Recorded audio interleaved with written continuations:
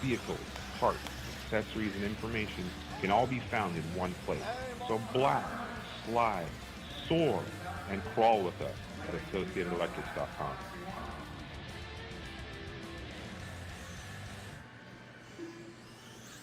All right. Welcome to second day of qualifying at the Team Associated Vintage Championships. I'm here with David. How's it going? What's up, Joe? Just calling some racing. Got some awesome interviews yesterday. For me, like I was saying in the van, this is like a dream for me. I grew up in this era, and it's awesome. Yeah, just walking in this morning, it was like the field of dreams, and we're going to get right to the racing, guys. Check this out. Scotty Earns getting us started right away, right on the dot. Yep. All right. Right, yep. Last night, security was brutal. So we finished the stream. Racing was done at 6:58. Matt did the outro with me. Stream at like 7:10.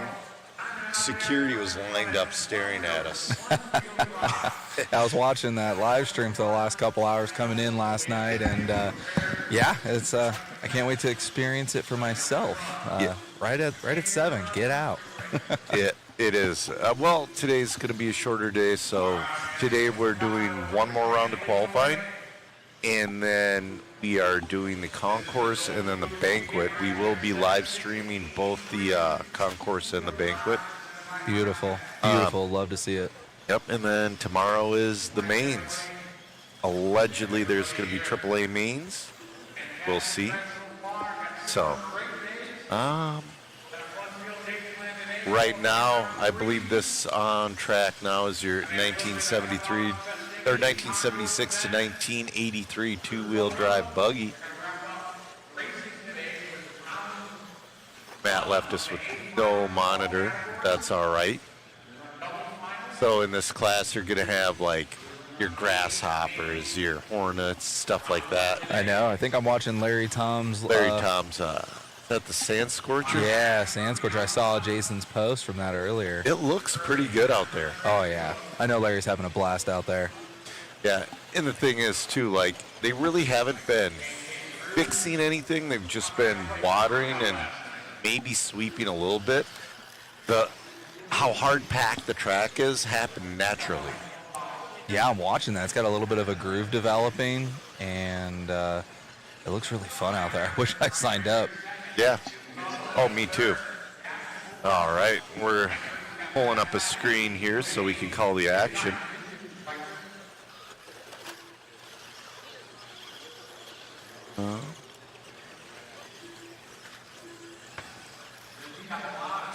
All right, we are on it and going. Yep. We got Matt in the background putting out fires, doing everything. Yeah, we got in and flipped the switches. There we go. My man's got Kirby in the lead of this one. Yeah, Mike Kirby. He's been, he's Team K&K. He's Mr. Vintage. That is awesome. They're on a pace of a 13.414. Oh, that is not Larry Thompson. It's just another Sand Scorcher. Oh, is it? Look at the track. That's so cool. Look at all the character. You got a groove. You got some fluff. I'm surprised it grooved up because this is the same dirt we run it for Silver State, basically. It is, yeah. And the stuff we do to it is. That's a little different. Yeah. The 8-scale side, you can see it grooves up a little bit. But with these cars, man, this is just so cool. I could really see those potholes you guys were talking about last night at the end of the front straightaway. Yeah, there's one here at the inside of this double that if you take that double and land on the inside, it's really been kicking the rear end of the cars. Oh, okay. Yeah, look at that. That is awesome. So Mike Kirby, he's your leader with a 13.409, trying to put that thing in the A main. This is his final qualifier for 1976 to 1983 two-wheel drive buggy, brought to you by High Tech. That is so cool. Isn't the newest car here 2000? Isn't that the newest you can have here? Yes. There is a little bit of liberties, like there's a lot of people running the rubrics cars. Yes. And re-releases are allowed as well. If it wasn't for the re-releases, this race would have never happened. Yeah, and then the monopoly on old cars on eBay would just go out of control. Oh yeah. So we were talking about last night with the like a brand new RC10 with the powder coated chassis. Yeah. With the MIP conversion. Before all of this was going for about $4,000. Oh my goodness. And it's like, I kind of get it, because Michael Wortell explained it perfectly. So we're in the situation now to where I have the disposable income to buy all the cars I wanted when I was 7 years old. Exactly. So it's a perfect storm with all this, and I hope it just keeps going and going and going. It's definitely got some good momentum. Entry count is insane out here. All right, we're going to get an interview with Mike Kirby.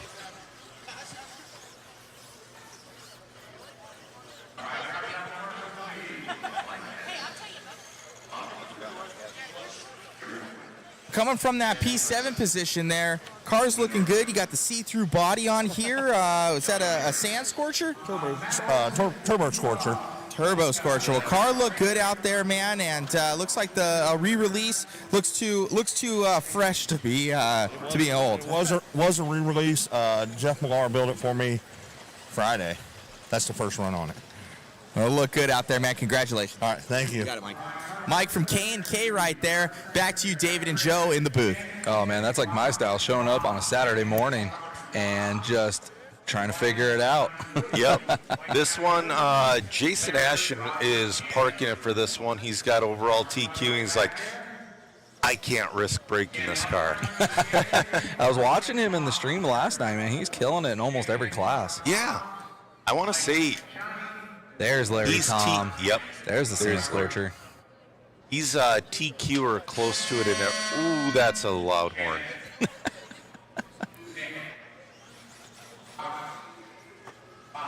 I was even watching the one heat where they had to do a restart because they had so many cars on the track, and you had to pretty much only give them a 1 second grace between the cars. That was insane. Yeah, look at that. Well, yep. It's so close.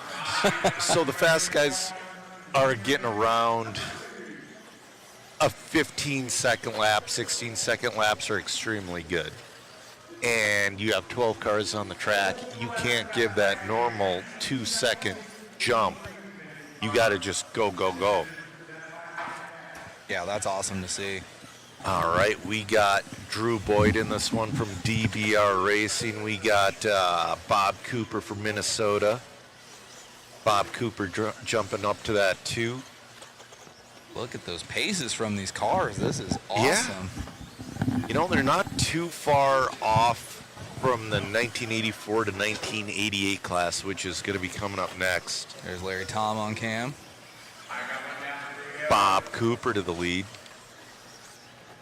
See if we can catch up with Bob Cooper, because I know in this class he's not running his regular paint job.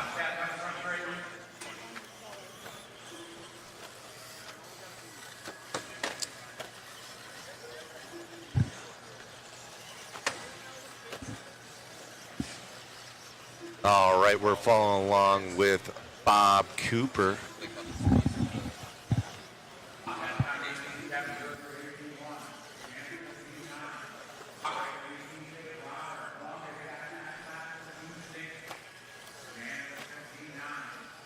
Bob Cooper dealing with a little bit of traffic. Traffic was pretty darn rough yesterday. It's a tight track, I can imagine.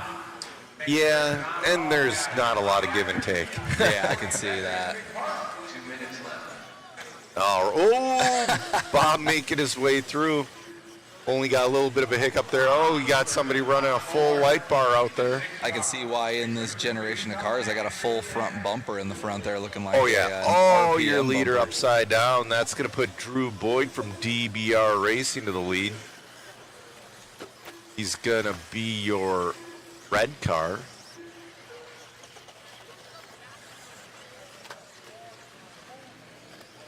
Just came by the line there. Oh, that one going way off course. Yeah. I like how there's no pipe. I like the actual sod, the real grass. That Super has cool. that has saved so many front ends.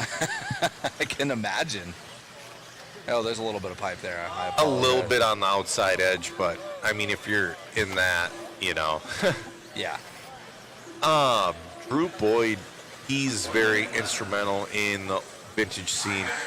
What's cool about Drew is he didn't. Oh, Larry Tom. Oh, breaking down. Larry Tom, I just heard the gears crunching right by the booth.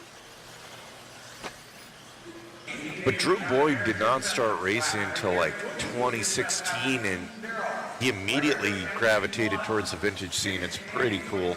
Yeah, that is awesome. There's a lot of diehard, pretty much vintage-only guys from what I'm seeing here. Well, Bob Cooper, he races modern stuff, but he started racing along the same lines as I did in the late 80s. He might even be mid-80s. And he's been through it, and when vintage started getting popular, he was right on it. That's awesome. We got 15 seconds left to go in this one. Looks like Drew Boyd's going to reset TQ at a 14.415. Oh, Did they get Larry Tom going yeah, again? Larry Tom's right there. He's getting it. I see him on the stand. Oh, he's having some good luck with traffic. That's really surprising because that thing was crunchy when it was by us. Oh, he's having a good run with traffic. Traffic pulling all the way out of the way. All right. Drew Boyd resets TQ with the 14.416.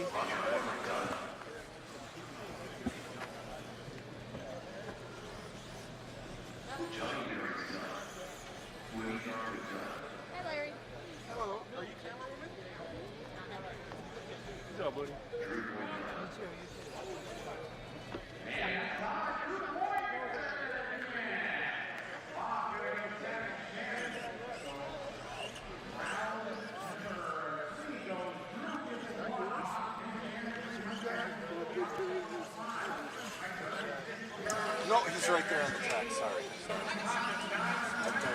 Drew Boyd, come on down, Drew Boyd.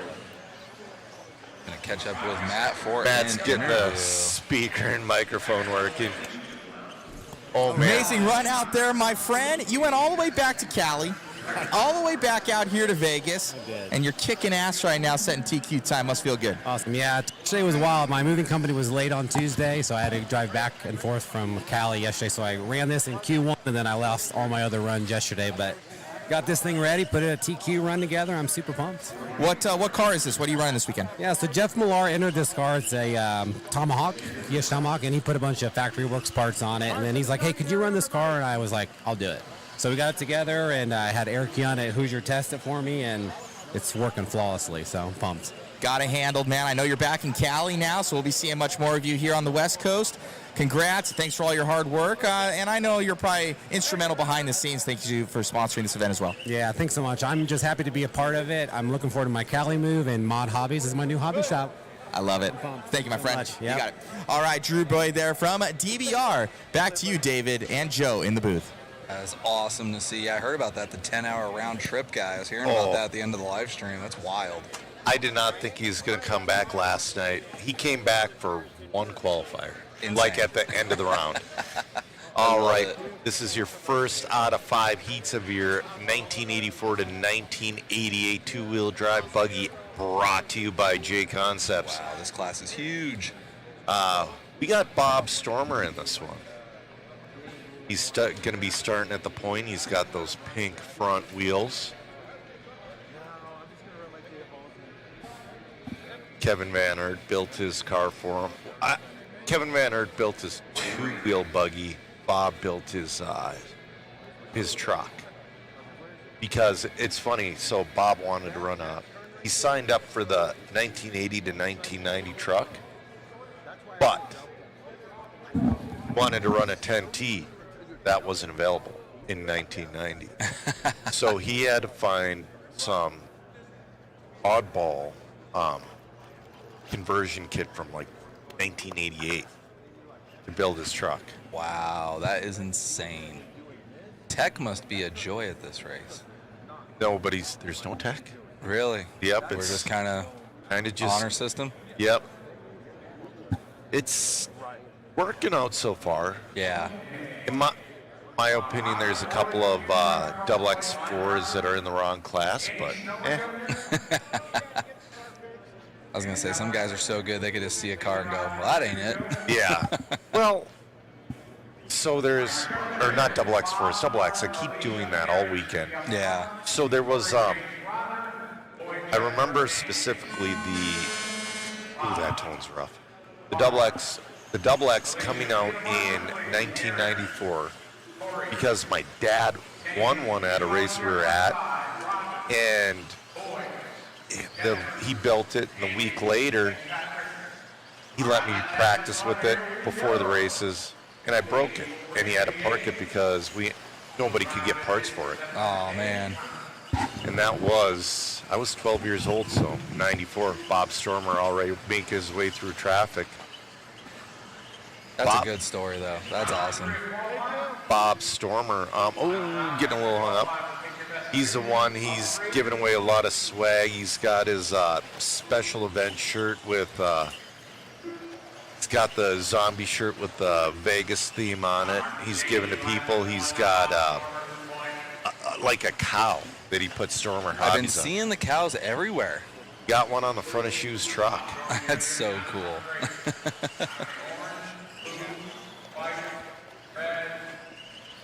All right, now we're getting the chat all set up. That is awesome. Everybody out there in YouTube and Facebook land, thanks for joining us on this Saturday morning. Super awesome event out here in Vegas. All right. Now, I think the only thing Matt has to... Oh, he got scoring up. Never mind. Hey, look at that. Matt's cooking this morning. All right, we got Bob Stormer followed by Corey Eller and Aaron Fockler. Oh, stuff in the front there. Yeah, that's been happening a lot. I can see all the divots from the double there.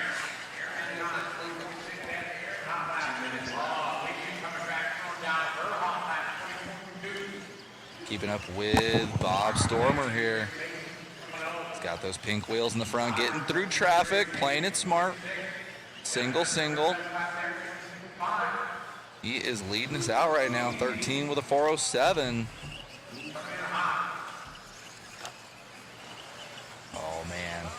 Traffic. Ooh, getting a little lucky there. I like what I see. Oh, yeah, going for the double. Good job there, Bob. Oh, gets a little loose. Traffic coming back up on him. 13 with a 409. Still got one more car to get by. Super short track here. Super quick lap times. You'll be seeing these guys again probably in the next minute.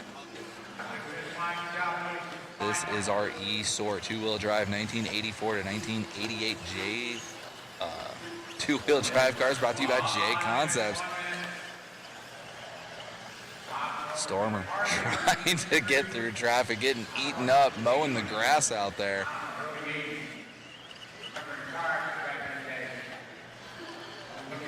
Oh, man. A little bit of luck there. See what that does to the pace with a 413 now. Still trying to reset the TQ. 30 seconds left here for Bob. Bob, open track, finally fresh of breath air. Coming by the line now. 17.7. That last lap was his best lap. Dropping down to a 4.11. See what he can do here. 20 seconds to go. Oh. All on his own there. Ooh, getting a little offline. Back in the flow. We'll get this one in one more.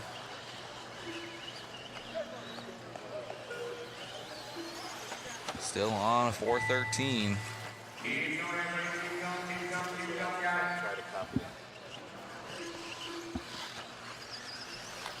Waiting for Stormer to come by the line, see what that pace does. Already catching back up to traffic.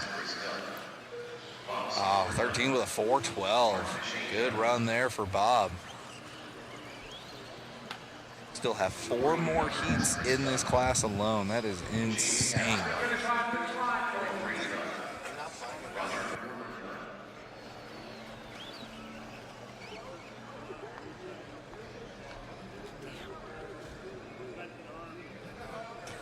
Turning it on over to Matt for an interview with Bob Stormer.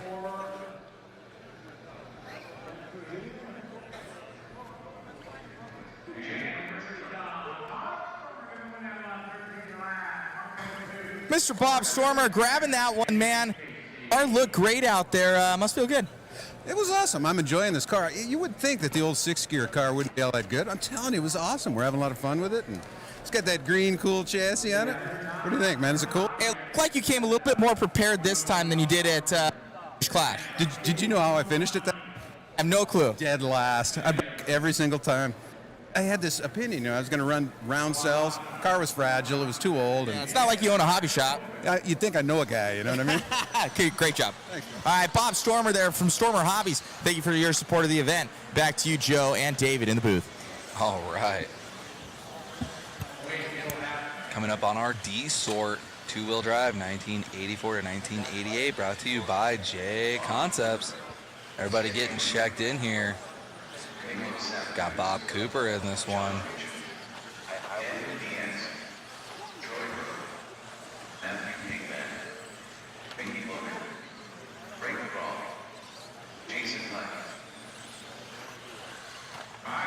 All right, I got people in the chat questioning the fresh of breath air that I stated.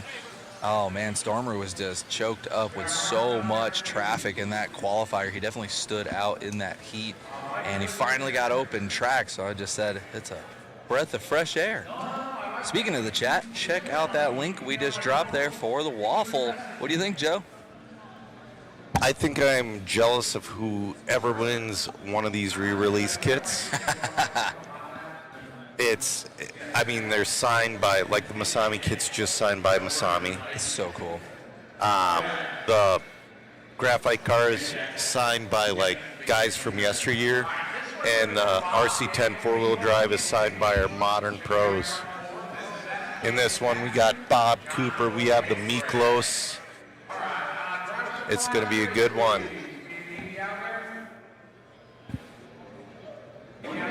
Daniel Diaz is putting down a couple good runs this weekend, too. That's good to see. Hopefully they turn that tone down a little bit. Oh, it's going to be brutal. On the way here, I was talking about bringing a compressor mic because these pick up a little bit of background. Yep. Absolutely. I'm here, Scotty on number 2. Got David Bird in the chat rooting on Bob.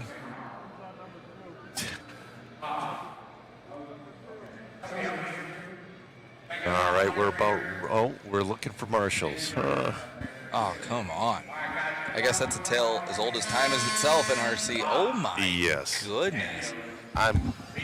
See, that's the thing, like, I don't think I could ever do an event like this because I'm far too mean.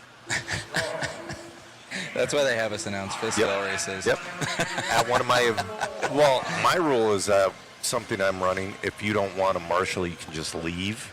Yep, 100%. Scotty has far more patience than I have, and he's a bit nicer.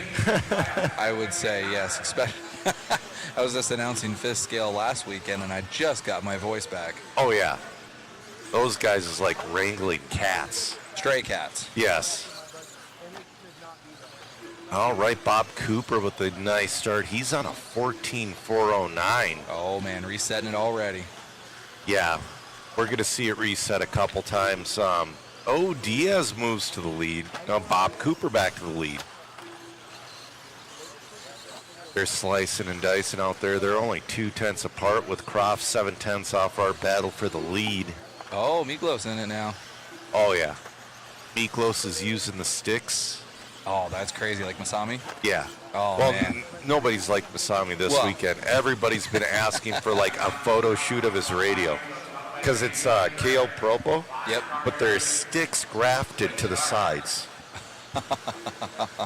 That's insane. It's pretty cool. Bob Cooper back down to a 14.409. Oh, he's got a that lot. One's broken. Yeah, he tomahawked that thing up the jump. The tomahawked. Yeah. Ooh. Bob's got to deal with a little bit of traffic here.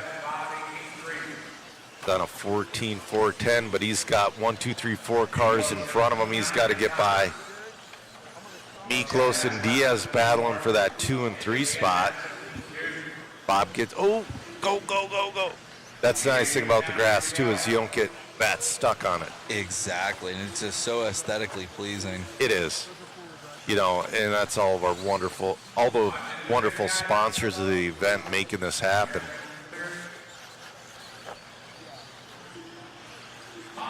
Yeah, I've heard that 180 before that double there has plagued quite a few racers this weekend. Yeah. David Bird said he's been buying parts from Bob Stromer since he was 14. Yeah. That is so cool. Oh, I have I've been racing with Bob. Bob's a few states over for me, but I've been racing with Bob since the early 90s. Yeah, there's guys from all over the world at this event. Ashley says it'd be easier to nail jelly to the wall than getting Marshall's out to the track. You know, that's pretty close. Diaz making a run. Diaz making a run right now. He's not too far off Bob Cooper with 50 seconds left to go. He's got some open track now. Gonna get a few more laps in, see what he could do. Yeah, David says I'm 50 now. I'm 43, so I'm not too far behind. 30 seconds left to go on this one. You made a funny comment this morning walking in, and it's interesting that there's, all these races, they have a 40-plus class, but you were saying that most of the people in the building here are already 40-plus. Exactly. This is just one large 40-plus event. With a few outliers out there. Yeah. That's awesome. Ooh, something happened to Diaz and Miklos. John Pipchak is going to move into that number 2 spot, but everybody except for Bob has fallen out of that 14-lap pace. Come on, traffic. Bob's on his 14th lap, crisscrossing and slicing and dicing. Smart moves there. Time's expired. He's just got to get to the line. Yeah, with a 4:13. Bob Cooper resetting TQ. That might hold for another heat. Yeah. Yeah, that makes Bob a relic. You know, Bob has lived. Oh, we're going to get an interview with Bob Cooper.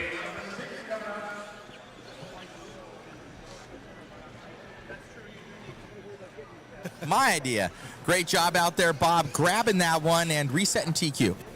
TQ, wow, I didn't even know. Well, at least for this one. All right. Yeah, no, it's awesome. I don't even know what to say. This is a tremendous event, and just happy to be here. Yes, buddy. Thanks. You got it. All right, Cooper, good grab that one.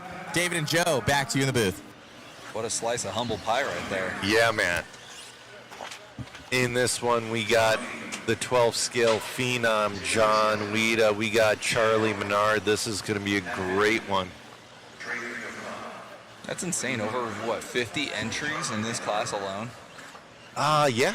5 heats of 10? Yep. Easy? That's crazy. So, my goodness. so the next class has 157 entries, but it started the weekend at 180.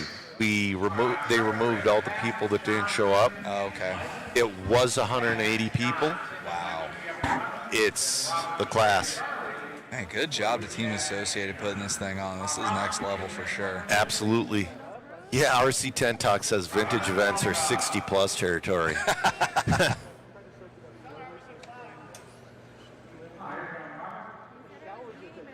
Oh, Dalo, there's so many Kyosho Ultimas here, and Optimas, and Optima Mids.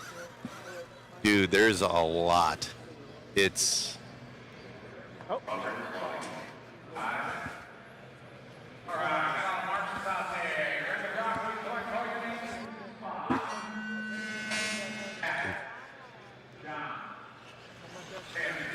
Yeah, I feel like if anybody's in the area watching live, they could just come by and hang out, talk to some people, check out the pits, check out the cars. That's an event in itself. If you're within 2 hours of here, you gotta come. Bring a credit card or 3. I'm 4 hours away. I didn't even blink. I was just here. Yep. I watched the live stream the whole way out. Yeah.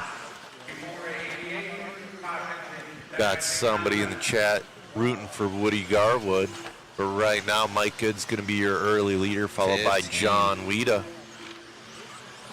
Just like you said, pace going up and up and up. Because we're in the C sort now. I don't know.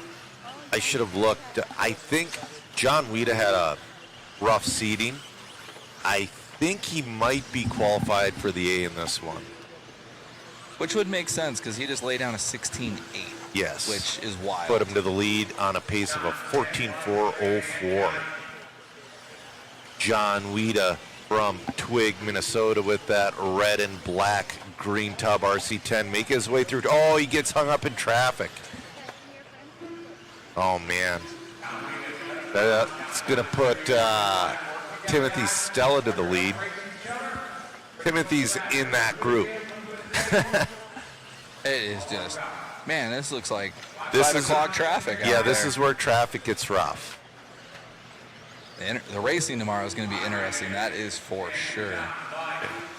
Ashley says if there was an F1 race this weekend, I bet a couple of the F1 drivers would have. You know, absolutely. Lewis Hamilton was like a junior Euros champion. So cool. Do you ever watch he was running, Weeda gets hung up. He was running like a old Kyosho Burns buggy way back in the day. That's so cool. There's, I can't think of his name now. He is a Formula One champion, but he used to be an X-Ray team driver. He's last year's Formula One champion. Oh, I bet you one of the other mod guys, Jason Turner, would probably know right off the top of his head. Oh, yeah. You know, Formula One is a ton of fun to watch, but I'm just not willing to wake up in the morning anymore to watch it. You'd rather go RC racing or announcing or building. Something. Neil's wondering how's the old school tracks have been doing. There's a TRX-1 out there and a Blue Eagle, and they've been running phenomenally. That's so cool to see. Yeah. Toys and RC checking in. Leave the wing Timothy Stella holding that lead. He's on a 14.402. He's pulling away from Weeda with 1 minute left to go. But he's got that traffic in front of him. He was on a 15 and dropped out, and I bet traffic had a little bit to do with that. Yeah. No, not Max Verstappen. These two definitely standing out in their heat for sure. Right now, too, one cool thing, we have Kurt Busch here this weekend. Yeah, you got to interview him yesterday, huh? Yeah, that was cool. Makes it all worth it. Yeah, I mean, just coming and doing this makes it all worth it, but the guys I've been able to interview have been so cool. We appreciate it, James. Yes, Gen X, we did find out what the truck was. Yes, Piastri. He's the dude who was an X-ray driver, now a Formula One champion. That is insane. If you got it, you got it, right? Once a racer, always a racer. Exactly. Looks like Timothy Stella's going to reset TQ. Oh. John Weeda came on strong at the end, but Timothy Stella's going to hold him off by a second, resetting TQ with a 14.404. Weeda was coming with a heat at the end. He dropped like 6 seconds off of his pace. Yeah.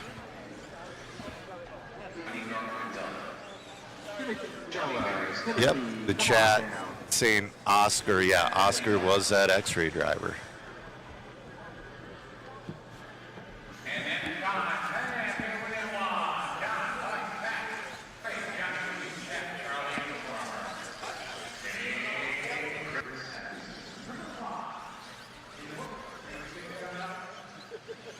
Congratulations on that one. Resetting TQ. You having a good time out here? Awesome time. Yep, making adjustments and just having a good time. Right on, man. And what other what car were you running? The RC10. Right on. Congrats on everything, and you having fun out here? Awesome time. Right on, bud. Great job. Thank you. All righty. Back to you, Joe and David in the booth. All right, I'm being told he's not an F1 champ yet. I thought he was. Lowe said he painted a body for RC Car Action Mag back in the day. John Gonzalez, Jimmy Jacobson is racing. You know, I can't remember all the classes. You were saying one guy signed up for 8 classes last night? Yes, Chris Hackinson. He's in this one. That is awesome. Iron Manning this thing. Yeah, the dude, I talked to him a little bit, like 2 minutes this morning. I'm like, hey, how's it going? Are you ready? He's like, absolutely not, but I'm having the time of my life. I love that. You see Kurt there on the stand. Yeah. Got Kurt. You got Chris Hackinson. Oh, that tone. That JRX2 that just let off has been on fire. That's so cool. All the different brands out here this weekend. You forget how many brands had a presence. Well, so RC racing is kind of at a little bit of a resurgence, but mid-'80s to mid-'90s was like the golden era. Like, you couldn't put out a bad product. Everything sold. It was the thing to do. That's so cool. But, you know, as the racing vehicles develop and prices go up and people find other interests, people get girlfriends.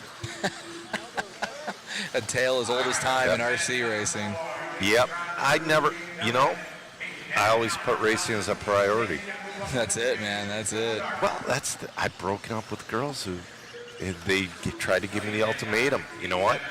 And I tell the chat this too. If they give you the ultimatum, you just bail, dude. It ain't worth it. We got Billy Spence leading with that green JRX2 out there, looking fantastic. He's on. Oh, no, we got Kurt Busch to the lead now. Kurt Busch to the lead on a 15.414, right there with that green and black monster car. Kurt Busch has been hooking the whole crew, everybody up in here with monsters. Absolutely. Keeping us alive. Oh, yeah. He's like, this morning I was talking to him, he's like, I'm sorry they're not as cold. It's like, dude, this is awesome. He's yeah, Andy. Andy. Up out there. Yeah. Yeah, Andy, 8 classes, that is deep pockets. Big Papa saying this is the best thing to happen to RC in a long time. Dude, everybody's loving this. You know, Joe, we're going to try to do something like that, but with our overlay, it's a little difficult to list the car and next to the name. A lot of guys are running different chassis and different classes too, huh? Yeah. Oh, that makes it really difficult. But then it's like, you know, the rubrics conversion. Matt's in our ear saying we have a hard time getting pictures. No, I know. I'm just joking. Yeah, at the Worlds, it was relatively easy because for 4 days we're covering one class. Yeah, exactly. And there's 3 chassis. Exactly. Really.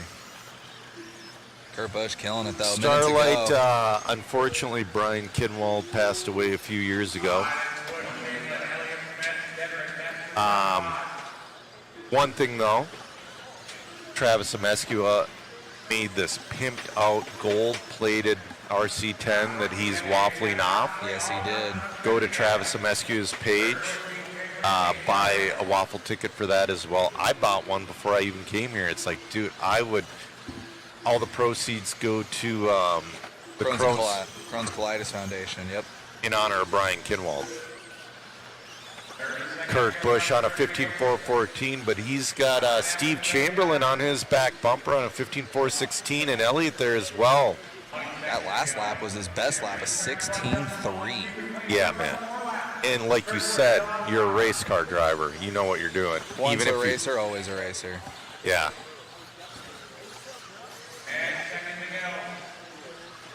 It's like that one meme that's floating around the internet. It's like boys will race anything, and it's 2 kids with shopping carts. Oh, absolutely. Yesterday I said, dude, somebody's like, why are you having a vintage race? It's like, it's a reason to race. I'll race anybody here on foot. I don't care. Racing is so cool. Oh, man, traffic giving Kurt a hard time, and Kurt doesn't have this wrapped up yet. Oh, nice. Chamberlain's going to take it on the last lap. Wow, 4/10. Oh, Kurt Busch Swiped got it. a little. Oh, that's Steven Chamberlain, though, taking that one by a couple. 16-1. Sheesh. 15-4, 15.4.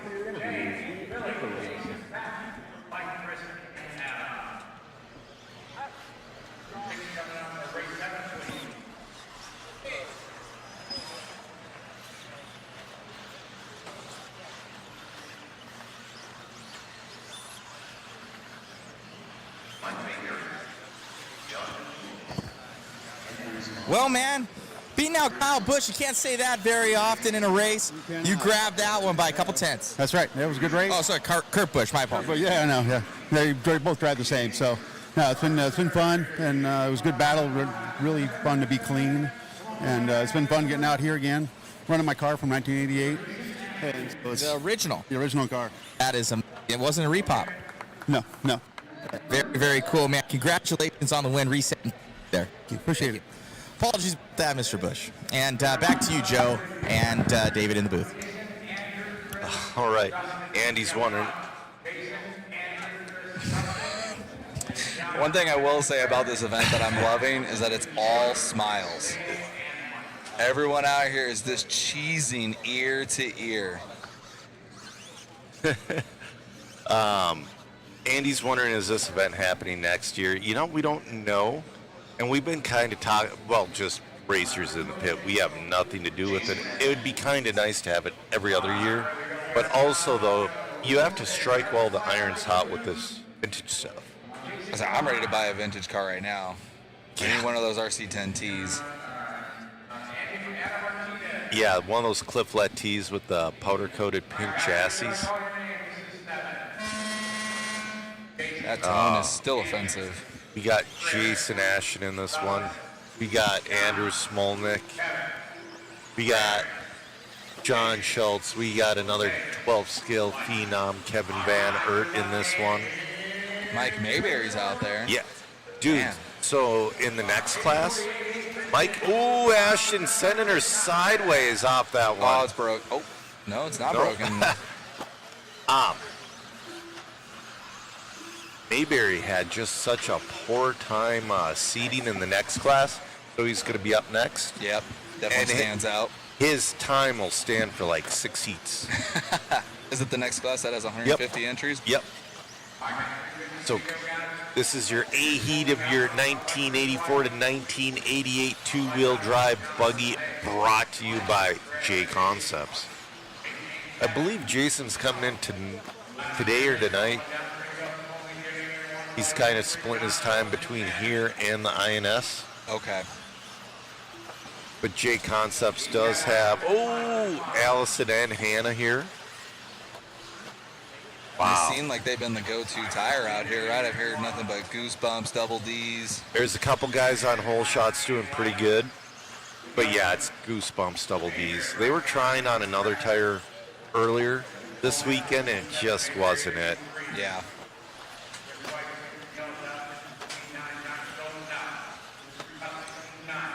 Schultz up into the 3.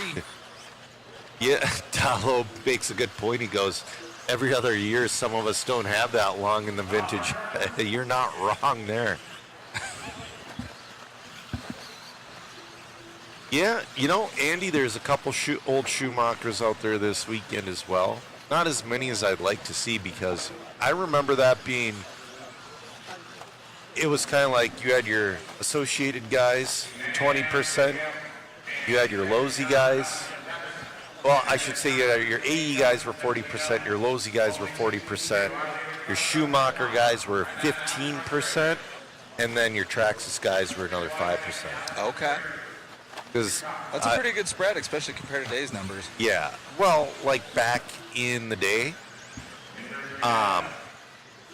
Traxxas used to be a legitimately competitive brand up until about 1996. Well, even then, Traxxas has got such a pivotal part in the community, getting people in with the bashers and Yep. everything. That's how I got started. If it wasn't for the T-Max, I would never be here. So, You know, I wish I had that story. Everybody has that story, but what happened was my dad bought a 12 scale Kyosho Datsun step-side nitro pickup.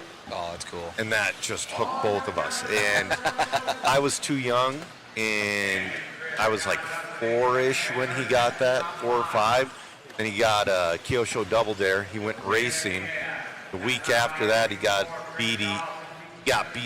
That week, so he bought an RC10. And then he just started like buying spare parts from people. And then a few weeks later, he built me a car out of clapped out spare parts. Nice. That's the best way to do it. Yeah. Starlight, the vintage Losies in all the classes are looking pretty good. Obviously, it's the Associated Dominant one, but a couple heats ago, we had a really fast JRX2 in there. A lot of double X's in the 4-wheel. There's a lot of double X4s. There's a dude out there with this double XT box art truck. I love it. That's so cool. It's so clean. Andrew Smolenick is gonna take TQ. That's the only maybe real not, issue. maybe He's not. had all run. That's the only real issue.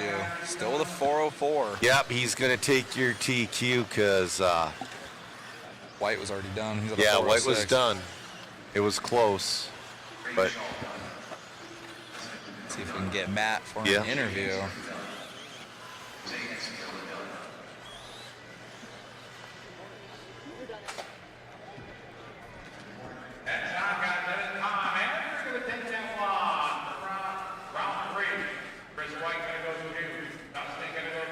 Oh, they're gonna water. yep, they're gonna water between each class. You know what? I'm gonna use the bathroom. I'll be with you guys. Because when they water, that's really the only time we got. I'll go after you then. Congratulations, Mr. Small. And that TQ must feel good. Thank you very much. Yeah, it's a blast out there.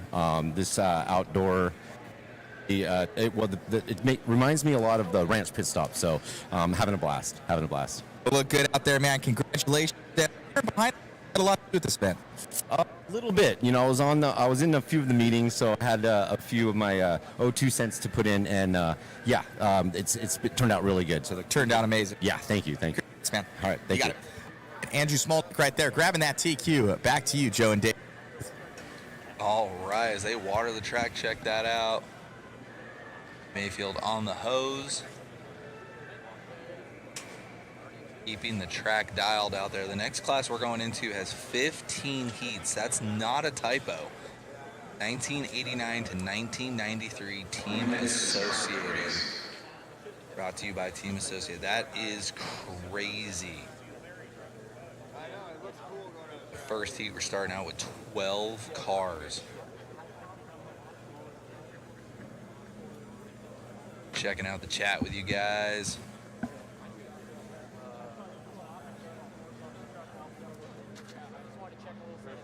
You guys are popping off today. I love to see it. Thanks for spending your Saturday morning with us, you guys.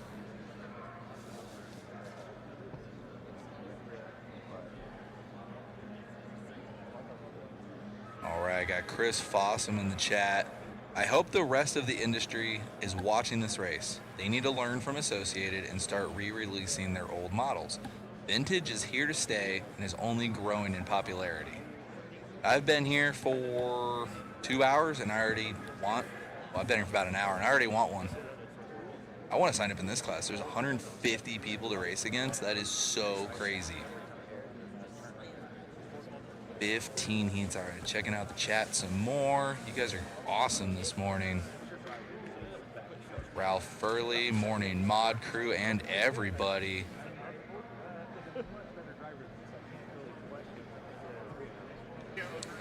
Starlight, no, I would not race my vintage. That's why they got the re-releases out here. Get yourself a new old car. Plenty of parts available. Beat on it. Have some fun. The racing here is awesome. Super laid back. All smiles.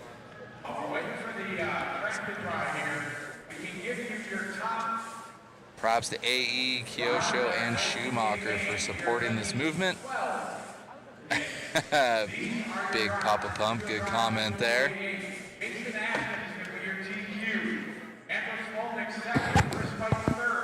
Chat is going awesome this morning. Yeah.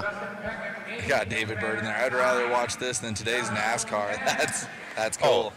You know, I was going to talk to Kurt about that. It's like, I used to watch NASCAR heavily during his era, like during his run. Yeah. The second they started doing stage racing, I was out. Yeah. Yeah. You're in it for the long haul, you know, the stage racing. Yeah. I go to my parents, and they're still heavy into it, and kind of watching it, and I'm like, man, you know, it's just winning different stages. And you get points for it. It was a lot of fun hearing like the commentators talk about like the mystery cautions back in the day, like was there a Twinkie wrapper on the track, and hear them, because they would find a reason to throw competition cautions on the mile and a half. Pack them all in, yeah. All right, we're getting going. Mike Mayberry in this one. Like I said, he had a rough time in seating, so he's in, what would that be, your eye heat? But I mean, he's definitely a solid D-main driver, which is this would be awesome. A cool class just to see where you stack up against everybody. Yeah. Hopefully Matt's around to take us off of the screen here. Hit the one there. Then you hit. Yeah, you got one over here, Scott. Got there we it. go. All right. You just need to miss a second. Yeah, lost a wheel nut. He's just about done.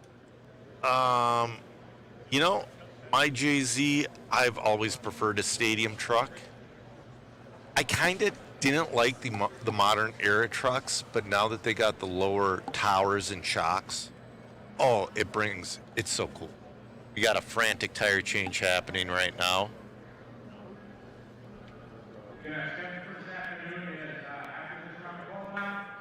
All right, strap in for our largest class. Hagen getting a shot.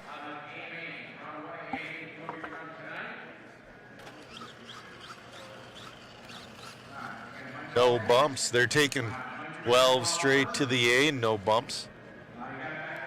Starlight, a lot of these cars are made with new materials, but some people are running the original cars, which would be incredibly fragile. You know, in four-wheel, I want to say the biggest class is your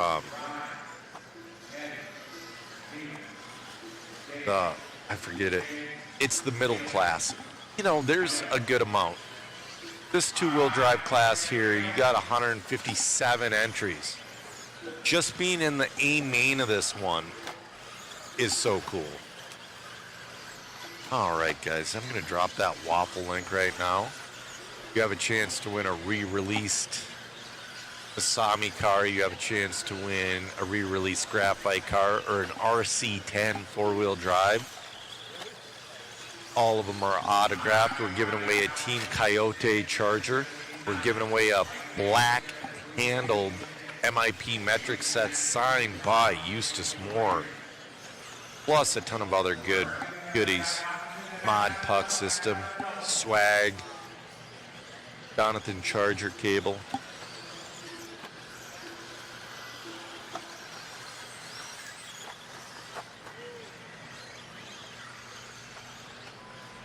Starlight, well, the new cars are made with much more strong materials.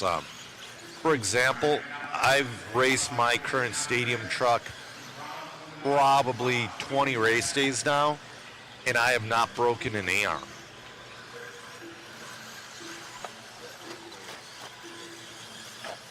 Oh, DeAndre, you know, the 22 is not vintage yet, but that car came out in 2011. It's only got, would it be 2031? Is it 20 years, or would it be 2036 to where it's 25 years to where it's considered vintage?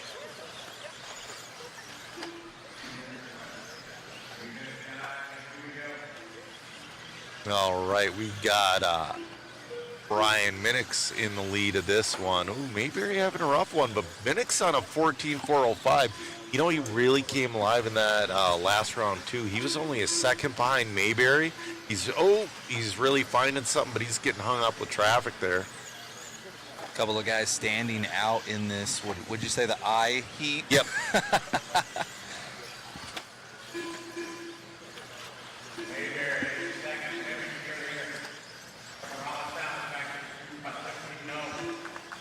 Yeah, he's down to a 14.410, trying to work through traffic. And again, he made it through. Now he's off and cooking.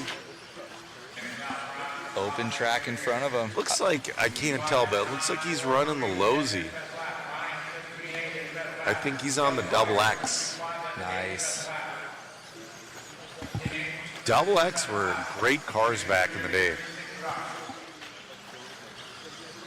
I'm a team associated guy through and through basically my whole life, but there were times where I did have Lozys.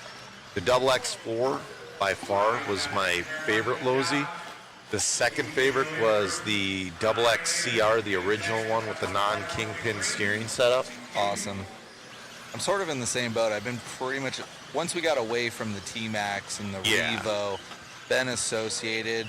And I'm only a little low-C curious because of the fifth scales. Yep, exactly.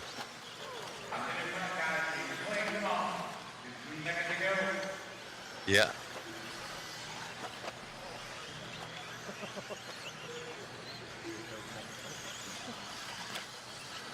I know. Sometimes we do get the names wrong with the Tamayas.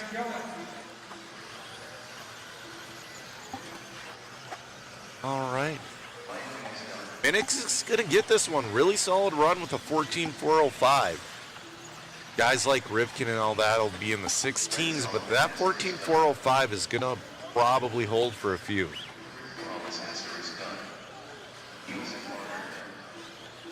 Chat is going crazy. Mayberry finished with the 14.408, though. He came back at the end. Yes, he did. Only 3 seconds back. You know, Jeffrey, the asterisks, the star after the names, they're supporters of RC Garage. That's what we use for the overlay, the RC Garage timing. You know, I've had a couple people ask me, I really like that overlay with your top 5, with all that. They're like, what is that? I'm like, dude, it's RC GT. RC Garage, man. Get your profile, snag it up. Yep. That's what we use for all the fifth scale racing, all the mod events. Mm-hmm. And, you know, as a part-time announcer, you know, it's super easy to work with. It is. Oh, we're going to catch up with Olson here. Congratulations on the run, man. You having some fun out here? Yes, I am. Yes, I'm enjoying this vintage race. Yes. Most definitely. What brought you out other than this race? You've been enjoying vintage, or I've seen you in other scales. This is my first vintage RC car race. I've never driven an RC10. It's very challenging. It's a learning curve, so the car is okay. I'm sure there's more things I could do to it. Are you having fun? Yes, I am. Congrats, buddy. Hey, thank you very much. All righty, guys. Back to you in the booth. All right, yeah, D-Saw, the 94 to 98 class is so much smaller here. It's still big. I think there's still 50 entries in that. Yeah. But this one is the premier class. This is a monster. I'd love to run this class just to see where I end up. Top 50%, and I'd be happy. Yeah, exactly. Starlight's wondering, do you own the Lozy motorcycle? I do not. Do you? No. I've driven one once, and I think I had an aneurysm. I was about ready to, but the gyro in it fights itself so much. On road, I bet you it's a dream. I see a lot of the guys doing parking lot races with it, but off road, it gives me an aneurysm. I can't do it. But it is a cool situation. Like, you can get nice tires for it. They have a Lozy 22 shock in the rear swing arm. There's a lot of adjustability in it. I've noticed a lot of guys have been taking the rider off, and it makes it handle so much better, I guess. It's got to look so weird, though. It does. It really does. As far as just like engineering and creativity, though, they're definitely amazing. But yeah, off-road, like trying to drive one on this track would just be, it takes a different skill set. Was it a couple of years ago at Silver State, we tried having a motorcycle class with the fifth scales? Mm-hmm. That one guy, there was one guy, that's the only reason He's a beast. He is a beast. He got those, his motorcycle looked far better than everybody else's. Yeah, Ron Rossetti, he made those cars work. All right. We got Jeremy Mueller into the lead. I believe he's got that, I think he's running the Pro SC out here, but he's got the 5-spoke. Let's see. Yep. That's, he's running, in my opinion, an era-appropriate Lozy for this class. That's going to be, oh, no, that might just be a JRX2. That might not even be the Pro SE. Yeah, because that looks like one of the, just like the rig from the last class. Yeah. Well, there wasn't a ton difference between the JRX2 and the Pro SE. Good luck finding Pro SE. Like, those orange-spoked rear wheels are worth like a $1 gajillion. Oof. But the rims that came on the Pro SE were even harder to find. Wow. Because the Pro SE, it lasted a little bit, but soon after that Double X came out with the dish wheels that are with the Lexan dishes that you paint. Or that I painted, I was never factory. Oh, he's stuck in the grass. Oh, that's going to be a parking ticket. Oh, and the wrong side. Oh, he's going to miss the line. That's probably going to give that to Bob Lippett. Wow, and he's going to miss the line. Hopefully Scotty or someone up there in timing and scoring can catch that. Oh, is he? Oh, wow. I think something might be wrong with this car because now he's just like, he popped a steering ball cup, I think. So that's going to put Bob Lipset into the lead. Oh, taking someone with him, too. Yeah. Nothing you can do there. Oh, that Marshall. Oh. Come on, guys. Come on. Oof. At this point, he should maybe pull it, but... Oh, wait. That's going to put James Cabs to the lead. Switching it up again. I think it's Jan. Oh yeah, Jan. Or Jan. I think you're right. One of my favorite fighters is named Jan Blachowicz, and he's from the same area. Awesome. And it's spelled Jan. So.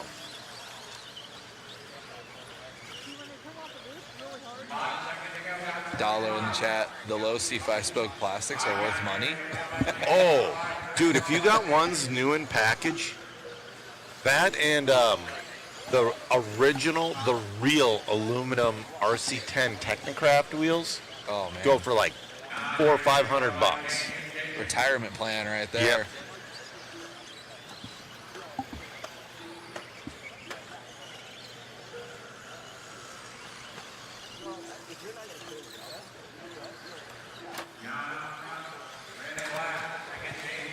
Ten seconds left. Jan in the lead on a 13er now. 416. Oh yeah, the Junior T wheels, the white the Junior T, it was an oddball wheel. The Junior 2 buggy had the white 5-spoke, but it's like the Junior T had a white rim, but it was almost like shaped like a Steely. Oh wow. It was pretty cool. All right, Jan's going to win that one with a 13.413. Minnick's time is going to hold for a while. Like I said, it's going to hold for a bit.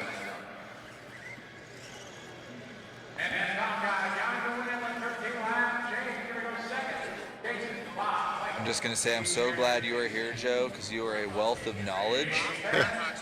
And I would just be calling names and times. Yeah. I would be cooked right now. Oh, yeah. Rock has a set of XC graphite front arms new in package. Whoa. Paid stupid money for them. Yeah, you know, John, I know what you're talking about. There's a company out of the UK that makes them, but they're not. You can tell the difference between the original and.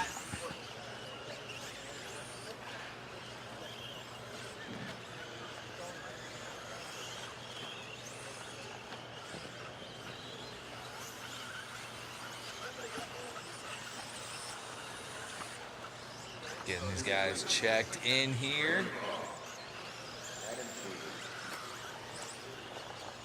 Yeah, that's correct, Starlight.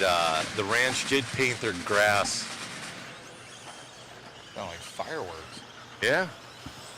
We're still on the air, so.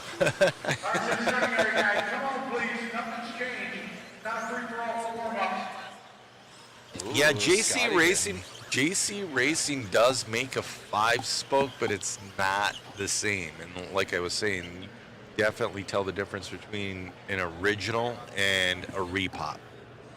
Which, although we do appreciate companies make it, because let's say you can't afford, when you do find original 5-spokes, if you can't afford them, I mean, if you're just building a budget shelf queen, or if you're building a runner. If you're building a runner and you want to keep the originals nice, it's great to have companies like that. Yeah, I can imagine it's a little stressful out here if you actually have plastics from 30 years ago. Yes. Well, again, that JRX2 that's sitting next to us, those are original. That's insane. Mm-hmm. The rear wheels on that Schumacher are original that's sitting next to us that are held on by like one little Allen bolt.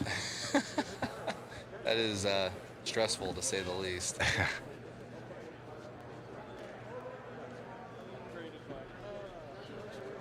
A little bit of a delay in the program. Yeah. Bob Stormer in this one. So in this one, Bob Stormer is going to be running the, we're talking about JC Racing. He's going to be running the JC10. That is a beautiful car. It's a beautiful interpretation of the RC10 team car. Yeah. But it's like super correct. It's like the geometry is correct for back in the day. Okay. But it's so nice to put all your modern electronics in it. And that's one thing that would be really hard to control if you had vintage electronics. But what I was hearing from the last part of the stream last night was it'd be cool to have like a brushed glass. There are so many companies that still make brush motors. And like you said, they're $20 a pop, so. Yeah. You know, and, you know, don't try, do it with just one class. Do it with like a Tamiya monster truck class. Yeah, something like that. Exactly. Leave these guys, you know, because it's so cool that we got 157 entries in this class. Yes, have all the modern electronics that are super reliable and easy to use. Super smooth, man. Yeah. Yeah, I wish we could upload photos to the chat as well.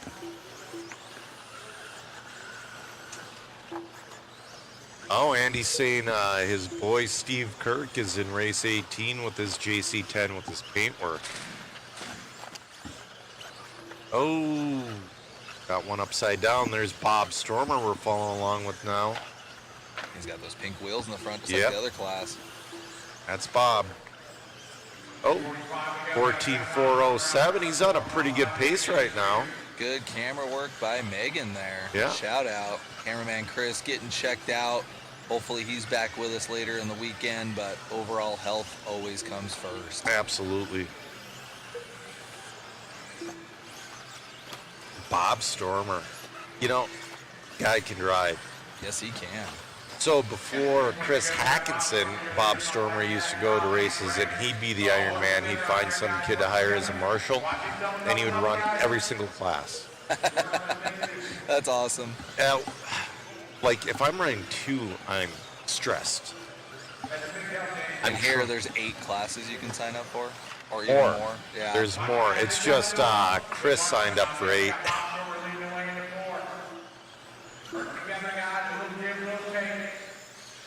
Derek B. Go to JC Racing. I don't know the website. It's not J Concepts, but it's JC Racing, and check out a JC10. It's phenomenal. Let me see here. Bob getting hung up. Yeah, looks like jcracingproducts.co. Yep. Neil in the chat. Oh, Bob upside down again. This might cost him the lead because he's not getting a marshal.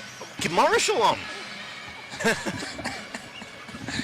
A little bit of your race director came out there. It did. We had a little bit of a tidbit in the chat here. Let's go back up from Neil. He says the J Concepts F-150 body for the Rustler fits the LXT perfectly and is air correct as well. It has an air correct look. That's awesome. Yeah. Kenny says take a shot every time you say Bob Stormer in this one and you end up in the hospital. I think Chris has him beat. Aww.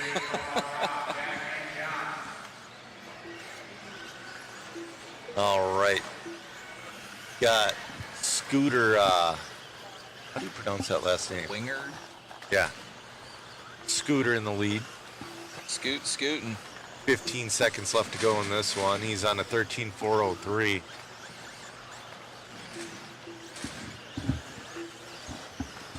Matt's setting off the electronic fireworks right in front of us. Oh, Rob Hunter on last lap. He did that yesterday traffic. too. We'll see if he can finish her off. Rob Hunter's in and done. Rob's going to take this one. Man, Bob was having a good run too. That's such a bummer. He lost like a full lap in that situation. Like you said, traffic is a rough one, so seating actually playing a huge role so you can be with guys with like speed. Yeah.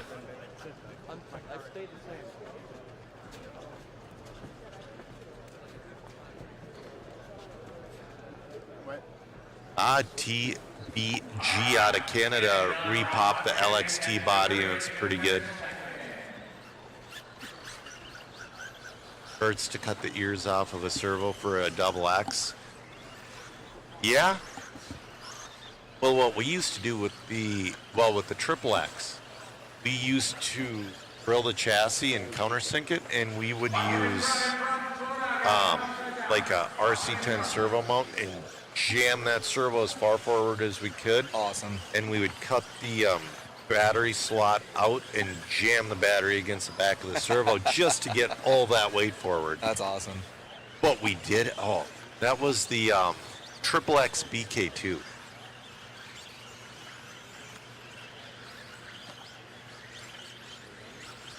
Jessica Florence checking in. Wow. This one we got Kevin Kitchen. What else do we got? I got a couple sticks up there. Oh, yeah. Guy with the GoPro, he's got some sticks in his hands. Yep. You know, I think he's the guys that's standing next to him to the all right. He's from Australia. Yeah, that's Kevin Kitchen that's leading us off. Nice. Yeah. Oh no, Johnson's from Australia. Kitchen. Yeah. I don't know, man. Hey, you're doing better than me. Yeah, Kevin's from the UK. That's right. Team Blue Groove has a ton of reproduction cells. You know what, though, guys? I bet nobody in the chat has what I have. Oh, yeah? What's that? I have an old school SNK Airs bodies that's as narrow as a chassis. It's like, you know how the truck body kind of hangs over? It's as narrow as a chassis, and it's super sleek, and it's still clear. Oh, wow. All right. Mark Deshane's gonna. Oh, nope. It switched around. They are shuffling. Nate Kane's gonna be your leader right now. Really cool too what they did with the 4-minute heats, because back in the day all you could do was 4 minutes. But the mains are gonna be longer. I hope. With all the the entry count exploded, so maybe they'll cut the mains down. Mark Deshane back to the lead. Yeah, that's. I mean, Kevin Kitchen to the lead now. Kevin like Kitchen that. won his heat yesterday too. All right, he should be on this double coming down the straightaway. Nope, coming up now. There we go. Kevin's got that really clean yellow and black car.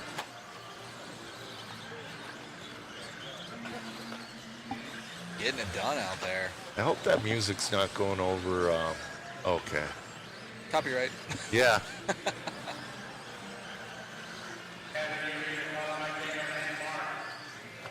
Halfway through this one. Kitchen killing Kitchen it right looking now. good on trying to put her number 2 overall. You know, if he keeps it clean, he can pick her up. Gets hung up, man. Commentator curse. I'll blame that one on you. Yeah.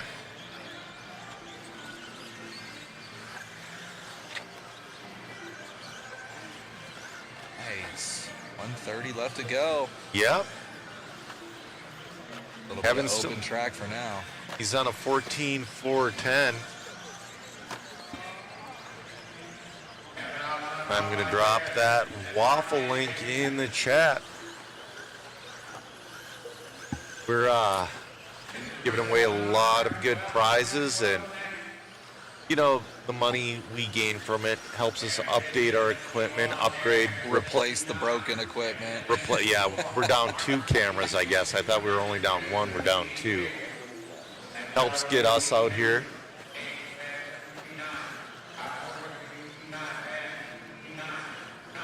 Yeah, no one's getting rich doing this. We do it because we want to. Yeah. For the love of it. Exactly. It's like, you know, and people ask me, they're like, you do well at it. Why don't you do it for a living? Because I would make negative money. Kevin Kitchen just did his fast lap. Yeah, just his fast lap. Last lap, let's see what he comes across with this time. 17.5. Last lap was a 16.8. Oh, He's he right almost, there on Mink's time. yeah. He's having a run through traffic right now. Yeah, it's always the last one that gets you. Get this one and one more. Oh, yeah, nice wheel tap. That's not going to be enough. He's got one This more lap. this will be it. Yep. This will be it. Once he crosses the loop, he will be done. He'll be close to Mink's time, but finishes off with a 14.406.1, 9/10 off of Mink's time. Great run from Kevin Kitchen.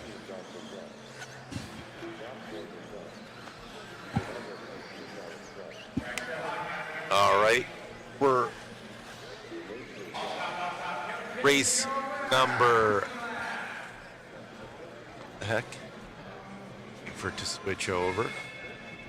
Good morning. Get it. All right, we're on race number 12 of 46.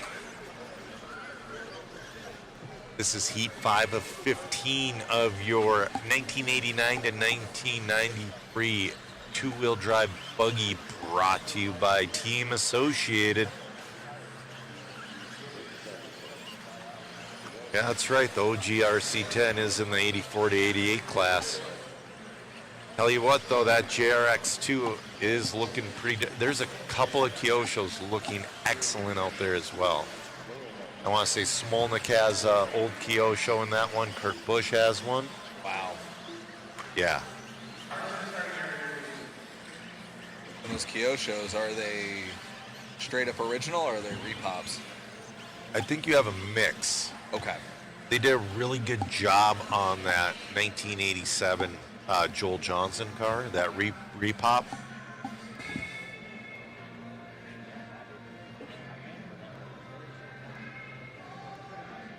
Because, man, imagine racing something where you just can't get parts anymore.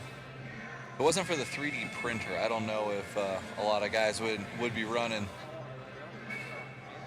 John Burton saying add a tip feature. He says if the lazy guy at the stadium can flip his screen around and ask for a tip and you get a beer at the self-service station, why can't us? Well, that's kind of like that's a bot in the chat, that Mary Smith, I think. Waffle just entered. Thank you, John Gonzalez. We appreciate it.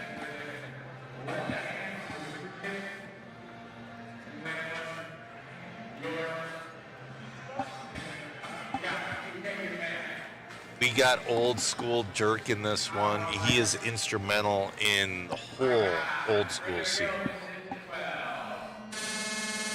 We got Chevelle Keats up there.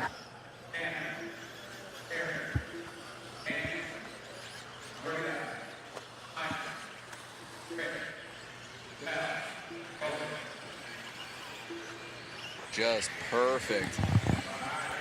Such a tight track. You gotta really, that last car's just in front of the leader. Yeah, gotta go.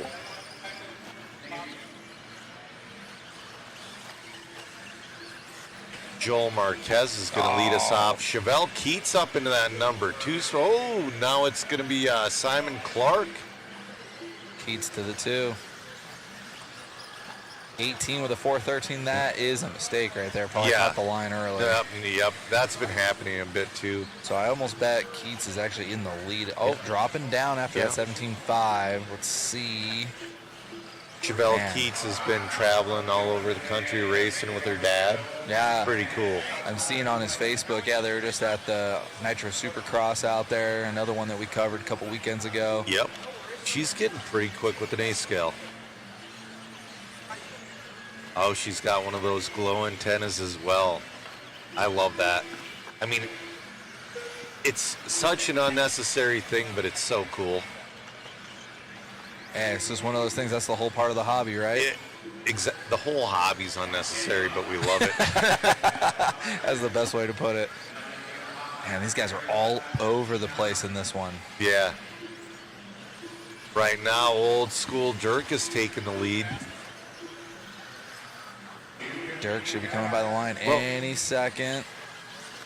So I've been on Facebook for forever, and Dirk was into this old school stuff before any of us. And he started the old school RC group, and he's like, man, I love this stuff.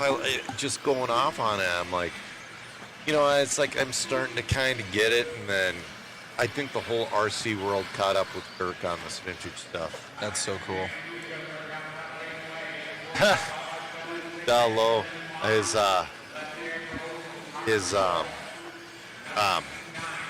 predictive text got him. He goes, what liposuction are we supposed to use in the XX for? Well, what you use in that are 1S batteries, and you put a jumper between the two of them and make a saddle pack. Or do what D-Saw says, do one lipo on the left side and put the ESC in receiver behind the servo. Yeah, Steve's got a point on necessary but cool. Just ask Matt about 1/5 scale racers. Yeah. We're all kind of like extra. Yes. Oh, Sanderson way Richards. down. Sanderson's going to take the lead. 14.410. Mink's time still holding up. Wow, they are all over the place. Yeah. Top 4 all within the same second. Let's go. Yep. See if Chevelle can get one here. A little bit of issue with traffic. We see Keats just off cam there. Coming by the line. See what happens. Ooh.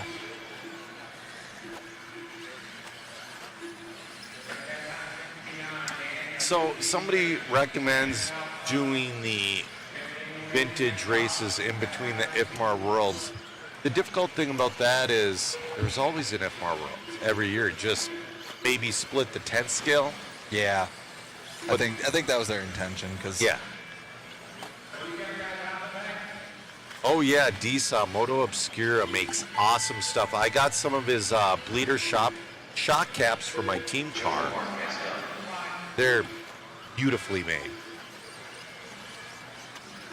And pace is dropping together now. Sanderson and Keats. Yeah, we're going to see how they finish. They're still on their last lap. Here comes Keats. Keats hits a double. Is she going to get it? No. Rich Sanderson's going to take that one, put himself third overall. Real tight battle between Keats and Sanderson.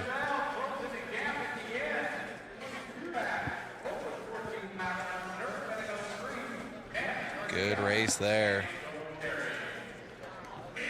Yeah, I'd text saying some of us still race original and vintage cars. You really have to stock up on spares before, and it's useful to have a backup car. Well, that's why Hobby Action. Shout out to the boys in the back. Oh, yeah. On-site hobby shop. Absolutely.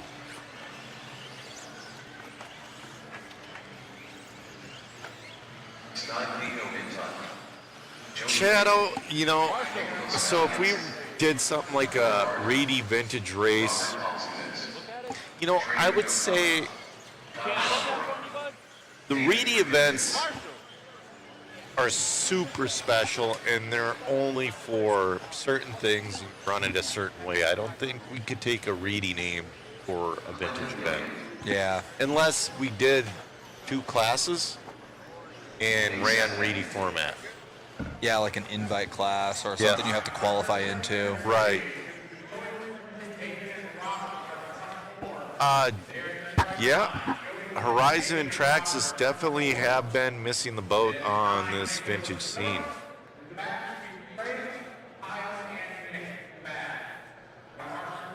I'm with Justin. Yeah. You know, my first stadium truck was a JRXT because it was out just before the RC10T. Wow. The second the RC10T was out, my dad and I both, well, that was the first thing I ever worked for. My dad bought me one and put it on top of the fridge. Oh, man. And he put like a chore list and what they all were. It took me like 6 weeks to get that damn thing. It just sat on top of the fridge. We got a false start. All right, thanks for tuning in, Dalo.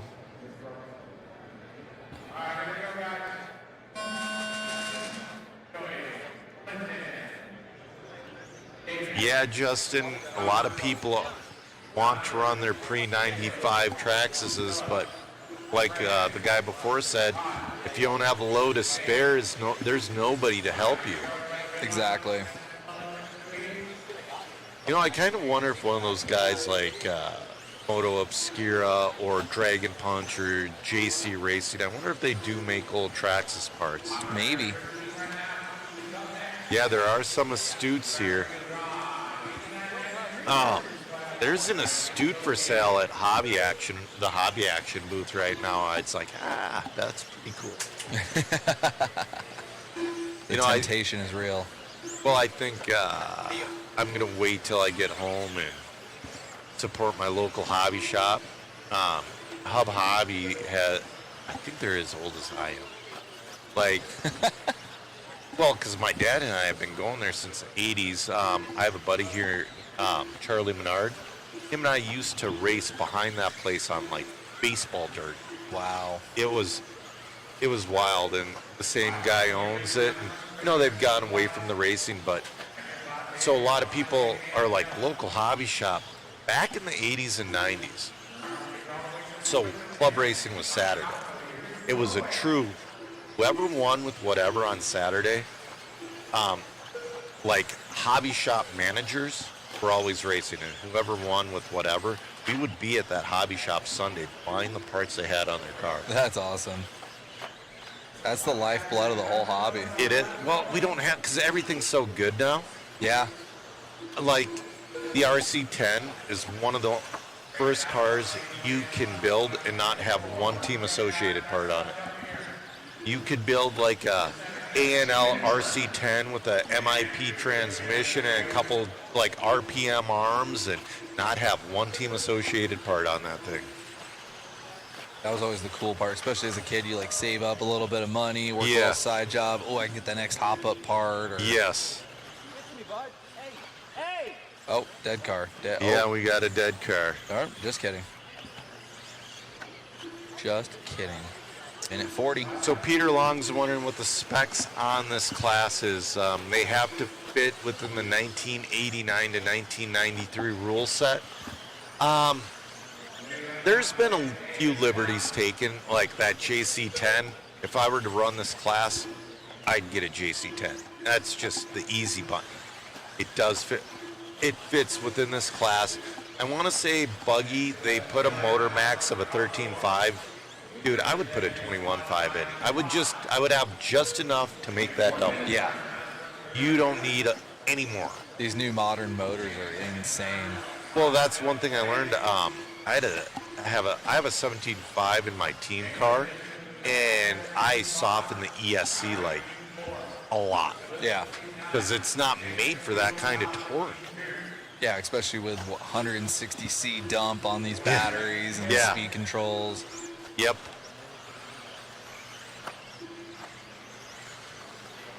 All right, we have 25 seconds left to go in this one.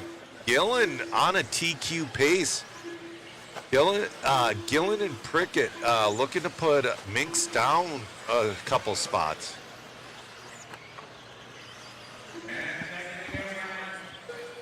Gillen looking good on a 14.403, but Prickett's like less than a tenth behind him. They are on their last lap. Let's go. So it's coming down to this right now. We're on Gillen. He makes it around clean. Gillen, 17.2. Prickett's going to take it 0.2 faster on the last lap. He pulled out a 16 wonder in that heat. Let's go. David Prickett the second, 14.402.9 to Gillen's 14.403.0. He is your TQ as of now. He's still got a few more to go. Robert Halsey is done. Exactly done.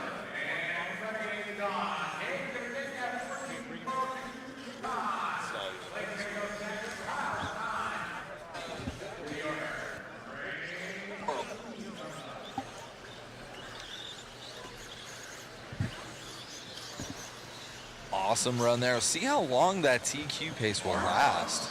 Yeah. Angel Romero. Kevin Bosch. You know, when we're probably going to do more pit walks. We're going to do a concourse. We'll see what the UK guys do have on the Astutes. We're on race number 14. This is heat number 7 of 15. We're scooting along, man. These 4-minute heats go quick. They do. What really kind of slows down the program is when they water. You know, you got to kind of water and keep the moisture so that the track is building character, but if they weren't watering, it would blow apart. Yes, and I remember you talking last night about the dust. Yes. You developed some kind of dust, and I'm seeing it on the computer here. Yep. It's just such a fine dust. Yeah, It gets while you're into in everything. You're in the building, you can't even tell, but it just builds up slowly. Yep. Right. We're off and running. So we are just doing this third round of qualifying, and then we are good to go. Yep. Man. That's right, CPL. We appreciate it. Don't forget to like the stream, share it on your socials. It helps us out.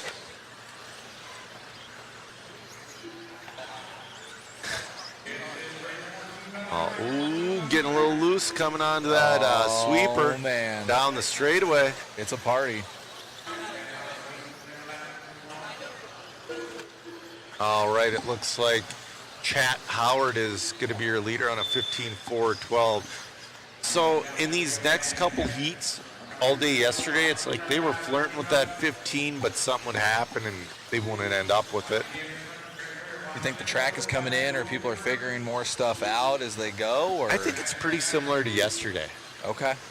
I was walking by Kurt Busch's booth, and he's putting double Ds, taking the goosebumps off and putting double Ds on his car for his 84 to 88 car, and he had a fantastic run. If you stay in the groove, man, Yeah. the double Ds are going to be gripped up the whole time.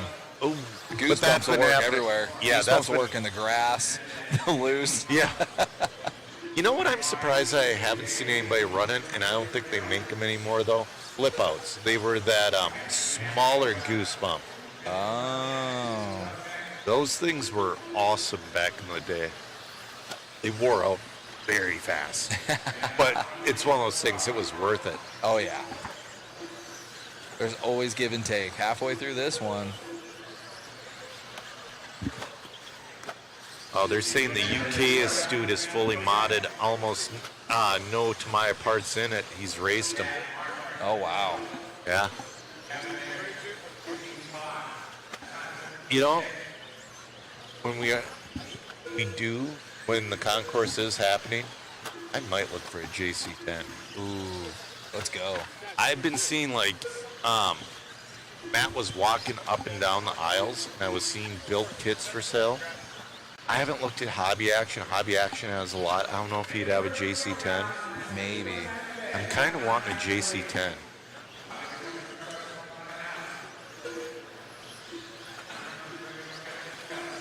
Yeah, oh, they're running the RC10 gearbox in this, dudes. That's what Jamie Booth did back in the 90s.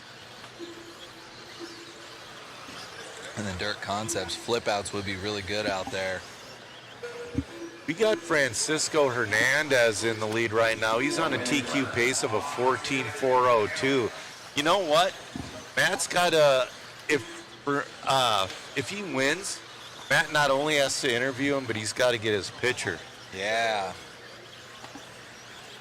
Down to a 14.401. He's looking good out there.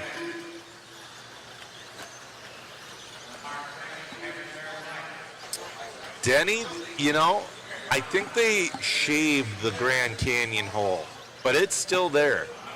So watch right now. You got to be really careful there. If you try putting any power through that corner, you're just going to catch that divot and spin out. Oh, we got Mark Thomas taking the lead. Thomas and Fernandez making it a battle in this last lap. Neither one have a picture. Winner gets a profile picture. Yeah.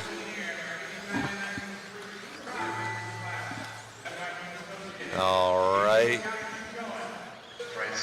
All right, Francisco, 17-0. Let's see what Thomas. Oh, Thomas is in traffic. Oh, man. Kevin March done.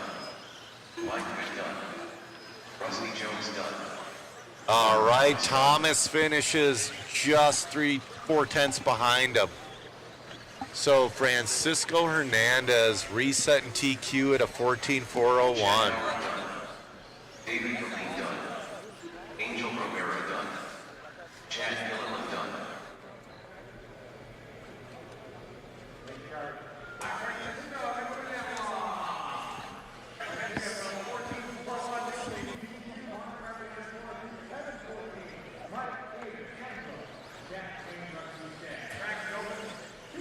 All right, Fernandez and Thomas safe from getting profile pictures this time. Yep, Rob Polly. I don't know, the 3Ds were weird tire. I could never get them to work exactly right.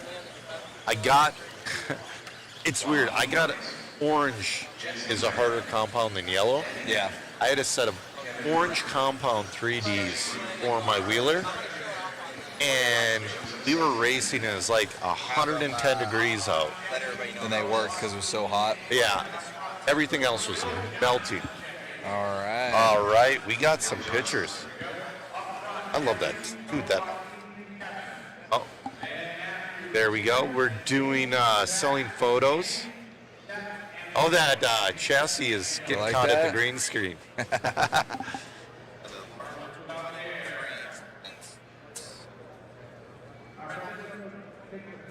So the large ones with the frame are $20. The small ones with the sleeves are $5. Oh, that's a green car. This is a medium one, excuse me. Medium? The mediums are 10, the smalls are 5, a large one with the frame is 20. Dude, I like that RC10T. Isn't that cool? That's Kermit's. Okay. Yeah, I like that one.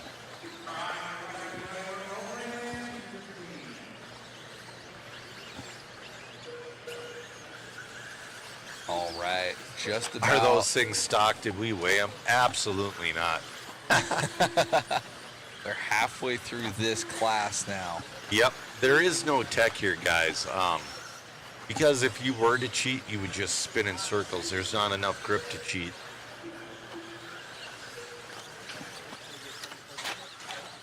Pure honor system out here. Yeah, and, you know... It's for the fun of it. It is. And that's one of those... That's what I'm a little worried about. Everybody's here having a great time. I'm worried that the wrong people will come in and make it super serious and just like any other event. Yeah, maybe. It's or just like, the whole vibe will just be like, whatever. Yeah. Cool, you won, but you had no fun. Yeah. That's not cool. And, you know, I kind of had an epiphany last night how big vintage is right now. I could see, like, Team Associated making, like, a vintage pro team. And Kyosho as well. You did say that last night, yeah. Because, I mean, like, what Jason Ashton is doing is awesome. Well, Mayfield and Rivkin are... Well, Rivkin's on the Associated payroll, but Mayfield gets paid as well. I mean, those guys are just flying out there, but your top guy, that's one thing I do not want to see with this is vintage pros. Oh, that's instant replay worthy. Yeah. That was cool. That was cool. Bouncing off the Marshall's leg. Oh, okay. Instant replay coming your way. Check it out. Come around.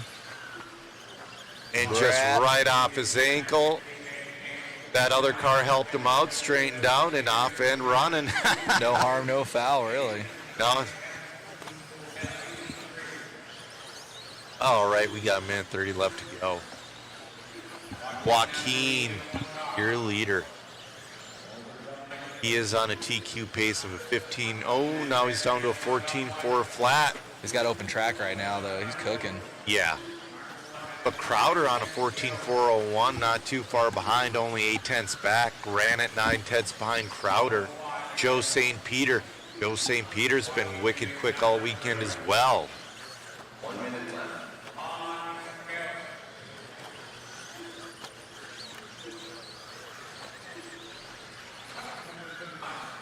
Because what motor were you saying, Joe? Is there really a spec motor to this? 13.5.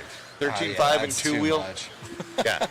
13.5 and two-wheel and 10.5 in truck and wheeler. 10.5 in truck? It's so Dude, much. I just got a brand new truck built with a 13.5 at Hobby Action, and it's so fast. It's so fast.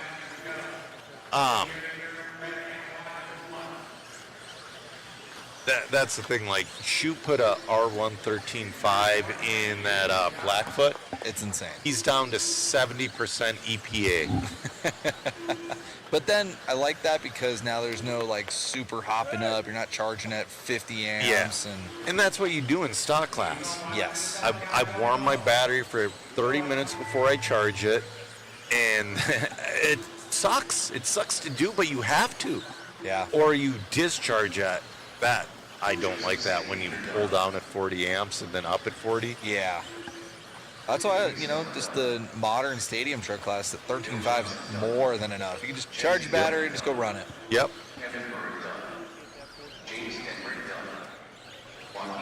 Jesse Granite's going to win that one, resetting TQ at a 15.414.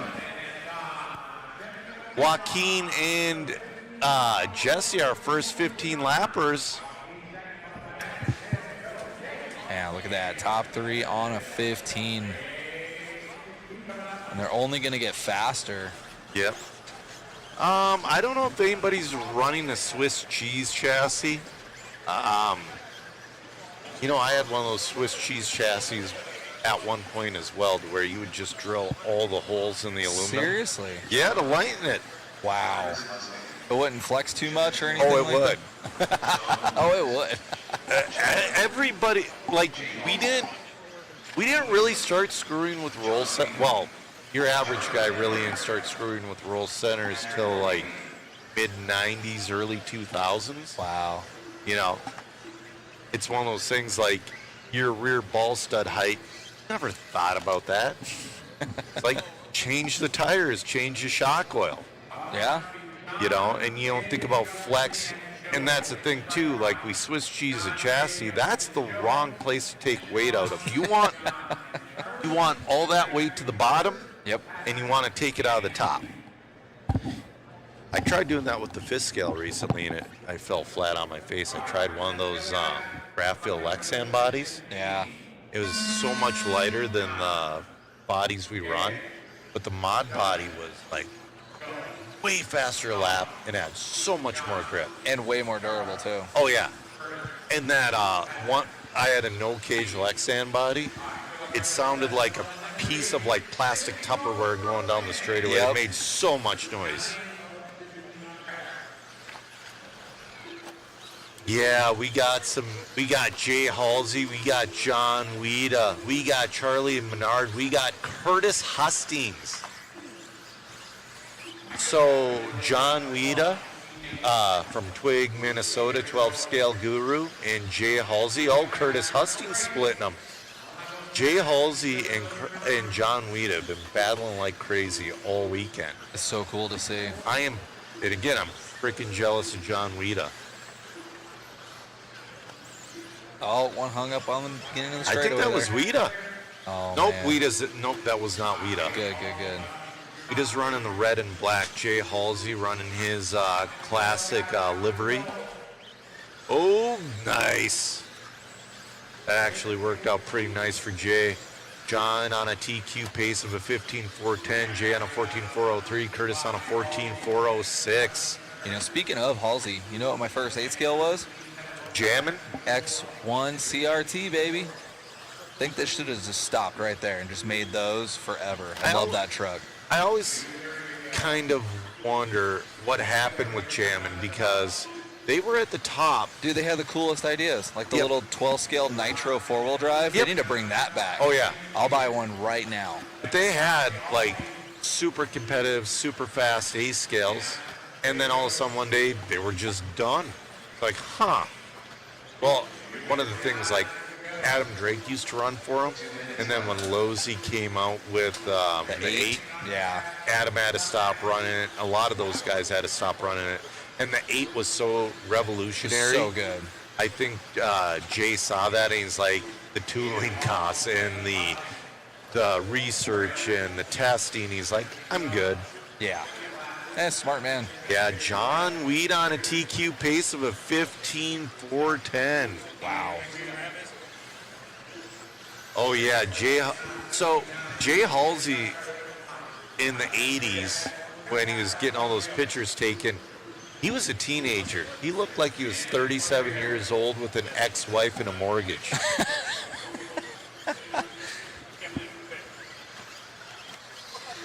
Oh, losing that 15-lap run there for Halsey. Yeah, but John Weeda's still on that 15.410.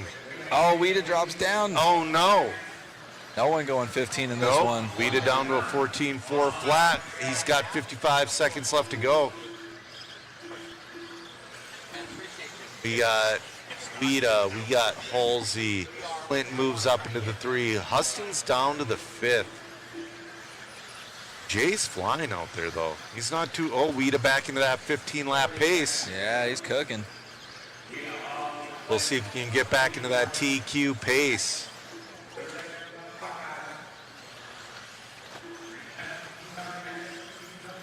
It's 15.8 for a fast lap, Wow. 16.4 last lap.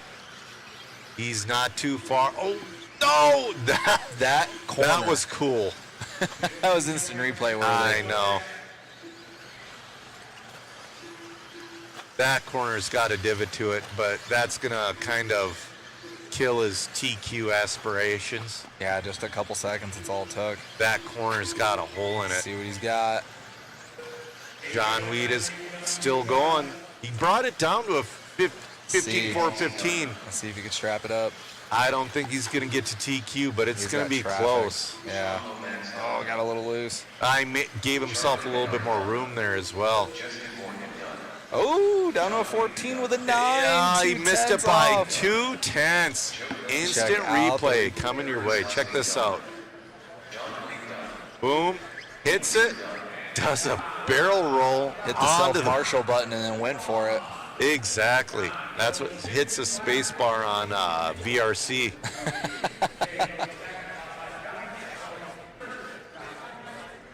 That's right, Jackson. Jay had the Hollywood-style mustache. Somebody's wondering who made the 16th Nitro bug. Yeah, I don't remember. Yeah, Kyosho had one. There were a few ones. Yeah. But the thing about that is, so when you're getting into the smaller scale stuff, and I hate to say this, well, Horizon's different when they made the mini JRX2s and JRXTs. Yeah. But a lot of the times, companies go to a Chinese manufacturer, they look at an 18 scale and they say that one, and they have no design. That's what most of them are. When you go 18 scale and below. Yeah. And 16 scale. The Lozi with the mini Bs and mini Ts, they've done a great job with them. But everybody else, it's just a generic Chinese platform.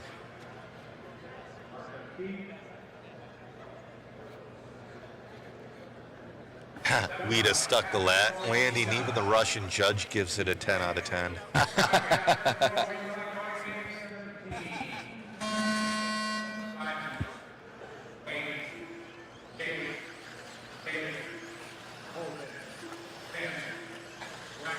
All right. Getting into this one. This is our E sort. E or F. No, you got to take one away. So this is our F sort. Wow. This is wild.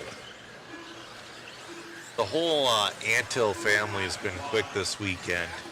We got Chase in the lead right now. He's one of the young guns. 15.401.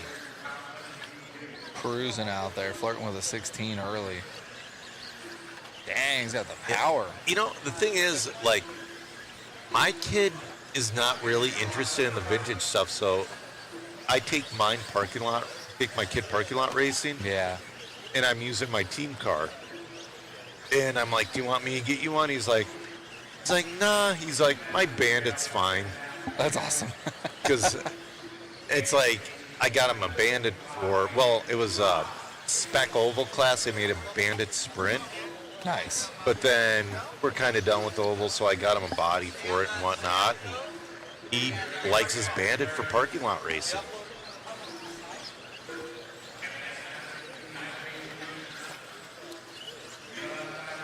All right. Chase is on a roll right now. Yeah, man. Having good luck with traffic. 15.404. That's about a lap off of our very tippy-top guys, which is awesome. No, that's bottom of the A. But he just ends like up on his lid. That little, at the apex, that little elevation change is enough to just ruin you. There's a little hole in there that the camera's not picking up. That car's looking good, though. I don't know what rear tires he's on, but it just looks like he's got extra grip compared to everybody else. Like I said, everybody's been switching to a smaller pin, like at the end of yesterday and today. They're all switching to the double D style tires. And if there's obviously a clear line out there. If you stay in that line, the double D is so much faster. Oh, yeah. John Burton? Absolutely. People are running hydro drives, which to me is crazy because you cannot get parts for those. Try finding the seal. Well, to be fair, the hydro drive leaked even with a brand new seal, but try finding that outer seal for it. Good luck. And for people out there and myself, what are you talking about? So you replaced your slipper pads. It almost worked like a gear diff. It's a fluid-filled like slipper, and it's called the Hydro Drive. And then they made top shafts for the RC10 as well. Yeah. Like I had a Hydro Drive in all my cars up until the B2, I believe. Wow. Yeah.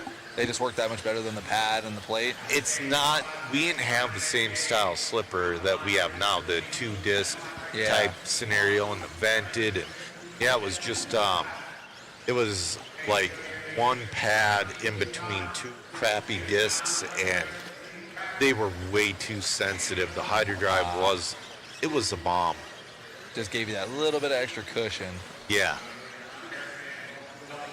The spectator stands are empty. I don't know why. You know what? If you're in the Vegas area, within 2 hours, come to the Orleans.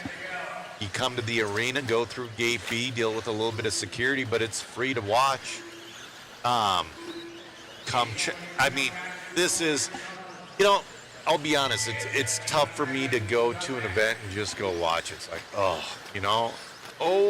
is Antil still on a TQ run, but having a rough last lap. Yeah, 18-3. But this event here, there's more to do than just watch an RC race. Chase Antil resetting TQ at a 15.411. Yeah, this whole event is just a vibe, man. Yeah. I didn't see who said that, but somebody's lucky and got a rebuild kit for their... Oh, it's Speedy Reed. Speedy Reed got a rebuild kit for his Hydro Drive. Starlight, I dyed my team car, and a lot of people are dyeing their stuff with RIT dye. Turn it on over to Matt for an interview.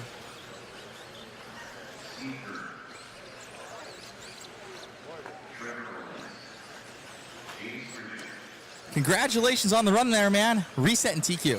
Thank you. Yeah, I had a really good run, and then I still buffed it, but I'm still super happy. I didn't expect to still be in the lead, and here I am. Grabbing that one. Congratulations. Who would you like to thank? Team Associate, of course, Nova Engines, James Spratley from help yesterday, my dad, and Promotion Tires, and everybody else. Thank you. Congrats, man. Thank you. All right. Grab that one. Back to you guys in the booth. Oh, and for those out there, be sure to go and check out those awesome photos on SmugBug. Thanks. I'm being told Moto Obscura makes seal for that Hydro Drive. Moto Obscura, what they make is always correct. Maybe they fix a leaking problem with the Hydro Drive. Every single Hydro Drive leaked. We got DBR Racing Drew Boyd in this one.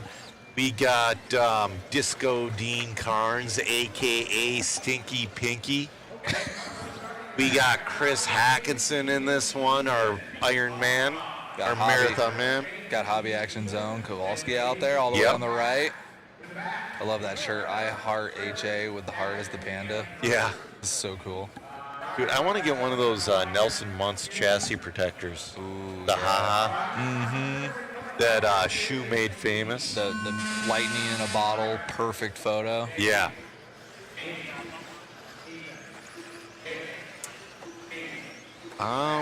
Man, that's crazy. I don't know why Steve Kirk has the USA flag. It just, whatever popped up.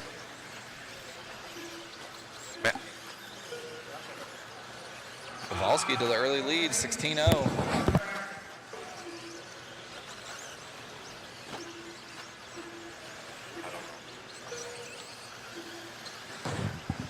Chat, let us know, where is Steve Kirk from? All right, we got another Antil in the lead in this one. We got Ryder looking to crush his brother. Oh, now we got Evan Kowalski.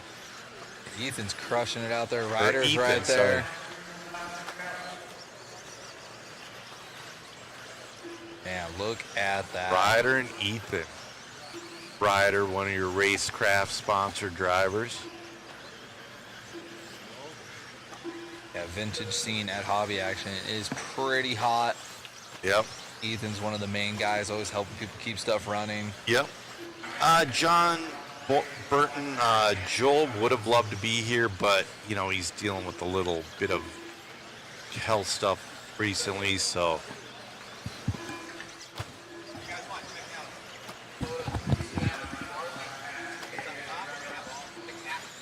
Just about halfway through this one. Ethan, 15 with a 409.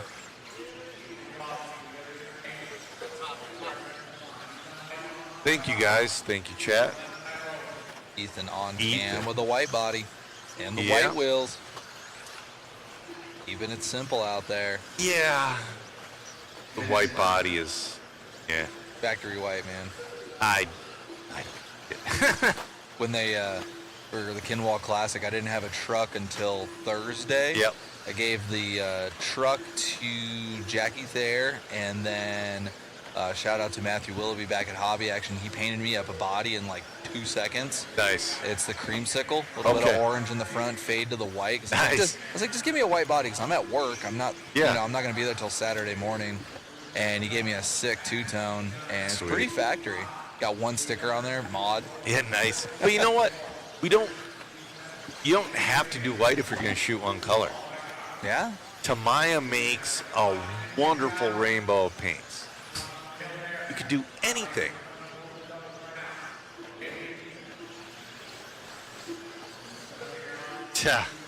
Yeah, man. As somebody's asking, has there been any problems with crystals overlapping? I'm on 6. Dude, 2.4 gigahertz is the third best thing to happen to RC behind brushless and lipo. Yeah, 100%. I remember radio impounds and Oh, everything yeah. like that. Absolutely. I mean, originally, that's the reason I bought a radio bag, so when it got into impound, it wouldn't get banged up. Exactly. Ethan. Ooh, good save there. He's on a TQ pace of a 15.411. Oh, no. Wads it. A little bit of a rough last lap. Disco Dean Carnes right in front of him. Oh, but he bobbles. Disco Dean in that number 2 spot. Ooh, showing him a wheel. Yep. AKA the Stinky Pinky. Ryder at the end. Here we go. Let's see what Ryder can do. Nobody's on a TQ pace, but man, Ryder is fast.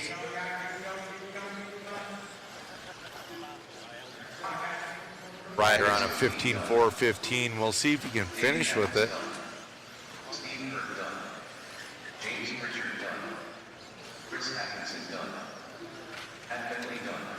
Nice, 15 with a 415. Not going to be anywhere near his brother's time. Nope. Still a great run, though. Puts it number 5 overall so far.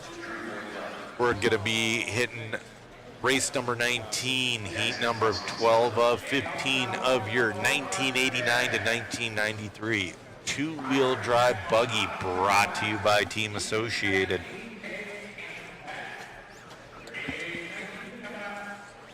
And we are still in the same class.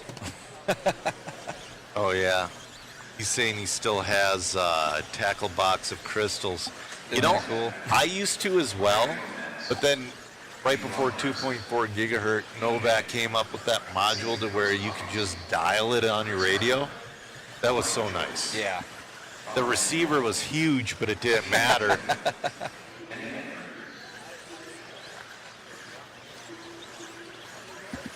Yeah, the receiver then, that's bigger than most speed controls now, right? Oh, absolutely. John saying waiting on the clip to go practice was the worst. What? No, John, what about the guys who brought the clips back to the pits? Oh, man. That was almost worse than a guy that didn't marshal. Almost. Almost.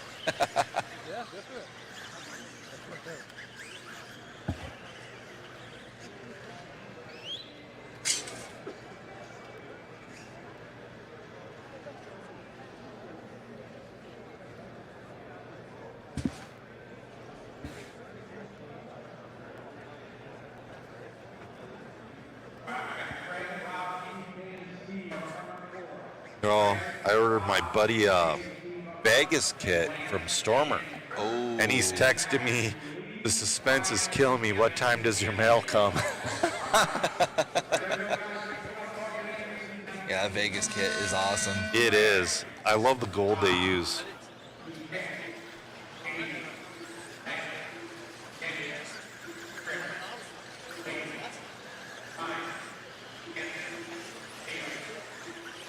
Sheesh.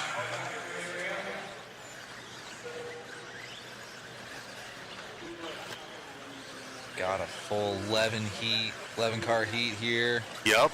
Got PK Kemp. We got another Antil. We got Rob Mangold. Got some names in this one. Lomax, Craig Lomax was on fire yesterday.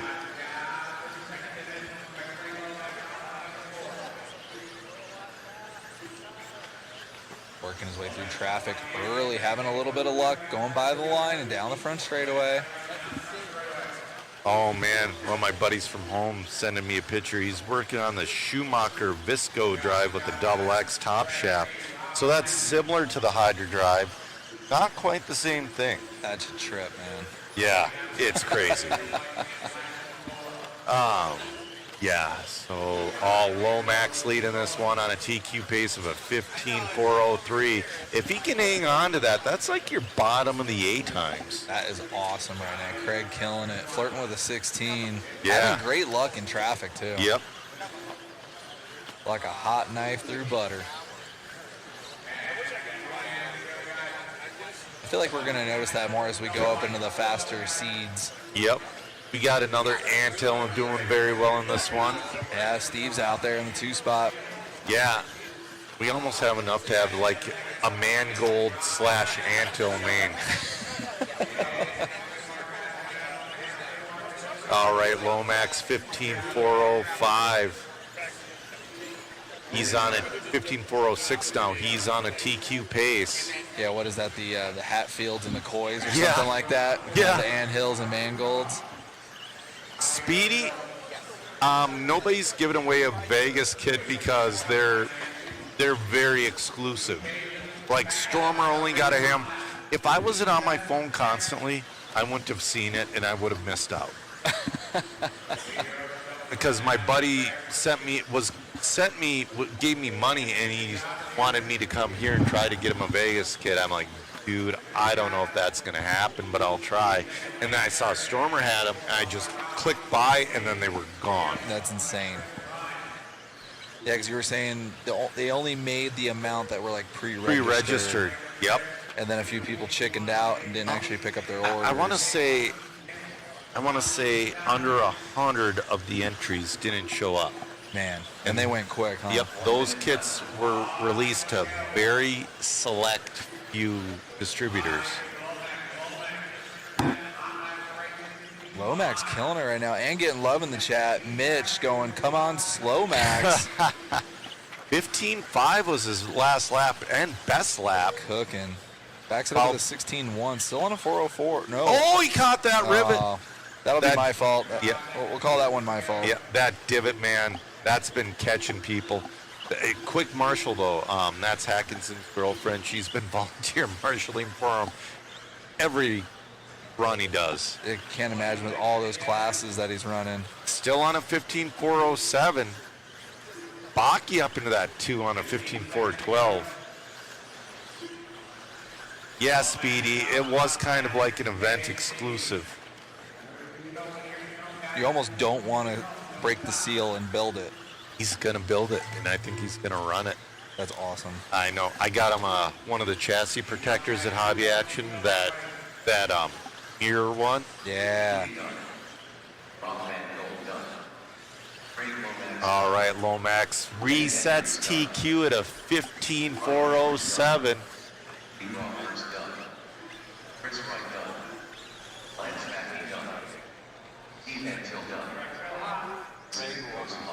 Gonna catch up with Olson and Lomax for an interview there. Lomax over to Lomax.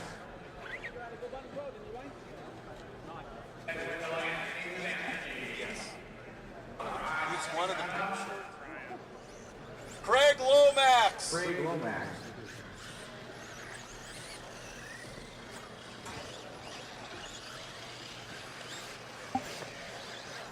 We got Craig here grabbing that one. Must feel pretty good. Yeah, it's absolutely awesome outside. It's awesome to be. Don't need to look at that though. Yeah. Whatever way you want to. Yeah, it's absolutely awesome to be here in America racing on dirt. We never raced on it in the UK, and it's got to grips with it. It's absolutely awesome. Man, congratulations. I see a lot of the pink shirts around here. You guys a full crew out here. Yeah, we wear pink and blue, but pink to make girls wink. Right on. Congratulations. Cheers. Got it. All righty. Back to you guys in the booth. That's awesome. I love the UK guys here, man. They're so awesome. They're wondering what's the best version of the RC10 to purchase. Okay, so if you want the team associated, the BK car is definitely the best one, in my opinion. You know, the world's car, the BK car around there. If you don't want an associated one, you want the JC10. Nice. Yeah, you've been talking about that JC10, man. You got me jonesing right now. If we have time, I'll grab my buddies and I'll show it to you. It's like, they could have made it like that back in the day. Like some of the stuff that they make now, it's like, they really couldn't have pulled it off because it's made on CAD and all that. And yeah. Like the B2, I remember the B2 being such a big deal because that was the first one, I believe, fully designed on CAD. Wow.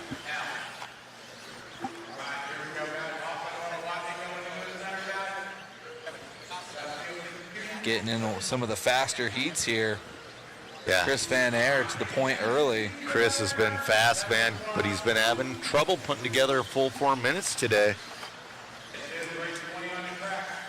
FE likes that four-wheel drive RC10. I've yet to get one. You know, I'm jealous of whoever wins the one that we are waffling off. I'm going to drop that link because we're waffling off 3 re-releases. All right. All right, let's see here. Van Air drops to the 5 with a 17.7. That's all it takes. FB, none of them are as fast as the new stuff, but that's not the point. The point is, if you want to go to a race like this, your B7's not allowed. Yep. There is no modern classes here. We go to 2,000. That's the newest you can run. That's so and that's cool. with four-wheel drive. Yeah. 98 for 2 wheels. Yeah, Speedy, I wish I would have taken a CAD course as well. I've been trying for 2 years to learn free CAD, and it is such a clunky and crappy program. I don't get it. Yeah, there's another company making RC10 as well, but dude, that JC10 is phenomenal. Oh, DSA says his Dragon Punch his four-wheel drive has a Dragon Punch carbon chassis, and he's waiting for their new top deck. Nice. Dragon Punch makes awesome stuff as well. Scott Hughes, your leader, followed by Chris Van Air. Scott Hughes on a 15.4 flat, one of your old pros from back in the day. He's super fast. I believe he's running a Lozy. Minute 30 left to go in this Scott one. Hughes inches into that 16-lap pace. Like, he's got traffic to deal with here. He's in and out of it. Gets by traffic. Clean track in front of him. Let's see if he can get back into that 16-lapper. That's the thing, like, the two Ryans and Spencer are running quick 16s. Wow. Well, they can drive anything, though. The way Spencer's driving, you know, people are kind of just tiptoeing, you notice, around here. Spencer's just throwing that car. It's like, oh, my God.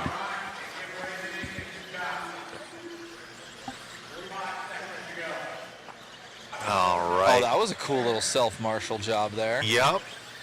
Van Air to the lead now. Now Hughes back to the lead. Back and forth. Scott. Both off of 16s, though. Yep. Scott Hughes, Van Air battling out 4/10 apart. Hughes on a 15.4 flat. Looking at the back end of a little bit of traffic.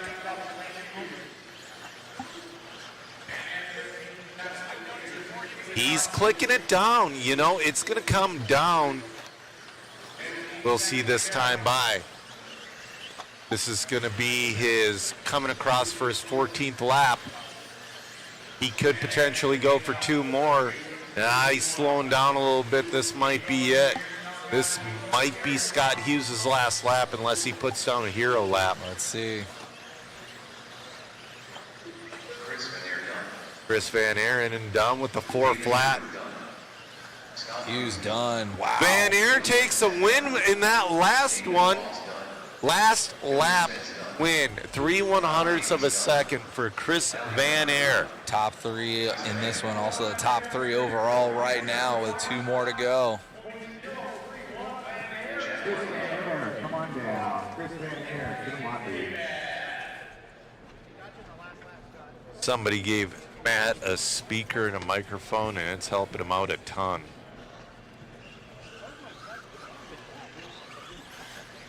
That's right, Chad. Scott is still fast. He was on a 16-lap pace. That is cooking.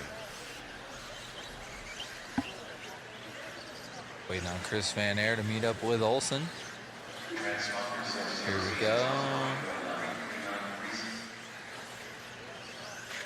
We appreciate Chris going to grab that one and resetting that TQ.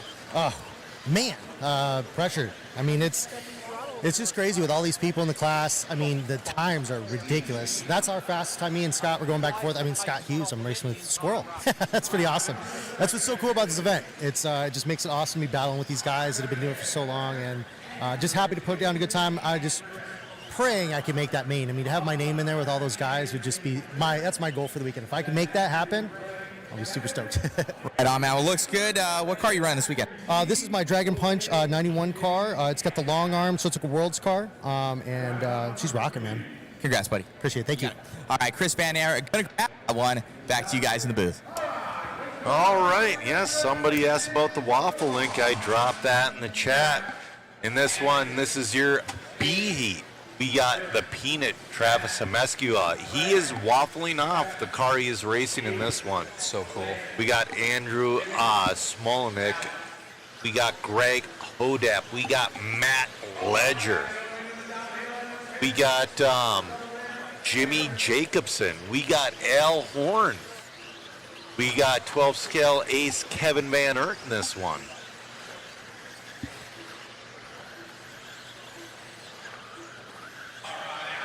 So yeah, there you go. Van Aert had that Dragon Punch car, and that was looking really good out there. Super cool. And he said 1991 with long arms and everything? Yep. Huh. Yep. I believe before Associated came out with long arms, RPM made a long arm conversion. Travis here, early leader on a 16-lap pace on a 16.413. They're just going back and forth right now. Yep. A little bit of a long lap for Travis. That's going to put Smolenick to the lead. Smolenick with his classic white, yellow, and black paint job out there. He's been rock steady the whole time, too. Oh, but he's on a 15.4 flat. He's trying to split Van Aaron Hughes right now. Wow. Car's looking hooked up. I'm sure there are some of the fan RC stuff out there. It's so hard to see everything. Yeah, RPM made a World's Car kit. FE Boats is saying a B1.5. Yeah. Oh, Horn to the lead. Wow. We got Horn now on a 15.402. He's working his way through traffic going down that front straightaway. Look now at that. Amescua back to the lead. Look the Peanut at back that. to the lead. Perfect. Wow. Got him right on cam. Right now, Travis, Horn, and Smolenick right on top of each other. Then you got, Jacobson moves up into that 3 spot. These guys losing that 16-lap pace, though. Yeah. You know, and like I said, you're not going to see that except for the top half. I mean, you might see somebody sneak into it, but it's like the top half of that A heat coming up next. They just cook. Well, these guys start out hot and then they get caught up in traffic, it looks like. And that's the thing. It's, oh, no. On his own accord, traction rolling out there. That's what I hate about just running off of seating the whole weekend. Yeah. Instead of doing a resort. I get why you don't resort for 2, but I would have loved to see him resort for 3. Yeah. Because you wouldn't have these issues. Yeah. Jimmy Jacobson to the point. He's on a 15.4 flat. He's flirting with that TQ pace. He's got to knock about 0.6 off of it. He's got clear track in front of him. Looking to go top 3 right now, but we have the entire A sort coming up next, and I'm excited to see those boys get around. Oh, it's so insane. Jimmy just being super smooth and consistent out there. I don't know if anybody's run the Detroit Stealth Aftermarket kit. Yeah, the JC is a whopping $800, and if you're into vintage, it is worth it. If you're into vintage, if you're not, it's not worth it. Well, if you're into vintage and into winning, yes, exactly. Oh, your leader hung up. Oh my goodness. That's gonna put. Was that who did he get? Smolnick and Amesco are done. So we'll see. Did he just get hung up with Al Horn? Is Smolnick gonna take the win in this one? Al Horn was on his 16th lap, so I think it'll be a slow 16. No, Al Horn with the 15. Oh, that's such a bummer. Man, he just creeped into that 16 lap pace. We appreciate you entering the waffle. Mini trucking. I wish all of you the best of luck, and you know what? I am super jealous of whoever wins anything in this waffle. How you doing, buddy? Very well. Coming this weekend? All right, here's the ASOR. Check that name list out. Shout out to Scott Spear making it into the top 11 in seating.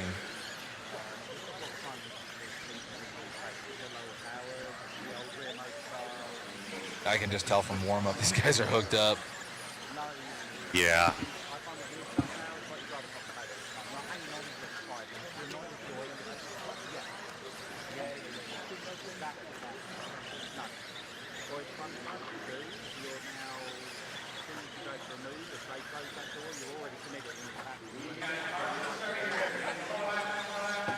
Yeah, Horn's car is looking great. You know, he was late to seating on Thursday. He got round 3 of seating in, and that was it. That's crazy. It was good enough to put him in the B sort, though. Yeah. Oh, yeah, you could get at Andy's World's Kids as well. You know, Andy is here, and he's painting, and he's selling chassis protectors. I mean, Andy's one of those, there's nobody been somebody like him since. Like, he paints, like, I was buying his bodies in Minnesota. Nothing was ever the same. All of his bodies were unique.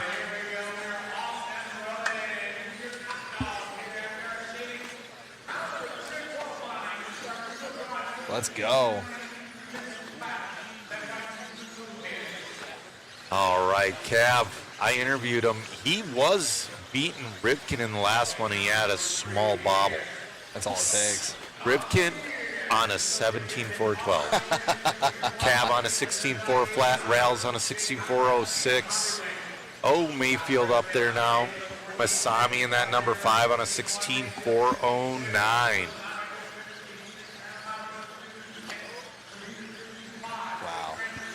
We're only a minute into this one. We're following along with Rivkin with that sweet LED antenna. Oh, we got it. Oh, everybody's getting hung up on that divot. Now, Cav is in that 17-lap pace. Are we going to see a 17 out of these guys? Let's go. Cav is probably going to take the lead this time by. He does. 17.514. He's got that old red and white. Cav's car is looking phenomenal. He was talking to me during the interview yesterday. He's like, he had an okay seating, and then he's like, my front end was completely binding up. I freed it up, and the car feels awesome. That's awesome. Just a simple thing like that, you know? Yeah.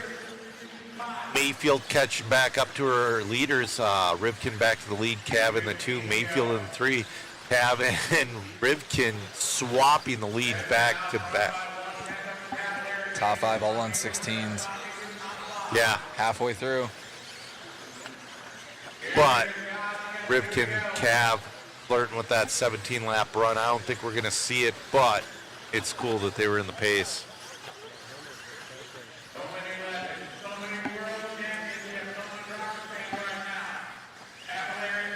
Yeah, I mean, we got Craig Drescher in this one. We got Matt Francis. We got Masami. We got Mark Pavitas. We got Scott Brown. So many legends in this one. Oh, Cavalieri getting around traffic. Rivkin to the He's point. on the tail of... Not sure. I think that's Brown he's on the tail of. Oh, he's getting around traffic. Cav has... behind Rivkin on track now. Yep. Rivkin by the line, Cavalieri by the line, top 2. Half second apart between Rivkin and Cav right now. Mayfield. Oh, Cav hangs it up. Marshall doesn't see him. That's going to put Mayfield to the 2. Cameraman Megan. Camera person. This is 2025. Oh, Rivkin tearing it up. Still 16.402. 45 seconds left to go in this one. Masami moves up to the 2. Oh, Rivkin barrel rolls. I'm surprised he didn't pop a ball cup right there. Where is Masami? He's coming by the line now. Oh, Masami drops to the, still in 2. Mayfield up into the 3 now. Rivkin getting down to that 14.5. All right, here's Masami falling around with him right now. He's got Pavitas putting the pressure on him.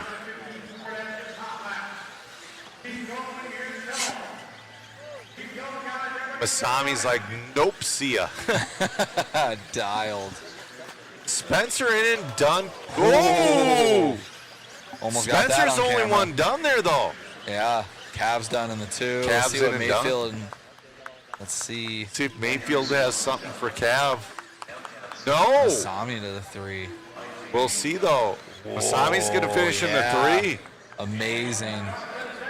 Amazing run from them drivers. Matt's going to get an interview with Spencer Rivkin. Oh, Masami's wearing one of his outfits.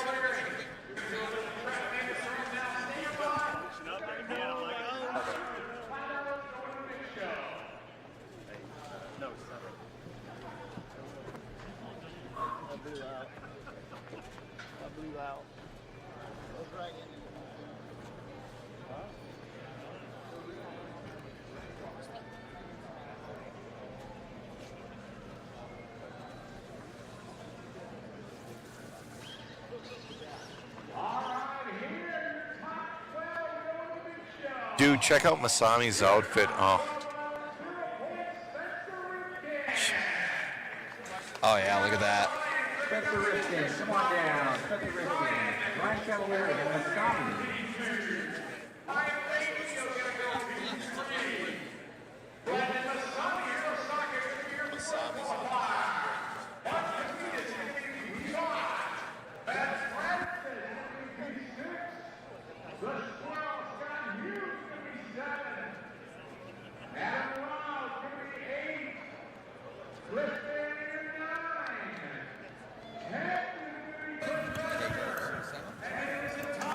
Awesome run out there. Tell us about that. Yeah, thank you. Final lap I had a mistake, but it was okay. I got a third place. So finally a fourth place for finals. Very good drive, very good battle out there. Are you having fun this weekend? Yes, really fun. Look up over there. Camera died. Right over here. Masami, over here. So glad to hear that you're having fun out there. The camera's up there. All the fans are loving you this weekend. Thank you very much for watching. All right, guys. Thank you.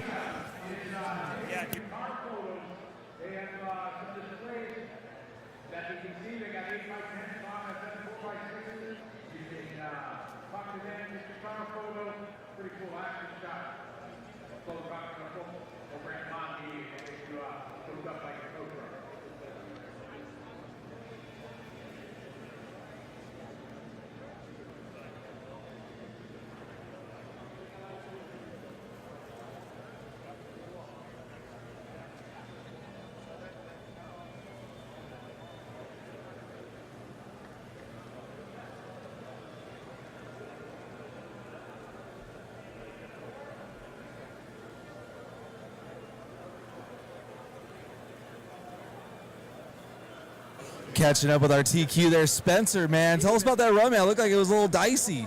Yeah, well, I kind of went out there for the warm-up pop and was like, dang, this thing feels way different than yesterday. It was a little bit more loose. I was like, man, I should have cleaned my tires this morning like everyone else did. But, yeah, it came out good. I mean, this thing has been pretty dialed this whole time. I made a couple caster block changes earlier on in practice day. And, yeah, Ryan was kind of hauling butt out there. And I was like, all right, I need to step up my game, and kind of pulled away a little bit, and then they ended up having a mistake.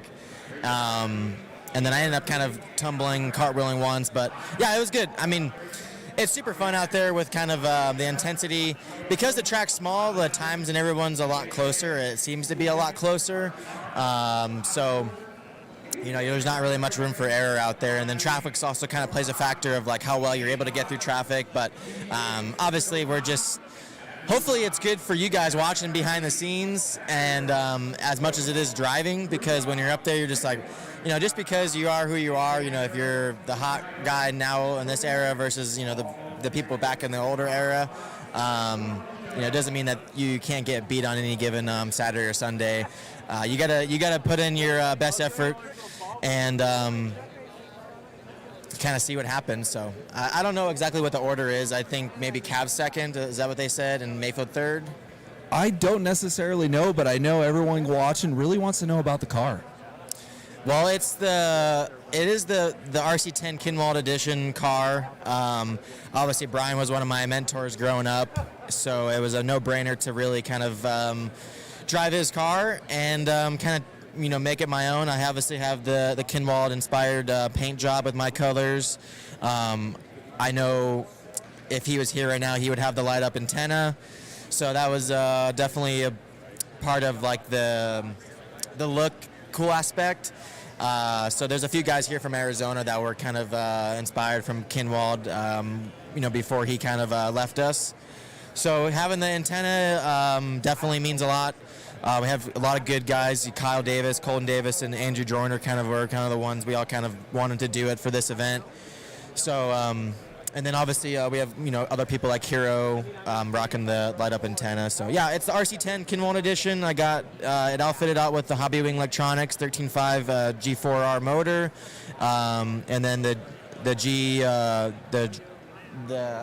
latest and greatest Hobby Wing speed control, which is the G3X. And the XR10. So Salvox servo, I kind of got the 8-scale servo in the front, which is kind of helps with extra weight. And then the Dragon Punch front weight. My buddy Ethan from Hobby Action built these cars because I was in Australia racing, so definitely a big shout out to him. And obviously J Concepts outfitting the bodies and wings. And yeah, J Concepts Double D tires, groovy fronts. It's been a blast. So awesome. Thank you, Spencer, and glad you're having fun out there. Yeah, thank you.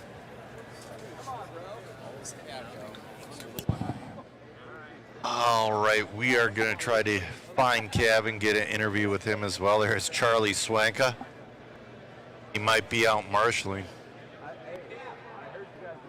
Yeah, there he is. Right on the track, putting on the high-vis vest.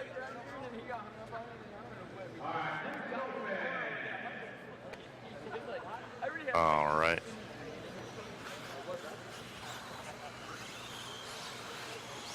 We're going to get a... Tell us about your weekend.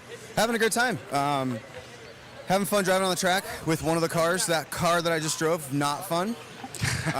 But having an overall good time. It's great to see all these old school dudes that I grew up racing with. And yeah, luckily, you know, I started pretty early, so luckily I did race against all these guys when they were pretty much in their prime. So yeah, it's good hanging out, telling stories, and you know, having a good time. Yeah, the vibe here this weekend just seems amazing. Everyone watching, man, you guys need to come out here. This is a great event.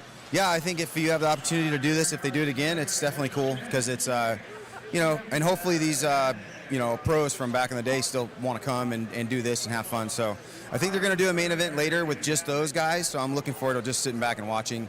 And I mean, hell, I could come here next year and just not even race. So, like I could totally just be here and support J Concepts or whatever and have a good time. So, but yeah, so far so good. And we got the banquet tonight, which there's always some shenanigans that go on at those. So should be a good time. It's great, man. Good catching up with you, Mayfield. All right, thanks.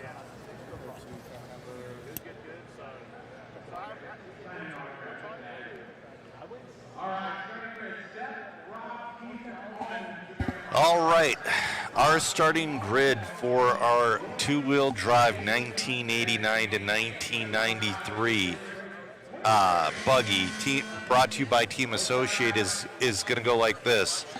Starting in the 12th spot is going to be Scott Brown.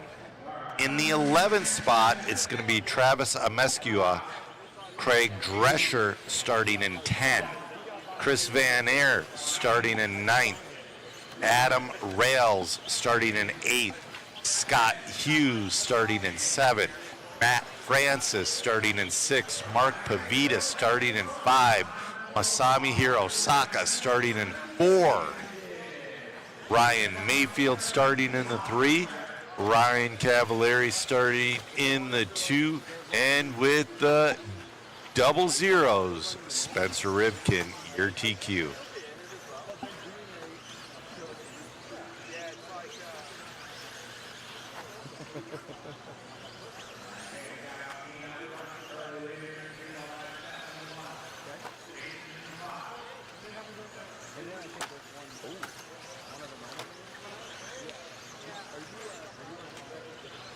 All right, we're off and running. This is your C heat of your 1994 to 1998 two-wheel drive buggy, brought to you by HRP Hobby. Joaquin Palaz is having a pretty good run. Last run, Minnesota Seth Greenland. He got him on the last lap. They've been having a great battle. Seth has been having rough starts and bringing it back. No, Seth, I'll bring up his picture. In his picture, he had the filthiest mustache. I love it. But right now, Joaquin is your leader. Fast lap of a 16.4, backed with a 16.6.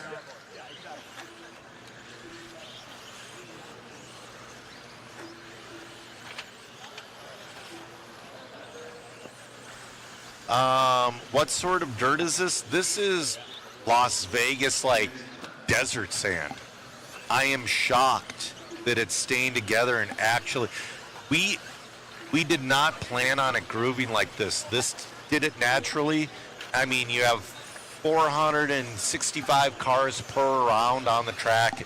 It's gonna groove, and it is low traction. Like, there's not a lot of grip. Like, the smallest pin tire I've seen out there is a double D. Nate, we really appreciate each and every one of you guys checking in. Yeah, weather is headed for the turn in the UK. It's headed for the turn in Minnesota too. I want to say today is the last outdoor event in Minnesota.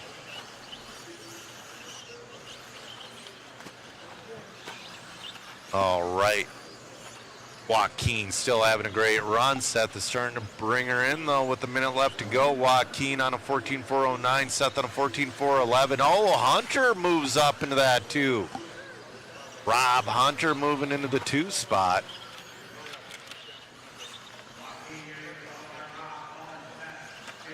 Ooh. Working through traffic here.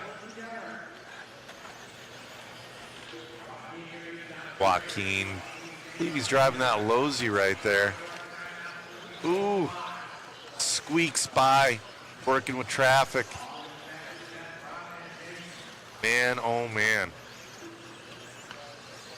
Oh, who's that with that? That's McLean, moved into that 2 spot. Now McLean to the lead with 15 seconds left to go in that black and red ride. McLean on a 14.409, having a late race resurgence. We got 5 seconds left to go. This is going to be, oh, Joaquin moved back into the lead on that last lap. It's going to be between Joaquin and Allman. We'll see who has the hot last lap. Allman McLean, it's going to be Joaquin. Joaquin Palaz wins this one with a 14.407. That's right, Broccoli. Masami's coming for Rivkin. And that's the thing. Masami's never lost a race. Masami has just ran out of time. He will eventually beat you.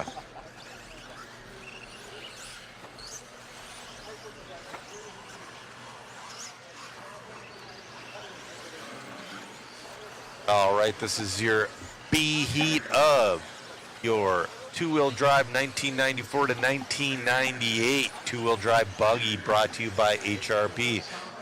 We got Greg Hodap in this one. We got Joe St. Peter. We got Scott Pettit. We got Chris Hackinson. We got Jonathan Schultz. This is a stacked heat. For a B heat, absolutely.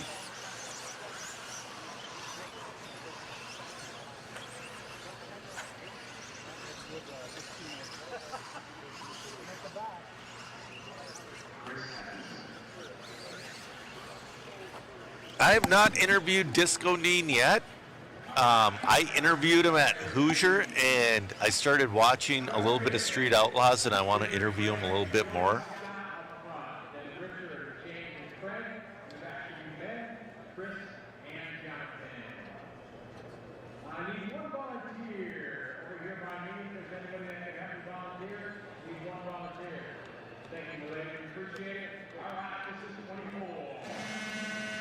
So, Mike, they did just water the track. That's how much it's been soaking in. They've been watering about, unless it's a small class, they've been watering after about every class, and if not every class, about every 10 heats. They just watered 2 heats ago. You know, FE, that's right. Masami has a lot of awesome videos. He's done he's done a lot for RC racing in general, but he is, I would say, the largest ambassador in Japan for RC car racing. He's the only racer with a Wikipedia page. Greg Hodap's going to be your early leader on a 16.411, followed by Jonathan Schultz. Hodap right there, trying to get around traffic, running his, I believe that's the double XCR. If he wins, I'm going to have Matt interview him, and I want to see if he's got the Kingpin steering or the regular C-Hub. It's like I've been saying, I like the regular C-Hub. Those California boys, though, man, they love the Kingpin.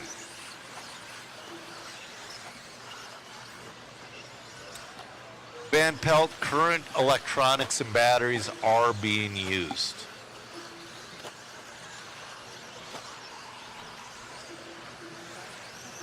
All right, we got 2:25 left to go in this one. Hopefully, David's on the camera now, following along with Greg Hodap.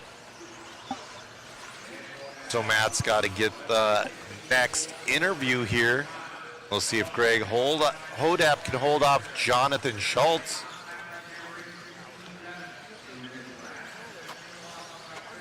Jonathan Schultz also on a 16-lap pace, 16.413. We got Jerry Walter in that 3 spot on 15.402.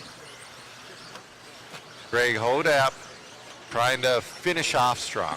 You know, that's a lot of guys. We've been having a couple of small issues finishing off the race strong. It's like, man, looks like he's got a lot of power in that car.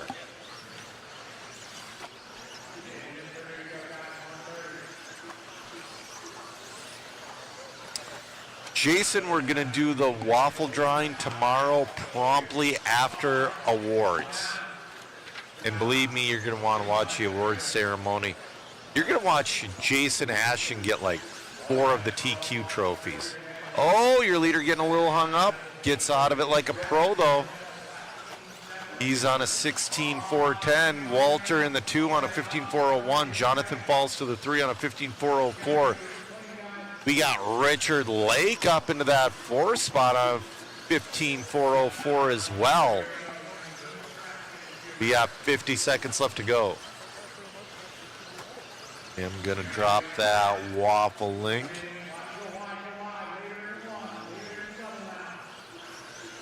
Oh, Hodap trying to deal with traffic. He wants to stay on that 16 lapper. Gets around him nicely. Good working together. Good working together. Sometimes it's just not your day and you need to move. Greg's got to go around 2 more times. He's on his 14th lap.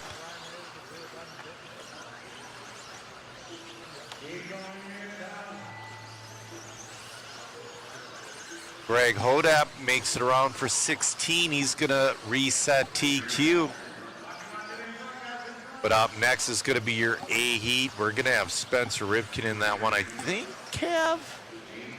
Or is Cav? No, Cav's just running the 1. Greg Hodap wins that one with 16.412. Jonathan Schultz brings her back up to the 2 on a 15.403. Walter with the 15.403. Richard Lake with the 15.404. Pritchard with the 15.405. Super close racing.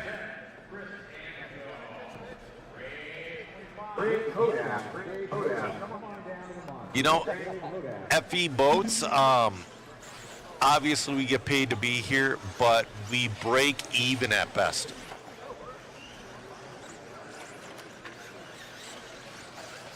Nah, we were for sure live. Nah, you're good. Congratulations, man. Grabbing that one, resetting it. Must feel good. Feels good. Feels good. Did a lot of crashing in the first run. Wanted to redeem myself. Right on, man. You having a good time out here? A blast. Blast. A lot of sentimental stuff, a lot of old faces, a lot of reminiscing. It's a great time. Right on. Is it Kingpin or C-Hub front end? C-Hub. C-Hub front end. Right on, man. Would have been awesome, though. Would have been. Didn't even think of that. Congratulations, man, on the win there. And I'll be mixing it up out with you next year. I'll be doing next year. Congrats. Thank you. You got it. Greg Hodap there, legend for all these guys out here. Congratulations, my good friend. Back to you, Joe, in the booth. All right. See, like I said, those guys, they like the Kingpin. I don't know. I don't think I was good enough to drive a Kingpin setup. But like I was saying, yeah, we're paid to be here, but it's a break-even event at the best. That's why we run the waffle. You get a chance to win some fantastic prizes, and that helps us get to events. That helps us upgrade equipment, replace broken equipment. Vinny Z said he's gluing tires, itched his chin, and guess who glued their finger without noticing? Yeah, Hodap was ripping in this one, but in this one we got Mayfield, Rivkin, Spear, Francis, Hirosaka, Van Air, Horn, Rails, Ledger, and Peckman. This is a ridiculous heat. Brian Mayfield, he wholesaled his other car, and he's still not liking it, but he loves this car. He's out there with his B3.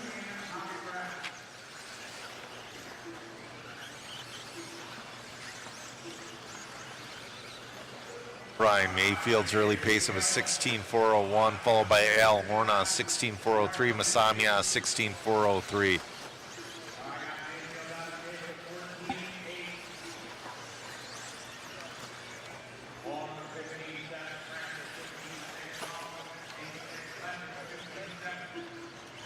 Yeah, FE, you know, that's the thing too. You know, next year, if they have this event again, I will, if Model have me, I'll definitely work it. But if I'm not in the budget, I'm going to go for the Iron Man with Chris Hackinson, and I'm going to put every dang vintage car I have on the track. I don't care that I'm an associated driver. I'm going to put my LXT on the track. I'm going to put my Double X on the track. I'm going to put my team car on the track, and so on and so forth. Mayfield, your leader, he's doing a fantastic job holding off Matt Francis in that 2 spot. Rails in the 3, Spear in the 4, Ripken all the way down to the 5, Matt Ledger in the 6, Hirosaka in the 7, Horn in the 8, Peckman and Van Air.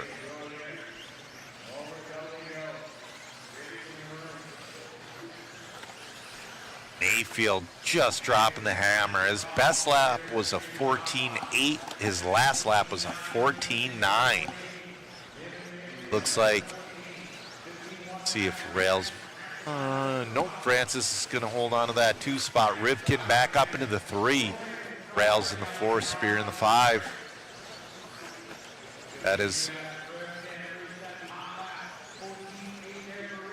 We got the handy cam in the top left screen going around the corner there.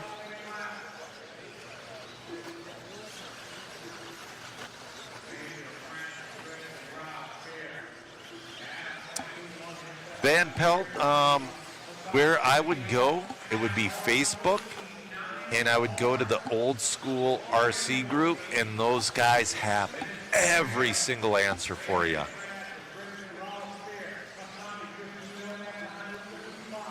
All right, Mayfield 14.9 again, sitting at that 16.402. Rivkin back up into the 2 now. Rivkin hot lapping at a 14.6. He is a bit too far behind Mayfield, unless Mayfield has a tough time getting around traffic. Look at Matt's face.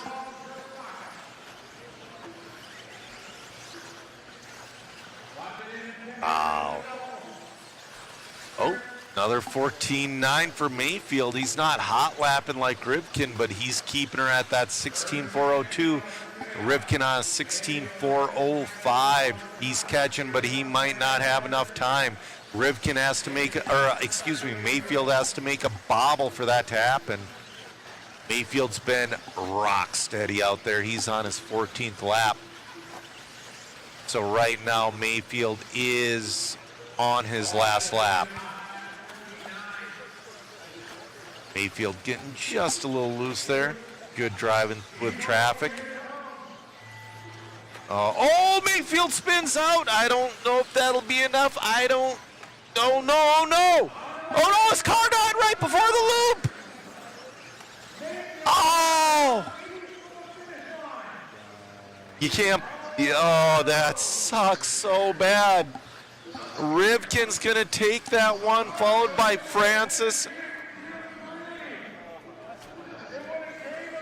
Oh, Rivkin, followed by Francis, followed by Hirosaka. Such a heartbreaker for Mayfield. Oh, man. That one's tough. All right. We're gonna go to camera 4. Go to camera 7. All right. Spencer, I think you're surprised by that one yourself. I mean, that was definitely unfortunate for Ryan. That's just honestly part of the RC game. I mean, we're playing with, it's toyish cars. But, I drove the left side. That really kind of put me behind the 8-ball, like really hustling to kind of get back into the hunt. I was able to kind of close up, but I mean, I don't really know if his stuff was having issues earlier on, but I made some big changes to the car. I kind of changed some anti-squat stuff, and it was really good. That was probably the best it's been so far, and I'm sure Ryan will kind of figure it out for the mains, but yeah, my stuff stayed running. I got the hobby wing stuff in there, so it's pretty good. I'm sure the battling with Ryan and RC10 and the B3 class will be really good. Congrats, man. Yeah, thanks. All right, I don't know where Mayfield is. He's probably out there marshaling. I don't know if we can get a shot of his car. There's somebody to it. Let's see. I don't know if I see him out here on the bench. Nope. So something obviously happening with that car, guys. I'll try and get with Ryan Mayfield and see what ended up the power loss that he had. Back to you, Joe, in the booth. All right, we are running one of the most fun classes on the track right now. This is your two-wheel drive truck between 1980 and 1990, brought to you by Dragon Punch RC. You could run a Clodbuster in this class. It fits. So your top 12 for your 1994 to 1998 two-wheel drive buggy is going to be Matt Ledger in the 12, Jerry Walter in the 11, Jonathan Schultz in the 10, Alan Horn in the 9, Adam Rails in the 8, Chris Van Aer in the 7, Greg Hodap in the 6, Masami Hirosaka in the 5, Scott Spear in the 4, Matt Francis in the 3, Ryan Mayfield in the 2, and your TQ, Spencer Rivkin. Oh man, he didn't have it wrapped up either. Rivkin was on a 0 and a 2, and Mayfield was on a 2 and a 0. It was coming down to that last race, guys. All right. Craig Shull's running that JRXT conversion, but we're following along with Shu. We added an extreme modification last night. We zip tied a cow to the front bumper to try to keep that front end down. That is your Tamaya Blackfoot. He's up to the 2.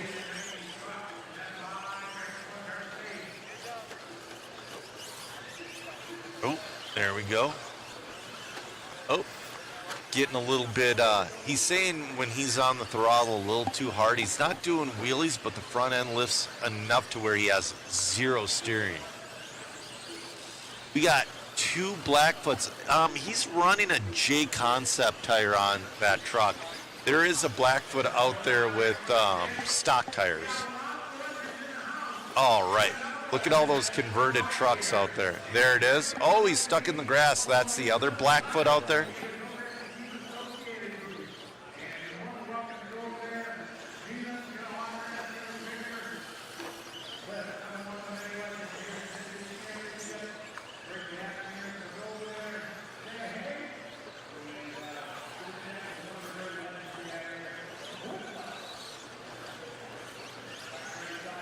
All right.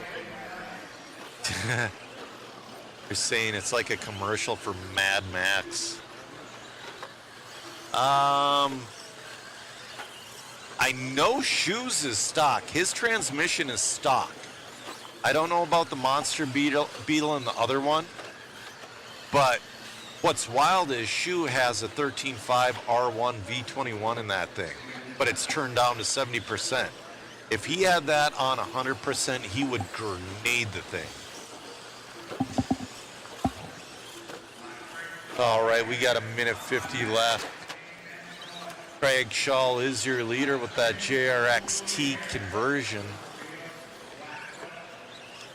Followed by Shoot and Elliott in the 3.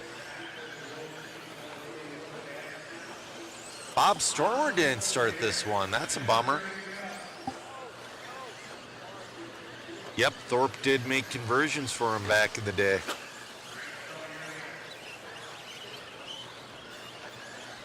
Yeah.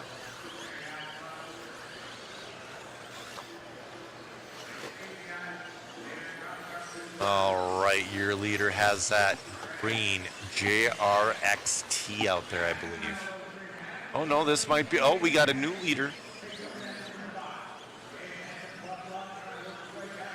Oh man, we got a new leader with 50 seconds left to go. He's on a 14.409. He's got a pretty good lead right now.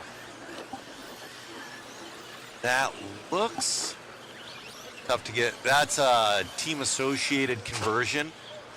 So back in the day before the 10T, people made conversions. And that is what he is currently running. Got that old square wheel well body on it.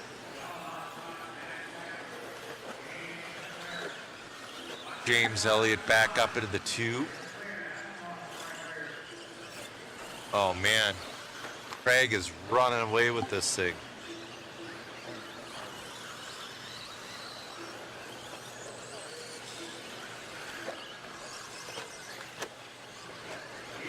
You know, if they would have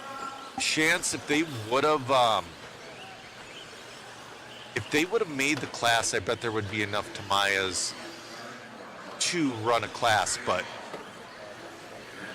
it's just like the 1980 to 1990, so, you know, you're going to run, if you want to win, you're going to run a Lozy conversion or an associated conversion, but if you're going to have the most fun, you're going to run a Blackfoot or a Lunchbox.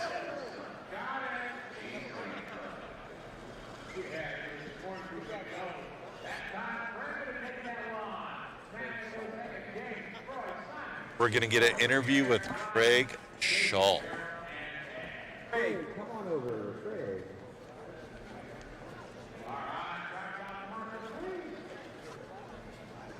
I'm there. Hey, grabbing that one, man. That was a good run. Yeah, it was a great run. It was awesome because that's a truck I used to run back in the 80s, and it feels just like home. It's dialed so far. I haven't had to do too much. What conversion are you running? It's A&L, the factory works, and it's always worked great on the truck conversion, and I'm excited. This is fun. Right on, man. Congrats. All right, thanks. All righty, guys. Now back to you and Theo in the booth. I forgot the mic. All right. I'm here with Theo from Pacific Coast Hobbies. Yep, put that on there. All right, how's it going, Theo? Oh, man, we got a sweet car here. We'll switch over in a second. So what am I looking at right here? This looks like the 89 Stealth car. Yep, the 89 Masami Stealth car. Steve Chamberlain have the chassis powder-coated pink. Oh, I love that. Looks awesome, huh? Yes, is that the just the J Concepts blank that you cut around for the chassis protector? Actually, my buddy Gary Hamilton made it for me. Okay. Yeah. It does have the J Concepts tie rods, or at least some of them. Yep. Working on that. Yeah. Hold on one second.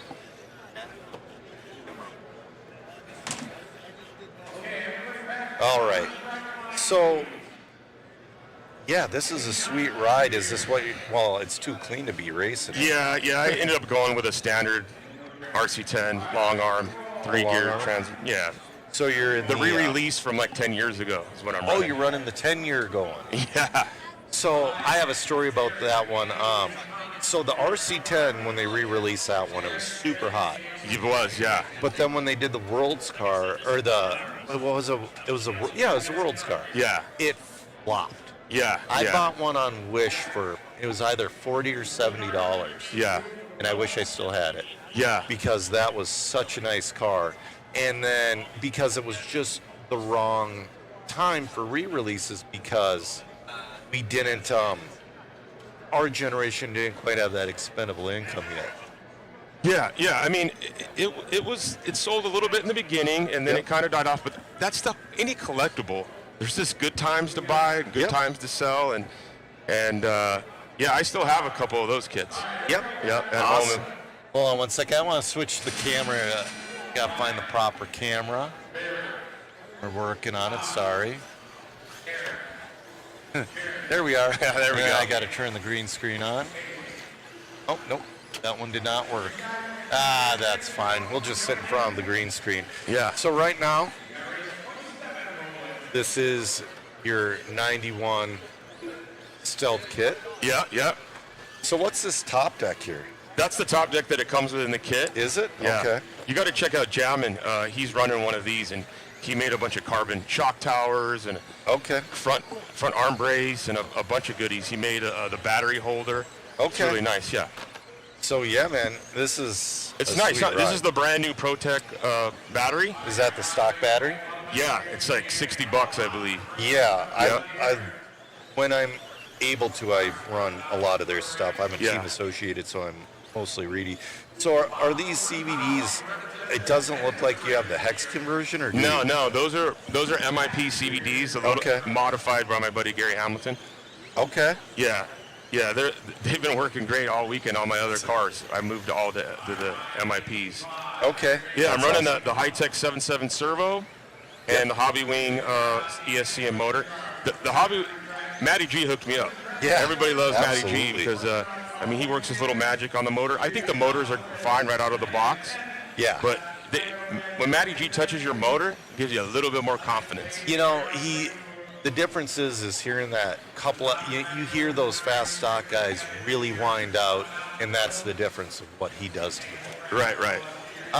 So you own Pacific Coast Hobbies. Right, yeah. As a hobby shop owner, what do you think of this event? This event is awesome. I was at the event in March in Indiana. Yep. Ended up being a tribute to our friend Brian Dunbar. Yep. Which was not an exciting time, but it worked out really well, and it was a good celebration of his life. Yes, absolutely. And meeting his parents and meeting his friends. Yeah. It was good. He lived out here lived in SoCal for a while, and I got to know him. He hung out with Travis and Joe Pillars and those guys, and it was fun racing with him. And we'll miss him for sure. But this race, back to this race, when we got here and we looked at this Vegas sand, anybody that's ever raced Silver State, and I did, I've ran it many times. I actually won it once. Okay. The dirt is like sand. It's like powder. Yep. And every time, it gets everywhere. Mm-hmm. And every time I ran Silver State, I promised I would never come back. And every year I go back. Yep.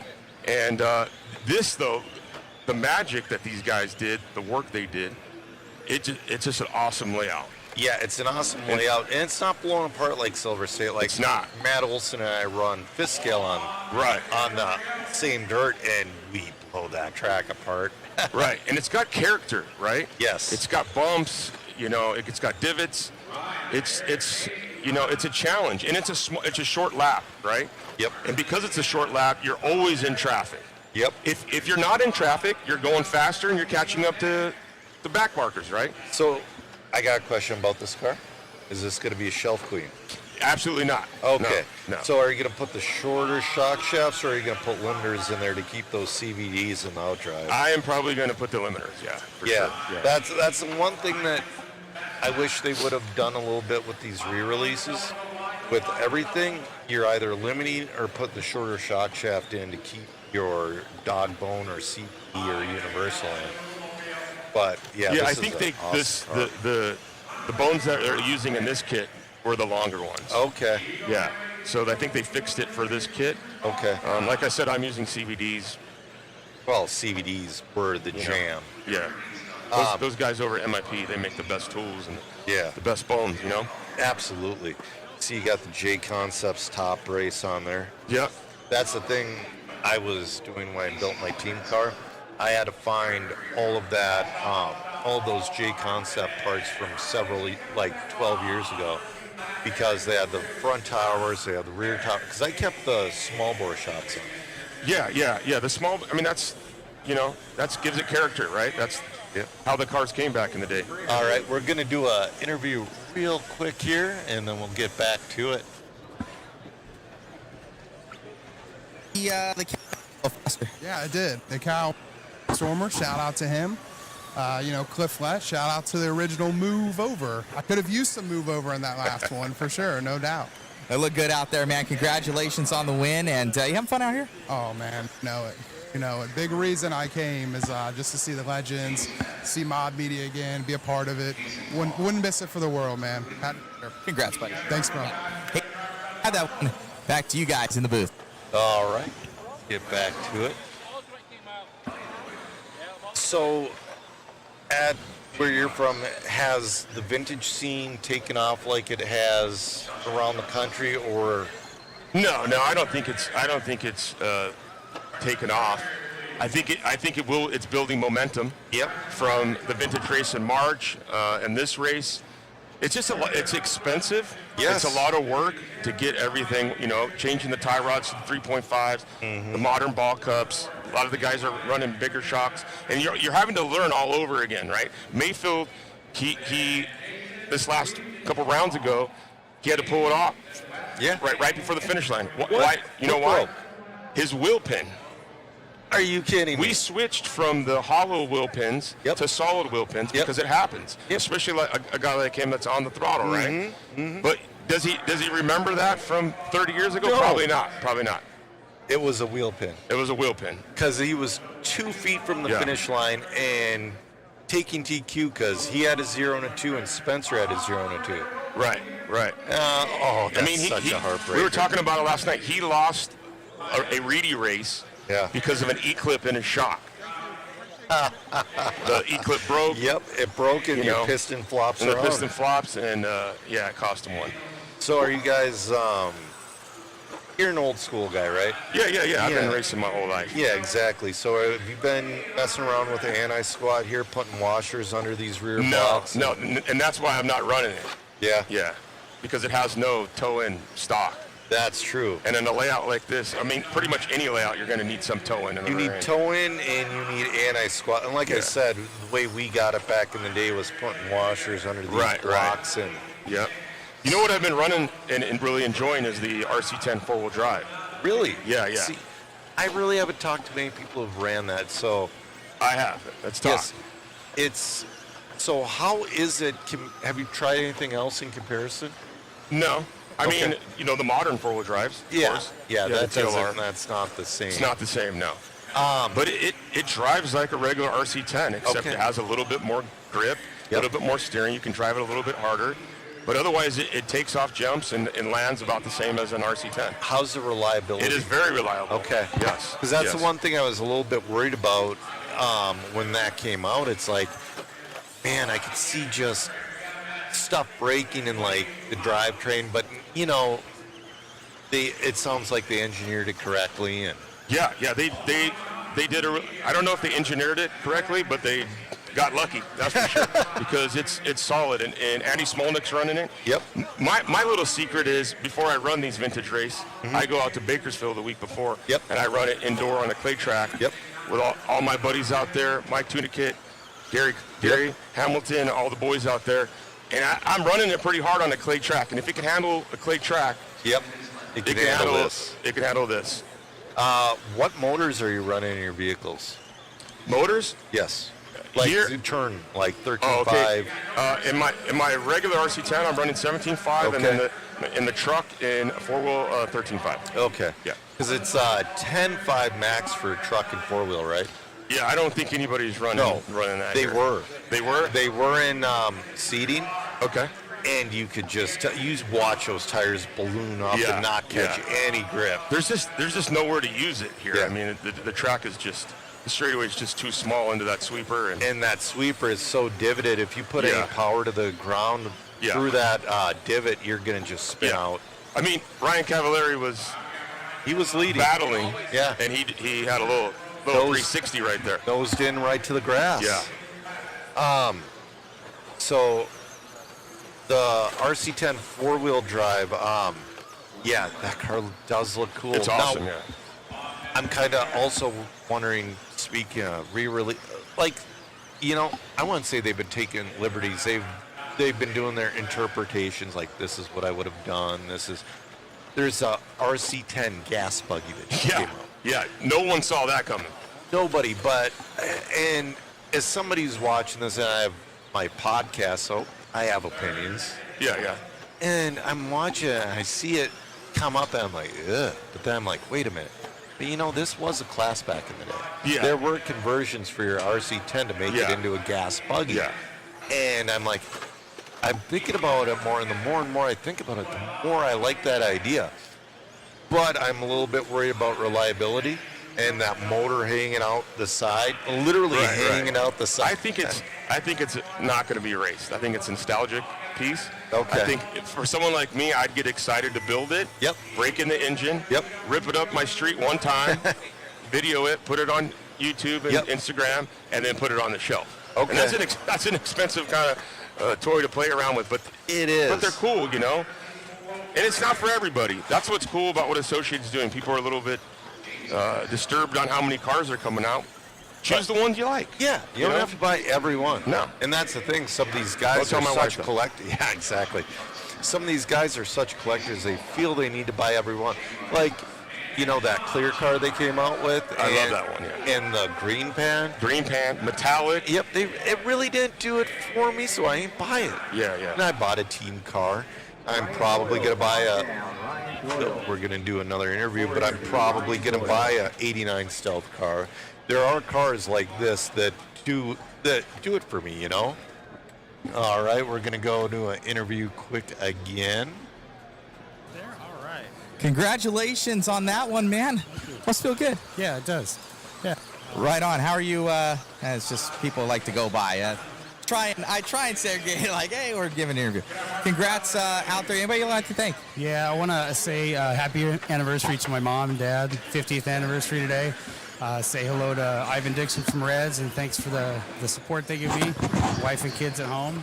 I don't race off-road much, so I'm just out here having a good time. So. Right on, man. Well, congratulations. You're enjoying this event, though? Oh, yeah, it's great. It's happening. Right on. Congrats. All right, thank you. All right, guys, back to you in the booth. All right. We are back. So you want to talk about like the Masami kits and the Vegas kits and Right. Yeah, Masami doesn't come out to the States very much. No. I was thinking that the last time that he was out here was for Cactus, the last Cactus in Arizona. And I remembered he was here for the Worlds that Tebow won at A-Main. Yep. He was there, so I saw him there, but that was a long time ago. Yeah. So we brought out, from Pacific Coast Hobbies, we brought out like 30 Masami kits. I know Hobby Action brought some too. Okay. And we got them signed by Really? Masami. That's so And cool. we're both going to be selling them in our stores. Okay. Yeah, I'm not bringing them all back because some of them sold here. I was going to say, will they be available here or online? Yeah, we're gonna do a couple bundles. Okay. With a bunch of stuff I've had signed here at the show. We have Vegas kits, a few Vegas kits that we're gonna bundle. Yep. That we're having everybody sign here. So that's really cool. So you were able to get some of the Vegas kits? Yes. Okay. Yes, because we sponsored the event. Okay. We were able to get some. So since you're a sponsor, I've been trying because there were a couple of them that are numbered. I want to say 1 through 10 are numbered. Since you were a sponsor of the event, were you able to get a numbered one? I'm not sure. Okay. Yeah. Yeah. I didn't. It's the first time hearing that one. Yeah, no, there's a lot of lore behind that car.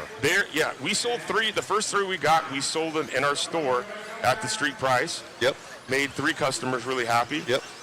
And then, a couple for myself, and a couple we're going to do the bundle. And then Scotty, the announcer, Scotty Ernst, the world famous Scotty Ernst. Yep. He didn't get one. Really? The guys forgot to put one aside. They're busy planning this race. So I'm gonna gift him one of mine. Awesome. Yeah. And he autographed it. That's gonna be weird. He's gonna have a car on his shelf that he autographed. Yeah, but that is pretty cool though. Yeah. It's just awesome. I mean, Cliff Lett is signing autographs over there, and there's So he's 15 here now? people in line. Yes. Okay. 15 people in line to get autographs from him. That's cool. And I was hoping he was going to race this one. I have some news. Okay. To announce. I think it's pretty good, solid news that another famous RC car racer / owner / engineer is going to be here. You want to take a guess? I can't even begin to guess. I heard through the grapevine, Jason Coral, that Gil Losi Jr. Really is going to be here. Because that's the most. Everybody in the chat's been saying the only people that are missing are Cliff Lett and Gil Jr. Yep. Yeah. Well, there's a lot more, but yeah, definitely those two. but But yeah, I heard he's going to be here. that will be cool. Yeah. I mean, it is a drive from California, but definitely worth it. Yeah, we're seeing a lot of people. Raul from Titan Tech. Have you ever come across him? No. I mean, I haven't seen him for 25 years. He used to help us out, the Cavaliers and stuff, when we were running 8 scale. I was hoping to see Louis Cavalieri, Ryan's dad here, but he's riding bikes. Yep. Busy guy. So it's going to be awesome. Who else is going to come? The Drakes came through. Yep. I think they were. I got an interview with Adam. Yeah, and there's have you ever heard of Robert Hoffman, the famous boat racer? He's going to be here. Okay. That's cool. I was never into boats, so that name doesn't ring a bell, but that's awesome. I got to race with Kurt Busch. Yeah. I got to interview Kurt Busch yesterday, and I'm like, all right, don't be a nerd. Don't be a nerd. It's pretty hard. And he's here. He's serious. Oh, yeah. You know what I mean? No, he's here to race. Yeah, he's here to win. He's like, it's a lot of fun, but he's like, I'm trying my best. Yeah. He's wanting to win, and he's throwing elbows out there. It's awesome. Okay, last thing I'm going to leave you with what I thought was kind of an exciting. There are people that are professional racers back from the 90s. Yes. I'm thinking Jimmy Jacobson. Yep. That I never met. Yep. But I got to meet him weeks before the event and help him out a little bit. Okay. And it was very strange for me to help out a guy like him. Yeah. With all his success in racing, but he's never raced with a lipo or brushless. Yeah. So helping some of the veterans, some of the legends, has been a lot of fun of this race. That was the same thing with Disco Dean back in March. Right. I want to say Dunbar before he passed actually got Disco Dean to race again, and Disco's like, what is this? Yeah. I actually went out with Matt Francis and Jay Halsey and watched him race in Bakersfield. Oh, that's cool. Yeah, it was so much fun. He's got a lot of fans. Yeah. You know, I got to interview Disco again because I never watched Street Outlaws before, but I've been catching it lately on Motor Trend and whatnot, and I just got to ask him a few questions. Like, dude, you know, you watch these guys tussle and push and shove. It's like, have you ever thought about, you know, getting some Muay Thai lessons and really putting it to those guys? And so, yeah, man, this is awesome, and we really appreciate you coming in the booth. This is such a nice car in my hands. Thanks for having me. I'm lucky to be here. You know, my wife and all the guys guys and girls back in the shop. Yep. They allow me to come out here and play with That's these fun RC cars, and I appreciate that. Yeah, this was kind of last minute for me. So Matt's like, dude, I need you in the booth in Vegas. I'm like, well, you know, yes, but it's like, I'll ask my wife. And then I ask her, and she's like, I guess, because I'm going to Denver with them in a couple weeks for the Mini Z Worlds. Yeah, okay. So he's like, all right. She goes, I know how important it is to you. my wife's like, please leave. Yeah. Then she can get stuff done. You know Exactly. What I mean? She's like, you can't believe all the cleaning I'm getting done, and I hope she's not going in the RC. You like this pink chassis, don't you? I really do. This is brings me back to old school. I used to have a Kuwahara. Okay. Really? BMX bike. That was that color. Yep. Anyways, I think we got an interview. Yeah, congratulations out there, man. Grabbing that must feel good. It feels good. That's awesome. Just here to have a good time, you know. Right on, man. Well, you're looking good out there. Team K&K. Yes, sir. Team K&K RC Pickers. We're just trying to keep the hobby going. Love it. Congrats. Thanks. All righty, guys. Back to you in the booth. All right. That was an awesome interview with the owner of Pacific Coast Hobbies. Let's catch up with the chat here.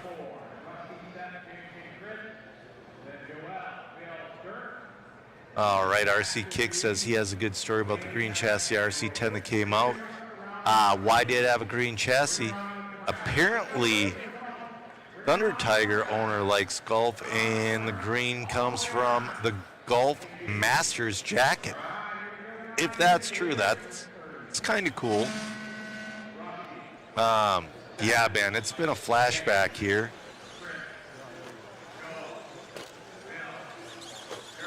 Yeah. All right, let's get back to racing. Yeah, Mike Kirby rocks the overalls all the time. All right, we're on race number 30. We're on 4 of 9 of your 1991 to 1996 two-wheel drive trucks. These are your XXTs, your RC10Ts, your RC10 T2s. You know what? That's a re-release I would buy 3 of, is an RC10 T2. That was, obviously it's not the fastest stadium truck, but that was my favorite stadium truck. I kind of grew up with it. It's the truck I used, you know, just being a regular hack on the track, but then I started hitting actual racing lines with the truck. That is my most memorable stadium truck.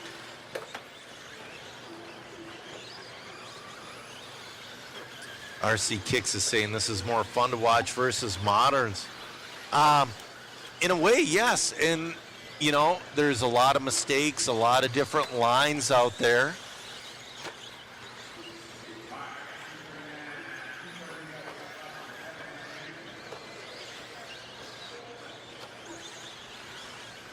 All right. We got Rusty Jones to the lead. Kevin Bolt in the 2. Chris Hackinson in the 3. Rusty, Kevin, and Chris looking to take those top 3 spots.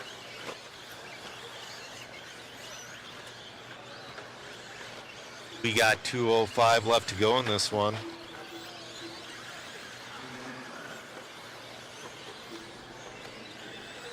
Rusty Jones, your leader on a 14.401. He's starting to flirt with that 15-lap pace. Getting a little loose coming off the straightaway, though.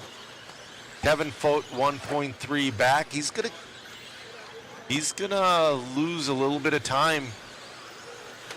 Jones working through traffic as well. Oh, he brought her down to a 14.4 flat. Oh, a little bit of a bobble, but catches it. Jones looking at the backside of all of the traffic with a minute 25 left to go. Oh, brings her down to a 14.402, a little bit slower that lap with a minute 20 left to go. And that's the thing, it's like, I think these vehicles go through a change in this 4-minute race. Maybe they're using the old slipper. Maybe they don't have the correct fluid in their hydro drive. But everybody seems to be getting looser, and they slow down in the last minute.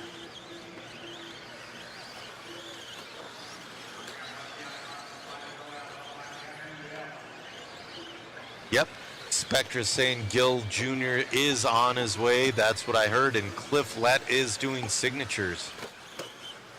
If I had time, I would go buy one of those Cliff Lett trucks and have them. You know, I would have them sign the box, but then the box would stay empty because I would have to build and run the truck. All right, we got Joel Marquez to the lead on a 14.403. He just crossed the loop.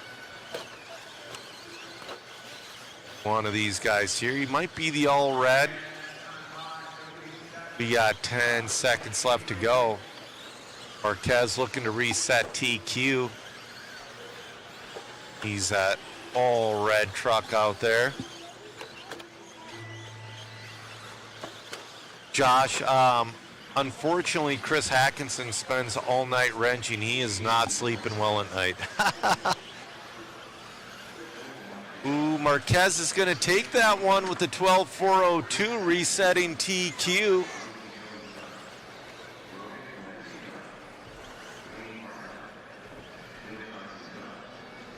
Yep. Oh, Justin has the Kyosho Outrage Stadium truck. Dude, that was a good one.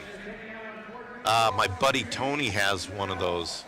Yeah, RC Kicks, the track is holding up very well.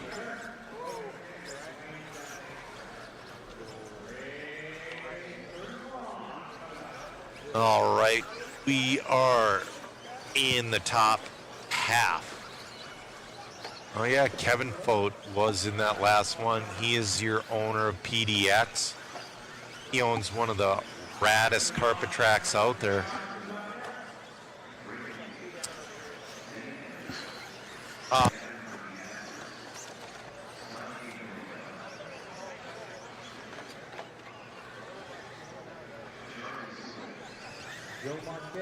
Joe Marquez, over to the mock booth. Joe Marquez for interview.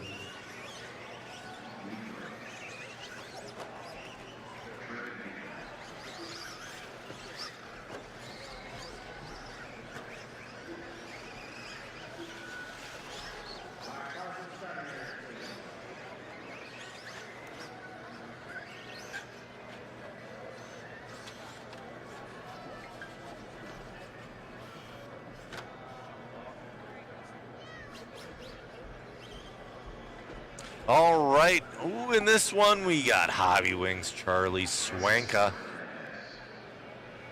This is going to be a fun one. Charlie's finally getting her dialed in. Transfer over to 3 for me real quick. Let me know when. Too shy? Almost. Good.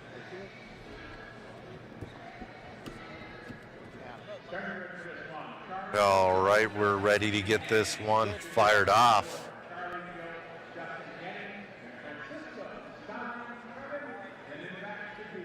I love when people paint their, oh, that's not a painted dish. That's something else entirely on that Lozy truck.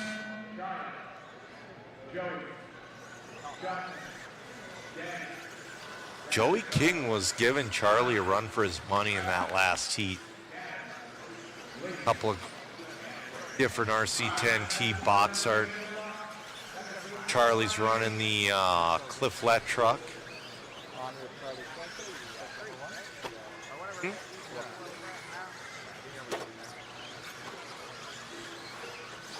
Oh, Baker's going to take that lead. We'll see this time by, though. Charlie's looking rock steady out there. Skinny front tires. Charlie back to the lead. Oh, now it's going to be Denny Andrews. Nobody's on Marquez's TQ quite yet. They're close, but they're not there.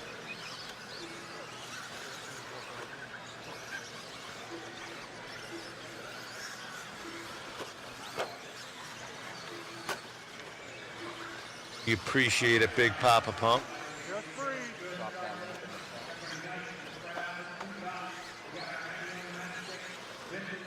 All right, guys, I'm going to drop that link in the chat. Check out our waffle. Win some super rad kits. Signed by legends of yesteryear. Got one of the... We have one of the kits that is signed by Masami only. The RC10 four-wheel drive is signed by our current pros here. We're following along right now with Denny Andrews. He's on a 15.415. Charlie on a 15.416 right on his back bumper. Joey King on a 14.402. Andrews looking to throw down a new, little bit of a bobble from him. We're going to cycle through this time. We'll see if that puts Charlie in the lead. Andrews also running that Cliff Flat truck. So easy to see with that pink chassis. They have that pink chassis. They're either a crazy person, always going to hang on to that lead. You're either a crazy person. We're going to follow along with Charlie, but they're running old school powder coated chassis, but more than likely it's a Cliff Flat chassis. If I was going to run an old school powder coated chassis, I would get the neon green one. Oh, Charlie got tomahawked a little bit there, but ended up on his wheels. We appreciate you guys supporting the waffle.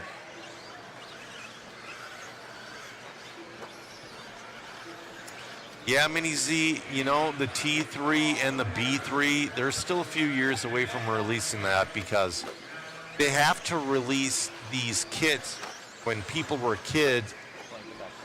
All right, Charlie back to the lead. But they got to release these kits when he didn't flip.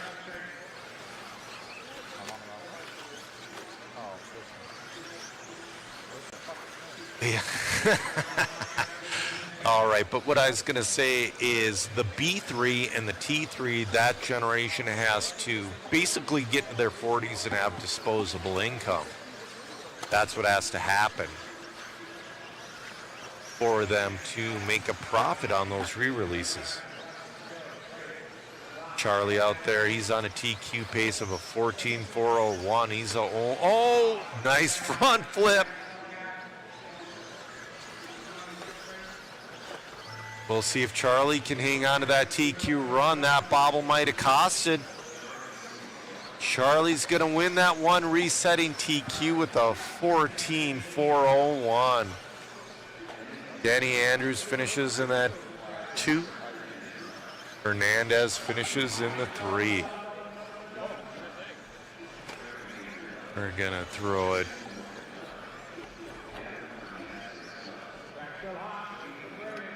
All right, we're going to throw it to camera 4 here.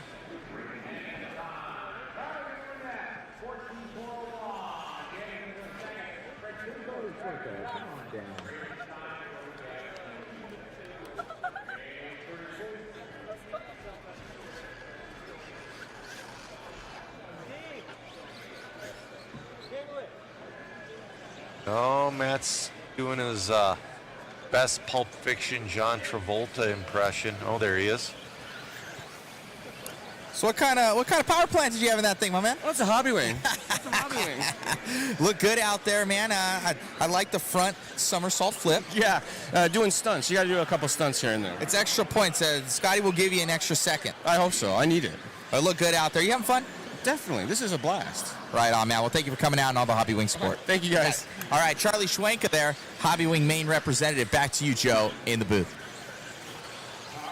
Yep, and like I've said in the past, what Charlie and Maddie G have done for Hobbywing to put them on the tippy top level over these past few years has been awesome. Yeah, Jackson, that was a ton of fun, but right now we're into our D heat of your 1991 to 1996 two-wheel drive truck.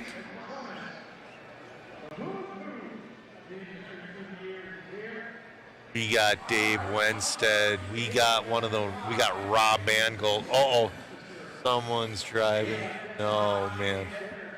We're not gonna talk about that. I'm about ready to lose my mind.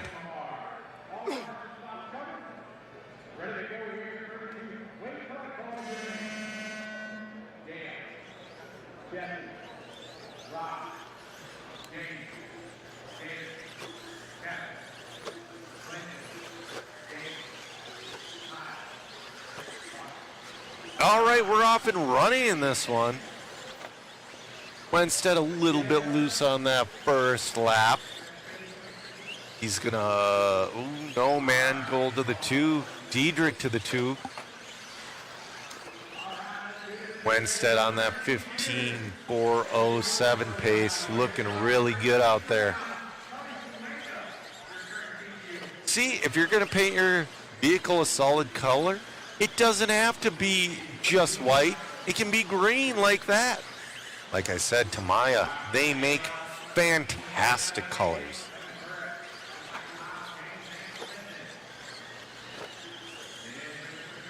Yeah, Hobbywing should re-release vintage Novak stuff. Ah, man. I'm not going to read that last part. Nah, man.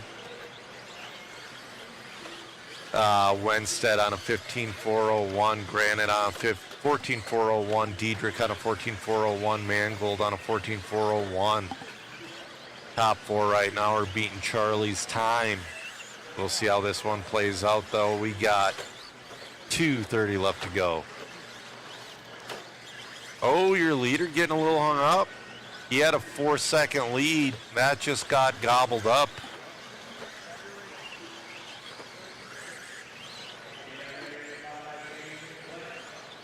Yeah, he's going to maintain in the lead, but man, he lost about 3 seconds that lap.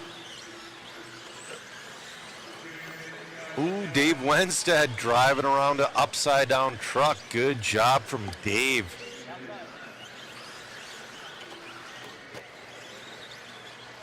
We got Clinton Gilliland in the 2. Oh, he just dropped down. That's going to put Diedrich to the 2, Burnell to the 3. Wenstead his lap times are starting to come back down now that he's got clear track in front of him. He's back into the 16s.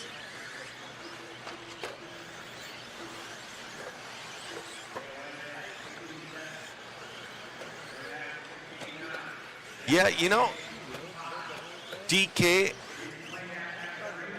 it's kind of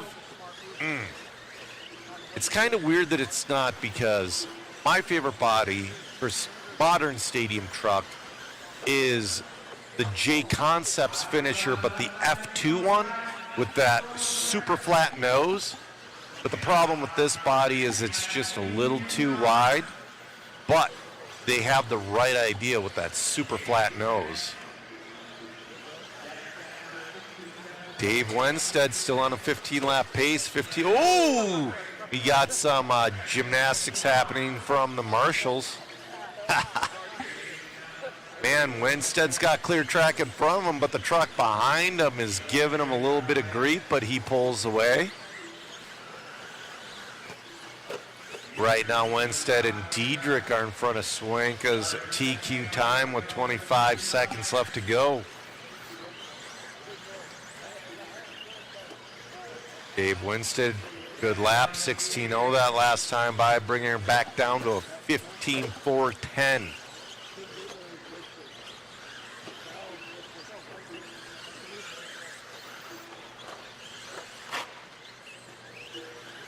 All right.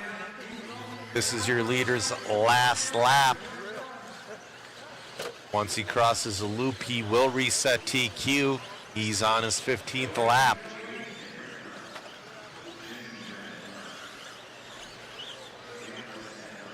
Dale Winstead's going to win that one with a 15.411.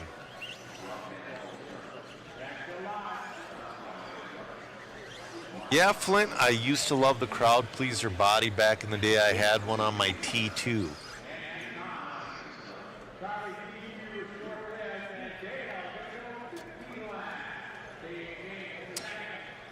You know, I don't know if they still have the molds for those guys. A lot of people don't know that molds do wear out. So they probably made it for the life of the mold, and that was it. All right, we're going to go down and get an interview with Dale Winstead. Congratulations on resetting that TQ. Thank you. Yeah, it was a pretty good run. A little bit of traffic, but I'll take it. Right on. You having fun out there? Yeah, it's a blast. I'm loving it. Congrats, man. Thanks for coming out. Yeah, thanks, man. You got it. All righty. Back to you, Joe, in the booth. All right, in this heat, we have Theo Kaptinis that was just in the booth with me from Pacific Coast Hobbies. We got Kurt Busch in this one. We got Nick Sava. We got Kevin Kitchen. We got Craig Lomax. We got a bunch of heavy hitters in this one. We're going to go to a commercial break. Before we get this one started, hold on tight, guys. Built to survive. Engineered to win. No plastic, no compromise. Upgrade your whip with Hobby Etc. and Hot Racing.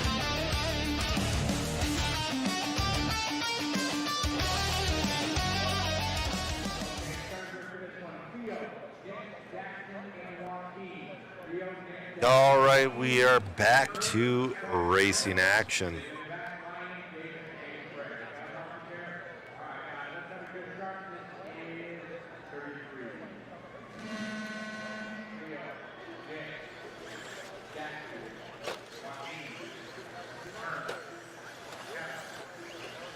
All right. Theo Kaptinis, he just showed me this sweet 89 stealth car, and he says he's gonna run it. It's too pretty. He's not gonna run it this weekend, but it's gonna be a runner. I'll tell you what, Nick Sava in the 2, I know Kurt Busch, he's really trying to get up there. Craig Lomax taking an early lead.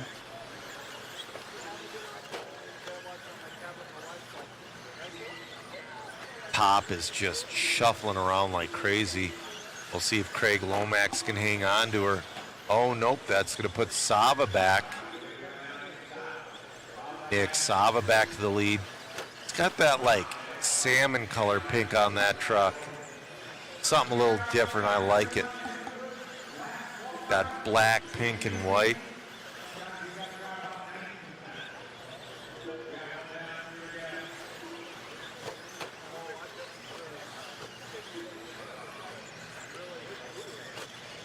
John Burton says Theo needs to have a, quote, I'm at a race this weekend, unquote, sale at his hobby shop. Yeah, I agree. Oh, Kurt Busch to the lead. Oh, but he gets spun out. Yeah, that's about the best, smartest thing you can do there. Just wait. Oh, wait, that wasn't Kurt. Kurt's in that black and green at that end of that line. He did just lose lead to Ryan. Oh, wait, no, he's back. Sorry. Man, the top is shuffling. Kurt Busch, your leader. He's on a TQ pace of a 15.410. We're halfway through this one. Kurt Busch has some massive traffic in front of him. And yes, it is that Kurt Busch, your 2004 Nextel Cup champion when he was running for Roush Racing. He's been keeping us filled up with monsters all weekend. He's got free monsters at his booth. That is one of the most helpful things ever.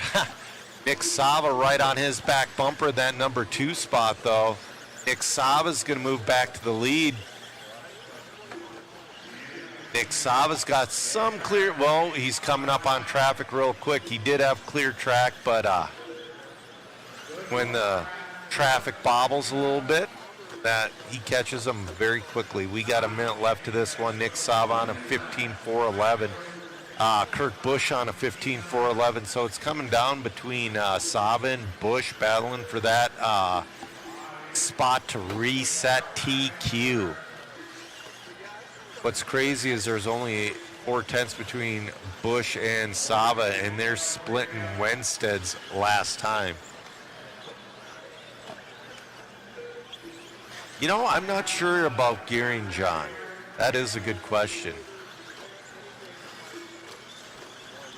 25 seconds left to go. Nick Sava, TQ pace right now of a 15.411.1, half a tenth over Dale Wensted.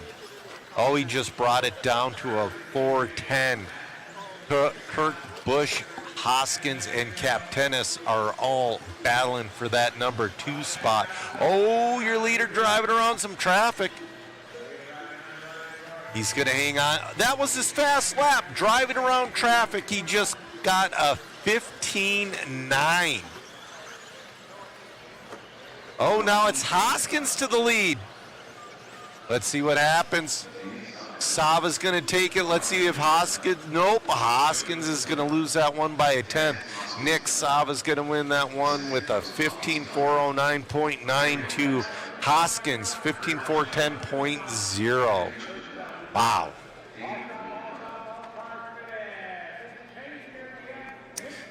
John Burton, I have not gotten to rip some laps yet because this is the most aggressive event security I've ever seen at an RC race.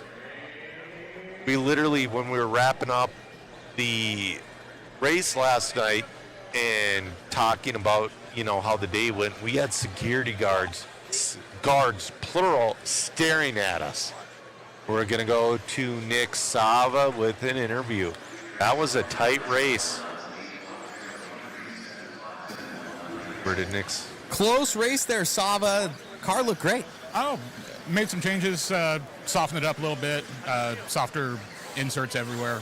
So it's got some grip, but it's rough and there's a lot of dust. You're a true hobbyist racer. I see you in 8 scale. I see you in vintage. I see you in 10 scale. I see you back in the UK. A little bit everywhere. Oh, I go all over the place. I love to race anything with RC. Give me a radio. Let's go run it. Congrats, buddy. Thank you. You got it. Sava grabbing that one. International Traveler. Back to you, Joe. All right.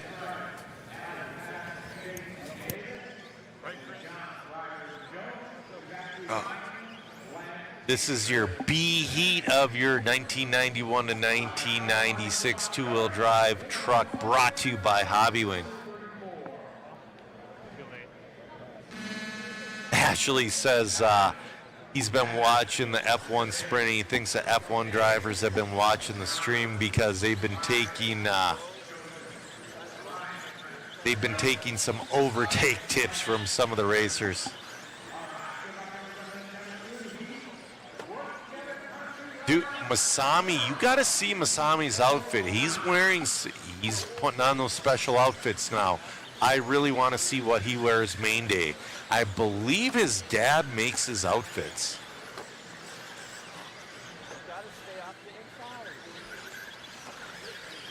We're going to have Lance Bakke to the lead, but Pat Rossiter right on his bumper.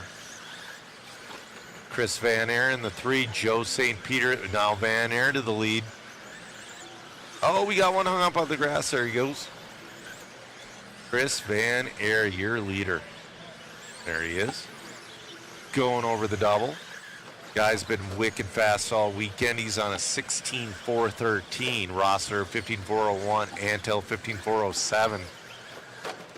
Bakke down to that 4th spot.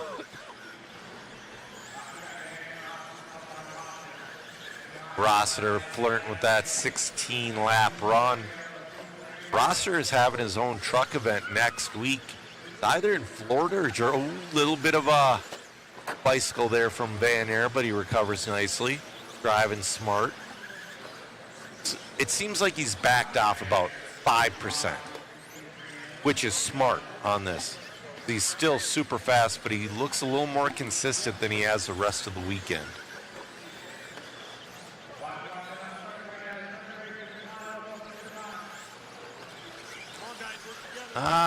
Jackson, I remember reading something about his dad. At least his dad made his early outfits. Oh, Van Aert getting hung up with traffic. Let's see here. That's going to put Rossiter to the lead. Rossiter on a 15.403. There we go with this green and white. 1:35 left to go.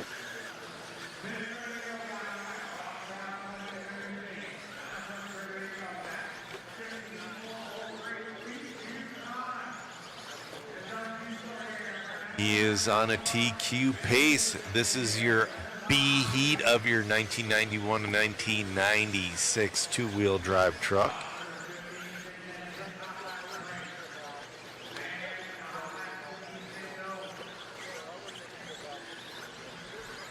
Rossiter just on fire right now. Van Aert trying to get back to the front. Got a little bit of a slow one there from Rossiter. Let's see what Van Aert has.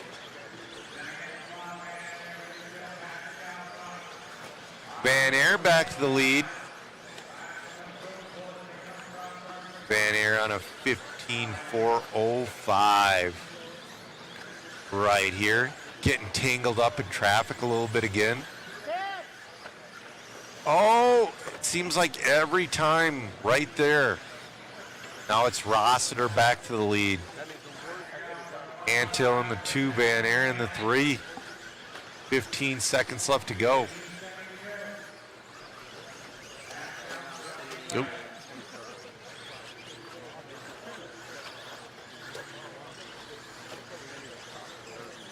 Five seconds left. Ryder Antill took the lead there in that last lap. We'll see if he can hang on to her. Rossiter broke. He fell off. We're coming down to the last one. 2/10 between Ryder Antill and Chris Van Aert to reset that TQ. Oh, Chris Van Aert and Chris Van Aert is going to take that one and reset TQ with a 15.406. We're going to go to a quick commercial break.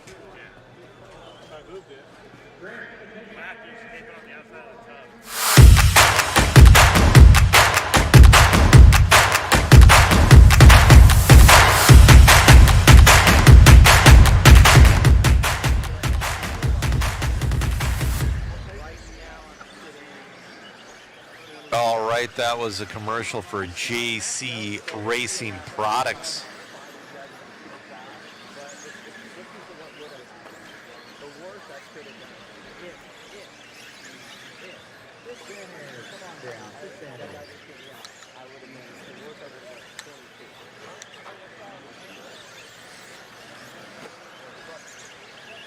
Man, cars must be working good. Yeah, truck's been a little bit of an uphill battle. Missed setup a little bit, but working with Mr. Adam Rails kind of getting me back on track, and we're feeling a little better. So hoping to make the show. I had a DFL yesterday, so don't want to do that. So hoping to make show on this one, so hopefully that was enough. Congrats, buddy. Thank you, appreciate it. Back to you, Joe, in the booth. All right, this is your A heat of your 1991 to 1996 two-wheel drive truck. I'm going to drop that link because everybody should be watching at this point. Click that link, enter the waffle.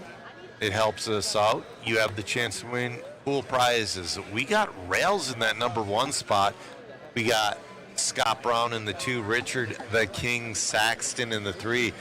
We got Jonathan Schultz, Jerry Walter. We got Jack. We got Mike Walker, and we got Tim Turman.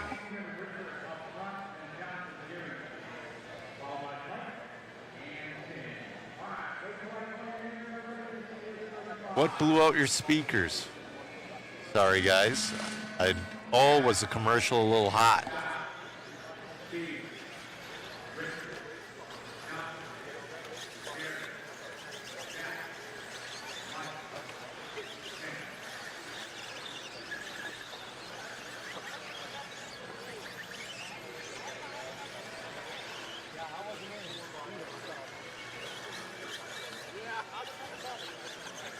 Adam Rails on rails. First lap, he's on a 16.406. Oh, but Scott Brown's going to move into the lead on lap 2. Scott Brown's right on his bumper, so we can watch our top 2. Scott Brown on a 16.411. Adam Rails has to keep him behind him. Rails and Brown battling out for the lead. Mike Walker in that 3. Oh, Jerry Walter is going to move up into that number 3 spot. King Richard moves up to the 4. 2/10 between Rails and Brown right now. Rails, he's getting on the backside of traffic. Oh, get out of the way, get out of the way.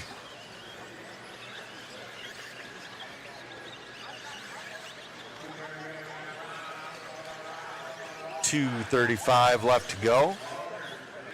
If there's a water break after this race, I'm going to take my own little water break.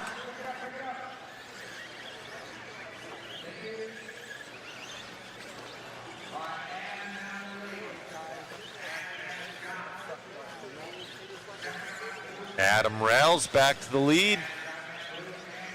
Adam Rails looking to reset that TQ at a 16.411. Ever since Adam's been running nothing but loose outdoor, he's been running a lot of vintage. I know he's been dialing his T7 in for outdoor racing. Looking fantastic here, down to a 16.410. Scott Brown on a 16.412. Jerry Walter on a 15.405. Top 3. Ooh, the King moves up into that 4 spot. Minute 30 left to go. So, Valkyrie, yes, we did find out what happened to Mayfield's car. It was an axle pin. Oh, Adam Rails hung up on the grass. That's definitely going to put Scott Brown back to the lead. That's such a bummer. Rails has been on fire with that truck. We'll see if he can get it back. Oh, a little bit of a bobble from Scott Brown. Rails gets around him. Rails with a 15.7 that last time by. 1.2 between Rails and Brown. Brown, your leader. It was an axle pin. It just left the chat 2 feet before the finish line.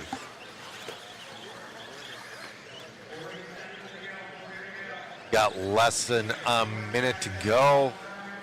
I think Scott's just, got to stay on that rear bumper. Oh, they get hung up. Our leaders are hung up. All right, Scott's still on a 16. Rails is not. There's a good chance Brown is going to take this one. I'm looking to see where they are currently. So right now, Rails has wrapped up TQ. Scott Brown has wrapped up second, but good run out of Scott Brown. This has got to keep you pumped for the main. Scott Brown's finishing his 16th lap. Saxton moves up to that 3 spot late in the race. That was an awesome race. Scott Brown is going to get that one.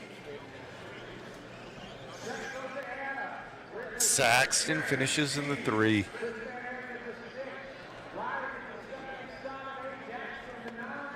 All right. Scott Brown. Scott Brown, come on down.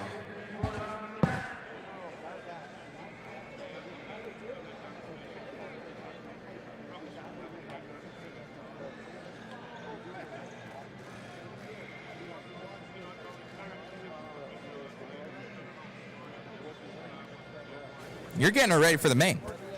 I'm trying to get ready. Just got to keep up with Adam. He's going pretty fast. Car's looking good out there, man. I know your daughter's going fast as well. Yeah, we should both be in the main, so it'll be fun. Race with her first time.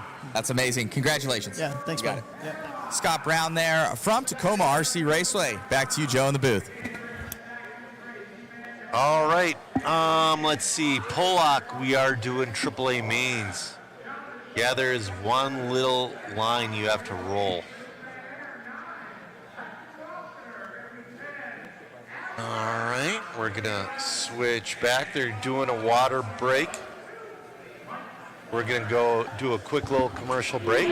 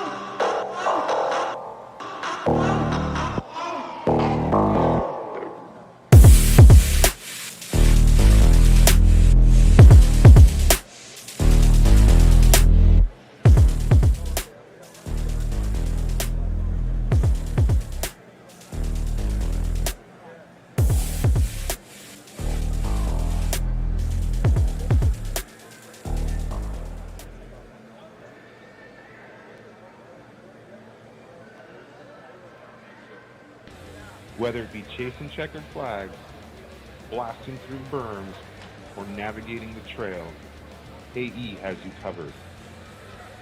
Team Associated, Element RC, Reedy Power, and Factory Team, vehicles, parts, accessories, and information can all be found in one place. So blast, slide, soar, and crawl with us at AssociatedElectrics.com.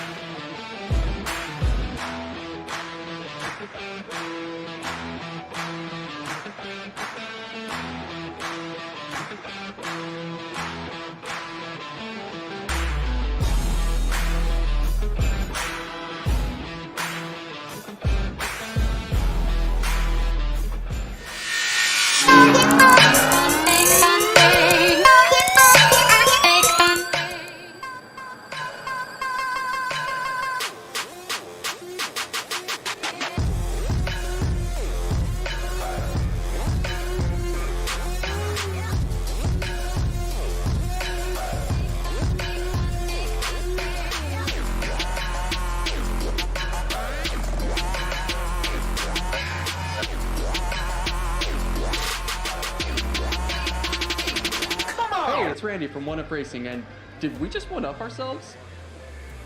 I'm proud to introduce the latest innovation from 1UP Racing, my new lockdown adjustable bullet plugs. The world's first tool-free adjustable bullet plugs designed for convenience, excellent power delivery, and badass looks. Drop them in, give the thumb screws a twist, and you're set. That connection's on lockdown. Take your pick from 10 vibrant color options to match any build, available in 4 and 5mm sizes to match nearly any battery. Convenience, security, efficiency, bling, what's not to love? Check out the assembly video on our website and pick one up for every build.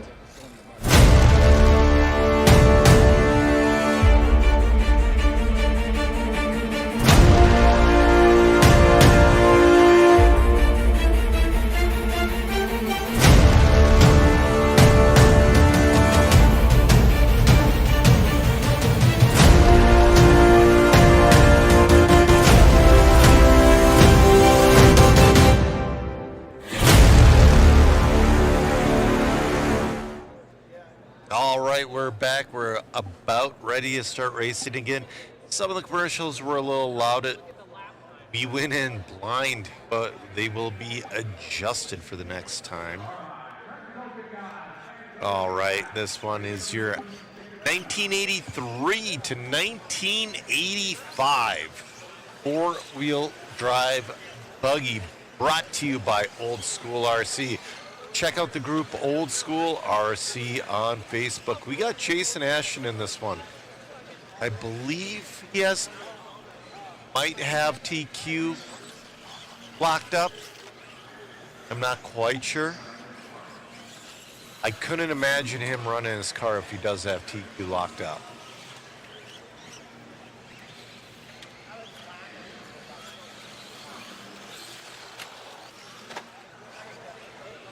Yeah, Mini Z, having commercials on a separate audio channel. All of our audio channels are kind of locked up right now.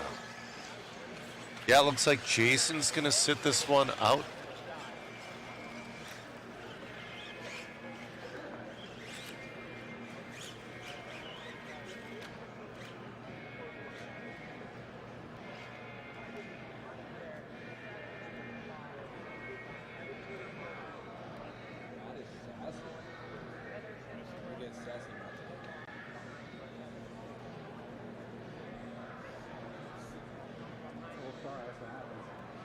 Yeah, guys, this is a live format. There's a ton going on behind the scene that you guys just, it's, you know, an on-the-fly thing.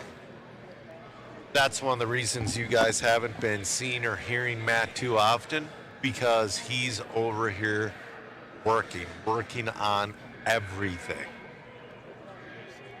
We're also down a man right now. We got David up on the camera. Cameraman Chris, hopefully we have him back later this weekend, but health is number one.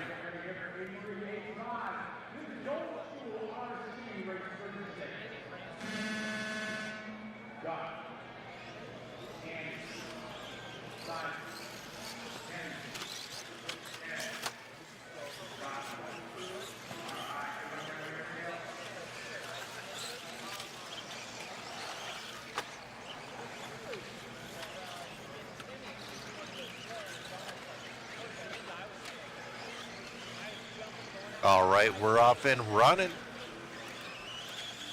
Yeah, Jason Ashton sitting this one out. Yeah, man, Scott Brown is a legend.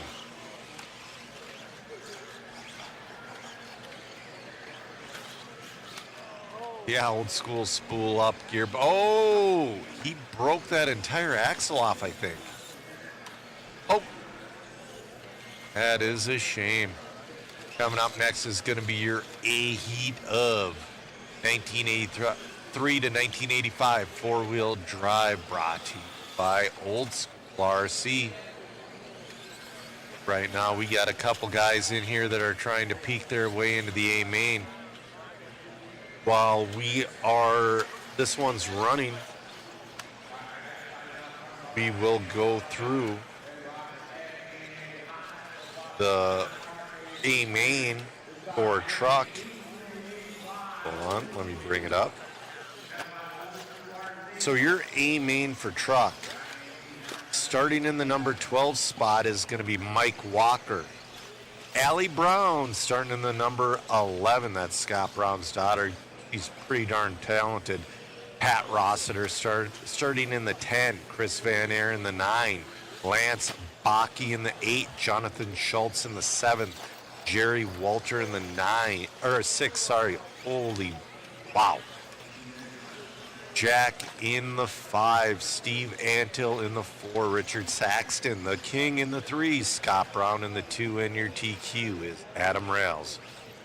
A little bit rough there. We got a minute 45 left to go in this one.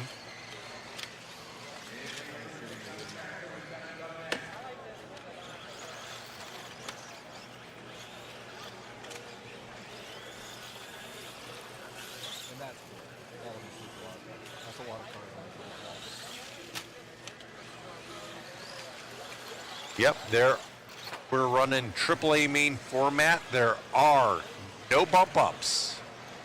No bump ups.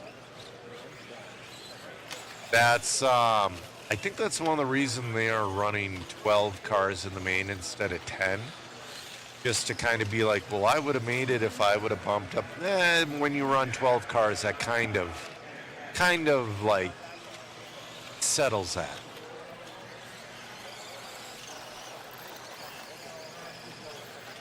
You got 45 seconds left to go. Simon Clark, your leader on a 12-4 flat.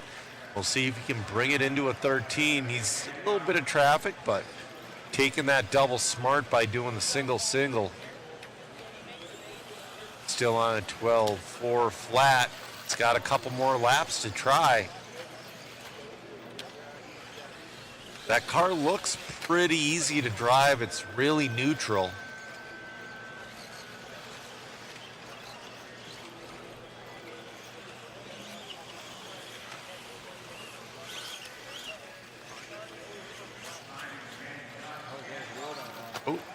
Yeah, that guy's got his wheel. Oh, and he took, oh no!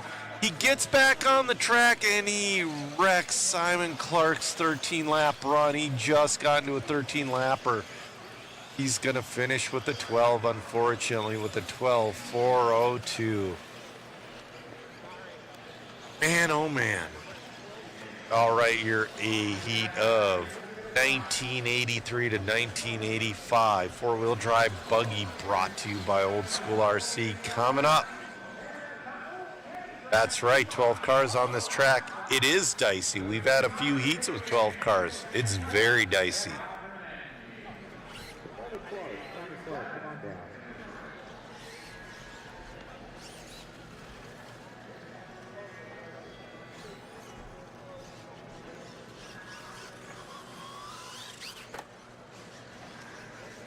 Taking that top slot right there on the last lap. Yeah, it's just a question of keeping these things in one piece. I think it's not speed, it's slow but steady.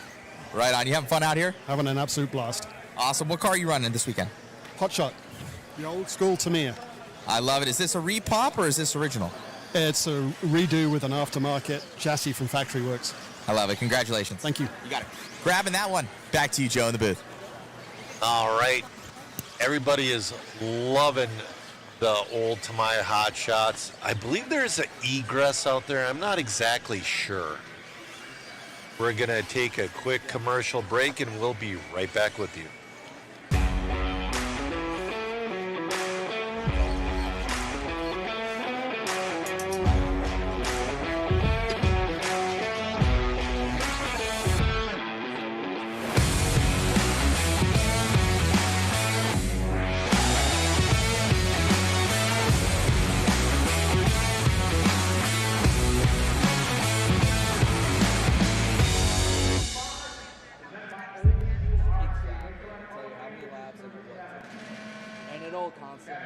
All right, we're back just in time. Kevin Burrett leading out the field.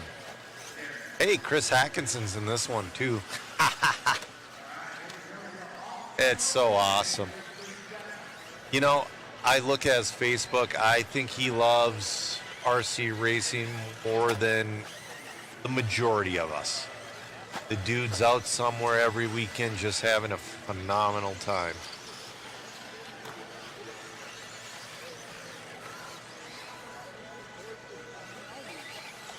All right. We got Kevin Burrett on a 15.402. We got Craig Raja in the 2. We got Chris Hackinson moving up to the 3. Burrett, though, on that TQ pace of a 15.406. He's been pretty close to TQ runs. He's got that car looking fantastic out there.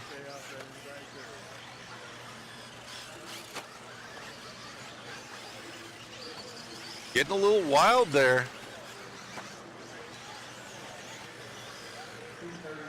That front end on Burrett's car looks a little light, but he's making it work for him. He's down to a 15.407. Hackinson up to that 2 spot on a 14.402. Johnson on a 14.404. All right, we got 2:10 left to go.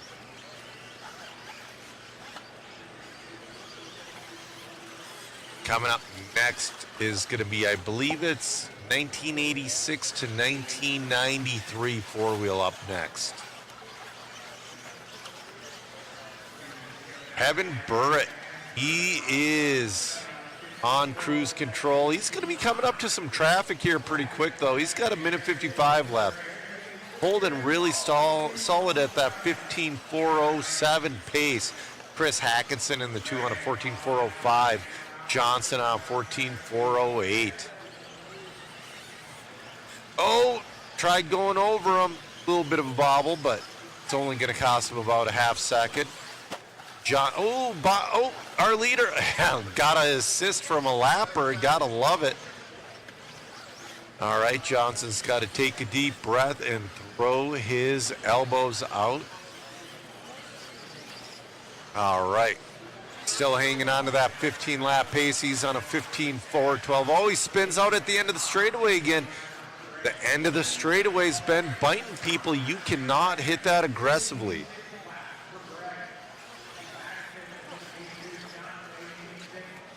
These are four-wheel drive, Mini Z. They are four-wheel drive. Yeah, you're right. It does fly like a two-wheel. It's very light in the front end. Burrett's still on a 15-lap pace, but he's got to finish this one off clean. He's got 30 seconds left to go. He's got 2 lap cars in front of him.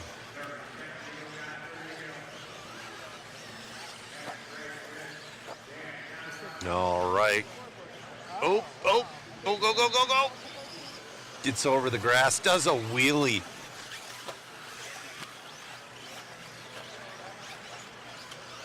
Burrett's going to go. One more after this one. Kevin Burrett is going to make it for 15 laps to solidify his TQ for this round. Ashton has overall TQ, but Burrett's going to, I believe, lock down the number 2 spot. Burrett, your winner with a 15.414, Hackinson. And, oh, no. Gray got the 2 in the last lap on a 14.405. Hackinson, 14.406. All right. We're going to see if Matt can catch an interview with Burrett.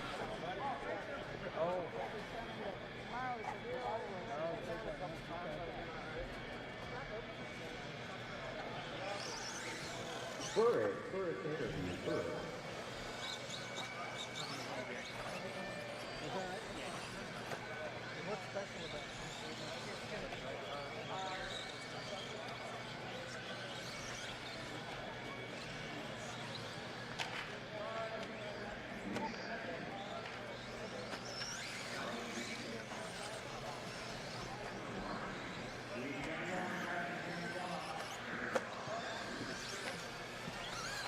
All right, it doesn't seem like we can catch an interview with them.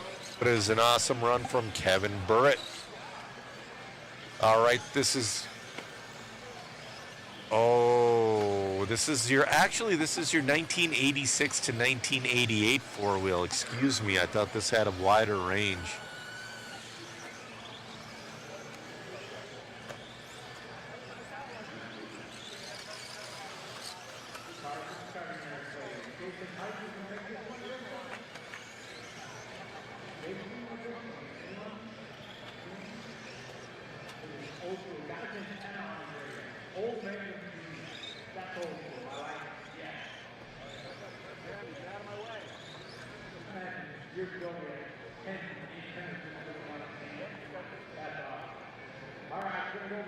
All right, we're about ready to roll off in this one.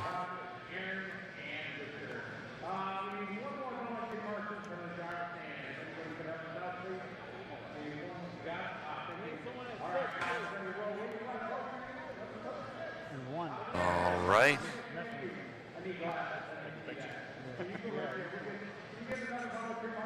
Oh, waiting for volunteer marshals.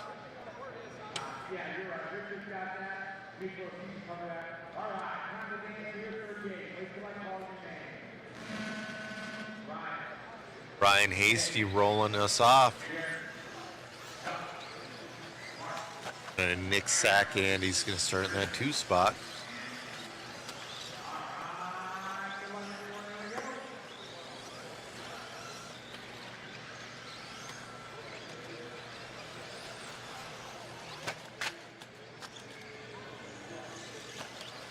Oh, little early bobble from our leader. That might put Richard Cantu to the lead. Hasty having a rough second lap. Nope, Nick Sack Andy is going to be your leader on a 14.408. Like Cantu might have made the wrong tire choice. Nick got a 14.404. Can't be pushing after the front straight. Getting a little loose coming out of the corners. Looks like Hasty has found his grip. See if Hasty can make up some ground on Sack Andy. Hasty did get by him. He's got a pull from him now.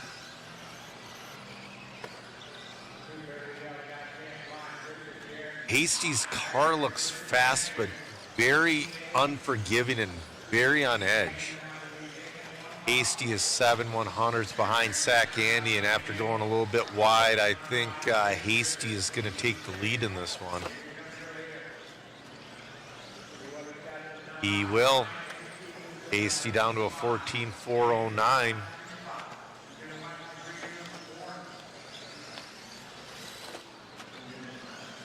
All right, we're halfway through this one.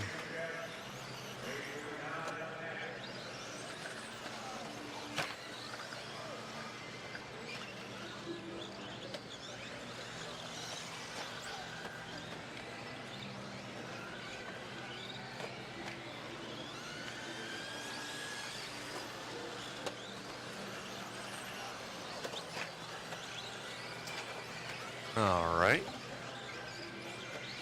Ooh, Hasty with a little bit of a bobble. Oh, he's upside down. The marshal doesn't see him. It's at his bucket. That's going to hurt him. I don't know if that'll be enough for Sack Andy to take the lead. That's a 20.9. That one hurts. Hasty is going to maintain the lead on a 14.410. Ooh. Good marshal from the Miklos. Coming up next is going to be your B heat of 1986 to 1988 four-wheel drive buggy, brought to you by One Up Racing.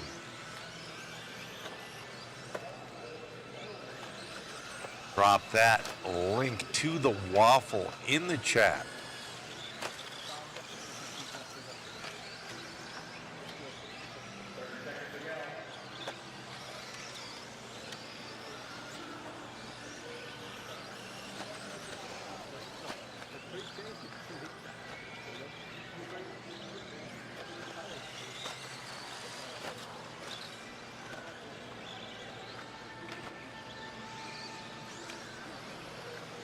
All right. Ryan Hasty. He did a hot lap that last time by. We'll see if he can finish strong. He's still not quite in the green with Sac Annie. Oh, jumps over him. Ryan Hasty's going to win that one, setting TQ with a 14.405.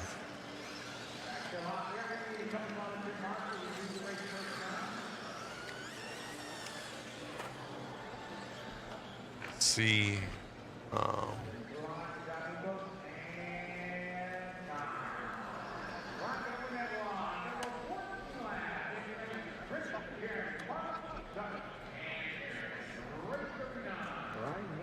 Ryan Hasty on down for interview.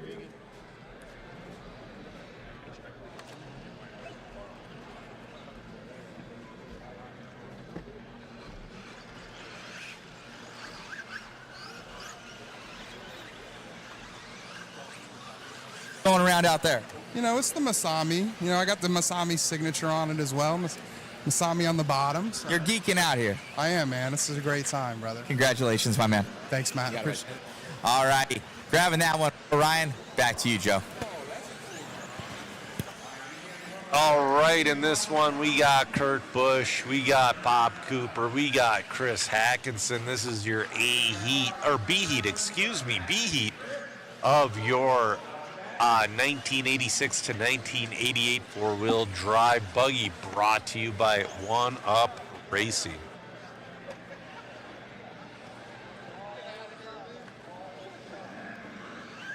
You know, Spin, this class, like right there, Kurt Busch just took the double, and look what happened.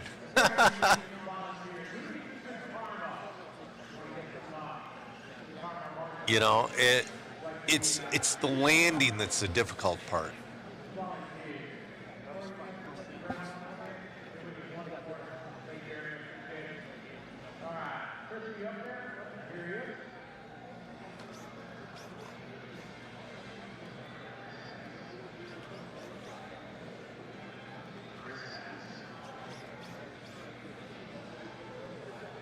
All right, Kurt Busch is going to be leading us off in this one. Speaking of Kurt Busch, I just went to his cooler and got a Pipeline Punch. This thing's a full sugar one. It's going to put me in a coma later, but we'll worry about that later.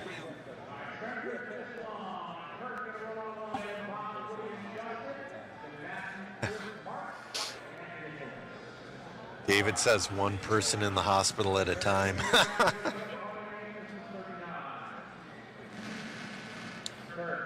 You know, CeeLo's asking if mains are today. I'm not exactly sure, but I heard we might run the first round of A mains today. We might. Kurt Busch. Oh, Bob Cooper hits that double super nice. Bob Cooper is going to be your early leader on a 15.401. Minnesota's own Bob Cooper.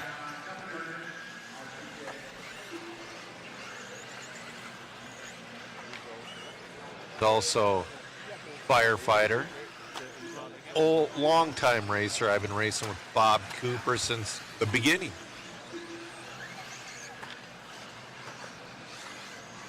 See, now, John Burton's giving me dangerous ideas. He's saying Pipeline Punch and rum. Mix them together. Dude, I hate that I like that idea, but I'm not going to try it because, yeah, I need to wake up for tomorrow. Bob Cooper, your leader, on a 16.414. He's looking good out there. We'll see it. Bob's also another one of those guys who's started out very fast, but it's like throughout the run, something happens to where he starts losing grip, starts losing consistency, and can't quite get that consistent running. Bob Cooper on a 16.413. We got Woody in the 2 on 15.411. Justin Morgan moves up to the 2.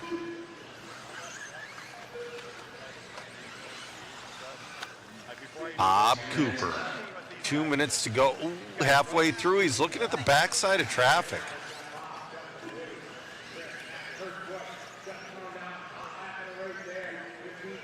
Kurt Busch just laid down the hot lap of the race, but he's sitting in that number 6 position right now.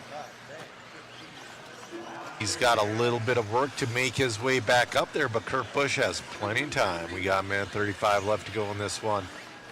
Bob Cooper trying to navigate his way around the traffic a little bit more. John, I don't believe anybody is saucing at this one. No, Cooper is running. I believe Cooper is running all Kyoshos this weekend. Cooper is like the Kyosho man. Oh! Gets into the marshal's foot there for just a second. Oh, Bob's fallen to a 15.402. Oh, he's front flipped it. All right, see, this is where he's got to settle down, maybe back off a couple percent. Get back into that groove. Bob Cooper down to a 15.403, still on a TQ pace. He's got traffic he's got to navigate now. Nice driving, nice driving. Oh, he's got Kurt Busch on his bumper. If Kurt, oh, Bob flips. Oh, man, that's going to put Justin Morgan to the lead.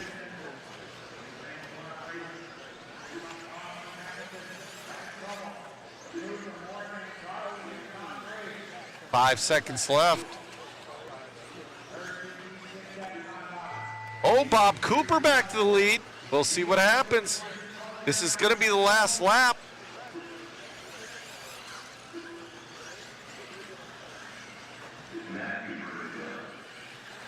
All right, Bob Cooper's going to take that one on the last lap with a 15.407. Justin Morgan, 15.408. Woody with a 15.416. Great run, great run.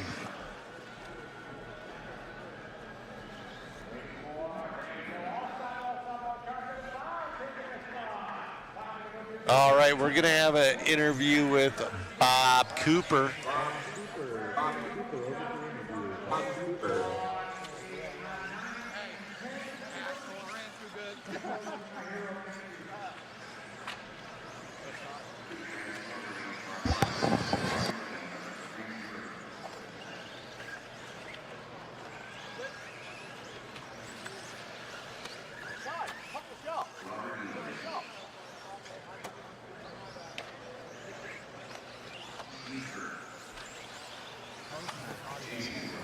Congrats, grabbing that one. Thank you, appreciate it. Yeah,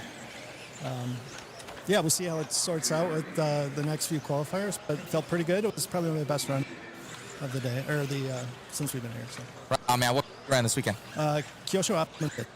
Congratulations. Thank you, sir. Appreciate it. Joe in the booth. All right, yep, Kyosho Optima Mid. That was a popular car. So right now in the back seat of the mod van, we got a regular Kyosho Optima with the rear motor that we're going to do a photo shoot with.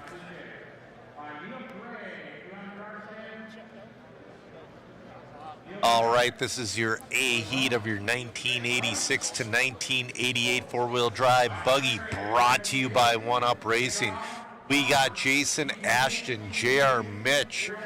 We got Neil Drake.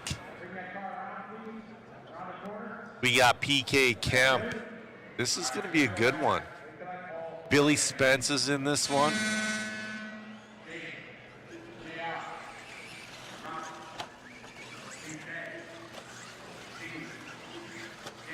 Yeah, Jackson, it was a bit dicey.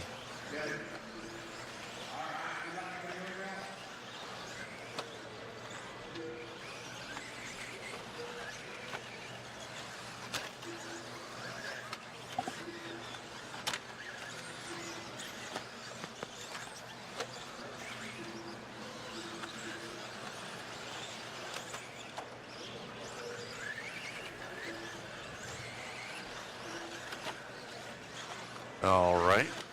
My phone's trying to pick up all of Matt Olson's track, all of his Apple Air tags.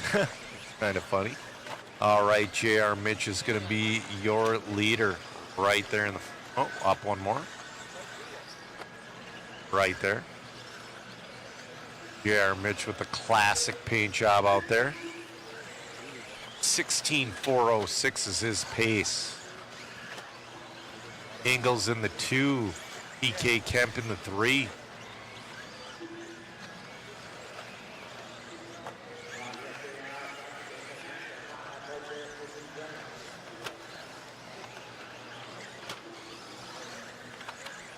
Robert Ingles pretty solid in that 2 spot, but he's got Jason Ashton and PK Kemp on his back bumper.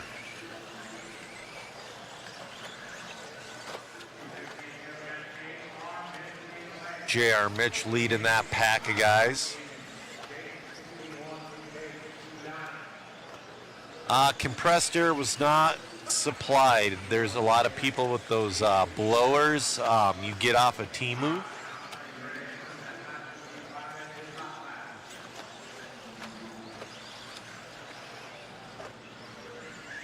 I don't want to name any hobby shop, but you should never pay $60 for a blower. Get them for $20 off Temu. They're the same thing. Oh, JR Mitch, I just saw him in the background bobble.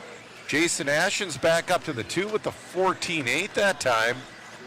We'll see if Jason Ashton can get around JR Mitch on the clock, but JR Mitch is all over the back wing and Jason Ashton.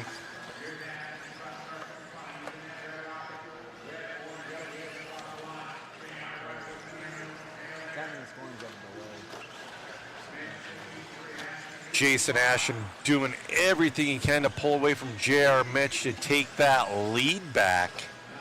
Oh, Mitch gets a little loose, trying to give her the beans a little too soon. We got a minute left. Ashton's making a race out of this thing. Oh, we got one upside down there.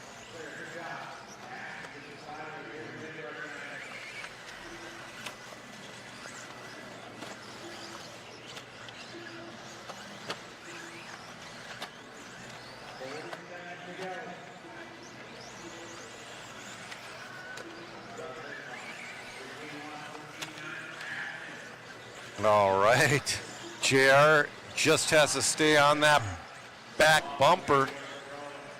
Oh, looking to the inside, nothing doing. Oh, they touch.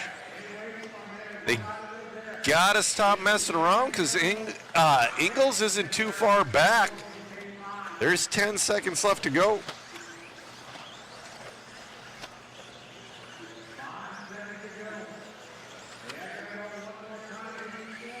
All right, that's going to be the clock. Oh, Ashton taps out. That's going to give JR Mitch a TQ.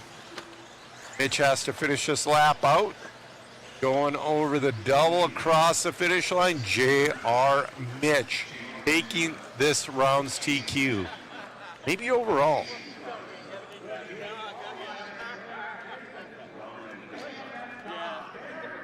All right.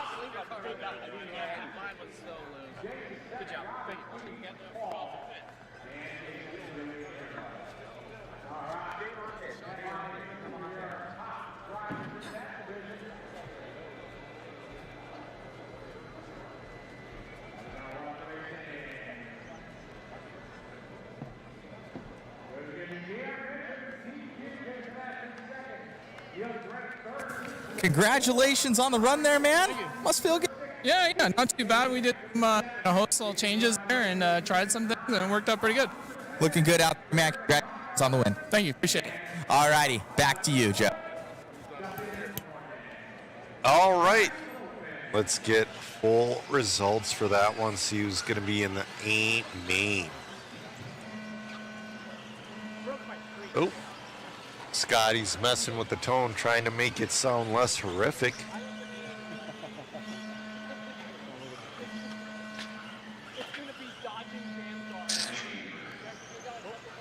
Round 3 hasn't scored yet on live time, but It looks like J.R. Mitch should be overall TQ.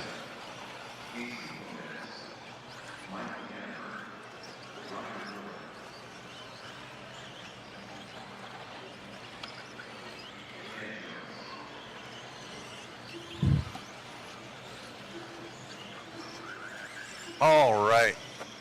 This is your first heat of your 1989 to 1993 four-wheel drive buggy, brought to you by A-Main Hobbies.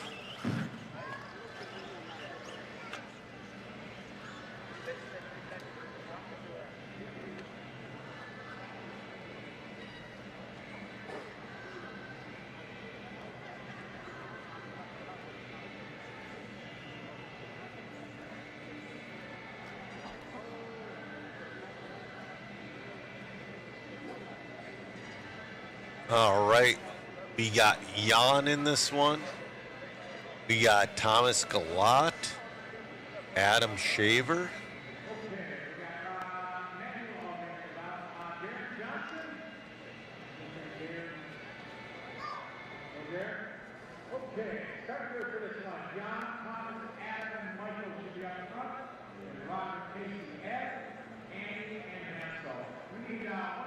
All right, waiting on a volunteer marshal.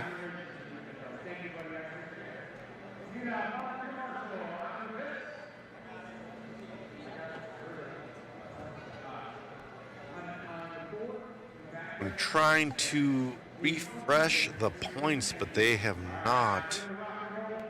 At least on my phone, they haven't updated for the. Yeah, that he doesn't have that tone fixed yet.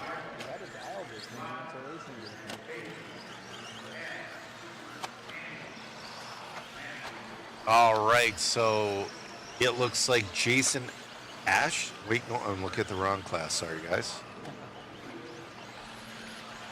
J.R. Mitch is going to be your TQ. So in your A main for 1984 to 1988, starting in 12, is going to be Justin Morgan.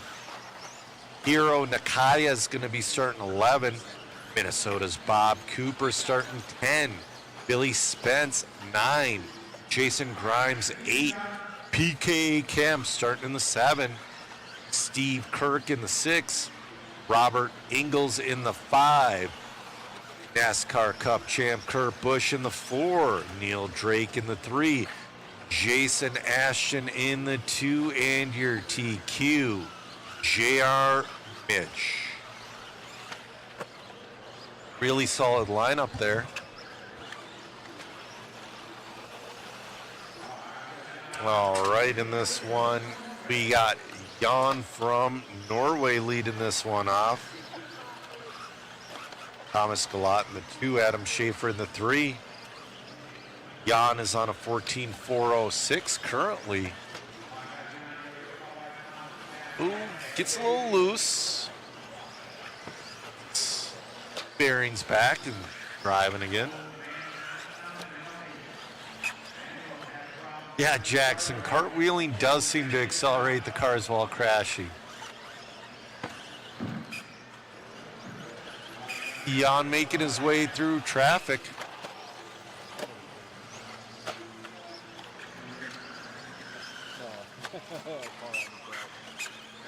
Ooh, I'm hearing a chirping. I don't know if that's a belt slipping or a diff or... That sounds a little brutal. I don't think it's coming from Jan's car. But I'll tell you what, at least it's not happening on a double X4. So if you blow a belt on the double X4, if you don't cut the top properly, it's going to take you 2 hours to change a belt on the double X4. And it's a belt system, I believe. Yes, 2-belt system. So if you replace one, you got to replace both. Ooh, that's getting louder. I think that's that RC10 one.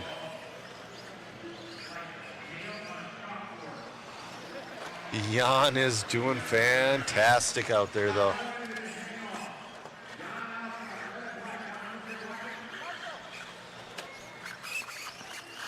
Might as well finish it. It's not going to get better. You're going to have to replace a part anyway, so you got to try to finish. Jan's trying to stay in that 14-lap pace. He's got a mess of cars in front of him.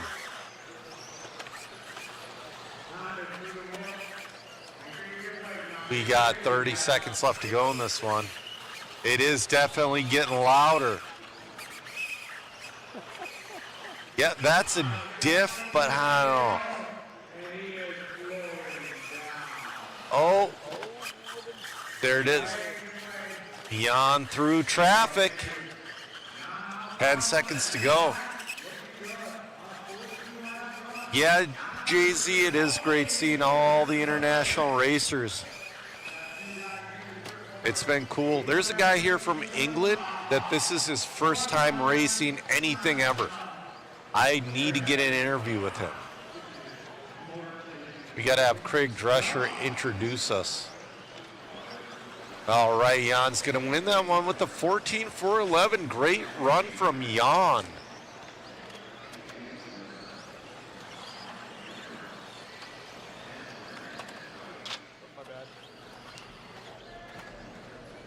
Who was squealing?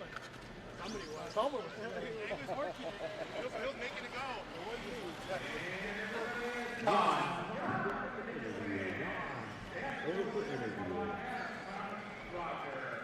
We're going to go over to Jan for an interview.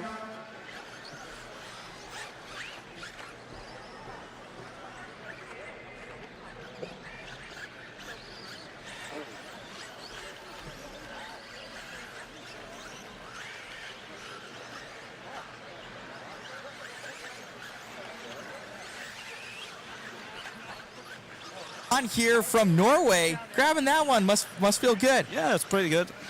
You having fun out here? Yes, very fun. Very, very cool. How many fellow countrymen are here with you? We are 4 people from Norway. Yeah. Congratulations on that one, and thank you for coming on out. Yeah, thank you. Any sort of anything in your native language to your family? We are having a nice time. It's very nice being here. Congrats. Yes. You got it. All righty, back to you, Joe.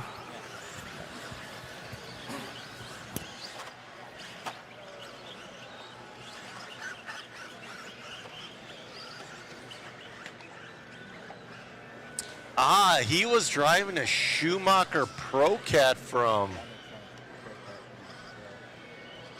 The Cats are the 4-wheel and the Cougars are the 2-wheel, or they're the creepy women at a bar late at night.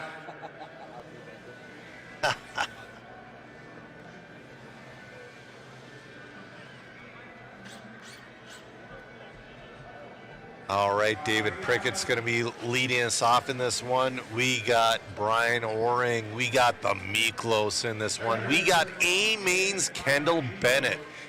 A-Main Hobbies is sponsoring this class. This is your 1989 to 1993 four-wheel drive buggy. We got DBR's Drew Boyd in this one as well.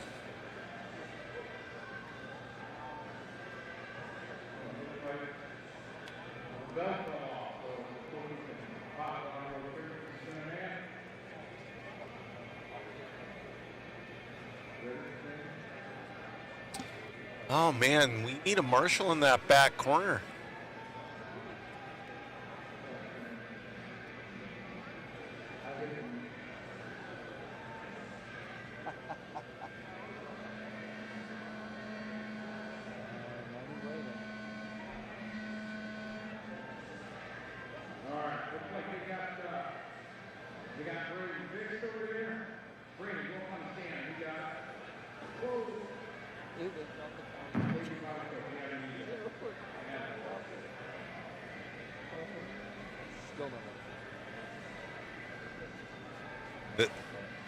That's right, Tony. You do got to watch out for those Cougars on the racetrack and elsewhere.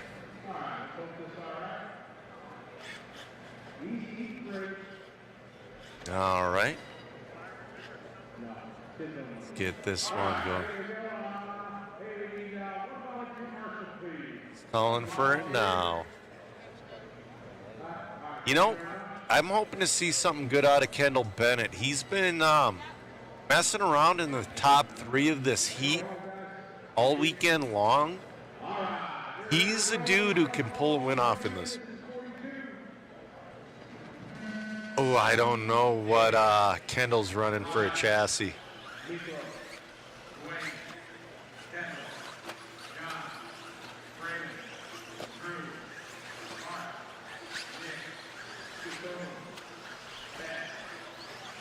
Yeah, that's right. The suspension was a different scenario from Schumacher. Prickett coming out with a pretty good first lap. Early pace of a 15.405.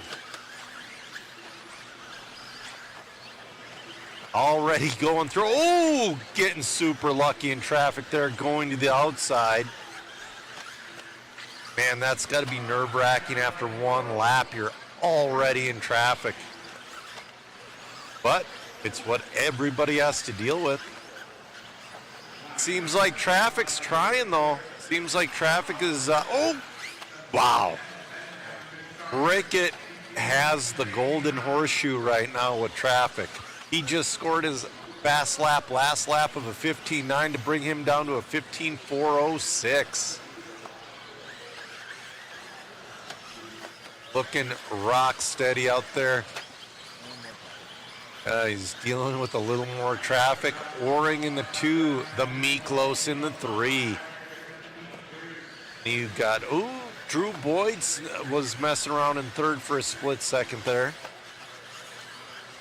From 3rd on down the grid, it is really tight, but right now, David Prickett, the 2nd, looking phenomenal out there. Oring slowly picking away at the lead, though. He's on a 15.411, Prickett on a 15.409. They're only 1 second apart with a couple minutes left to go. That is an RC10 up front, but it's not an RC10 four-wheel drive. That's one of the conversion cars. That's why. I don't know if that's a conversion car or the... You know that? Matt's going to have to ask him. It looks great, though. Oh, O-ring to the lead. DBR Drew Boyd to the 2. The Miklos to the 3. Prickett all the way...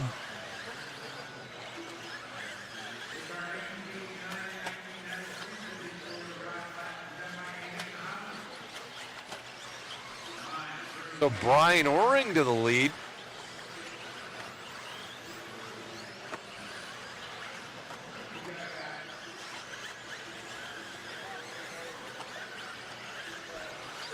All right.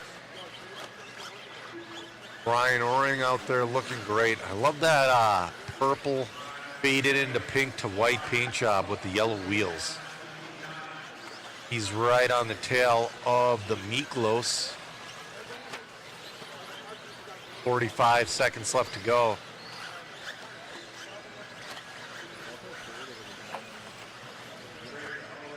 Oh, he's on his lid. Oh, no, and nobody's coming to get him. Nobody's coming to get him. That's definitely putting Prickett back to the lead.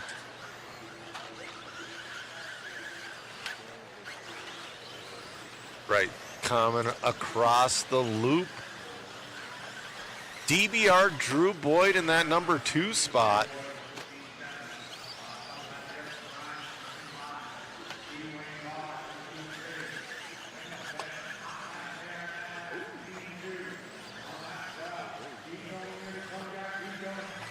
All right, this is gonna be Brickett's last lap. Drew Boyd's gonna make it for 15, it looks like. Brickett's in and done with the 15.411. He's going to be resetting TQ. David Prickett the 2nd. DBR on his 15 lap. Great run from Prickett and Drew Boyd. We'll see if Matt can snag an interview with David Prickett.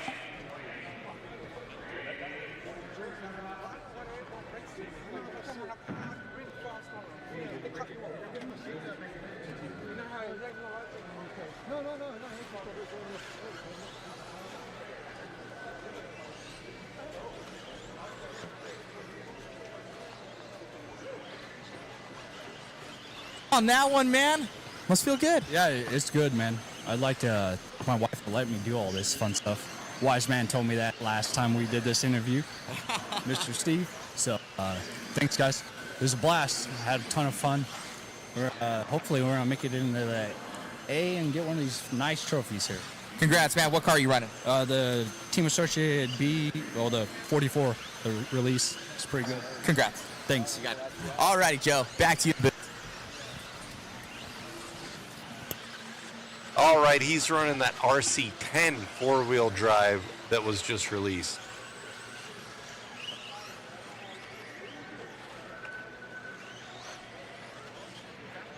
Yeah, that's right, Rob Pauly. The Marshalls do have bad knees. They're moving a little slower.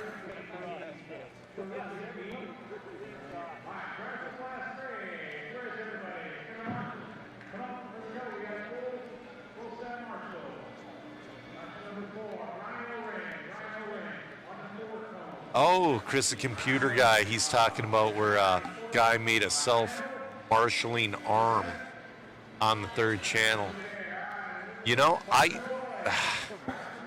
if I can make one heavy enough for a fifth scale, all right. Jack and Jesse and Chris Hackinson are going to be starting out 1, 2, 3.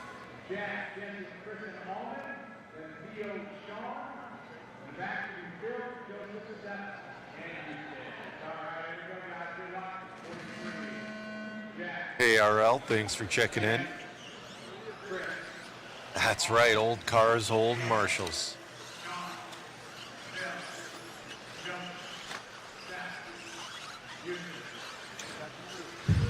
Looks like Jack is out there with that RC10 four-wheel drive as well.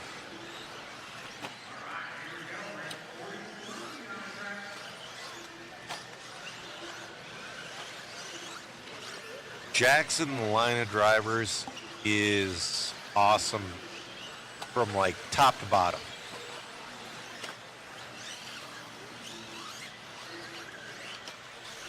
All right, guys, I'm gonna post that waffle link again.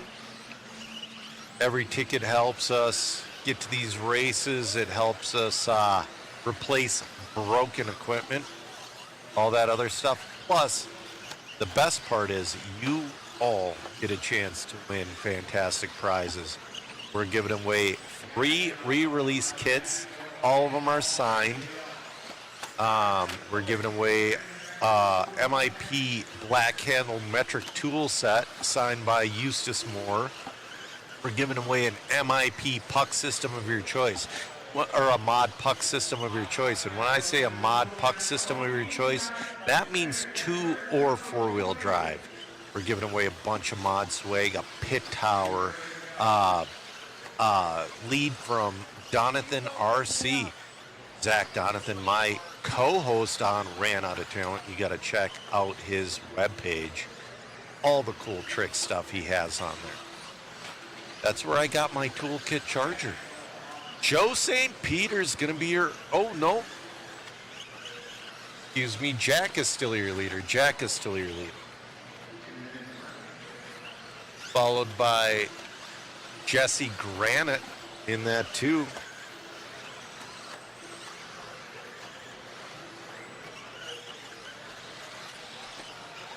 $145 left to go in this one.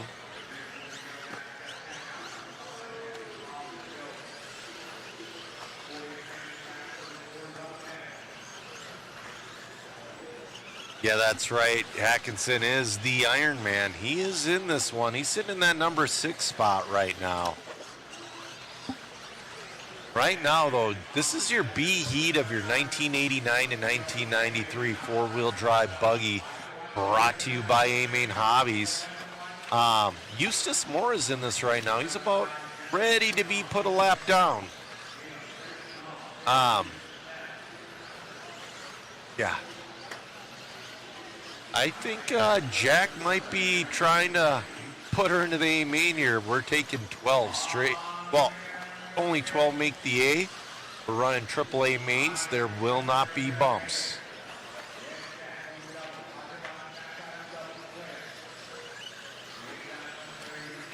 Yeah, there's Mini Z. There's been a lot of people doing a lot of acrobatics out here with their cars. Doing some stunt driving. Oh, your leader upside down on his lid. Is that good? Is that going to put Granite to the lead? We'll see. Yep, Jesse Granite to the lead. They're both on a 15.404 with 20 seconds to go. Theo Captinis is in that 3 spot. Theo not too far off of our leaders. Jack back to the lead. Oh no, we have mayhem happening. We're just gonna watch Eustace Moore for a bit.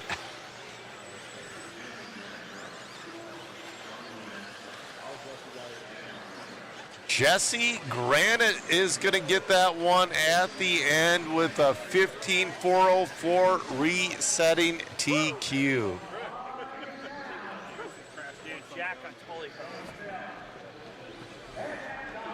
All right, we're going to go get an interview with Jesse Granite.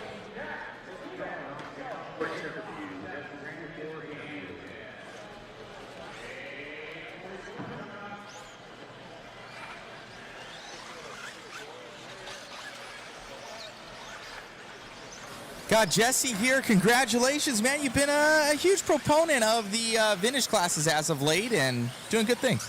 Thanks a lot, Matt. Really appreciate it. And we're all having a great time here in Las Vegas. Right on. Well, car looked good out there. Congratulations on the run. Thank you very much. You got it, buddy. All right, Jesse Granite. Going to grab that one. Back to you, Joe, in the booth. All right. Somebody's asking why we're using a 400-year-old out-of-date UK flag, because that's what we got.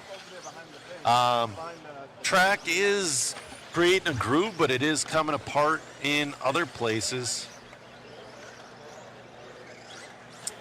D-Nice, what car do I recommend for a beginner? Well, what I recommend to everybody, because everybody's local track is different, go to your local track. Don't get a four-wheel buggy. Four-wheel buggy is a big no-no for any beginner. I'm talking 10 scale. Sometimes if you're doing A scale, you know, E-Truggy would be great. But if you're doing 10 scale, a Slash, or if you want to jump right in, find a used B6.4, and that'll get you going. I mean, the B64 is so rad.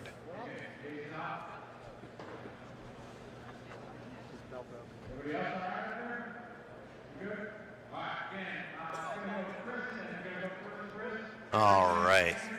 We got Jason Ashen in this one. We got Van Air. We got Lomax, Smolnik, Saba. We got Drescher. We got Simon Kemp.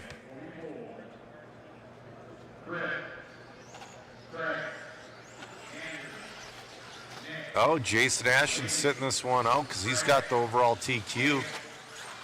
I think they killed the tone because it was so horrific. Yeah, Flint, you know, E-Truggy for a beginner, you just don't need full power.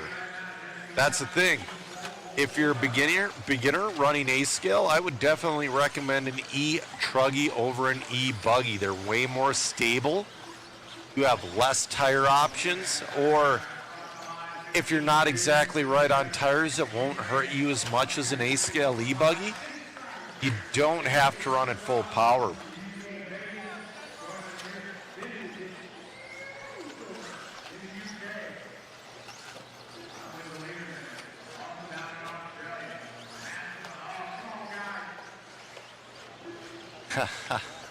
All right, Craig Drescher, your leader right now with Chris Van Air in the 2. Craig Drescher on that 16.401. That's going to be Van Air on a 16.407, Kemp on a 16.408. Lomax moving up to the 3. Craig Drescher, 10 billion time BRCA champion, all the accolades. Ooh, Craig Drescher driving around a Marshall and traffic like the master he is. Craig's playing around trying to get his pace down to a 17 lapper. That's 16.401 right now with 2 minutes left to go. Craig Drescher working his way through traffic, going to the inside of an upside down car. Last lap of a 15.2, fast lap of a 14.8. Comes across with a 15.3 that time. Smolnik in the 2. Smolnik on a 16.411. Drescher is pulling away in this one. No, there's no penalties in this. That's the one thing that's a little bit of a bummer. This one's a bit of a free-for-all. Craig Drescher just matched his fast lap of a 14.8 that last time by with 1:20 left to go.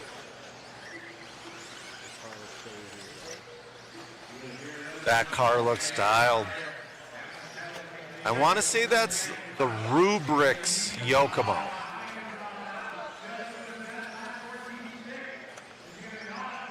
Oh, we got a 14.6 out of someone there. All right, we just got under a minute to go. 14.6 out of Van Air, but he's sitting in that number 3 spot. Van Air moves up to the 2. Ooh, Drescher getting a little loose, but hangs on to her. And again, it's this last minute. Cars are getting loose. It's so hard to explain.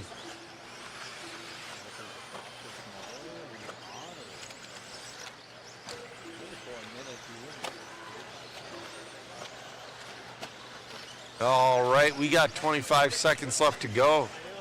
David on the cameras driving around another upside down car. David's wondering if the shocks are fading, and that's entirely possible. Or whatever slipper system, diff system could be getting hot as well.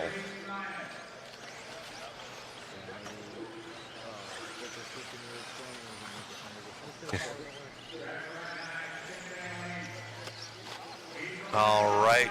Oh, Drescher with a little bit of a bobble there. He's on his final lap.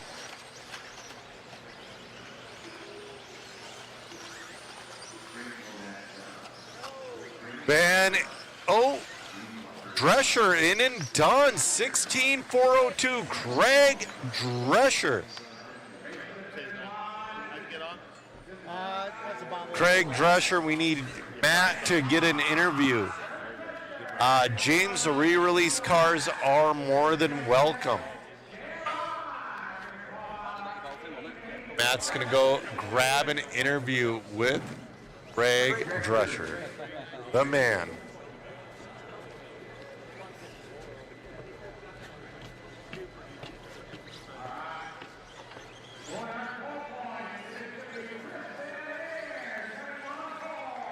Congratulations on grabbing that one, man. Must feel good. It does. I mean, it's I've had a rough time in four-wheel drive. I've got to be honest. It's been breakage, and I think just overpowered. Not used to driving on the clay, but loving it, and it's finally nice to bank one, really. So yeah, really, really happy with that. I've been putting so much pressure on myself to do well. So I think once I made the two-wheel final. And that was a kind of a worrying affair, a nervous affair. So, yeah, just really chuffed to kind of, get myself in the finals mainly. That was my main objective. So, Congrats, man. What car are you running? I'm running a 91 Yokomo, which has got, some small modifications that Kyle back in the day did for us. I don't know if you remember the Kyle brand, but I run for Christian Kyle, who did batteries and some Yokomo parts and accessories back in the day. So I've got a few of them parts on it. It's still work in progress. Congratulations on the run, man. You having fun out here? Yeah, it's a blast. I mean, it's pretty emotional, to be honest. I've got to be honest, and I think probably for a lot of the people. I mean, I was with Scott earlier, and we were telling a story. I said, just stop, and we were both in tears, hugging each other, and so it's just been really nice to catch up. It's a pretty special event, to be honest. I think most people are feeling that. Right on, man. Well, thank you for making the trip. Congratulations. Thank you. Got it. Craig right there, taking that one. Emotional trip out here for a lot of these guys, seeing many friends after many years. Back to you, Joe, in the booth. All right, so he's running the 91 Yokomo with a couple of hop-ups. It's not the Rubrics car. John Carlson's wondering, are people getting throttle happy towards the end? You know, maybe they just need to back off about 5% that last minute and a half.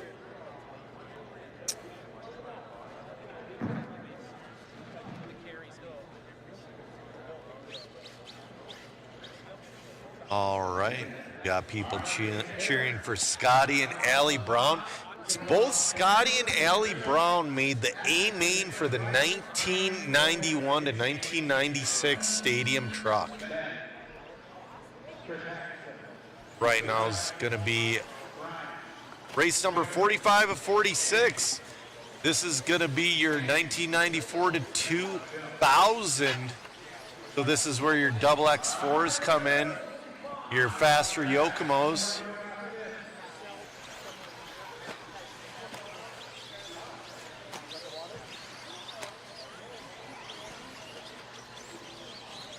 All right. Chris Wright, your early leader. Oh no, it's going to be O-ring. Yeah, right here. Brian on a 15.404. A lot of guys out here are running that double X4. I've been seeing a lot of belts turned into dust. Ooh, getting a little loose. You know, it almost seems like when you land that, you just want to let off the throttle until you start getting around that corner. Oh, right back to the lead. Yeah, it's that divot at the end of the straightaway is getting gnarly. Yeah, cameraman David saying it's half groove, half moon dust. I'm going to drop that link in the chat, guys. We really appreciate you tuning in. Thank you, James. We appreciate it. Yeah, James McGee, at this point, Vintage Class is kind of a no-brainer. There's enough re-releases out there from Kyosho and Schumacher and Team Associated. Ooh, a lot of bobbling happening here. We're going to see... I don't know. O-ring on a long one. There we go. It's going to be Wright. Chris Wright in the lead, 15.408. Then we got Ben, and then we got Chris Hackinson.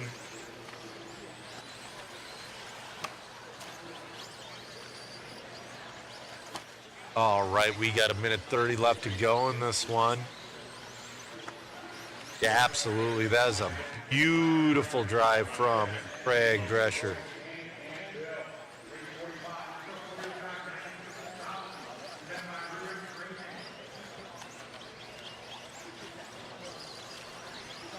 Ben's starting to catch up a little bit, though.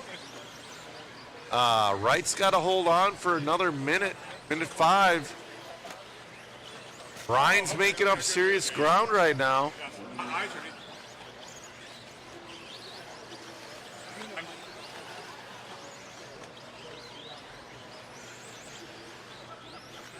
Chris picking her up. Down to a 15.407 with 45 seconds left to go.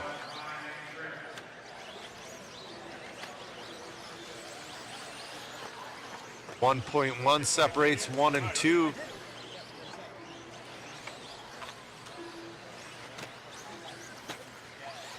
All right, 30 seconds left to go.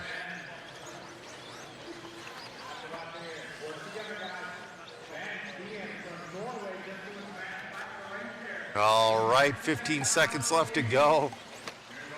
Chris Wright looking good. Oh, getting a little loose there. Looking good with, I believe that is a double X4. It looks like the front shock tower. Oh, Ben moves into the lead. Ben is in and done with the 15.404. And he has no pitcher.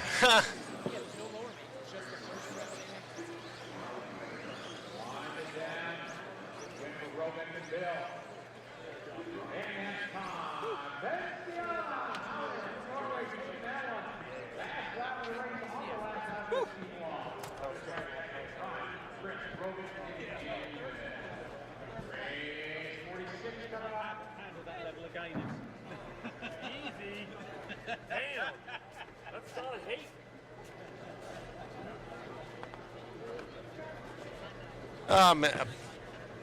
Matt might be a bit busy here. We'll go back to camera one. We're the final race of the round.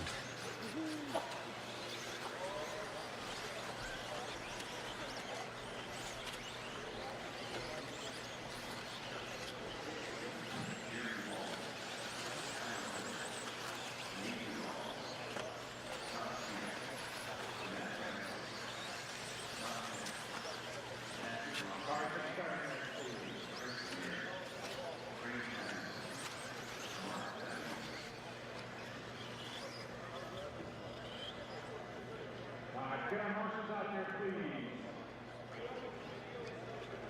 Center grid, Fred to roll first, and Scott, Patrick, Chris, then Alan, Dave, Craig, Jerry, Scott, and Mark. All right, we're going to need a couple volunteers. All right, this is your last race of the round.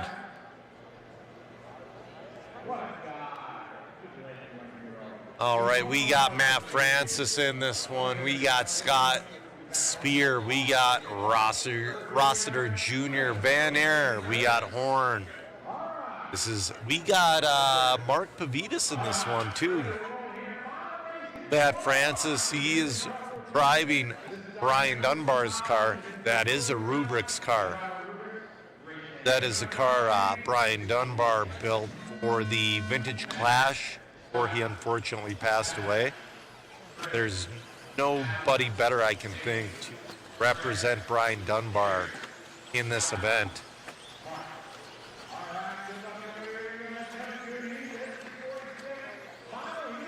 All right. Oh, comes out swinging. Matt Francis swing. Oh, but he barrel rolls it. There goes Spear by him.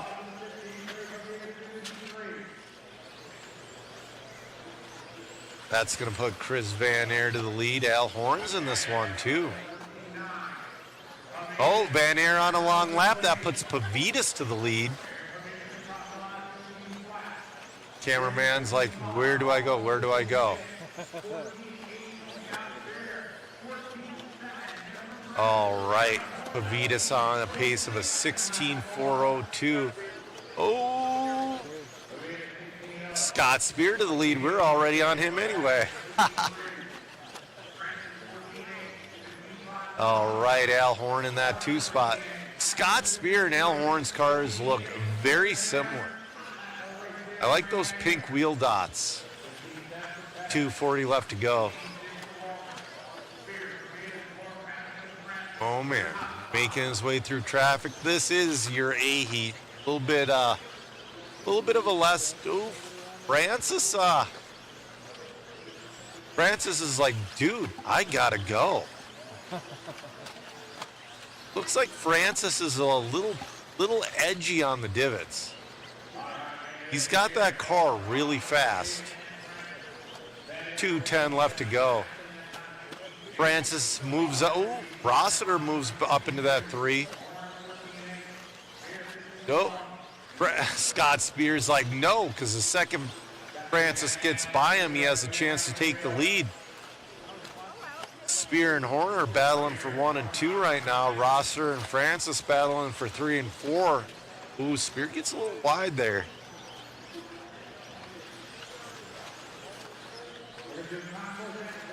Matt Francis moves to that 3. Ooh, we got a concourse at 1:30 coming up in 25 minutes.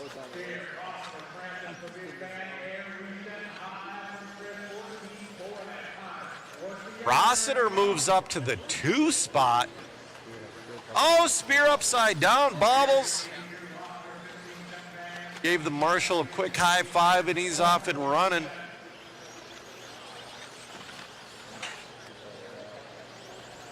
Let's see here. That's going to put Rossiter right on his back. But no, now Pavitas up into that number 2 spot.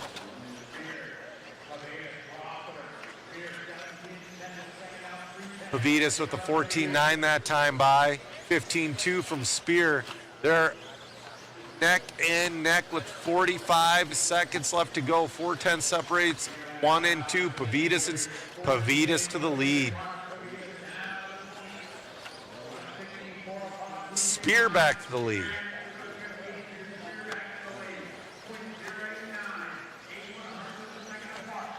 $25 seconds left to go.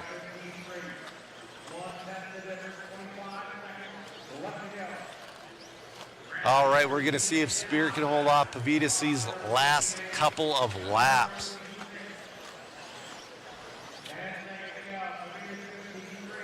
Oh, Scott barrel rolls. I don't know. That puts Pavitas back in the lead. It's going to come down to this final 2 laps from Spear.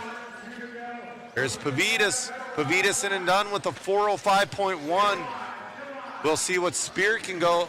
Spear's on his final lap. Oh, excuse me. Spear's in and done. Pavitas still has to finish.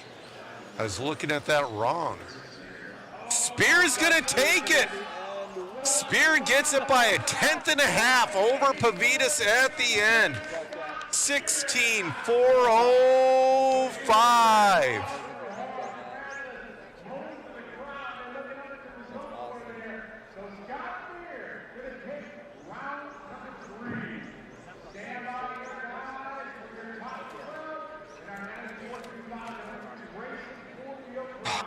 All right, I'm going to get an interview with Scott Spear then, because, yeah, that was phenomenal. Please bear with me.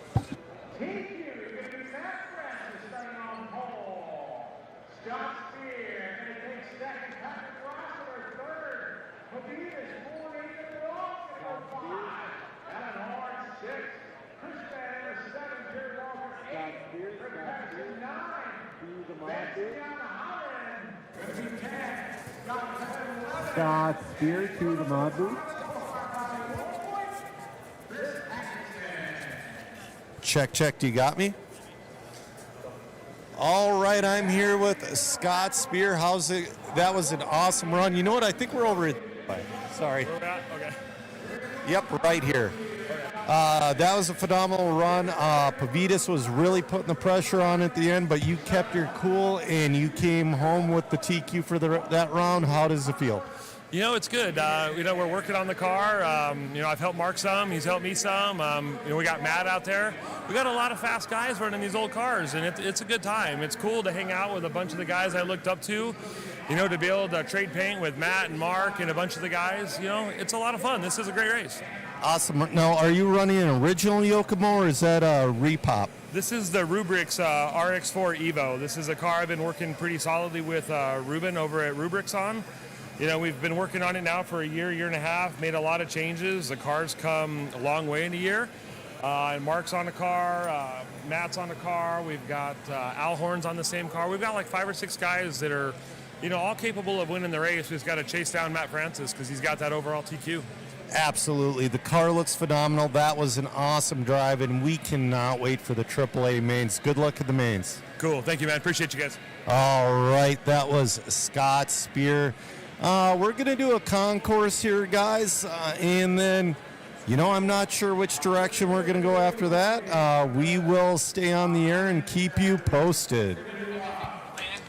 Good job, Joe, jumping in with Spear there. What an awesome heat from him there. Good battles out there watering the track now. We're going to jump into a concourse and keep this show on the road. Maybe half an hour to kill here. Is it a half hour right now? 1:30 to concourse. 21 minutes. Got about 20 minutes till we get into the concourse for this event.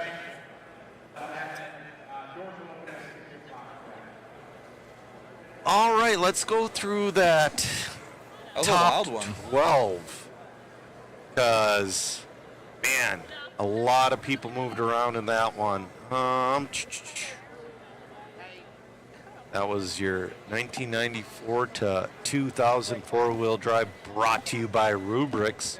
So starting in your 12th spot, yep, we got all 3 rounds in there, is going to be your marathon man, Chris Hackinson. Woo-hoo. Scott Pettit in the 11. Ben Holland in the 10.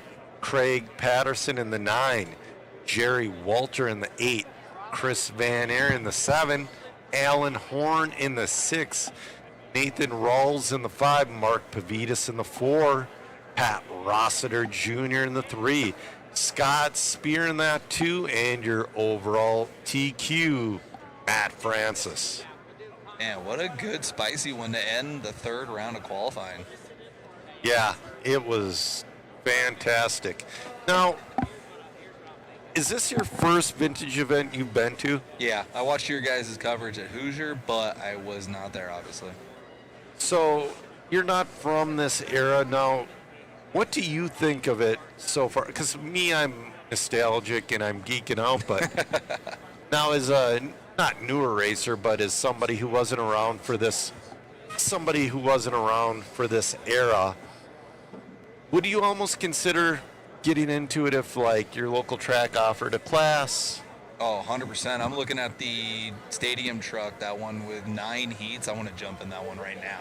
Oh, absolutely. I want to get a Cliff Flat kit, and there's a couple little hop-ups you have to do, but that is, man, I'm kind of thinking, will we have time to go to that Hobby Action booth? And if they were doing bump ups, I'd be like, let's go. See how far they're I not. can bump up. Unfortunately, they're not.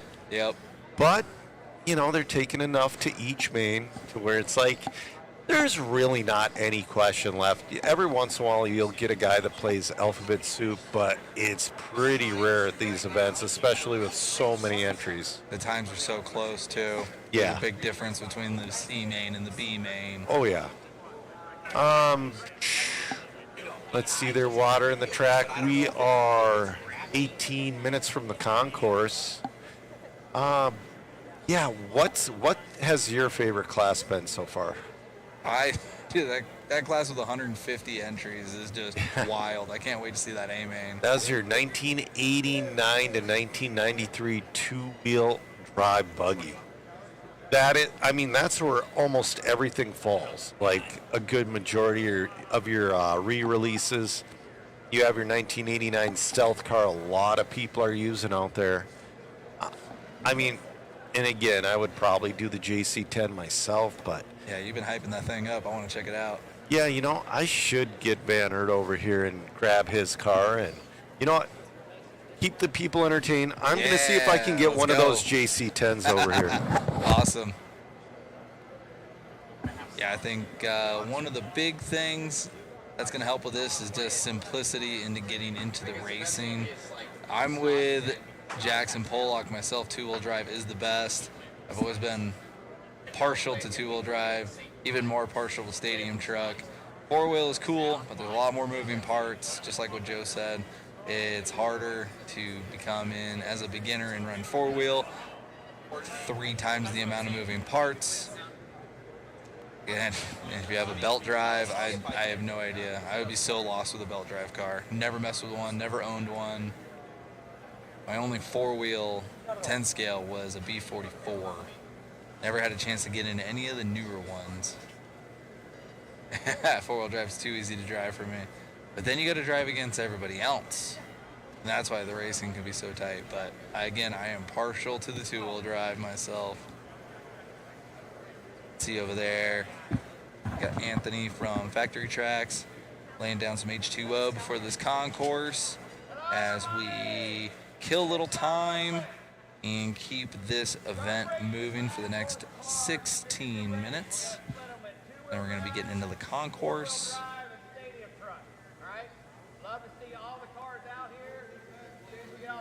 Making a little announcement on the stand, just trying to eavesdrop a little bit. What a fun event, man. This is crazy. Wonder if where Joe's at. I know he's trying to get one of those JC10s. we'll see how that goes. Definitely want to check one out. I haven't seen any really of the cars up close at all.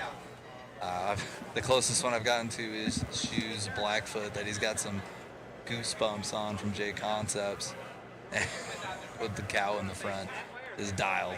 All right, let's see. Everyone's getting their cars ready for Concourse. Watching everyone come in and around there. Start to see them funnel in right about there. See everybody coming in. Oh, here we go. Shiny. Hold on, we gotta get double mic'd up. There we go. All right, I have Kevin Mannert's JC10 with me. Now, check out that chassis. You have the big bore shocks mounted on there properly. Are those 12 or 13 mil? These are 12. Okay. Anybody really run 13s at this event? I think so. That's crazy. You know, I think I prefer 13s, but there are guys that still prefer 12. I know with oval, they're going back to the small bore shocks. Really? In oval. Yes. What's the point of that, you think? Weight or?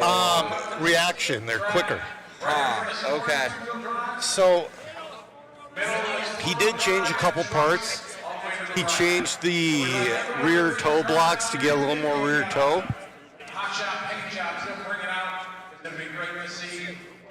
That is your JC10. That thing is sweet.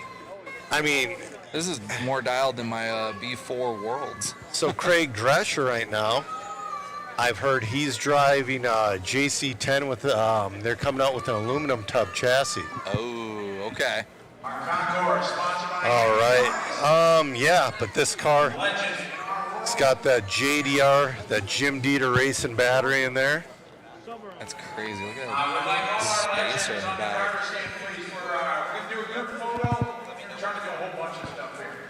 All right, it seems like we're going to a video here.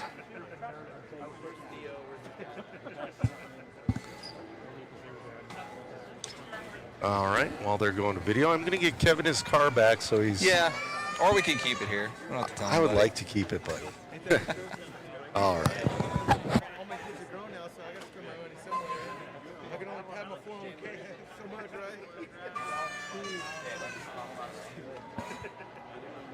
Paid for us, make good grief. What else I need, right? Just more toys. All right, where is Theo? I don't see him. Come on, we can share.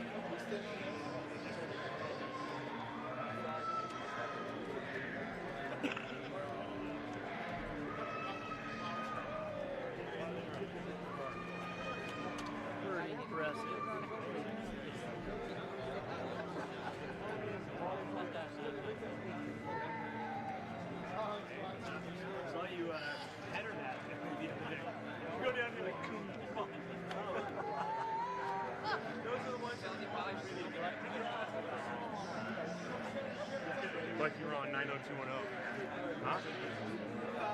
All right, we were doing the concourse. We had 3 classes: stadium truck, 2-wheel buggy, 4-wheel buggy.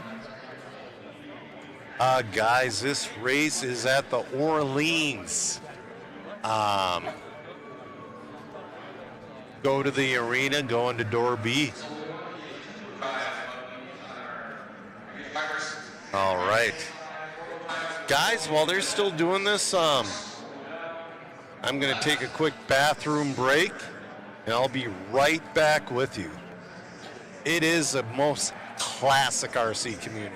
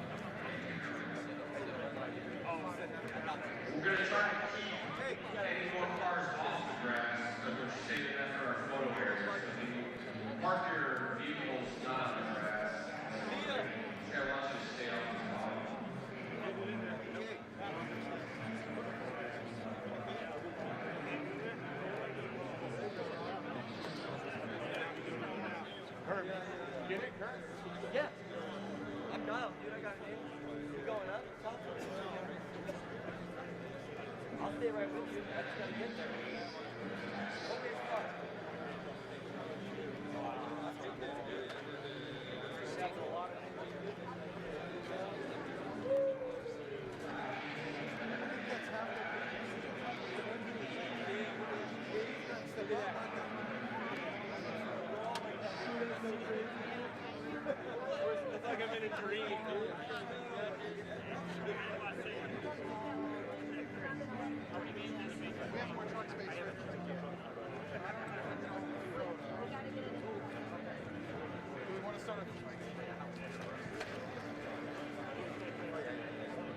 Good point. Do we want to start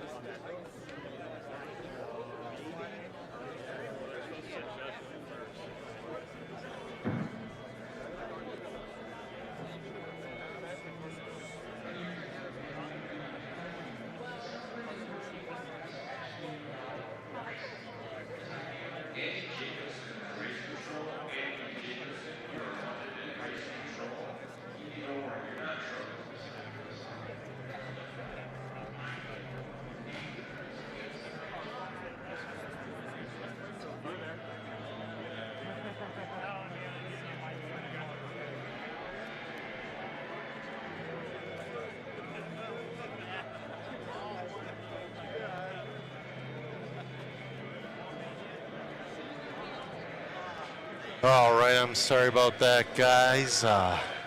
We got a Reedy tribute video. I kind of wish we had up on the screen right now. We're giving shots of the concourse.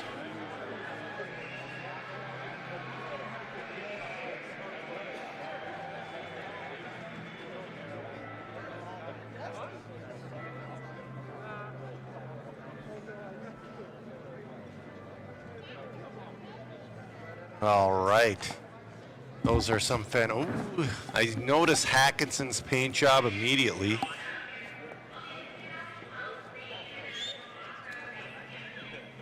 I see Kurt Bush's. Clean that thing up. Got a Blackfoot. Got two Blackfoots. Come on, the Blackfoot's got to win. I love the teal, pink, yellow. I see Rossiter. Oh, somebody's got a police truck with working lights. Believe it or not, that was extremely popular in the 90s. All right.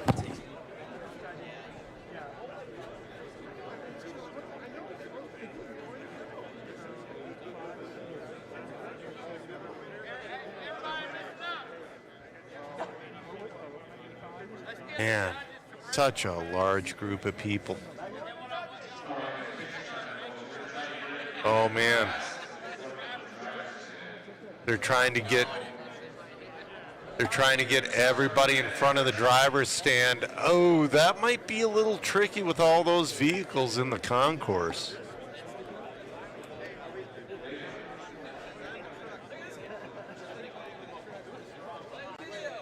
Wow.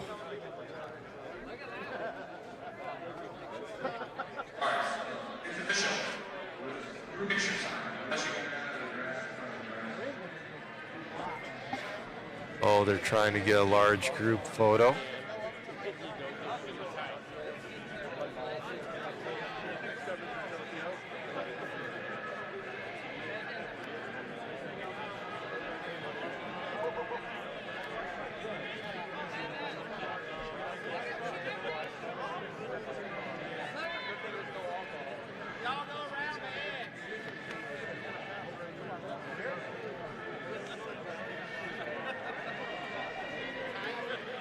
All right, we're going to get the mobile cam working.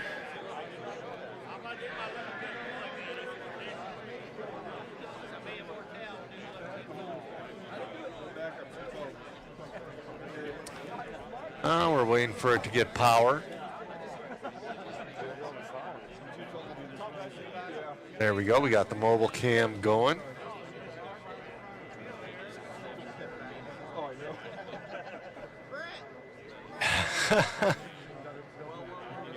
Megan trying to keep her footing on this track. Oh my, that is such a sweet shot. That is perfect. Oh, we got the cow on top.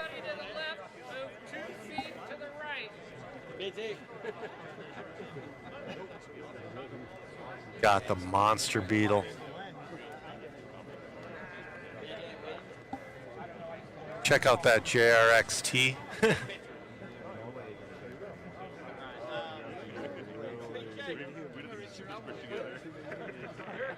A lot of Cliff Led ideas out there.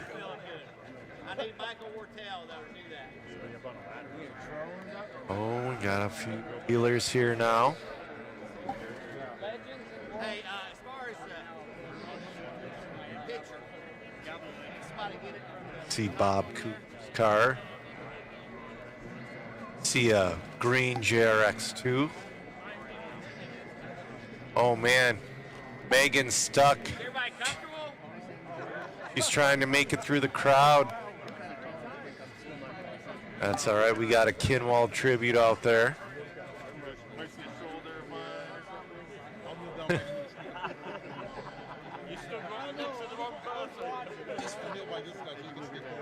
Oh, we got more cars.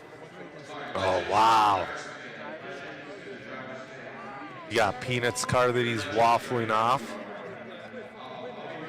Oh, we got a Rails cars. I love those black, white, and red paint jobs out there. Those are like classic 90s. Got a Jay Halsey tribute car. Jackson found a Maru Samurai.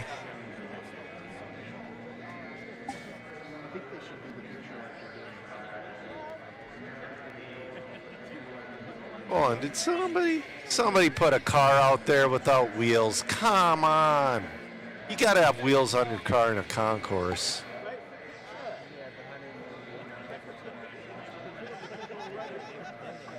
Awesome camera work from Megan.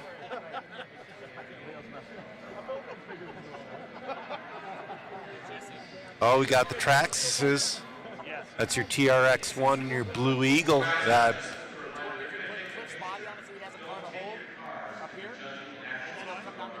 All right. I'm working on the judging.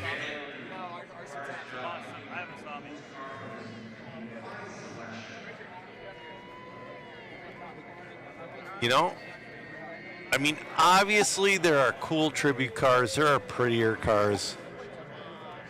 Just by looks, though, I love the Tamayas. Dude, that TRX-1 it's working very well out there as well.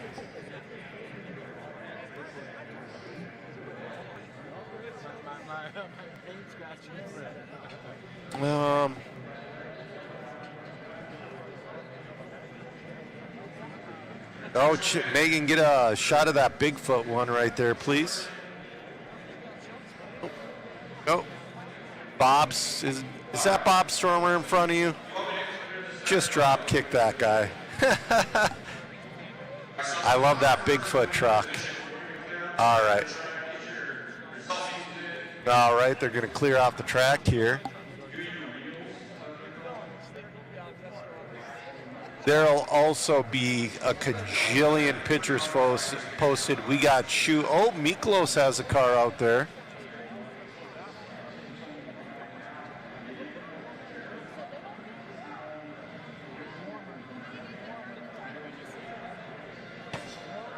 All right.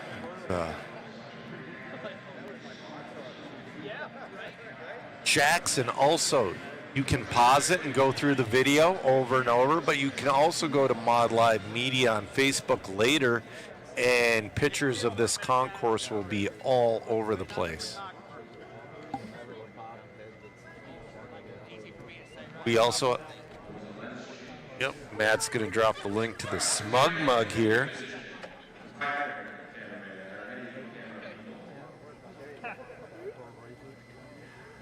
Trying to get a picture of everybody.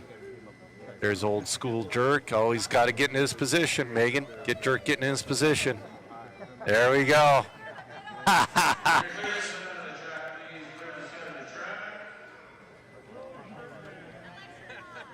Awesome.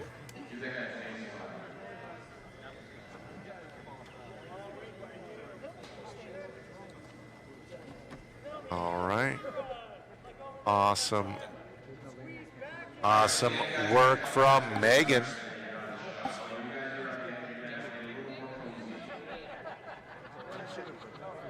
Matt just dropped that link to the Smug Mug. You want to order your prints. Also, it will be on the Facebook page, the Mod Live Media Facebook page.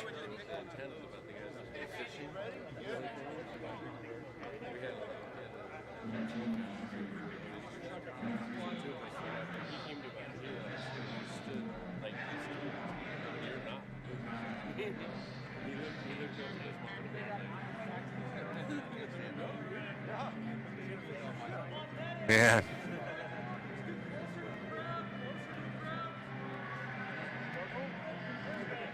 Big thank you to Megan for getting that concourse walk.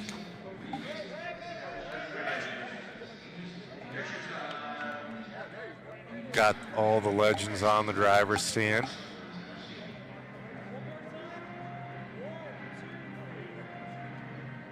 You know, I don't know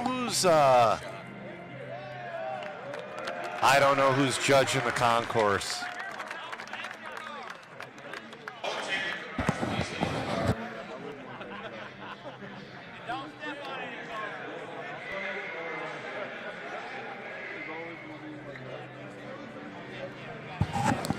That is a shot right there.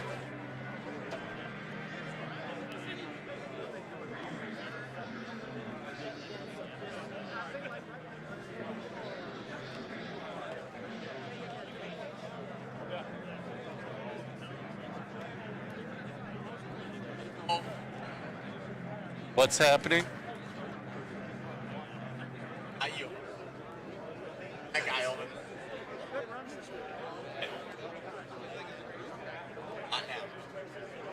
All right.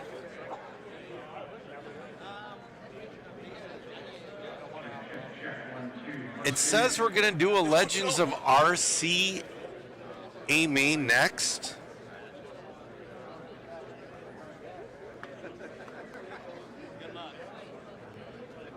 All right, guys. See what we're doing next.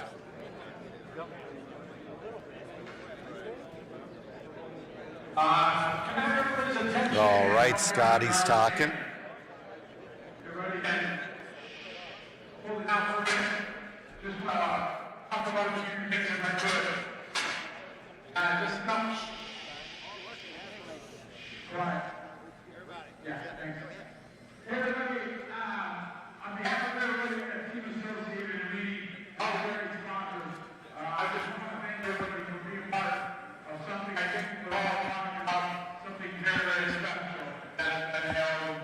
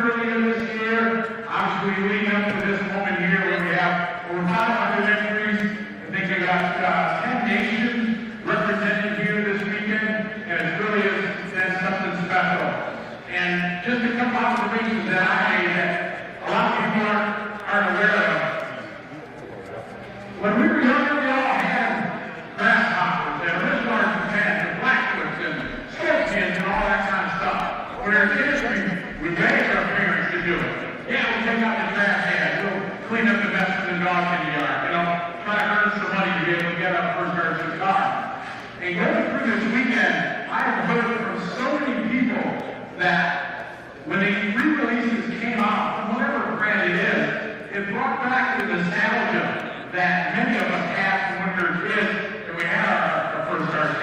I was talking to Coach Bush, and he said his dad got a radio jet car from back in the day. And his love for racing started him and his dad doing RC. And as I talked to more and more people this weekend, there is, I counted about 10, but there's maybe a dozen people, believe this or not, that have never raced an organized RC race before, ever. And because of this event and the release, they had to contact, hey, I had a grasshopper when I was a kid, and I'm going to get that. And they came here and never raced an organized race before.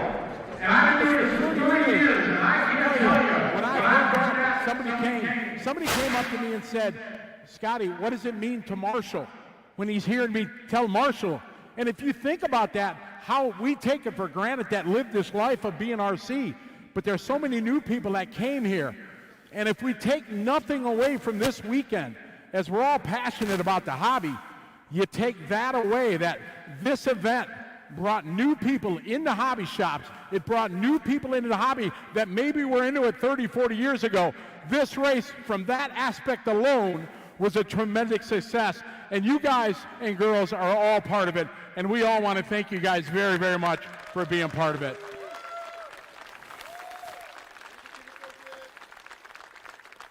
So we have a wonderful banquet that we have set up a little later. That's going to be upstairs here. After I'm done this afternoon, you guys be able to go and get ready, and then the doors will open back at 6. But as we go after Concourse, we still got some excitement here.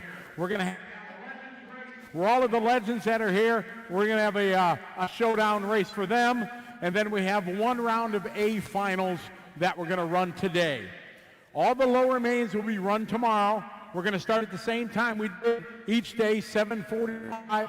I'm going to schedule, but I just wanted to take a minute while everybody was gathered up to sincerely thank everybody for all the hard work. We want to thank everybody, the team associate, especially. We want to thank Richard Saxon and Mike Wartell. They were the hard working. I got and emails every day as I was traveling around to my events around the world with updates and stuff like that. All of you guys that sent in emails and we're waiting. Thanks for your patience. It was quite a project to put together. Richard and Michael did a fantastic job, as well as everybody else that's associated that put time into this. And we thank everybody for choosing all races to be part of this. How about the people that traveled from overseas? Raise your hand. Where's all the people that came from overseas? You guys trusted in this event, and we thank you guys all for being here and joining us. And what we hope has been so far a fantastic event, and we're only halfway through it. So we're going to finish our concourse. We're going to have some mains, a wonderful banquet tonight. So on behalf of all of us on the organizing side, thank you all very much for coming. And we got a day and a half yet to go. Thank you, everybody.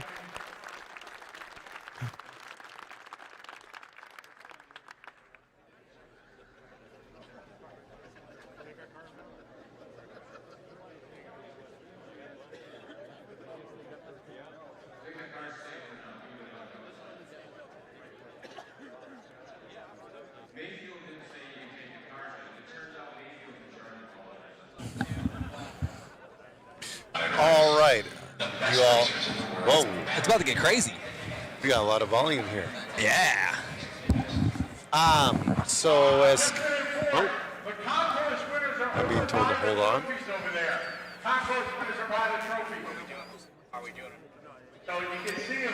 All right. So now we get to the racing.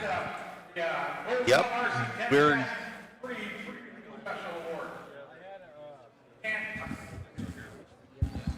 Now we're going to do TQ awards also right now.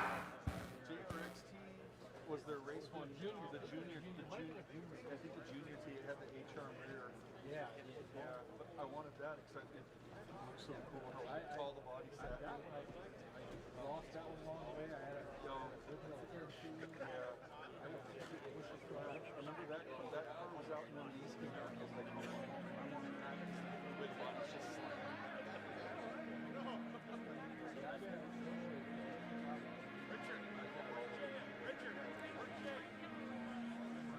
All right. All right. Sorry about that, guys. There's a lot happening. Yeah. All right, I'm gonna drop that link to that waffle. Let's go. So tonight we still have racing left to go. We still have a Legends race. Yep, as you can see right there. Yep. One of 50 Legends of RC A main event. And then we're gonna do our first round of A mains. Yeah. And then we're gonna hit the banquet. Ready. Man, it's gonna. Ooh, I kind of like the idea of running the first round of A mains. They run it, and then they have time to kind of stew in what happened overnight. And it gives us something to talk about. Absolutely. All right, we got Checkered Pass checking in. Chris burnt his thumb with a soldering iron. We all have. Yeah, so I'm really excited. In this Legends of RC race, we have Jay Halsey, we got Mark Pavitas, we got Masami Hirosaka, Matt Francis, Curtis Hustings, Matt Ledger, Scott Brown, and Greg Hodap. Wow. I wonder how they decided who was going to be in this event. I don't know. I'm going to look at looking for the main events. It doesn't seem like they have it posted. Seen 1, 2, 3. I don't see the mains. Let's see here. Let me refresh it. Yeah, there we go. Tech support. Yep. On the case. No. Huh. You can try turning it off and turn it back on again. Yep. No. Well, it'll pop up. So have a lot of exciting action. I think. Are they done? No, they're not done judging the concourse. Well, they might be. Sorry. They said the winners are by the trophies over there. Okay. Just outside the mod media booth. There's no winners there yet. The trophies are standing there empty. We may need to get the mobile cam to check that out. We might. See if Matt can hear us. Get that fired up. Oh. Matt is doing everything. Everything. Oh, guy just walked by with the white powder coated chassis. Nice. You know, when you were a kid, that was such a ridiculous luxury item that everybody wanted, was one of those powder coated chassis, because it's going to get gnarled up immediately. Oh, yeah. We didn't have chassis protectors. No. Like, J Concepts is the first one I can think of in like 2006 when they came out with that blank sheet that you cut your chassis around on. Yep. So yeah, you just got it and it got so banged up, and that's why so many of those like mint and new RC10s were worth so much. Oh yeah. Because it was rare. Yep. To not be ran, not be scratched up. Jason says Masami should do 3 laps with his feet. That would be interesting. You know, his radio is like so freaky enough, he might be able to still do it. Yeah, Trey Johnson watching from Alabama. Matt Francis raced at his track in Huntsville back in 2001. Oh, man. I want to say I raced with Francis for the first time. It was like 1994 in Oswego, Illinois at the Race Prep Championship. I was 3. Yep, I was 12. I should have bought a house when I was 3. Yeah, you should have. What were you even thinking? Wasting all that time. Yeah, yeah, there's a lot of cool neon chassis here.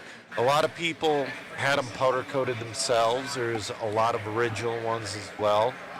The Cliff Lap ones are being ran because, you know, there's no real scarce. They're not scarce. Yeah. So.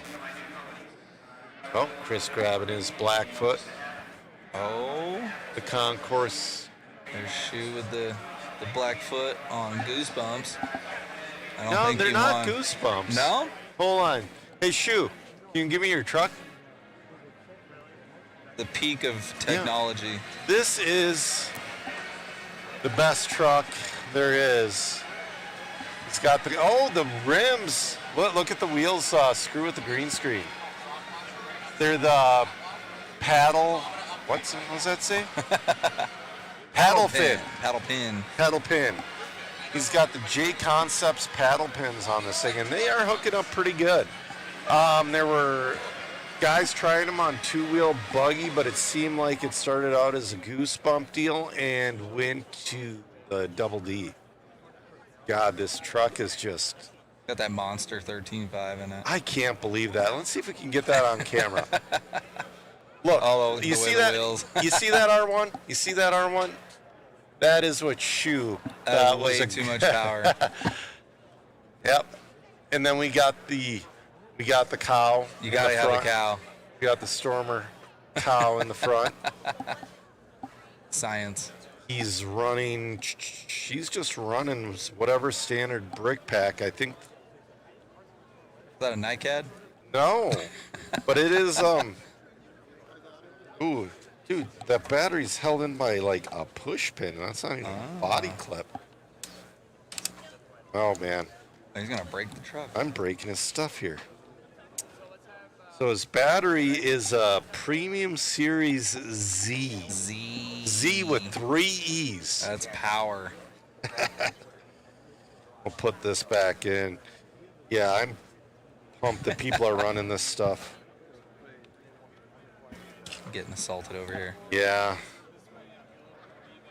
Matt doesn't want us in his ears. He said he got a hardware kit for it to replace some of the Phillips head, but still a lot on there. There is still a lot. But yeah, I mean, these are soft. He's like almost traction rolling around.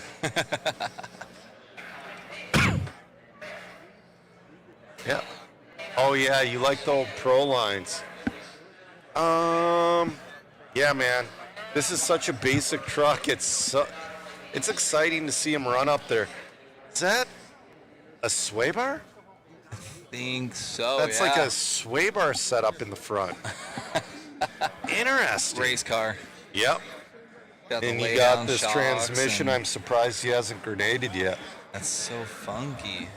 Yeah, that's the way it was until like Team Associated. MIP came out with the first good transmission. Yeah.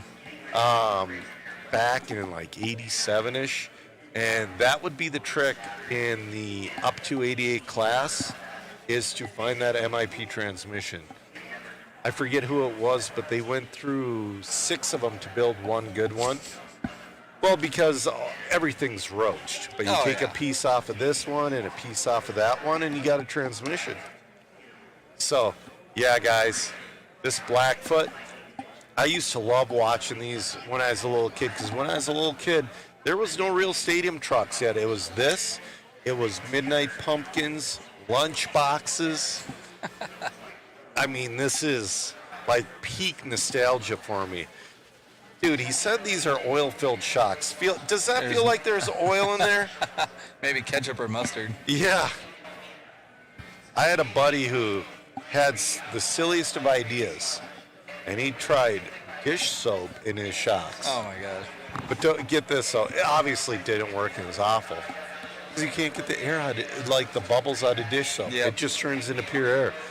But he spilled some on the floor, and his mom slipped and literally broke her back from a stupid idea. Dang. Oh, man, I still bring that up every time I talk to him. It's like, dude, remember when you had this terrible idea and broke your mother's back?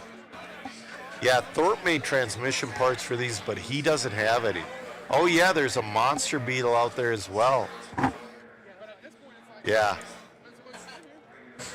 Anyways. Looks like they're watering. Were they just watering the track? I might have been seeing stuff. Oh, Anthony Westergaard was watering the infield a little bit. Oh, Anthony's watering the infield. Here. Right here. We're going to get going with racing again here fairly soon. We're going to get done with a round of mains, and we're going to go to a banquet. Yeah. You know, somebody's just going to have to, I think that's going to be a situation to where we just sit in the back and record. Yeah? And eat food. Yeah, we need food. Absolutely. Yeah. I'm gonna put this back over in Shoes pit real quick. Yeah, there you go. Right. Getting staged up and ready here.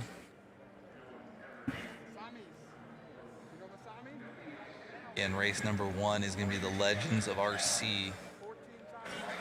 You're going to want to stay tuned for that. We still got about 650 of you still watching.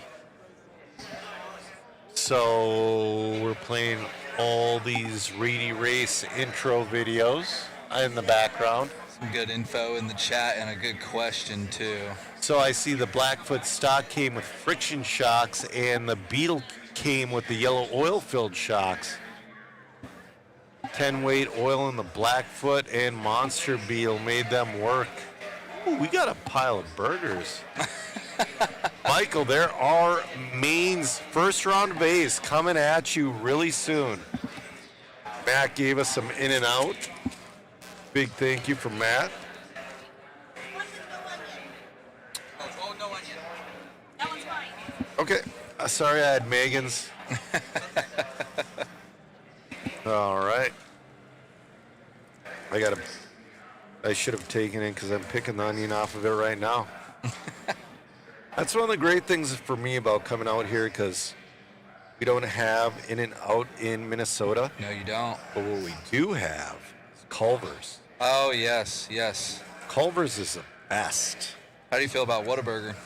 I've never had it. Really? Never had it. Okay. You know, Culver's is good. I like that because if I'm trying to, if I'm pre-race and I'm trying to be healthy, and if I go to a Culver's, I can always just get some grilled chicken and a cup of broccoli for a couple bucks and eat decent, but also quick on the road. So shout out to Culver's. Yeah, definitely. Where's Greg Tagani with Laro? Tagani's probably, I don't know, charging his receiver pack on the passenger seat of his car and racing somewhere. All right. Waiting for the Legends of RCA Maine.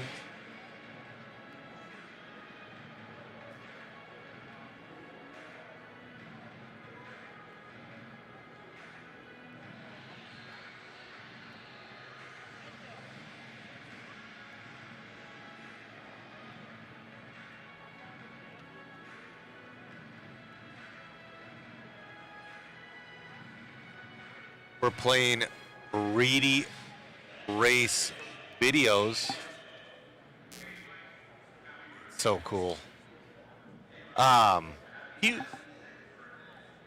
People always want that race to come back, and it's a tough one because it's a special event and you need the proper. There we go. You need the proper track to do it.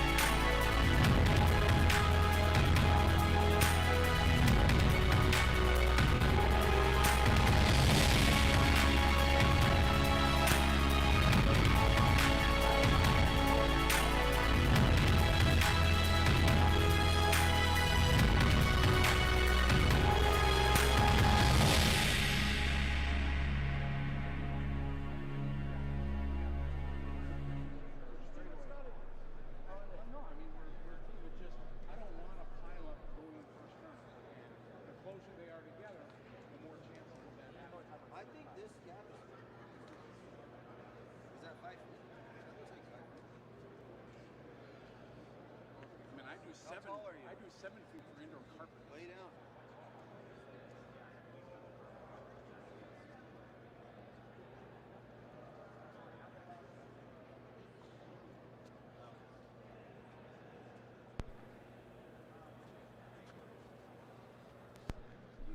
RC racing is really beyond calling it a family hobby or family sport, because it's something that we can not only watch our kids do, RC racing is really beyond calling it. Oh yeah, 2 Qs around the corner, or 12 around. My answer to them guys when they bitch is we should qualify.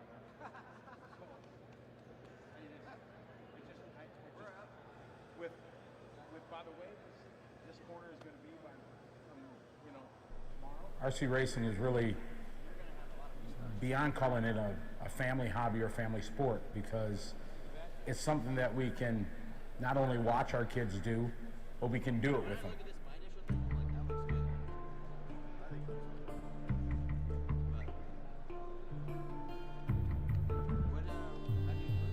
If your kid plays basketball or something like that, you can watch on the sideline and cheer for him, but in our hobby, we can stand on the driver's stand and race with him.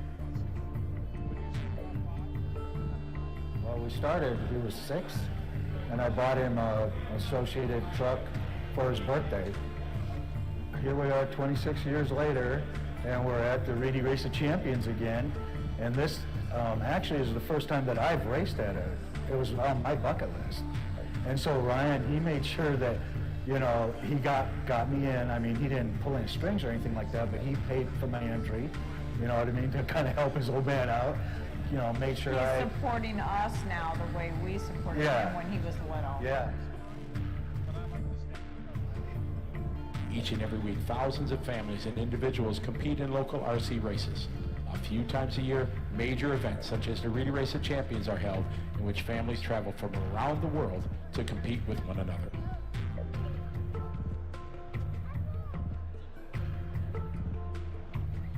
You know, our bonds with our kids are pretty deep. You know, we spend a lot of time together. We get to go a lot of places together. We get to see parts of the country that racing has taken us to that we would not otherwise even venture to. We are creating memories that most families don't get. A lot of teenagers don't even want to hang out with their parents. We're on the road just about every weekend, so being here is important to me. I don't think I've missed a race yet. And watching them grow is incredible. When you go to the world scale and the world look of racing, and an event at this scale here, like at the Reedy Race, it's still a family event. We have so many families that are here, whether it be the kids and the parents racing, or just a proud pop watching their kid do so well. My name's Curtis Hustine. My father is Gene Hustine. He's one of the co-owners of Associated.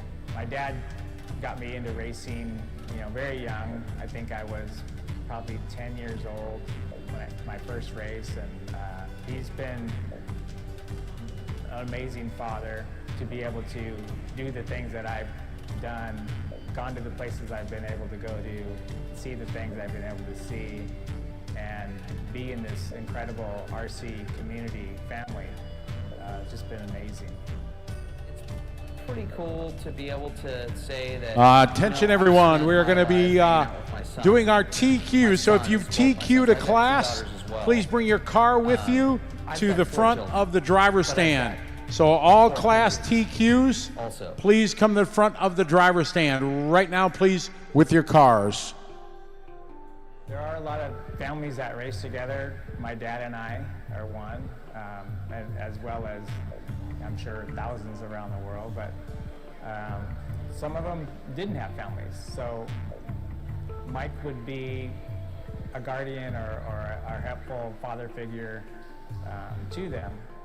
Mike didn't have any direct family. His mother and father died when he was fairly young, and when he got into racing, the racers became his family.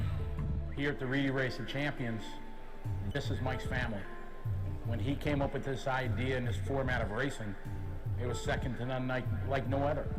And the guys asked him back in the day, what do you want to do for your birthday? I want to have a race. And each and every year the family grew, and it became bigger and stronger, and this is what Mike looked forward to. Can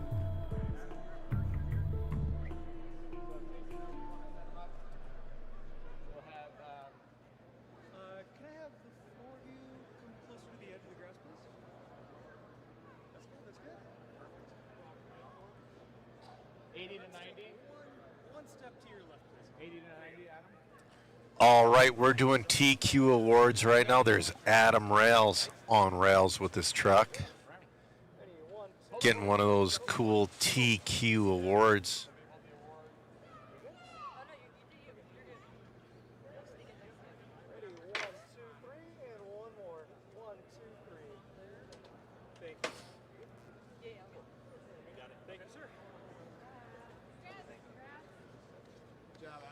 All right, we're going to go to camera 7. Vintage truck. It's on. Those are beautiful trophies. You know, if I were to win one of these, I would kind of build a car using that and just pure shelf queen. That would be the coolest trophy. All right, there's your 1980 to 1990 truck take TQ with his JRXT.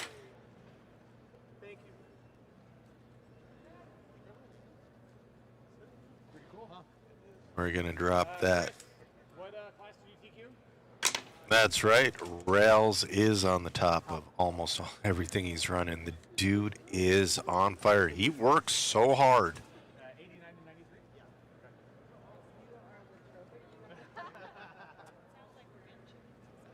Yeah. All right.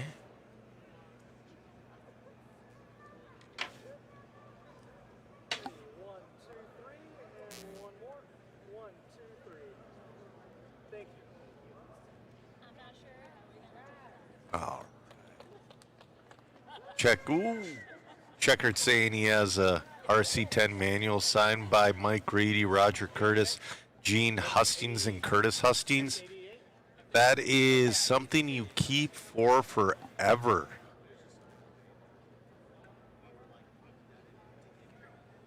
Got J.R. Mitch. Ooh, he switches body. That's his current paint. He was running an old school paint scheme. He's getting serious for the main guys. Mains, plural. Yeah, John, that would be cool to, like, take that trophy and build it with the clear parts. Spencer Rivkin. Still mine, Brent.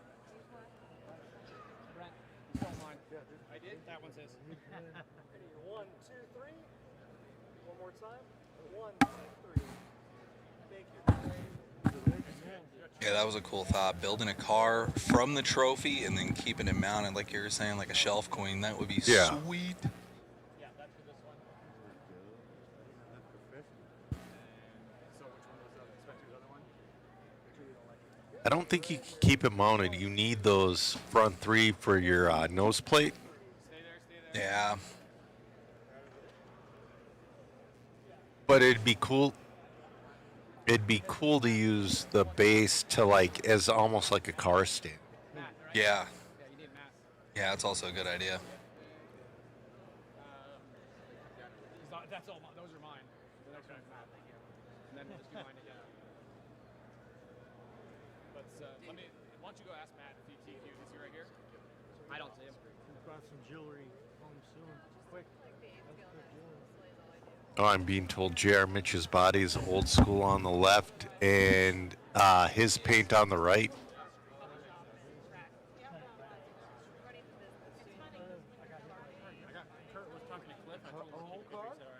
A little car? Well, no, that's me. No, you're just trying to get some next order. Why did Bruce so bad? Why is it Bruce so bad? What about Chase? All right. David's got to come grab the camera for Matt. Yeah, I'm just waiting on Dingus. That's so sick. Kurt! Kurt! Kurt! Hey! Kurt! Oh, they're calling. Call for... No, we don't need that. Put that thing back. We don't want it. We just need you. Just you. Still just need you. You're not getting your truck in there. Didn't even make the aim in. Put it down. No one will know who he is. You're supposed to bring the other truck that made the aim. Yeah, I want everybody behind me. Kurt Busch over there standing with Jason Ashton's team. Everybody behind as well. Everybody behind. Yeah, so the girls in the same presentation you made. Jason Schaefer saying all these guys got TQ blues to deal with. RC Victory Lane said I'd totally ask out one of those trophy girls. I'd believe it if I saw it. We got the full Jason Ashton team. Spencer made the model chase him.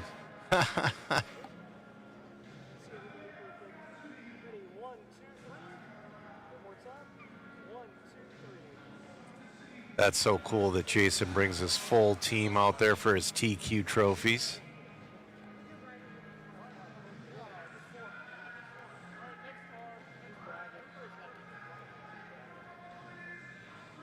Oh, Jason, I know exactly what you mean, the TQ blues. I've blown it so many times from the front row. I would prefer to start in second or third almost.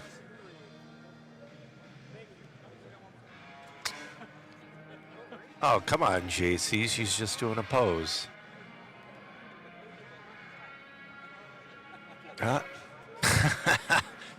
Jason just collecting those TQ trophies.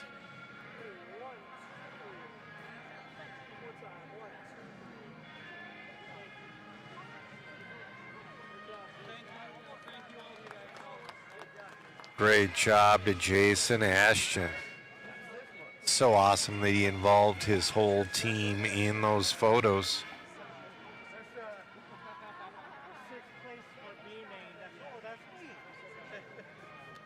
Oh man, David's out there without a headset. I feel bad for that guy.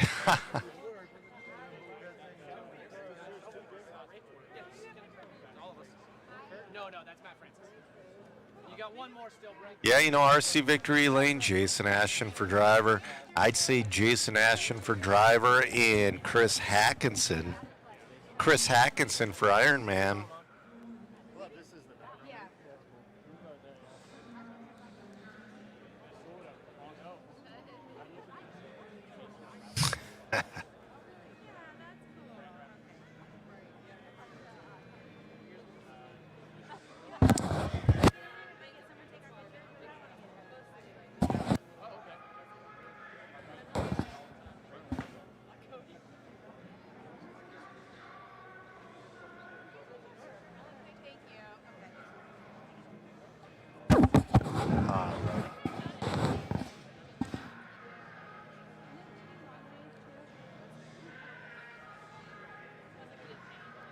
Kurt Busch having the trophy gal take a picture.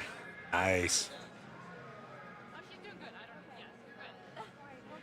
Where are the original trophy girls? Ooh, I don't think. Oof.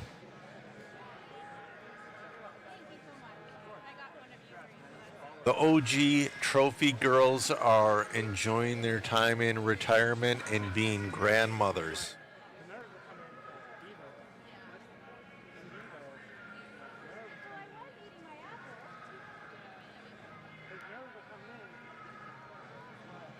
All right.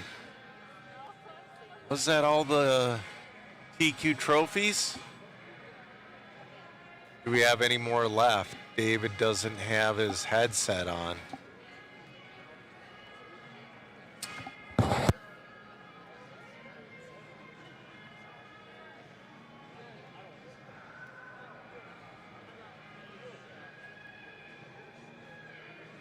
All right, David on his way back to the booth.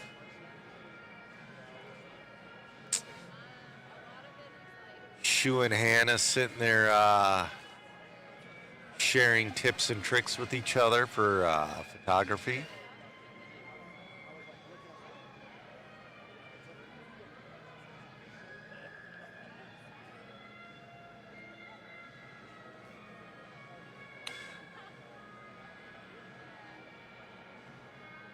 Do that, like I said, that trophy girl from that original RC10 ad, like I said, enjoying her time in retirement.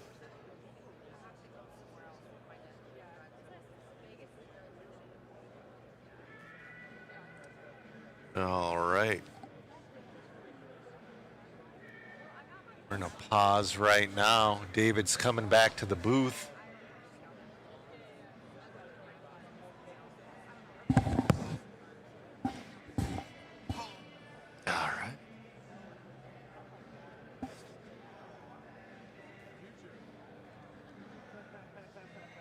All right. Yeah.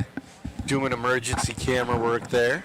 Yeah, you know, it's been the theme of the day is emergency everything. Well, we're down a man. Hopefully Chris gets fixed up and come back to the event. If not, you know what? We got it. Yeah, you know. It's just a little more rushing around. Because he's always a beast on the camera. He'll do that thing for 80 hours straight. He won't even sleep. Yeah. Hopefully he gets fixed up here soon. All right.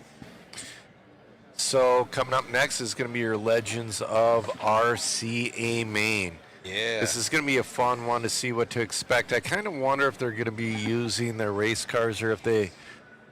So like for the Vintage Clash, they used whatever car they used to win the World's win. Oh, wow. So Halsey was using the 1984 car. And then you had Joel Johnson using the 87 car, I believe. And then I think people were using all the way up to a B2. It's like the 80... That's kind of cool, but kind of messed up. Yeah, it's like, why not chop off one of Jay's legs? You know what I mean? Why don't we just all give him tracks of slashes and see who can get around the track? You know, the that's best? not a bad idea. Just a horrible spec car and just go for it. Yeah. You know, that's one thing I like that the Hoosier RC Hobbyplex They got does. that crazy slash enduro. Before all their big events, that's how they run the track in. Heck yeah. So you're not running the track in with your cars trying to chase it. The slashes run it in. Get all that crappy rubber laid down. Yep. And, yeah, they go from there. Work smarter, not harder. Yeah. And you get a whole nother event out of the event. Right. Oh, looks like Scotty's shuffling through the heats. Yeah, I see that. Q3 race 2. I wonder what he's doing there. I don't know. Let's see here. So anyways, in the chat, what was your favorite part of the weekend so far? I want to know. I mean, my favorite part of the weekend has been your 1989 to 1993 two-wheel drive buggy brought to you by A-Main Hobbies. I mean, it's such a tight field from top to bottom.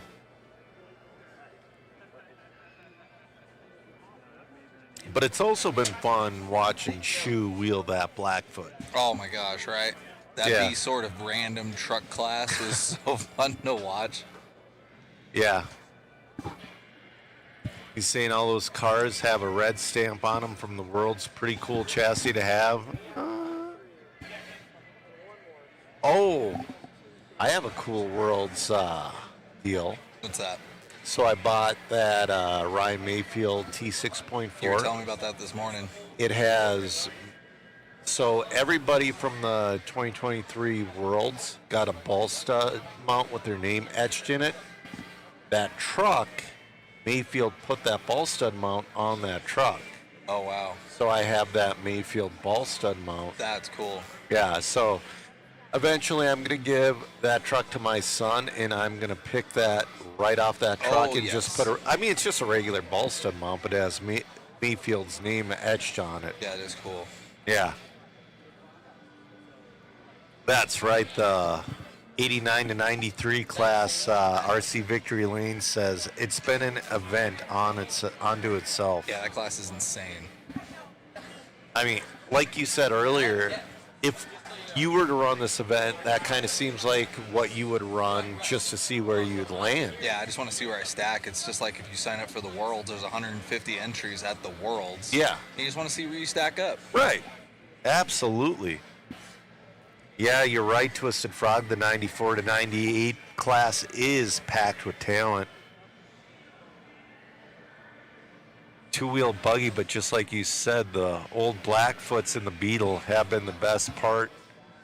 Yeah, it's been a lot of fun.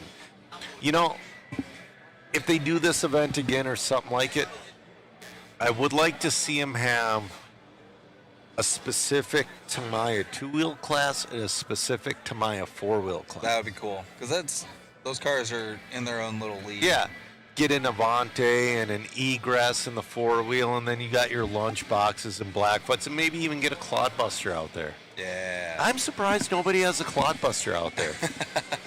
That would be a lot of fun. Still have 600 people. We're trying to talk to you guys, keep you entertained before we get into our Legends race and our first round of A-mains. It is now 2:17 our time, so we should be getting going pretty quick here. Yeah, you know, Jackson, you're right. Tamayas in itself are its own genre of RC. I would agree with that. And yesterday we were talking about a spec brush motor. That would be a perfect class. Maybe the two-wheel drive.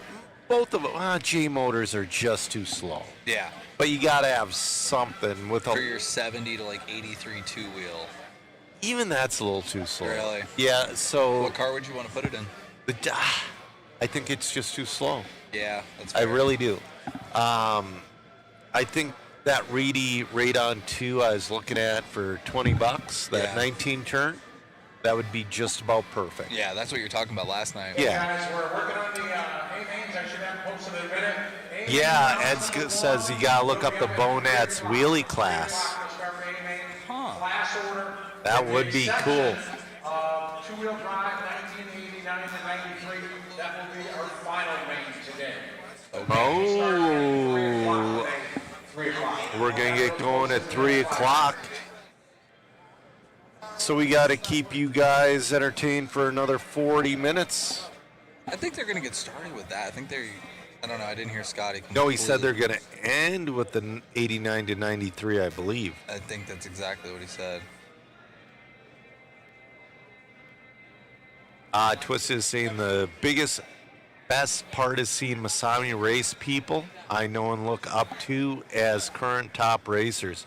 Masami's made this huge. Oh, yeah, 100%. That one post alone is like 1,200 likes. Yeah, but I mean, he's, the man, the myth, the legend. It's not like he's sitting there in last place. He's slicing and dicing in the A-main. Pretty much right off the couch, too, right? He's been messing around with those ready-to-run cars but yeah, pretty much He's not racing every weekend, not every month. Yeah, right. He's been more of an ambassador, getting people into it, trying to, like that ready-to-run car he has.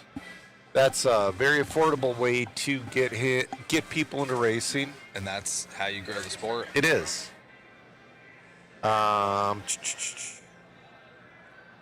Mark says Astro Track for next year. I don't know. Oof, that's hard. You know what, though? If they're to do it in the UK, because this doesn't need to be, Vegas is a destination and 100%. It's a great call that they did this the first year. Second year in the UK, it's a little rainy this time of year. They'd have to move it, but put it to Robin Hood, that legendary AstroTurf track. I could see that being one of the only things that rivals this. Okay. Maybe more, but I don't know if Moore's Pits could handle this many people in the. Yeah, that's true. But Moore is one of the oldest tracks in the country. Yeah, this is the footprint of basically an arena cross course, and we were taking up the entire thing between the track and the pits and the vendors. Yep, and Twisted Frog saying Masami's outfit is never let down. That's correct. I can't wait for tomorrow. But Peter, vintage does not mean dirt. In the UK, they've been running on Astro they've been running on grass, not just Astro. They run on grass. Yeah. Over in the UK. Like what we have, just sod. Legitimate grass. Yeah. And that is surprisingly fun. I've raced on grass before.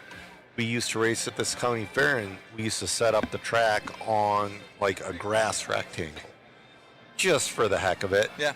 And I bought actual grass tires one year and just smoked everybody. The year after, everybody had grass tires, Schumacher ones. Yeah, and those are gnarly, right? Like big spikes. Yeah, big spikes. They really get big spikes, but a hard compound. Yeah, okay. So they don't fold over. So, Yeah, Corey, you know, there are a lot of liveries taken and all that stuff, but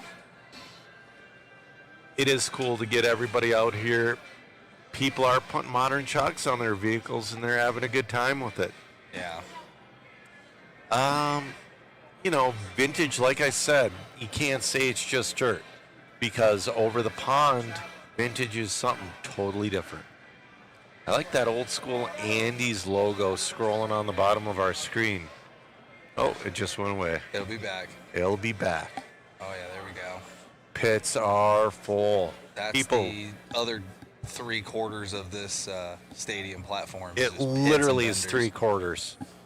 A track takes up a quarter and then just full of people. They did it perfectly. Everyone was saying, really the did. track's too small, but the track is perfect for this. Yeah, it is. Not too techy. People aren't really racing the track. They get to race each other. You know, and that's the one thing. It's like you see a vintage car on super high grip. They get around, but it's not exactly what it's made for. Exactly. You got all the high center of gravity, rear motor. I'm thinking about building a vintage carpet car, but man, that takes a lot. Yeah. I believe that, and again, that JC10 has sway bar mounts because it's so hard to mount a sway bar. Yep. You need sway bars for the rug. Oh, 100%. So when will this start? We're going to get going again at 3 p.m. Pacific Standard Time. So in 37 minutes, we're going to get back with the racing. He says he wants an interview with the guy with the Maru Samurai. I don't know who that is, though.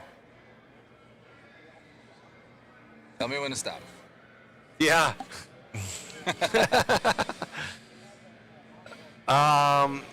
So they do it by years, Checkered. Can we go out? Somebody can do a pit walk. We do have a handy cam. I say our photo booth is busy right now. Yeah, their photo booth is super busy. I feel like we're always 1 to 2 people short. Yep, but that's all right.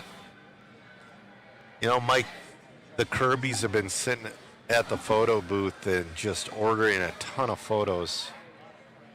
Yeah, we got those tablets there.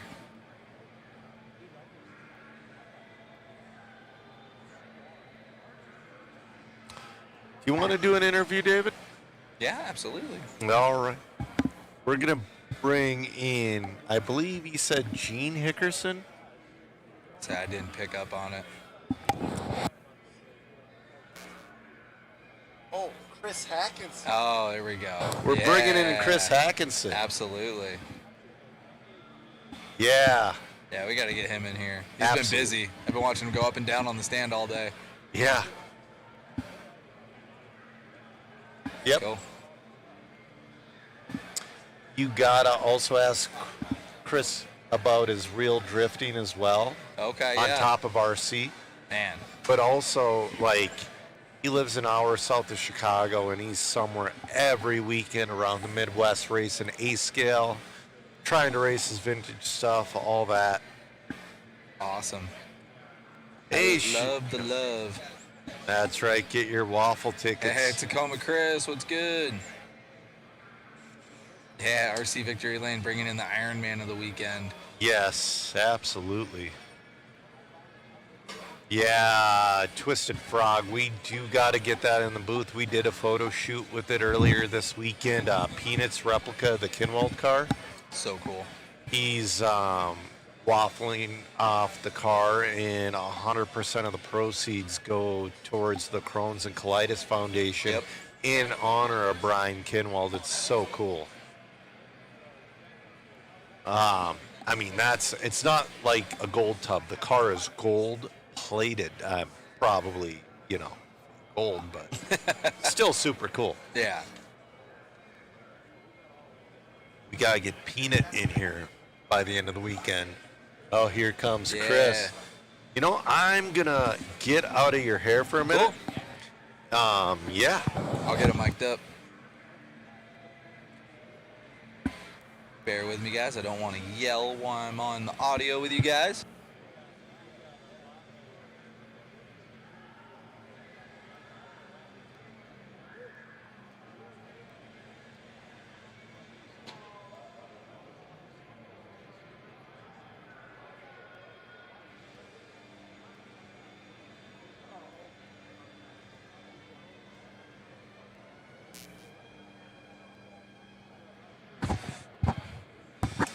What's going on, brother? Hey, what's up? You having fun out there? Oh, yeah. I seen love you it. just on the stand, off the stand, on the stand, off the stand. Tell us about your weekend. I came here from the southwest suburbs of Chicago, and we drove because I was taking so much stuff I didn't want to like fly it. Oh, yeah. And so that was awesome, taking the journey through the desert and going through Texas and Albuquerque and Flagstaff. It was That's awesome. where I live, Flagstaff. Nice, dude. Yeah, it was awesome. I love the taking that route. It was awesome. Yeah. That's great. I've been looking forward to this since forever. I mean, this is like man. months of rushing. Running 8 classes is what it was? Yeah, 8 classes, yeah. You've been getting love all day in the chat. I've been I feel like you're having like the most fun. If there was an award for the most fun, I would give it to you, man. Yeah, I've been having some really good runs with the 4-wheel drive, and I was really struggling, like seconds off pace with the 2-wheel drive. But I got some help from some people, and I think I got that sorted out, so that's cool. Awesome. And I had a couple breaks. My last 870C, the Yokomo, I had a rear belt go out on me, and I was bummed out. So I may or may not have made the A-main in that. So I hope that I squeezed in I know there. Scotty's working on it, so we're going to find out for you. I think my hot shot is in the A-main, which is fantastic, because that thing is the funnest one out of all of them to drive. The hot shot is so ridiculous, and it actually works really good, though. That's great. Yeah, it's so much fun to wheel around. So other than obviously vintage, what other classes and what other hobbies are you into? Well, I did drifting on like a national level for a really long time. I went pro in 2011. Oh yeah, that's right. And, the height of it, right? I made national pro-am in 2010 and 2011, and I was NOS Energy Drink Driver of the Year in 2011. With the feeder series was Midwest Drift Union to go pro. It was like the pro-am series. Awesome.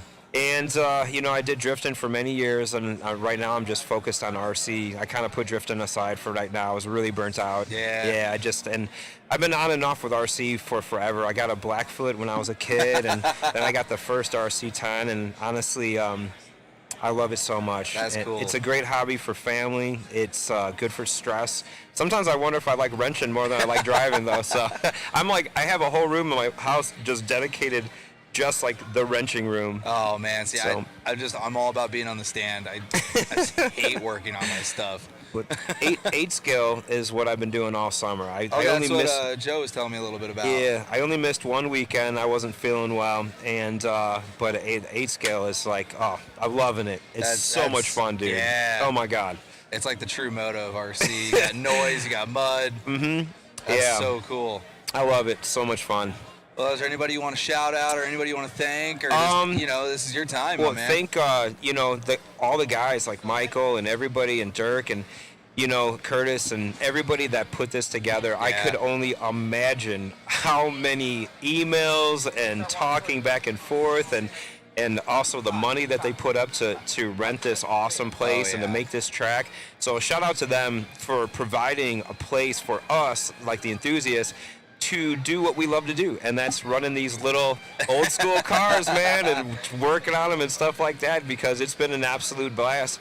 So much love to them. That's and so cool. Also shout out to J Concepts and Dragon Punch RC for helping me build some awesome cars, and Rubik's Racing, and it just the community here is so good. It's top notch. Like, it's like a big family, and everyone's super supportive, and everyone's been nothing but love and handshakes and pats on the back. So I'm glad to be here, and I'm lucky to be here. So I'm really cool. I feel very fortunate to awesome. Make this race. So I've been learning a lot this weekend. I've never heard of half of these companies. A little bit.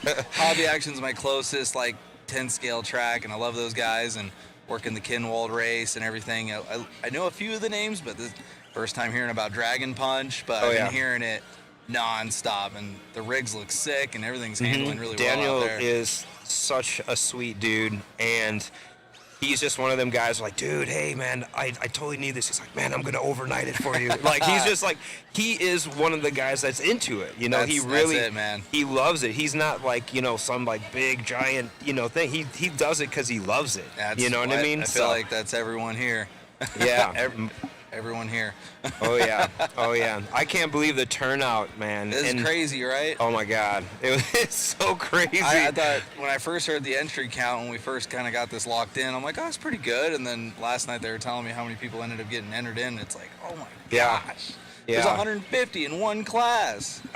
When I first started, I was talking to Michael about it, and I was like, yeah, man, I'm signing up. And this was like months and months and months ago. And next thing I was like, man, I really want to run my hot shot. And then I started looking at some of the other cars, like, man, I should really run that one. And next thing I know, I called them, like, I messaged them like super late at night, and I was like, oh man, dude, I just signed up for like 8 classes, bro. He's like, dude. That's so cool. I kind of bit off more than I could chew, but I don't know. It's been fun. When I'm not on cam, when I'm cam, I just see you thrashing back there. Oh yeah. Just absolute madman. I know. Finally get a chance to chill. Yeah. Oh my God, I've been running off of coffee and like little power bars. So yeah, it's been fun. That's great. That's absolutely great. And thank you guys also. I want to give you guys a shout out for also not only the great pictures you guys take. This guy. Absolutely fantastic. And also just like all the love and live streaming this for the other people, because there's a ton of people that I know that couldn't make it, either logistically or like, with work or whatever it might be. And I got so many messages on Facebook. It was like, dude, what? I wanted to be there, bro. So I was like, oh man, I feel so bad, but yeah, it was a lot of planning for sure. Yeah, and we try to bring that vibe, because just last night coming in, I left Flagstaff, hauling over here. I got the live stream on my truck. I'm just driving, listening to Joe calling the racing. That's when I first learned of you and heard your name. I'm like, this guy's running 8 classes. What is going on?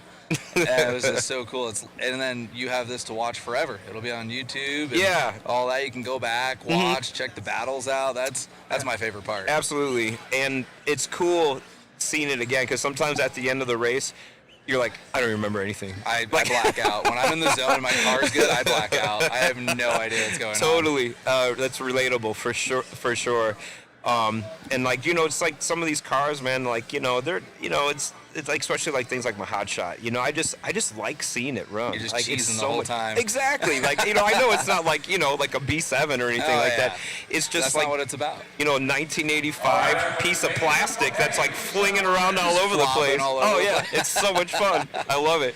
That's great, man. That's great. Yeah, I think Scotty's just about done with the mains. Yeah, let's see. It's scope that 2:34. He said by 3, so we'll see. Man, we gotta fill that time up. Man, but, I'm so glad you're able to jump in the booth with us. For sure. Awesome, brother. Still said 3 o'clock?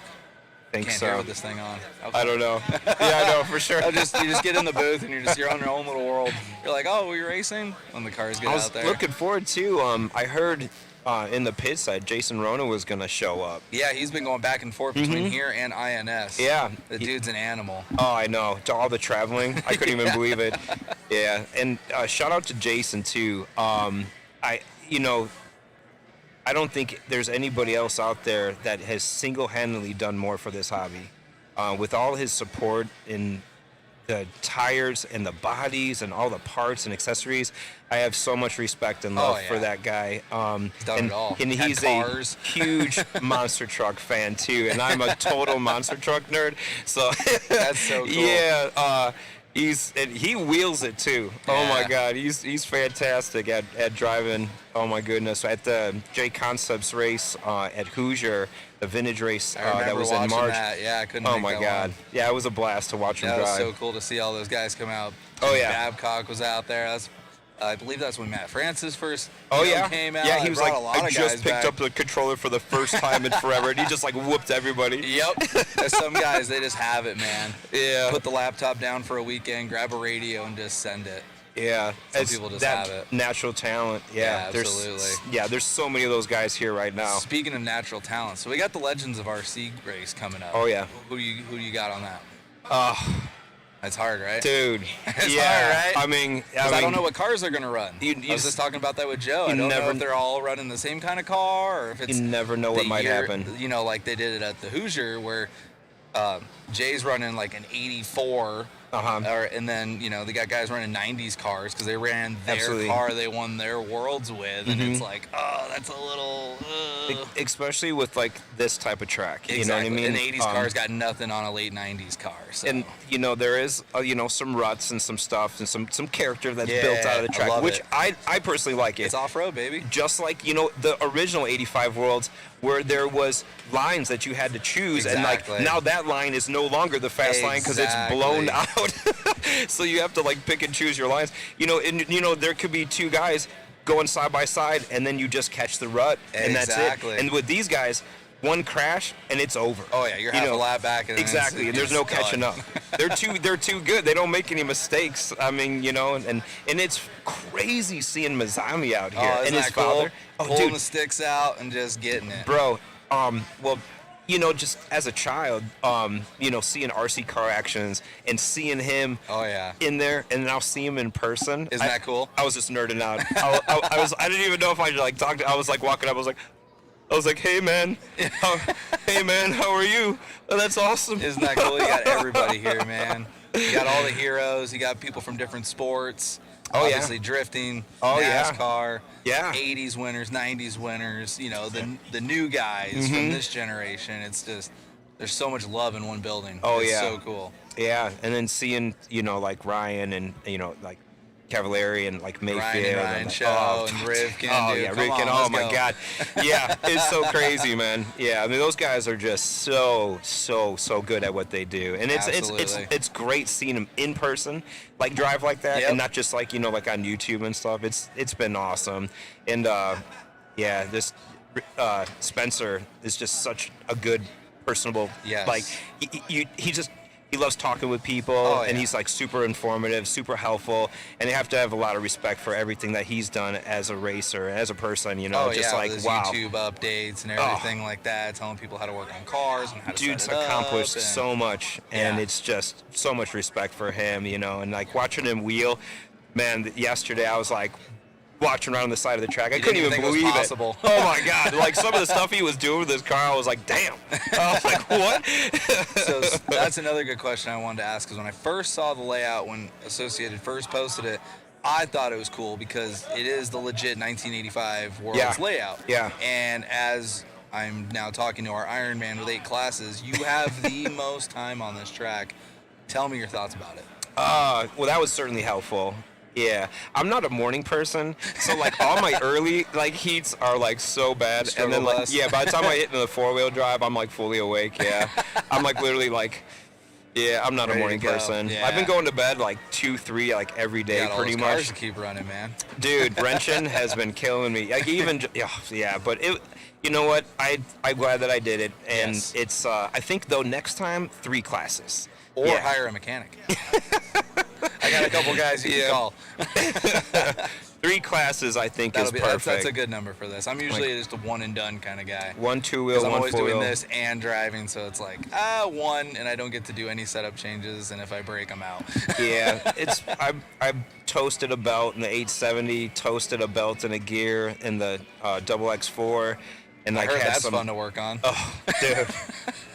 I love that chassis, and there's a bunch of people out there that really, really are, like, die-hard XX4 fans. And like Moto Oscura that makes, like, so many good parts for it. And there's, like, a few guys that really, really love that platform.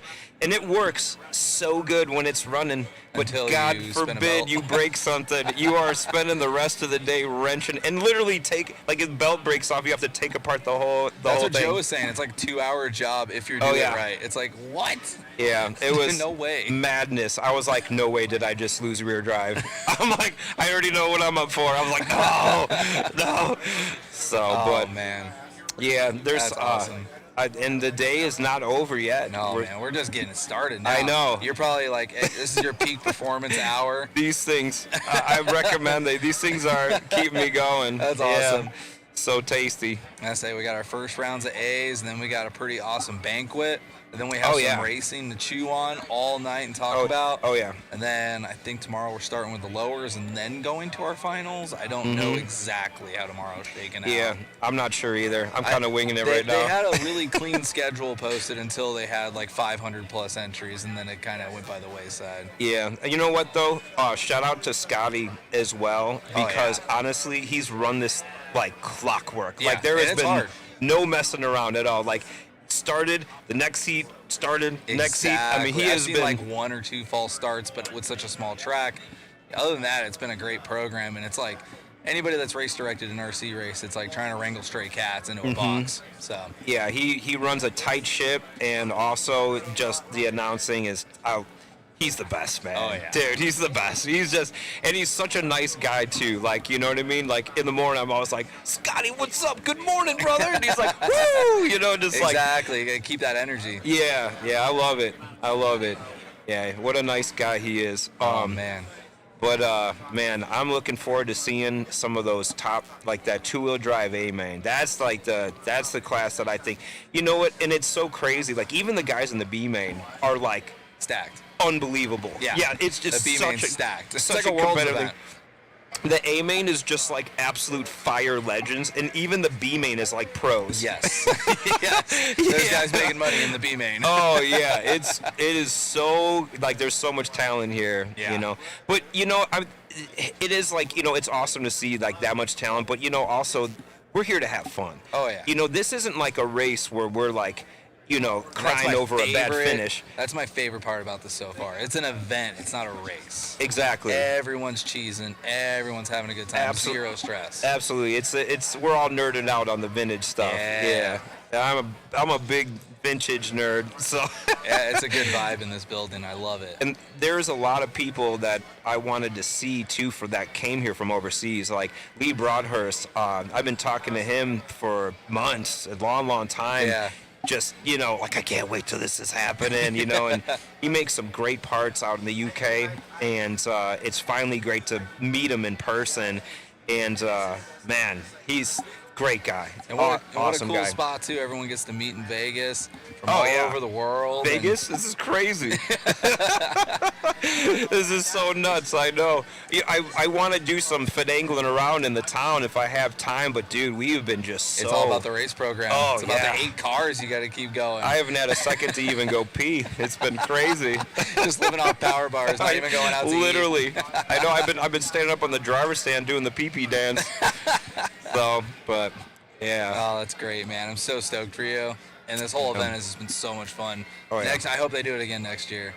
That would be amazing. Right. But, you know, like, I could only imagine they would have to start literally negotiating and preparing it right now to make it happen next year. Yes. It's just, I couldn't imagine how much effort and talking and emails and back and forth had to go make this happen. You know, if they do it next year, I will definitely be here for sure. I'm going to race next year for sure. I don't even have a car, but I'm going to figure it out. Yeah. There's, you know, there's the VNATs that happens, and then we did the Hoosier one this past year. But and I think that was really cool to watch. Yeah, that was a lot of fun. I don't think they're doing the Hoosier one annually. I think he said maybe every like 3 years or every other year or something like Add that. a little prestige to it, gap it out a little bit. Yeah, I just think it's a lot. It's hard to prepare. Yeah, you know what I mean? 100%. Make everything ready and stuff. But if they do it, I would love if they had it every year. I would like, dude, Put I it just on the like calendar. Let's my go. little vacation time away from work. So. That's it, man. 100%. 100%. Absolutely. Yeah, man, it's crazy because this is the size of an arena that you would put like an arena cross course in. Oh yeah. And it's packed. Yeah. Between pits, vendors, and the track. I was hearing a while ago they had a BMX race in here. Oh, and like the whole like the pit area was like a BMX track. I know, dude. What the hell? That's crazy. That would have been awesome to drive RC cars on the BMX track. That would be a lot of broken vintage cars. I seen some 8-scale racing recently where they had like the off the gate starts. Did you see that, dude? I had a few buddies racing it. That was at the Drake Raceway. Oh yeah. They had the 3 separate gates, and it was cool because the wheels were elevated, and that way you couldn't stall out. And then you put it down, you just burr, drop, and you just go. But it was cool, but the straightaway, I feel like we needed more of like a moto style wide to in. Okay. But the guys that got it right, that would hit that chicane straightaway right, it was a clean hole shot. And he had like a 2-car gap right away. I seen Drake walking around with his wife, Rhonda. Yeah, and I seen them walk. I didn't get a chance to say hi yet, man. I've been just running around like going crazy. But yeah, wow, that's another. That's a cool Oh event. my God, yeah. Dude, you know that his 8 scale. Wow, wow, it's amazing, Isn't it? Oh yeah. Awesome. And then shout out again, like Factory Tracks, dude, doing this full time now. Oh yeah. He's doing all these layouts everywhere. Check his posts like weekly. Big shout out to because dude, I saw in the morning they were just starting the track, and I was like, no way. and a couple hours later, it was a full-blown world style track. I couldn't even believe they accomplished that in such a short duration of time. Oh yeah, same thing in Silver State, just knocks it out. God, that is crazy. It's a gift, man. It's a gift. That's great. When I started getting worried when they started posting pictures of it in the morning, and Bob, they took a picture of it, and I was like, they're just starting it now? I'm like, holy crap. Yeah. Oh, my it's God. super awesome. Yeah, it's fantastic. Just look at these pits, man. What do we got? Another 13 minutes to kill. Yeah, he's going to call. It's 2:47 right now. I think he's going to say he's going to start announcing some of the A-mains close to 3. Oh, yeah, here we go. Close to 3 p.m. Man, well, I hope you're in. I hope you made every A. Oh, no. Not even close. You said no. No. Yeah, I definitely made the A with my hot shot, so I am so pumped to drive that thing around like a maniac. Favorite car of the weekend. But I would have made the A main with the Yokomo 870C, but I broke the rear belt, and I had kind of a batchy second qualifier, but my first one was on fire. But I hope I squeezed in. If I squeezed in, then if I didn't, then that's okay. Yeah.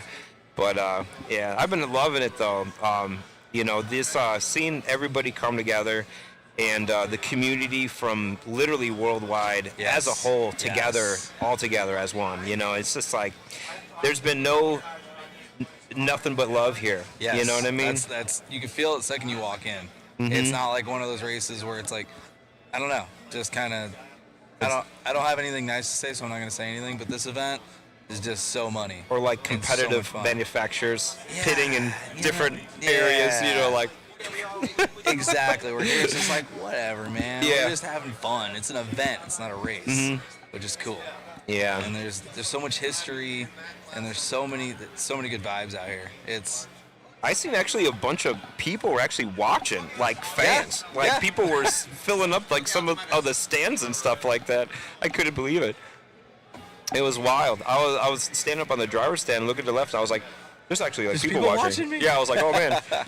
I can only imagine. We're gonna have the gates wrapped around. We'll hopefully have some seats filled for some of these A-mains. Mm-hmm. Oh yeah, it's gonna go crazy hard. Yeah. The energy's gonna be great. The two-wheel drive A-main is just going to be redonkulous. Even the two-wheel drive B-main is going to be redonkulous. I know. It's the one thing I almost wish they did bump ups. I love a good underdog. I love a good underdog story. Yeah. But 12-car mains is going to make up for it. I do that in 8 scale all the time. Gnarly. You play the bump game? Oh, Alphabet soup for you? I'm not even awake, and I botched my qualifying runs. And then I did that at Cheese City multiple times this year, where I C-main, won the C main, bumped up the B main, made the A main, finished middle of the pack of the A main. Yeah, because you got all that extra track time. That's it right there. That's so cool. That's one of my home tracks is Cheese City. Okay. Yeah, we know some guys out there that run Fiskale.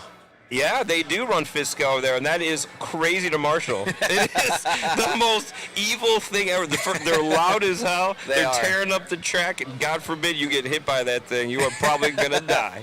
You're not going to survive. Oh, yeah. We were just doing Fiskale racing last weekend in San Diego, and the track was so fast. Crazy. So fast. That's crazy. Yeah, they had a big. I was at their big race not too long ago, State Line, and it was a blast. Sorry, my producer's confusing me. Woo. I didn't know you had 2 mics right there. That was kind of wild how you did that. Yeah. Do I got 2 mics? This is for the crew, and this is for everybody else. So you're talking to everybody else. That's which wild. is good. You don't have all these guys chatting in your ear, filling your thoughts with nonsense. That place is awesome, though, at Cheese City. Yeah, that'd be it's a cool to go big, there one big day. Track. They have a fantastic indoor track, too. Do they? Oh, yeah, fantastic indoor track. I didn't even know that. And Jared Wiggins, that's kind of like his home deal. So he's there all the time, and it is awesome to watch him run. He is a Wiggins beast. can wheel for sure. Oh, my God. And he's another guy that is just so nice at the track. Yes. You know what I mean? And like a lot of the guys, I run Associated, but he runs Techno. Yes. And there's so many guys that run Techno over there, and he just helps them all. Yes. Just all of them. He with setups and with wrenching and everything that weighs like that. dividends out there. Just spreading the love and all that. Yeah, He's a fantastic guy and super nice guy all around. And what an amazing dude! Did you see like the e-buggy worlds? Yes. Yeah. Our camera guy was actually there. Oh yeah.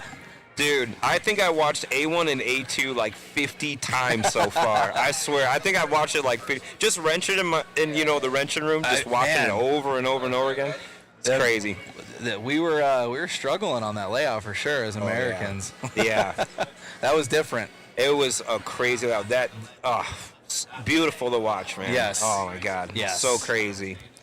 But yeah, that was a fantastic event. And then also we just had the Australian Worlds. That was I know Scotty was out there. Oh yeah, that was awesome. And it's like, man, everyone is everywhere. Mm-hmm. There's always something going on. Yeah. Like you said, you missed like a weekend, but it's like every weekend there's something to traveling. do. Yeah, That's it's awesome, man. That is it. Very, very cool. What do they got going on right here? Got We're at 8 minutes to 252. Two deuce. Man, you should run 3 classes next year just so you can help and jump in the booth and call some of these races, man. Yeah. The vibes are high. Yeah, I would love to run less classes next time and then just be more focused and actually wrench and actually tune the cars probably. Maybe have a little fun. Yeah. I know sometimes you have to sacrifice. Like, I'm doing kind of good in this class, so I'm not going to work on this one. So that's kind of how it's been. I just haven't had the time. Yeah. Where I'm like, I should change the shock oil, but I'm not going to. So send it. Exactly. Oh, man, I can't even imagine. Can't even imagine. Yeah, it's been a lot of fun, though. Oh, that's so cool. Oh, yeah. It's not Matt on the Ledger, stream, too, is a but- local guy Yeah. in my area, and he's another guy. I absolutely love him. He's he actually pitted for me doing 8-scale nitro, and he was my pit man. And then I returned the favor at a different track. That's and it, man. Yeah, and I pitted him. That's it. Yeah, 8 scales. You gotta have the pit man. Exactly. That's another cool factor too. It's Yeah. like you could lose, you can win or lose a race in the pits. It's awesome watching him drive too, just at like a normal, like local, weekend race and stuff. Yeah. It's like that's Matt Ledger right there.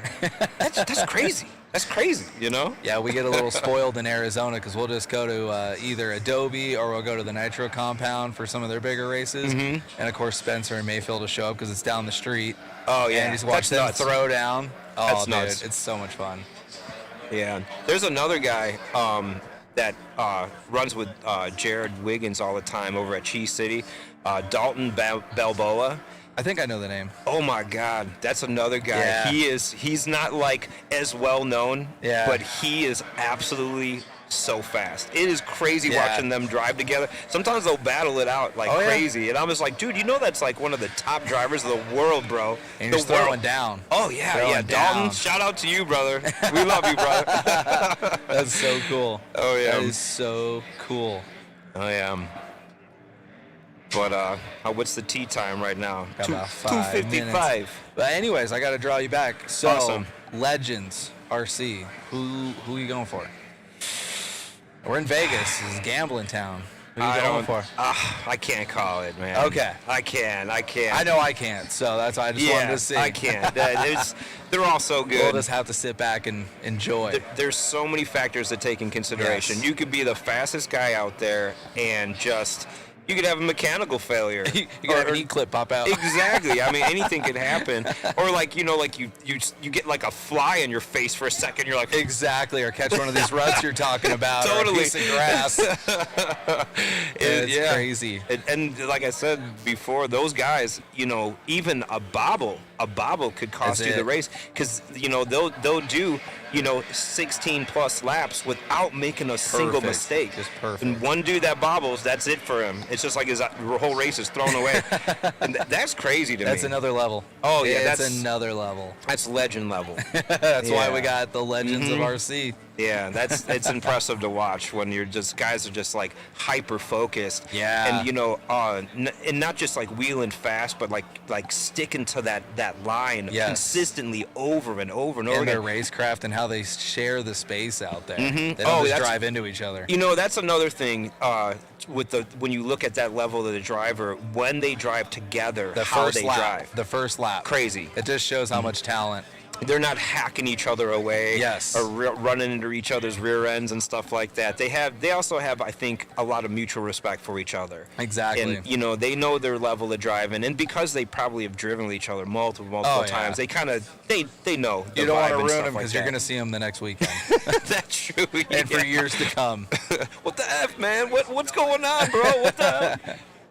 But thanks for having me on, brother. Man. Dude, Yeah, awesome. Great meeting you. And thank you for broadcasting and doing this on YouTube for us, because we love watching it. Yeah, we get to watch it back. Absolutely. Yeah, man. Get those rigs ready. Awesome, guys. Thank you. All right. Cool. Joe is back in town. No problem. Thank you, guys. Awesome. Not going to have the seat try and kill me this time. That was sketchy. That's all right. What's going on, Joe? I just did a What do you got? walkthrough. I was looking for a JC10 for sale, and nobody has anything. And you know what? When I get home, I probably won't want one. But I was talking about Masami. Yep. And the Ready to Run company. He promotes, and I got some of the flyers. Oh, yeah. So we got, for four-wheel, we got the G-Force Extrada right here. Look at that. That's one of the cars Masami has been promoting very, very heavily to get people into it. And then cool. also, we got the G-Force Genova. Ah. G-Force Genova. All right. We're going to get into it here. We're going to get into your first A-Main. This is going to be your 1976 to 1983 two-wheel drive buggy A-Main #1, brought to you by High Tech. Amazing. Dude, High Tech's been, they got a booth. Yep. They've been supporting us like crazy. High Tech's an awesome company. Yeah, shout out to Mike there. Yep. These Genovas, they kind of look like a mix between like a B3 and a B4. I was just going to say that. It looks like my B4 at home. Yeah, so we're still on, so see if we can see that there. This is... A little bit, huh? Yeah. That would be a great starter buggy. That's what's going to help grow this part of the hobby is. It is. Just getting in easy and not having to wrench for 15 hours to get a fast car. And I believe these things are dirt cheap. Oh, that's what I'm talking about. Yeah, so... As a baller on a budget, that's what I am talking about. Absolutely. So that's a brand Masami's been really pushing. I don't know if he has any ownership in it or what. It's awesome to see, though. Oh, Scotty's working on the tone. He's really got to get the tone down for the mains. Yeah, because that thing is offensive. It shakes the driver's stand. It does. Oh, man. Oh, no, definitely not that loud. That ain't it. They don't need it that loud. All right. Oh, Steve wants the Extrada. Yeah, that's not a bad wheeler to start with, especially if you're running on the outdoors. This looks like a more low grip car. There's not really an under the body shot like there is with the Genova. But that Extrada, it's a belt drive. Guys, we're going to be shutting down Facebook. Come back. Come on. Come back to Facebook. We've got to reset the stream.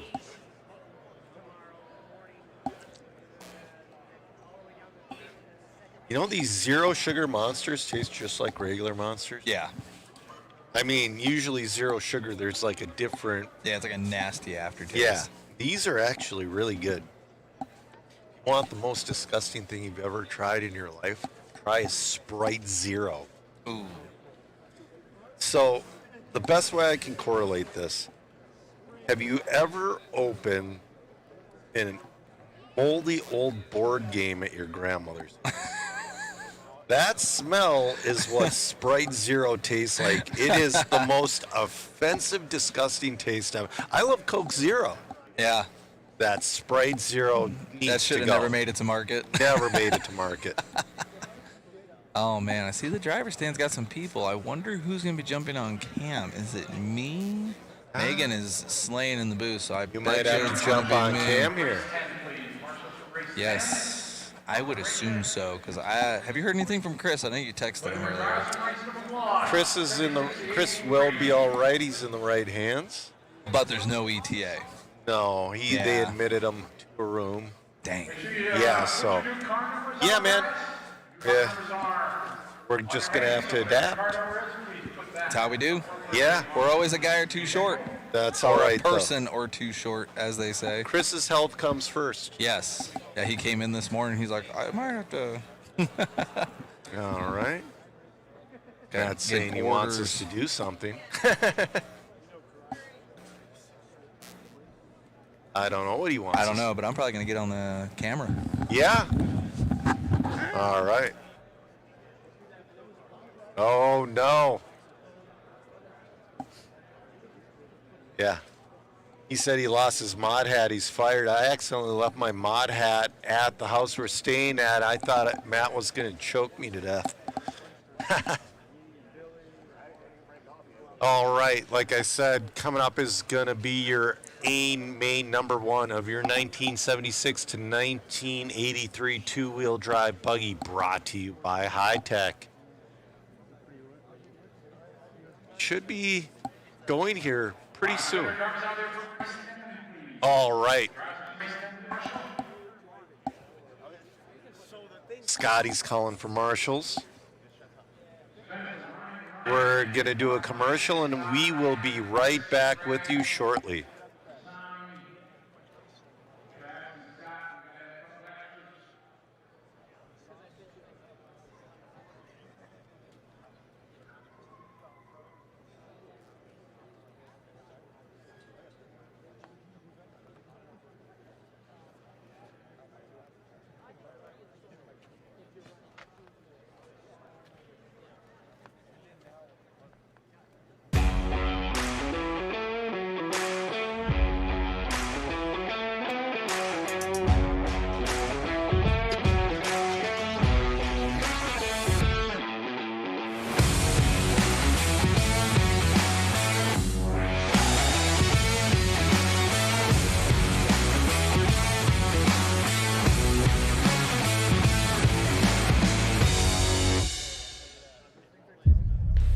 Whether it be chasing checkered flags, blasting through berms, or navigating the trail, AE has you covered. Team Associated, Element RC, Reedy Power, and Factory Team, vehicles, parts, accessories, and information can all be found in one place. So blast, slide, soar, and crawl with us at AssociatedElectrics.com.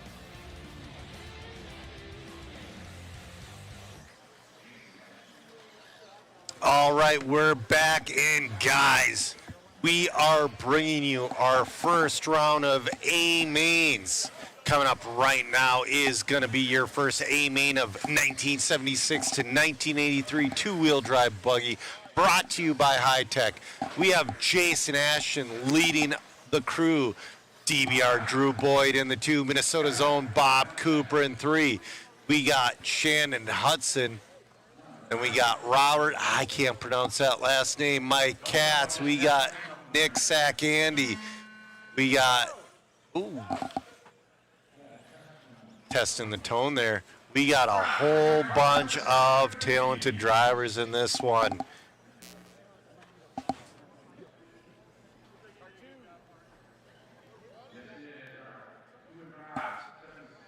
This one's going to be an exciting one, guys. This is our first heads-up race of the weekend. Mr. Me, you know, they rescheduled the Legends race. Some of them left the building, so that will probably be done tomorrow. Unfortunately, but, you know, delay of gratification is always a good thing. All right. We are lining up.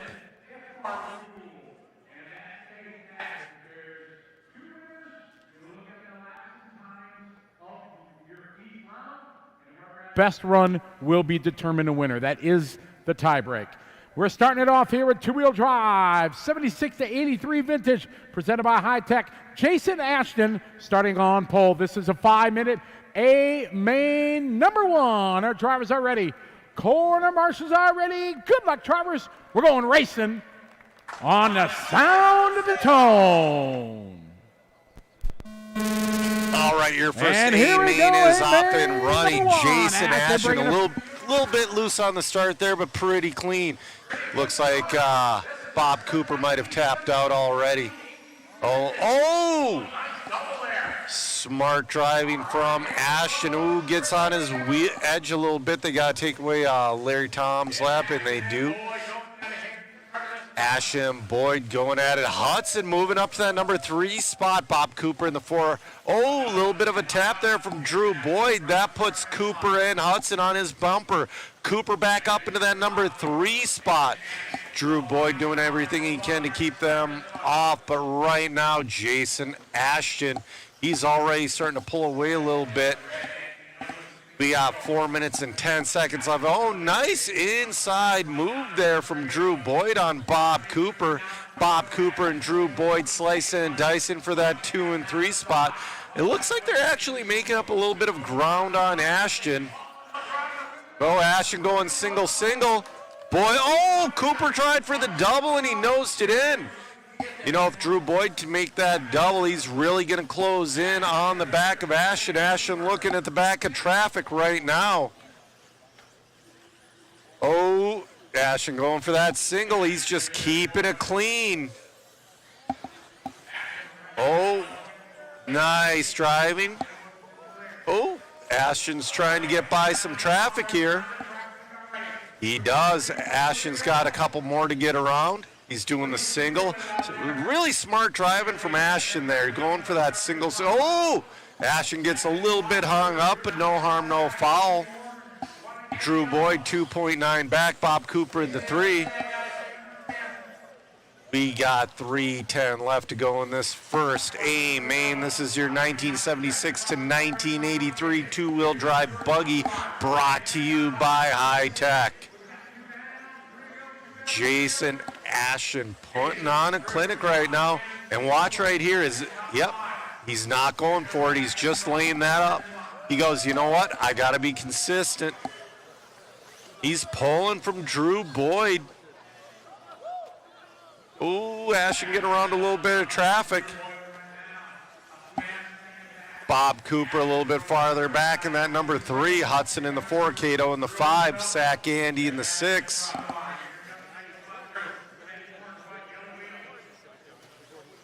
.1 separates our leaders with 2:15 left to go.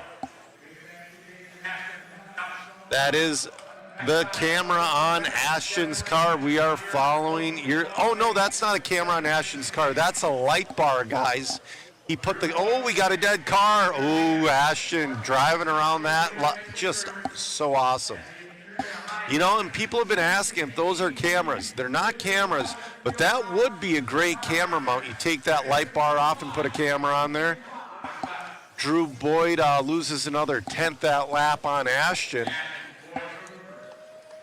Jason Ashton with 1:35 left to go. 17-0, just nice and consistent out of Jason Ashton. He's not going for that double, and he's pulled a 5.1 second lead over DBR Drew Boyd. Bob Cooper's 5 seconds off of Drew. We're starting to separate a little bit. 17-1 that time from Ashton. 1:10 left to go in this one.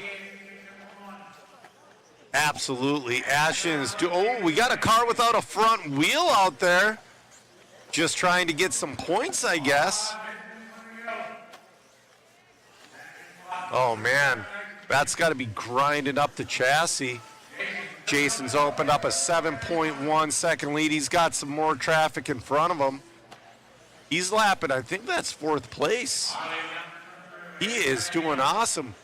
Because he will be lapping after this guy. He'll be lapping 3rd place Bob Cooper. 30 seconds left to go on the Master. Oh, Bob Cooper upside down. Oh! Yeah. Sack Andy's looking to get around. Ooh, Ashton getting a little loose. Ashton's got Bob Cooper 3rd place, a lap down. We got 10 seconds left to go. Ashton's going to go for one more. I think Drew Boyd might get caught. Drew Boyd gets caught at the loop. Jason Ashton on his victory lap. Fantastic wheel from your TQ, Jason Ashton. We're going to go down and get an interview with him from Matt Olson.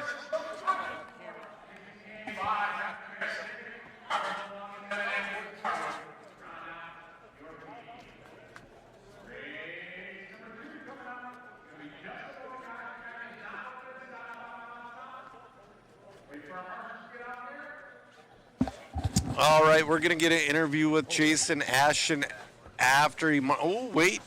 He is back-to-back. Ashton's back-to-back. Oh, this is your 1984 to 1988 two-wheel drive buggy brought to you by J Concepts.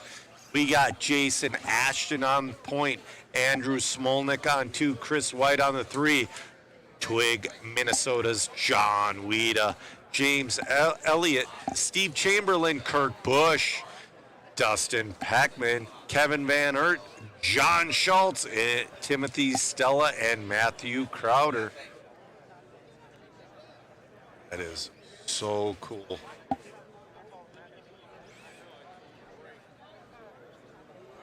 All right. Let's see if Jason Ashton can do a repeat of that last one. I mean, that's got to be it's probably a similar feeling going from the two-wheel drives. But man, he's going to have Andrew, Chris, and John on his back bumper immediately. These guys do not give you any breathing room. Andrew's going to try to take that lead right away. He's not messing around.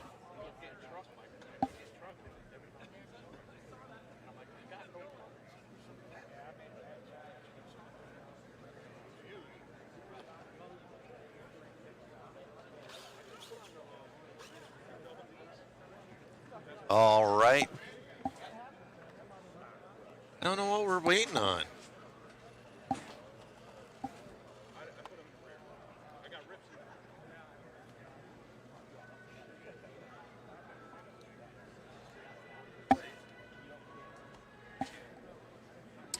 Oh, man. Just...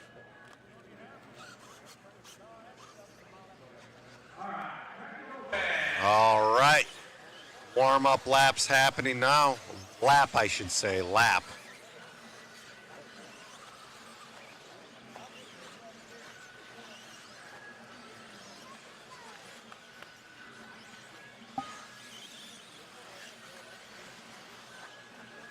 All right, guys.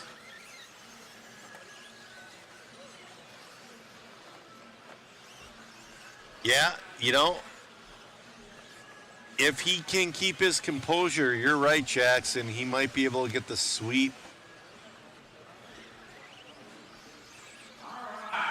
Man, we got a bunch of killers in this one.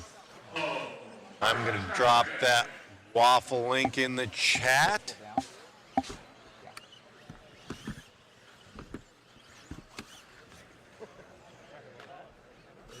Camera number 1.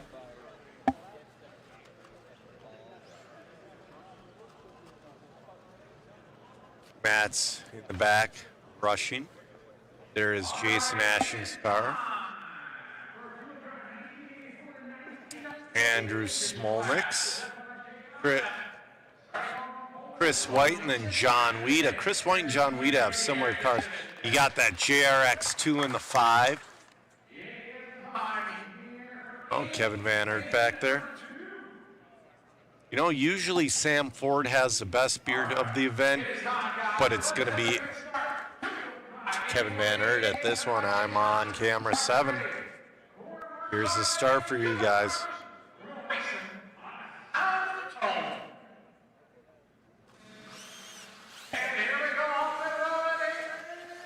All right. Oh, Andrew knocking on that back wing immediately. Oh, he gets a little hung up.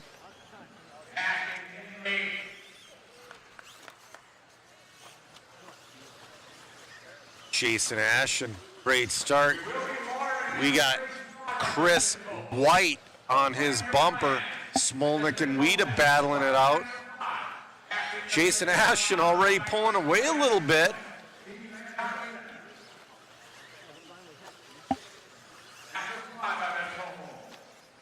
All right, I'm being told we're gonna water after 5. This is only 2 of 10 races we're doing tonight. We're doing the first round of Ashton upside down.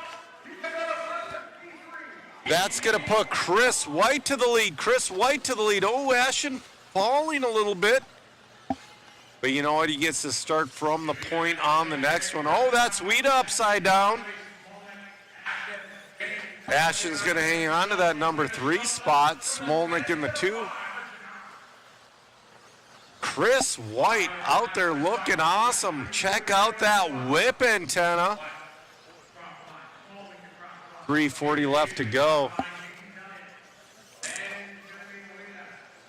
Kind of curious if he's running the graphite car. Oh, he's up. No, he's gold pan. He's upside down. That's going to put Smolnick to the lead. Ashton's going to move back to that number 2 spot.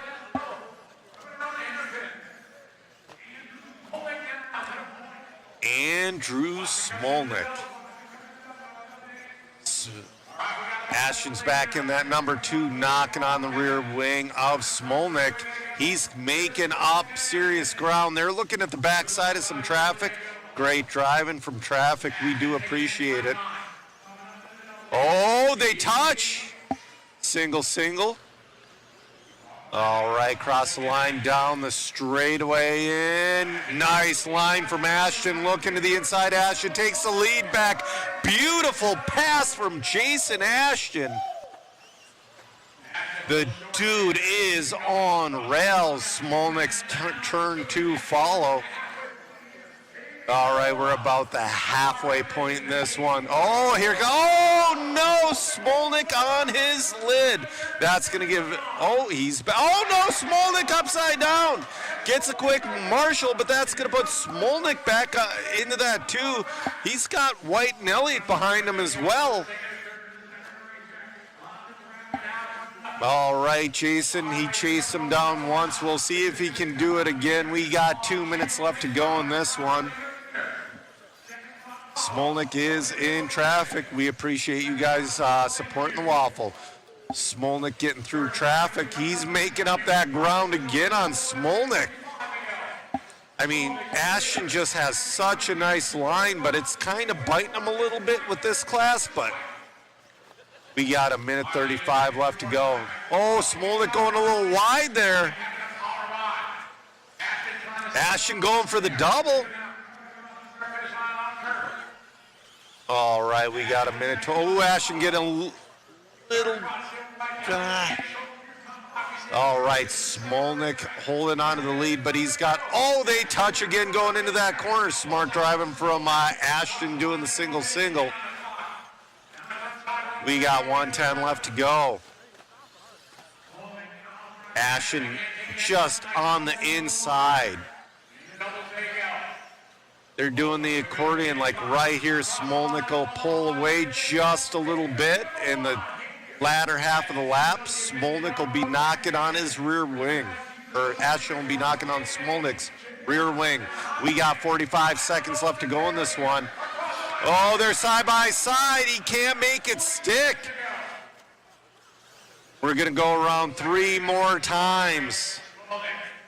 Smolnik has to just make his car 3 lanes wide. Ashton with a nice inside line. Ashton, he's got to make something happen.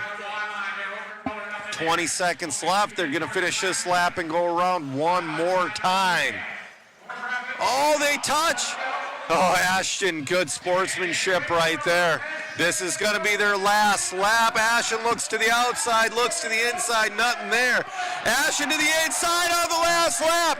Ashton, oh, here comes Smolnik. Oh, Smolnik taps out. Ashton, oh no, there's traffic. Smolnik to the, Ashton to the loops. Oh, Jason's going to take that one. Wow. Came down to the last lap. Ashton with a beautiful pass. We got to get that interview. All right, we're going to go to camera 7 here. Wow. 2 in a row from Ashton. Of course. Great run there, man. You two having an amazing battle. You won your first one, and this one a little bit more of a battle. It was funny. Andy and I talked yesterday. We're like, oh, we're going to put on a show out there, aren't we? And it ended up exactly that. Andy has been a friend for a long time. We've been teammates together. So, no, that was fun. Some awesome racing out there, Smolnik. That was a blast. That was a blast. We've been racing for so many years, 20 years of that, and it's never changed yet. So that was awesome. Congratulations, you two. Yeah, we got one more, though, to do again. Let's go. See what happens. Congratulations, though, to grabbing it. Great battles here ahead here at the Vintage Championships in Vegas. Thank you so much. Back to you, Joe. All right, in this one, this is your first A-Main, number 1 for your 1994 to 1998 two-wheel drive buggy, brought to you by HRP Hobby. We got Spencer Rivkin in this one, Ryan Mayfield, Matt Francis, Scott Spear, Masami Hirosaka, Greg Hodap, Chris Van Aer, Adam Rails, Alan Horn, Jonathan Schultz, Jerry Walter, and Matt Ledger. I'll tell you what, Ryan Mayfield, he doesn't like that he's starting second. He is going to be right up Spencer Rivkin's wing to start. All right, we're going to go to camera 7 for the start.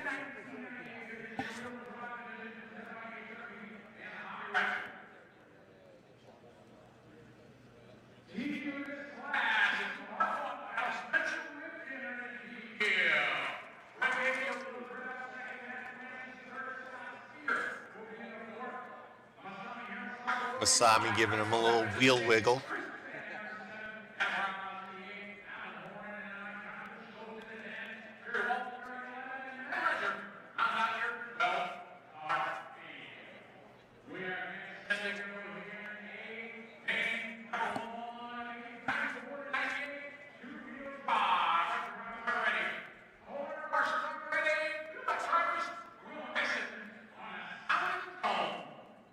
Yep. All right, we're off and running. Oh, man. Ryan's already digging. Oh, Francis getting a little loose early on. All right. It's already turning into the Rivkin Mayfield show as they go over the double. They're starting to pull away from Francis already. This is your air. Oh, nice save from Mayfield. I thought he was going to end up on his lid. Oh, after touching the grass. A couple of bobbles from both Spencer and Mayfield this lap. Oh, Spencer getting loose. Oh, Mayfield looking to the inside, nothing doing. Mayfield's got a really nice line through that center section as they go over the double, outside to inside. Mayfield's looking just for anything. We got 3:50 left to go in this one.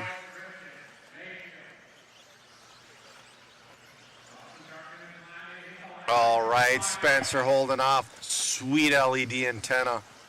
Mayfield in that. Oh, Spencer with the bobble. That's going to put Mayfield to the lead. Mayfield's got speed. We'll see if Mayfield can make. Oh, Mayfield. Oh, nice outside pass by Spencer. Spencer is not having it. All right, Spencer back to the point. Mayfield in the 2. But guess what? They're messing around. Francis is catching them. Mayfield just looking for anything. Francis still within striking distance.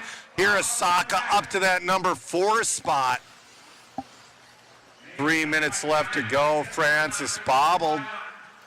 So Rivkin and Mayfield pulling away from the pack. They're actually starting to look at the backside of traffic here soon. Oh. 2:40 left to go. Oh, Mayfield upside down.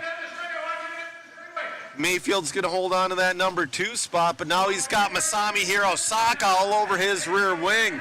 Masami up into that number 3 spot. All right, 2:20 left to go. Battle for 3rd right now with Masami and Matt Francis. We're partying like it's 1996. We got Masami actually pulling away from Francis a little bit. But right behind Francis, though, we got Scott Spear. Mayfield starting to pull away from Hirosaka. Hirosaka, though, looking really good out there. Looking for a podium spot in this first A main. All right. Spencer has opened up quite the lead. Masami doing anything he can to get into Mayfield's draft. We got a battle for 4th right now between Francis and Spear. Francis has been falling back just a little bit. Spear on his rear wing. Francis trying to find a way to get back to the draft of Masami with 1:15 left to go. All right. Scott Spear trying to... Oh, Masami hung up. That's going to drop him down to 5th. We got Francis back up into the 3rd spot, but Spear isn't giving... Oh, here comes Spear to the inside. Oh, we got a 3-way battle for 3rd between Francis, Spear, and Masami. Oh, Masami, nice move over the double to move back up into that number 4 spot, getting around Scott Spear. Now Masami trying to catch back up to Francis. Hodap is starting to peek his way into this battle here. We got 30 seconds left to go. Oh, a little bit of a bobble from Hirosaka. That's going to put Spear back up into the number 4 spot. Francis is just trying to drive it clean to come home with the number 3. 15 seconds left. Wow, Spencer's already looking at the backside of our battle for 3rd. Spear looking great right now in that number 4 spot, keeping cool under pressure. Oh, Masami to the inside, can't find it. They're going to go around one more time. Oh, man, Francis is in traffic. Oh, who was that upside? Oh, that was Horn. Oh, Masami gets a tap from Hodap. Wow. Great run, great run. Earl, their re-releases. Wow, I cannot believe that. We're going to go to camera 7. We're going to go down and get some interviews here. You're good, you are on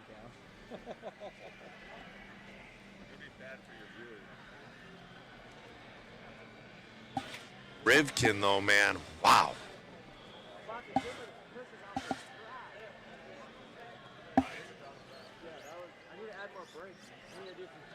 Coming up next, I don't know where Spencer Rivkin went. Coming up next, so you got your 1980 to 1990 two-wheel drive truck brought to you by Dragon Punch RC. This is going to be a 14 truck. Congratulations on the run there, man. It was a little interesting at the beginning. Mayfield ended up flipping over in this tough corner right here. This corner is pretty freaking tough because you kind of get the ash or the grass actually being there for the curb. Yeah, the start of that race was pretty good. Obviously, it's good racecraft from Ryan and myself just to kind of like get things going so you don't get tangled up to kind of go way back into the crowd. And then obviously, as we kind of pulled away, I kind of made a small little bobble, got a little loose. He kind of went by, and then kind of when the doors open, I kind of shot for it as well and kind of got back by him again. And then, he ended up having that mistake here, and I just kind of put my head down, put my laps in, and then I kind of caught up to the rest of the guys in the back and was working my way through because you don't really know what was going to happen with kind of going through traffic. So, it was a good run. I was also kind of thinking because it's AA main, there is a possible tiebreaker with the overall laps and the overall laps and times. So, keeping just sharp and focused on that end. So it was fun. Congrats. Thank you.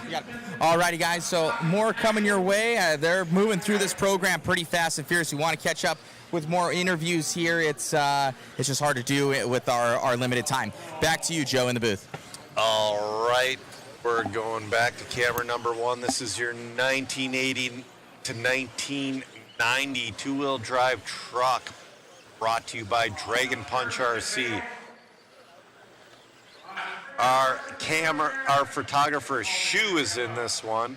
He's rocking the cow in the front bumper. All right, we're gonna go to camera 7 here.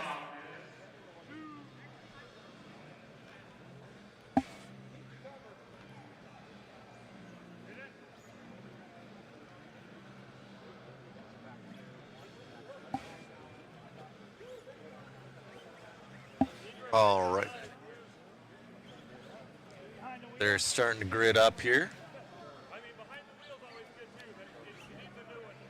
Got the Monster Beetle lining up. I love the gold wheels on that Monster Beetle. Yeah, Mad Max class. Bob Stormer.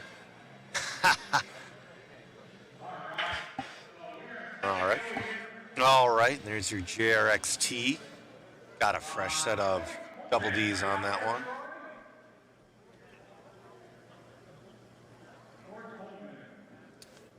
That's a sweet 10T or a RC10 conversion. That was a monster truck conversion. Bob Stormer giving us a little bit of a wheel wiggle. There's Shu with the cow.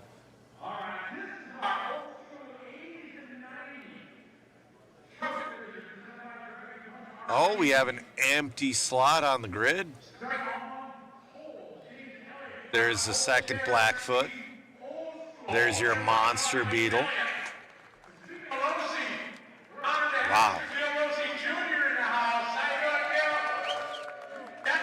Yeah, Gil Losey Jr. is here.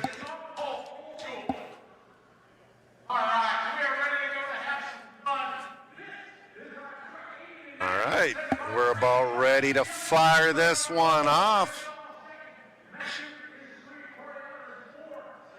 Bob Stormer's driving an old conversion for the RC10 that was previous to the RC10T. Oh, Jimmy, the Blackfoots are a handful out there, but you know what? They're having the most fun. All right. Race number 4 ready to fire off here. Oh, that tone's rough. Oh, a little bit of a wheelie there from Elliott. Elliott's been crushing it with that JRXT. That thing is smoking. That was my first stadium truck.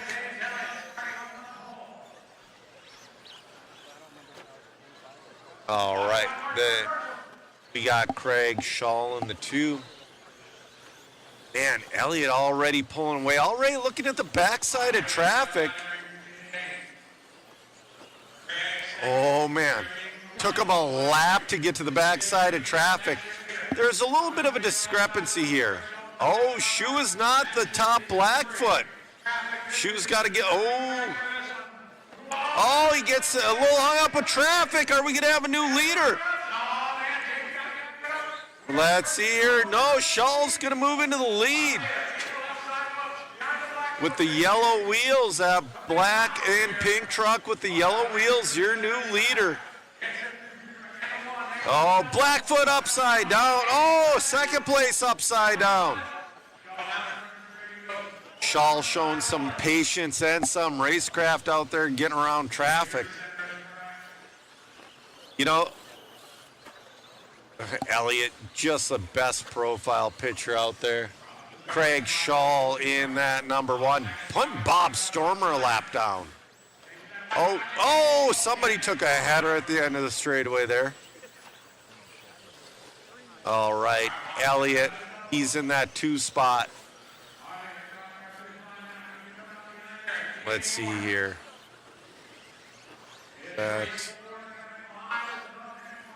Eller in the 4 has already gone a lap down to our leaders. Wow. All right. Oh, he got a little stuck. Elliott trying to catch back up to your leader. There's a lapper between them. Oh, our leader got hung up with Shoe. Oh, no. All right, Elliott back to the lead. You know, Shoe's running in that 8 spot. Oh, Shoe's down to 9 now. Right now, though, Jason Elliott back to the lead. In that green JRXT. That truck is so dialed. Oh, making his way through traffic, getting through a little bit better this time. James Elliott, your leader with 2:05 left to go.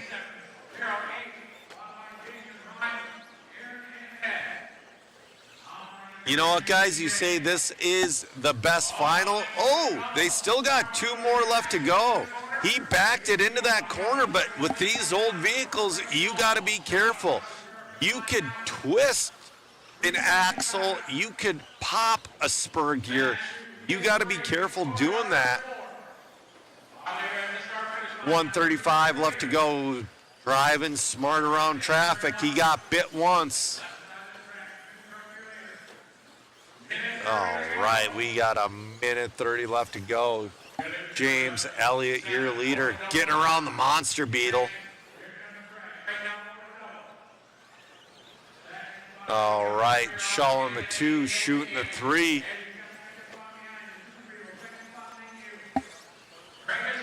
Bollinger hanging out in that 9th spot with a minute left to go.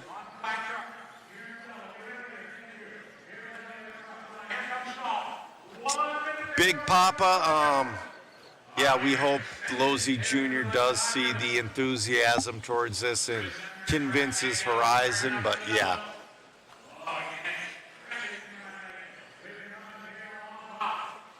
Oh. Getting around Bob Stormer. Bob in that 6th spot. Oh, Elliott getting around a pile of trucks. Oh, man, he's got to deal with the Blackfoots. Bollinger moves up to the 7. Oh, Elliott just going for it to the inside. This is mayhem out there. Bollinger's trying to be the highest finishing Blackfoot. Let's go to the Blackfoot race on this last lap. Those 2 Blackfoots are racing for position. Oh, I think he fell back a little bit. That's Bollinger and Doyle battling out for 7 and 8. Elliott's already long gone. Oh, Bollinger's going to be the top finishing Tamaya. Phenomenal race from James Elliott. We're going to go to camera number 4 here.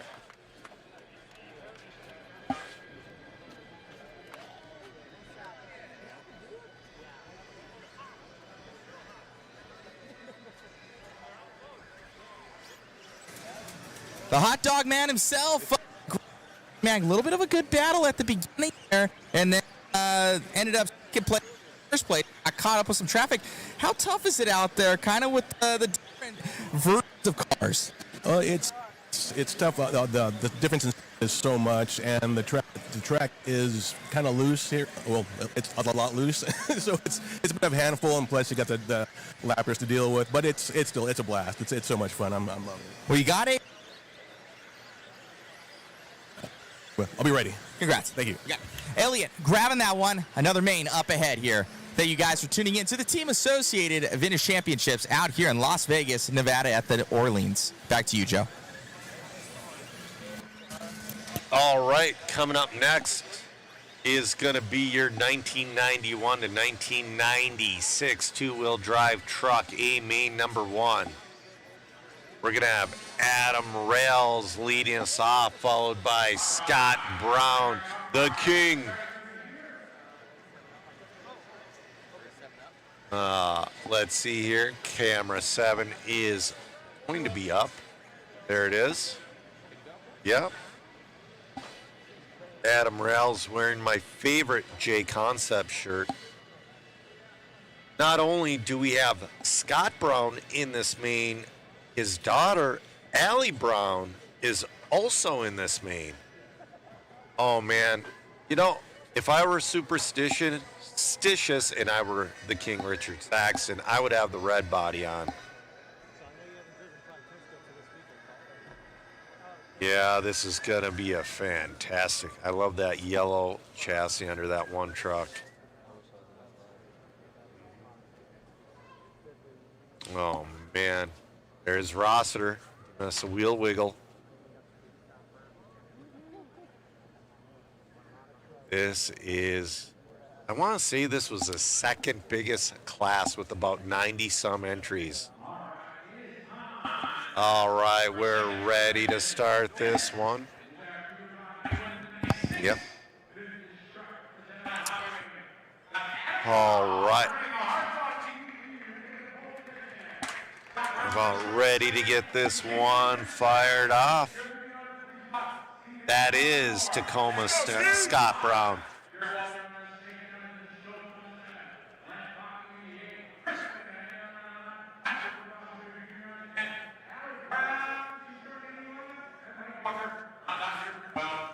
All right, we're ready to fire it off here.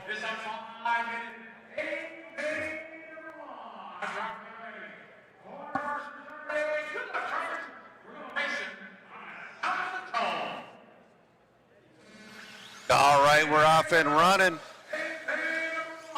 So far, a beautiful start from Adam.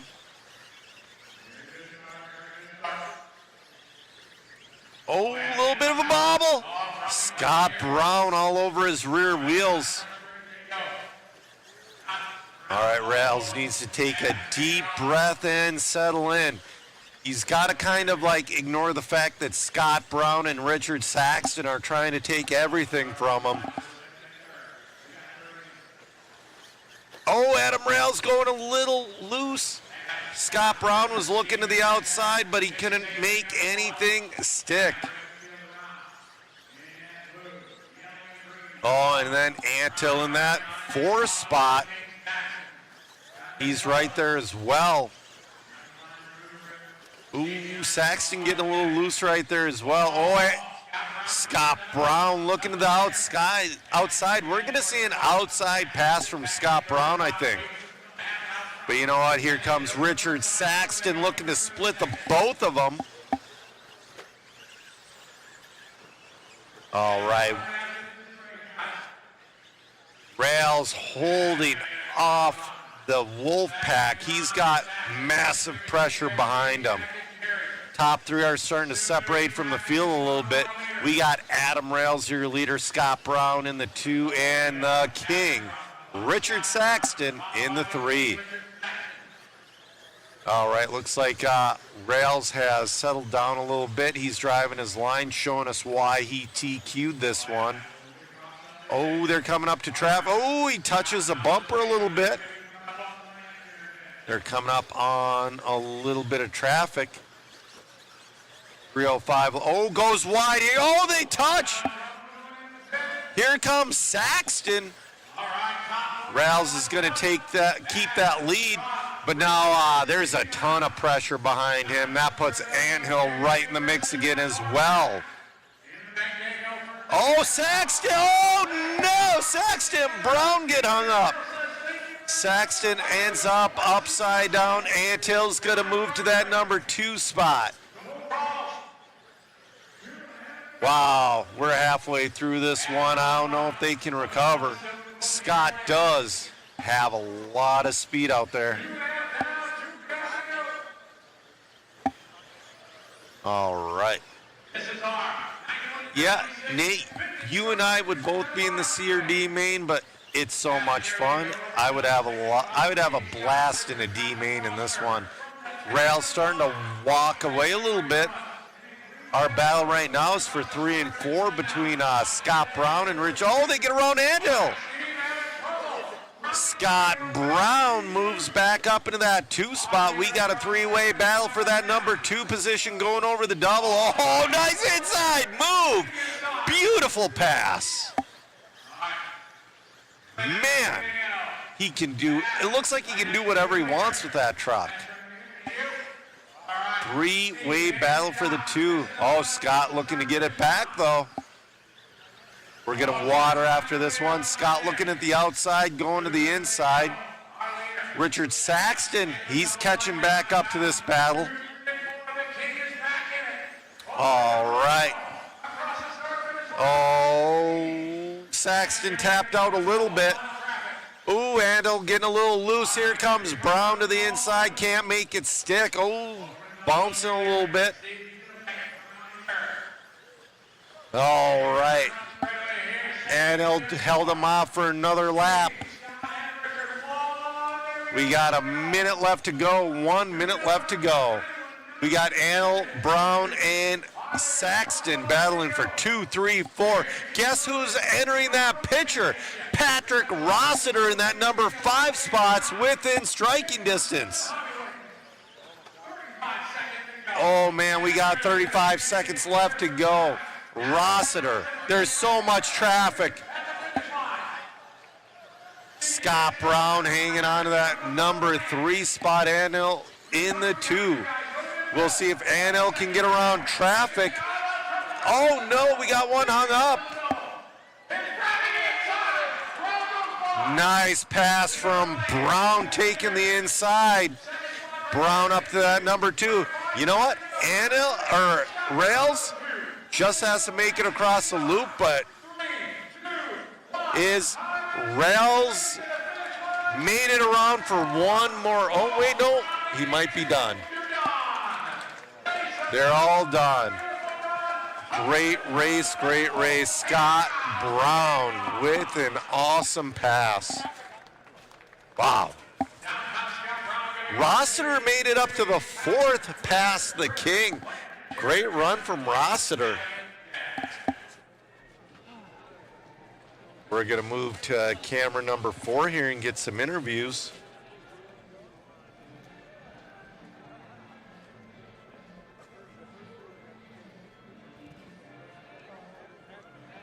Adam, your heart pumping a little bit? My heart is thumping right now. A lot of nerves and a lot of tight racing right there. It looked good. A lot of legendary. Close yourself. It's there's a lot of people in our way. I guess we're cutting out a little bit. You're having some fun though, right? I'm having an absolute blast. I can't wait to run the rest of these mains. Congrats, buddy. Thank you. All righty, guys. Well, some good battles right there. We even had the King out there, Brown and Antil doing their thing. It's going to be great racing here ahead for the Team Associated Vintage Championships here in Las Vegas. Back to you, Joe. All right. They are watering currently. I'm going to take this chance to take a quick water break myself. Do not go anywhere, guys. Keep tuned in. Oh, we got 5 more fantastic mains coming up.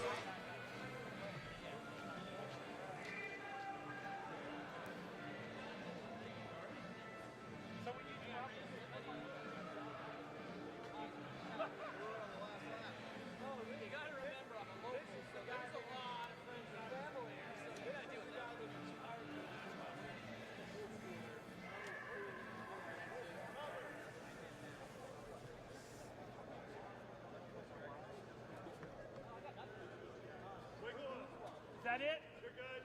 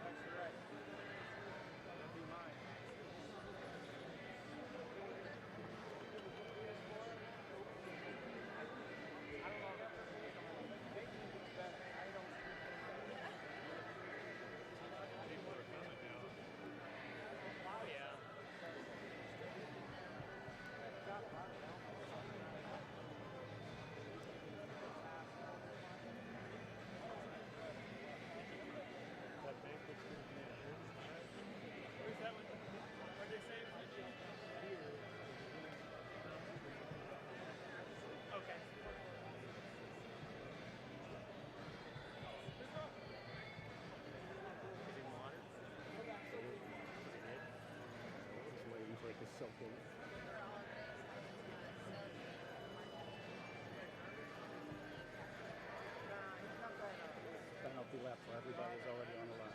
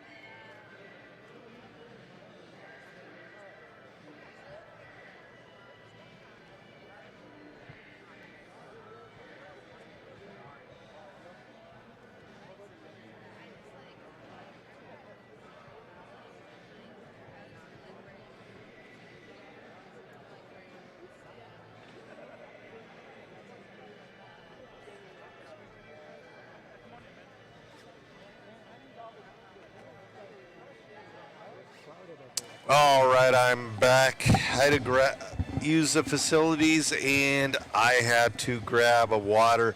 I've had way too many fridge cigarettes today. It's time for some good old-fashioned water.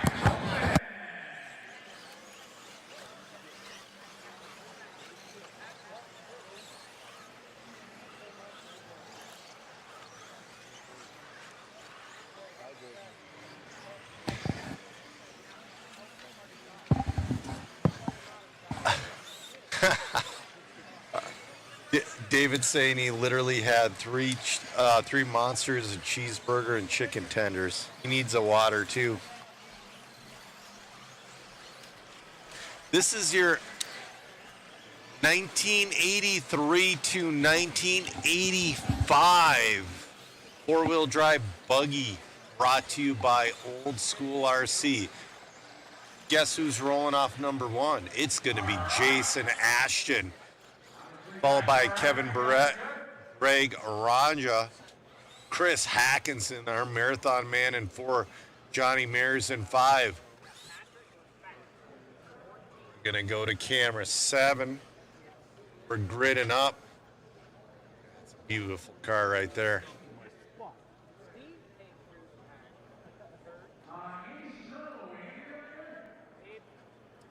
Yeah, Ashley, it is a great thing that women are joining the hobby.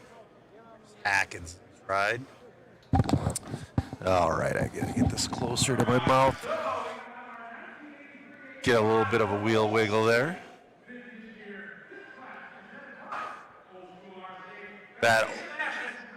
Those hot shot right there, that's so cool. That made the A.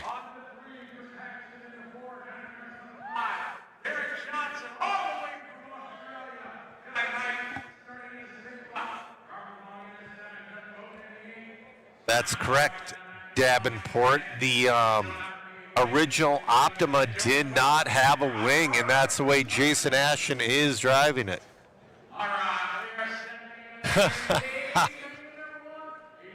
Yeah, we're ready to get this one going.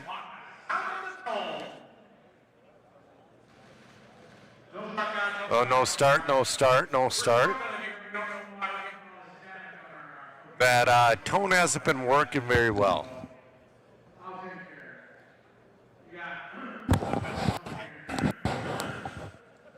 Yeah, I know no wing's been a wild choice, but he TQ'd with it.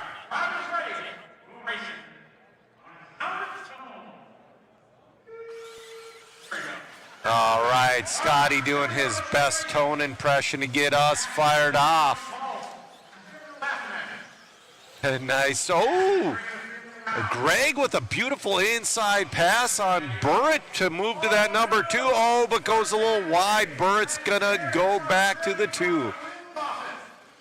Ashton's hanging on to that number 1 spot. Oh, somebody lost a wheel. That's been happening a lot.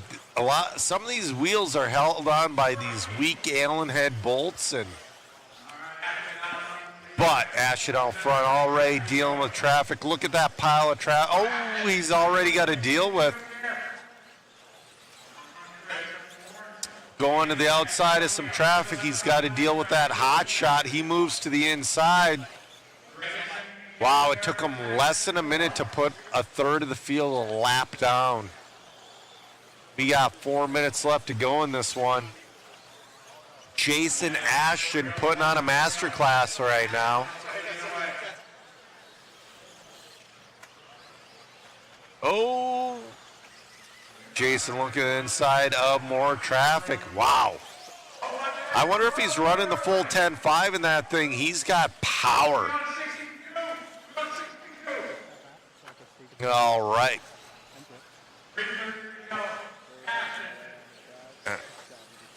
All right, Greg is up in that 2 spot.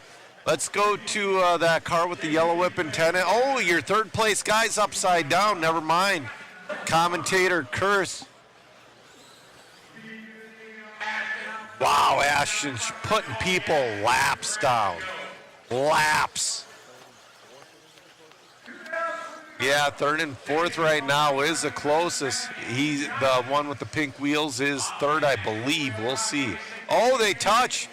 I believe that was Hackinson going upside down, too. Oh, no, Hackinson just fell. So did Burritt, 4 and 5. So Hackinson in the 5, Burritt in the 4, Mears up to the 3, Greg to the 2. Oh, getting caught up in traffic. Hackinson going back up to the 4. 2:30 left to go.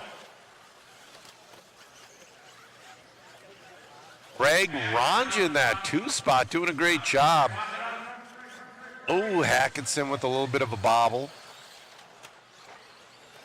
All right, we got 2:15. Oh, no, Hackinson. And, man, Burritt can't catch a break out there. Yeah, there is mayhem everywhere, guys. We still got a few mains left to go. I'm dropping that link in the chat. bunch of fantastic prizes. We're giving away autographed re-released cars. We're giving away a Team Coyote Charger. Oh, Ashton hits a divot. Ashton was putting 4 and 5 a second lap down, hit a divot. And yeah, Ashton be gone. Like I said, he's putting on a master class. His fast lap with that car is a 15.2. He is so quick.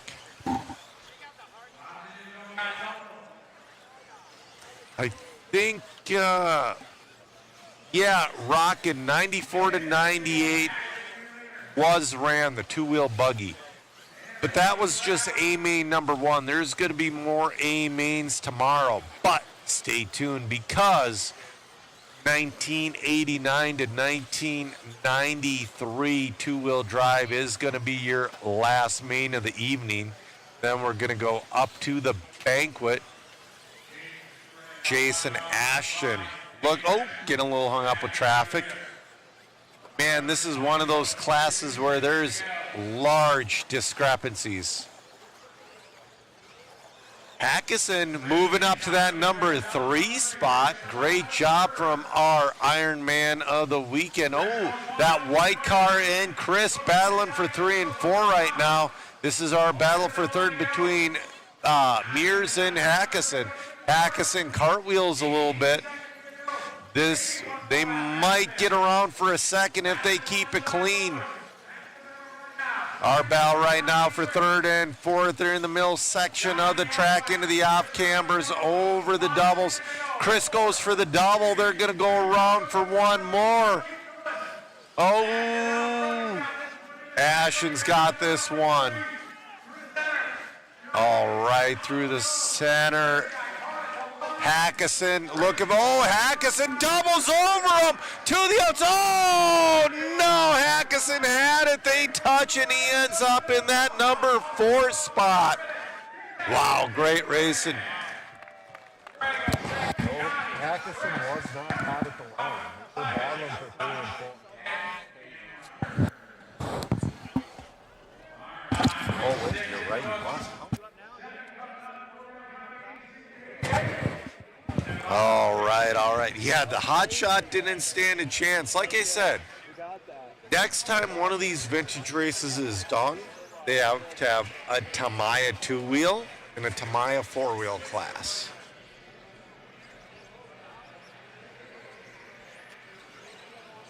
Ashton is back to back, so we'll get an interview afterwards.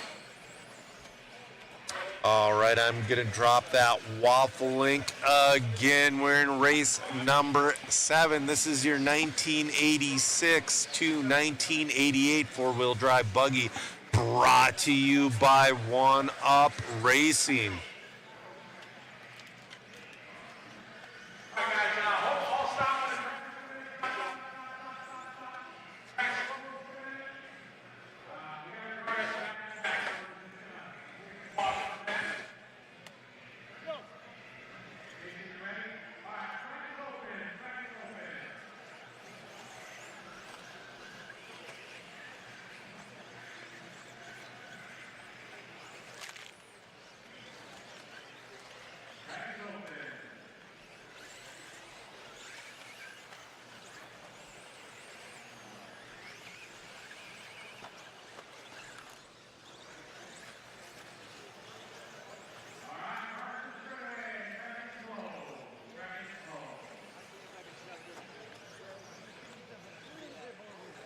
All right, we're ready to grid up here.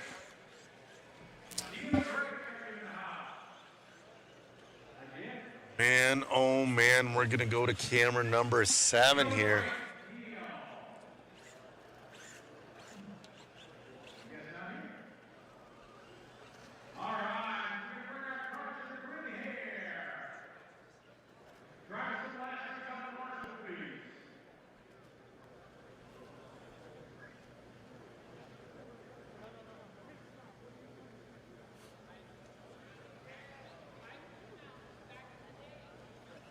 That's that JR Mitch paint job.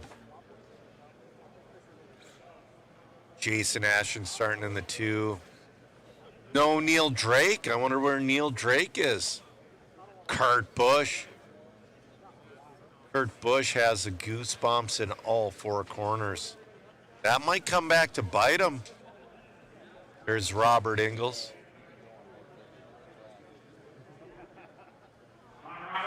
Our cameraman saying you can go on more places of the track, but guess what? This is the A main. You should be focused on the line, and you should be focused on going as fast as humanly possible. There's Minnesota's Bob Cooper on a fresh set of goosebumps. Yeah, Kurt Busch and another A main. That's so cool. That's Hero.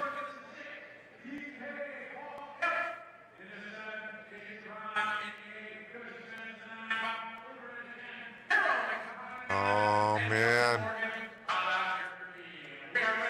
We're ready to go. We're going to get this one fired off here on the tone.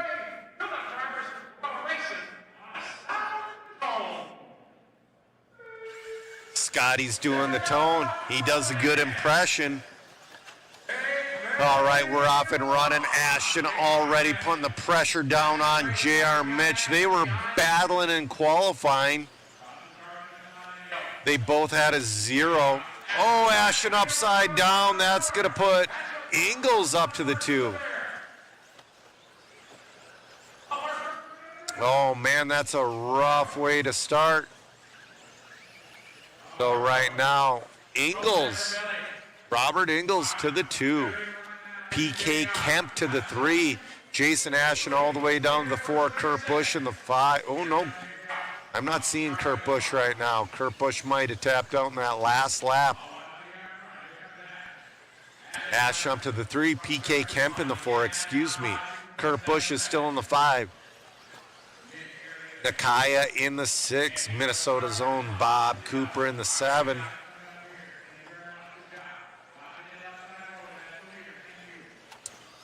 All right, leader already putting people a lap down. Jason Ashton back up into that number 2 spot. He's on a mission. 4.1 second split between J.R. Mitch and Jason Ashton. Oh. Lapping all the way up through. Oh, Mitch getting a little loose. When Ashton's on the move, you can't be getting loose.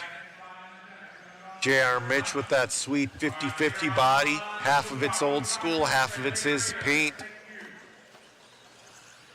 Wow, putting Kurt Busch a lap down all the way. Oh, good driving from J.R. Mitch. Masterful.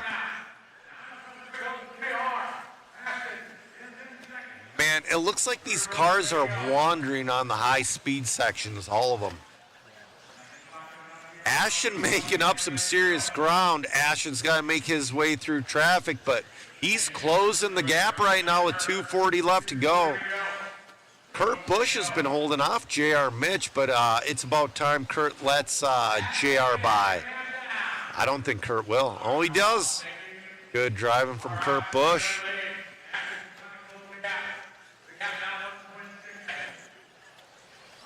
Ashton making up ground. All right. Let's see the gap this time by. Come on. 2.3 between Mitch and Ashton last time by. We're going to try to get them both on. Oh, Mitch upside down. Oh, Ashton touches. Ashton moves. Oh, no, rough Marshall.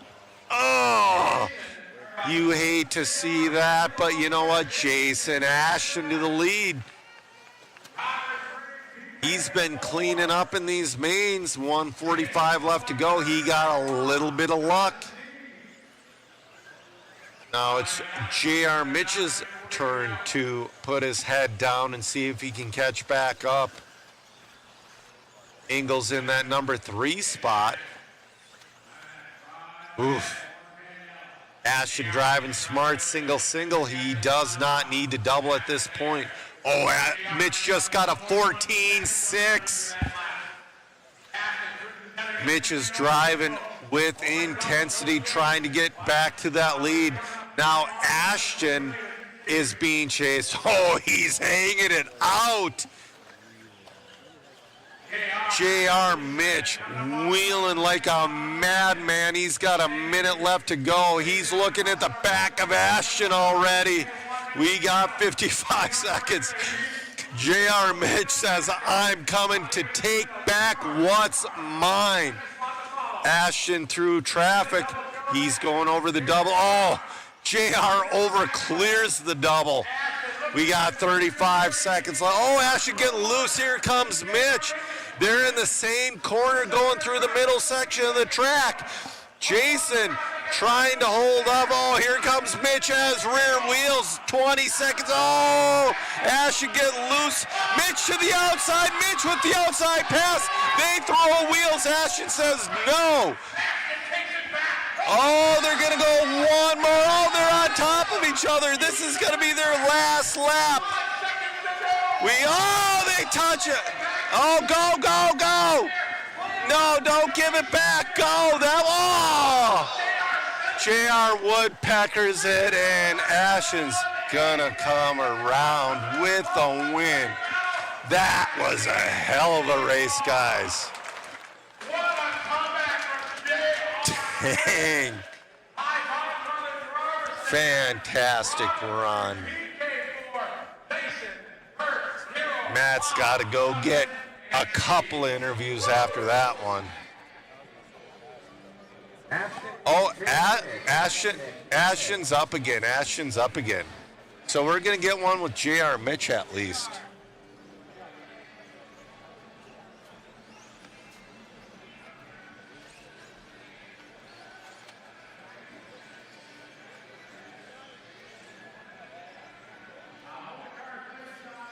All right, just waiting on.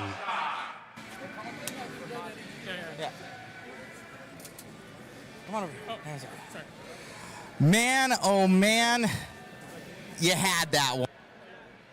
Little bit like type of thing, like kind of hit me and flip. It's what it goes. And got kind of behind, and then just kind of went full throttle trying to catch back up. So. Man, it was Matt Francis said yesterday. He goes, I just need to stop being a pansy and grab a little more throttle. Yeah. That was what you were doing right there. You grabbing a little bit more throttle, caught up to Ashton like he was standing still, and just a little bit of bad luck there at the end. Yeah. You did the right thing. You let him by. I think it's a double A main format. Yeah. So at the end of the day, if you win the next one, you'll take the overall. Yeah, so we're going to try a little bit in qualifying. I don't have any parts. I have just the car. So now it's kind of, we're in the main. Probably guaranteed a second. So just let it all hang out. Yeah, just go for it. Congrats, buddy. I appreciate it. Thank you. JR Mitch there, one of the favorites to take the overall in that one. But Jason Ashton going to say something about it. Back to you, Joe, in the booth. Oh, man. This is your 1989 to 1993 four-wheel drive buggy brought to you by A-Main Hobbies. Guys, my heart is going like a jackhammer after that one. I mean, you can't ask for anything better. And now Jason Ashton, he had to stay on the driver's stand. He's starting in that 2 spot behind Chris Van Aer. He's got Craig Drescher a couple spots behind him. He's got Andrew Smolnick. All right, we're going to go to camera 7 here, guys.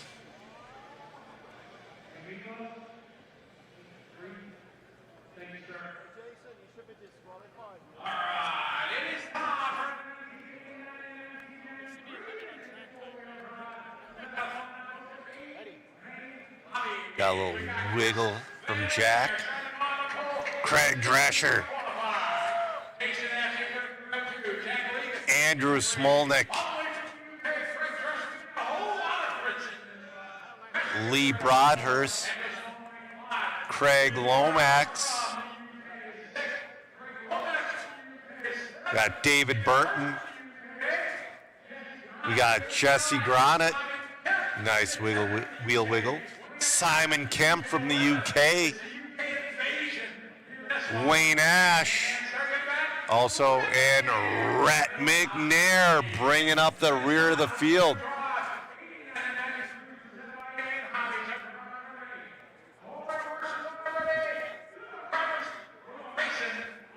All right, we're on camera one.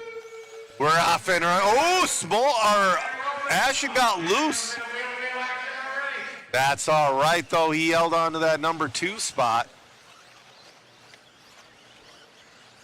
Beautiful start from, Ashton's super loose, guys. Oh, Drescher fell back down to that 11 spot. All right, over the double bend. They're getting a little loose coming onto that outside sweeper. Ashton just clicked off a 14.9. That's going to put him right on that rear. Oh, looking to the inside of Van Air. Oh, that's got to help you to not leave the driver's stand for there it is, Jason Ashton to the lead. All right, Van Air now on the hunt to take that lead back. Van Air is your TQ in this one. We got Jack in that number 3 spot. Andrew Smolnick in the 4. 3:50 left to go. Ashton looking great out there already, looking at the backside of some traffic. Oh, a little bit of issues. All right, into the inside. Van Air is really starting to turn it up. He wants his lead back. Ashton getting a little loose. Oh, Van Air getting really loose. Scotty making him wait. Kind of glad. Now Ashton. Oh! Ashton going through traffic. There's one upside down on the beginning of the straightaway. Now he's got 3 people battling in front of him. He's got to get around. Taking that single to the inside, going down the straightaway. Jason Ashton, man, he's been driving smart. He knows if he's not lined up for that double, he just singles it. Oof. 2:45 left to go in this one. Jason Ashton, your leader, Van Air in the 2, Smolnick in the 3, Jack in the 4. Then it's Lomax and Drescher.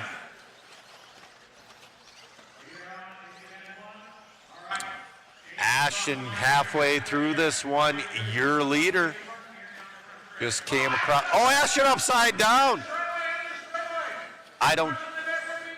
Is that Van Air that got by him?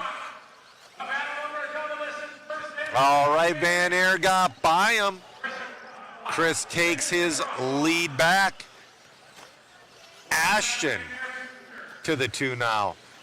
Ashton's turn to follow for a little bit, and we'll see if he can get back to the rear wing. Oh, upside down by the double. That's a weird place to crash.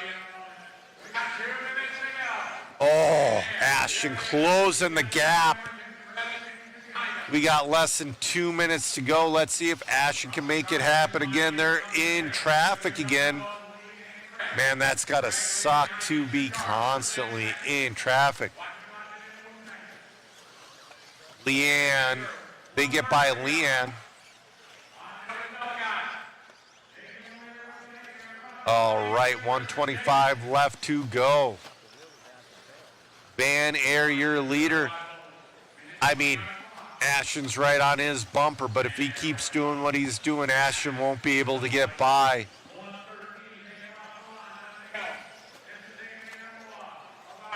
All right, 1:05 left to go in this one. Ashton right there. They got clear track in front of them for a little bit. We'll see if Ashton can close that gap. 14.5, but Van Air with a 14.4 that last time. Van Air putting down that Van Hammer. 45 seconds left to go. 14.7 to 15.0. He's pulling away a little bit. Oh, Ashton really closing in on this lap. This time 15-2 to a 14-6 from Ashton. Ashton Woodpeckers, the end of the straightaway. 20 seconds left to go. Van Aer, you thought he had a little bit of breathing room, but he's got a massive amount of traffic in front of him. He literally has 5 cars in front of him he has to navigate through. 5 seconds. Oh no, they're tangling up. Van Aer singles. All right, Ashton's gonna get caught at the loop. They both get caught at the loop. Great run, great run. We need to get an interview with Van Aer and Ashton. That was gnarly.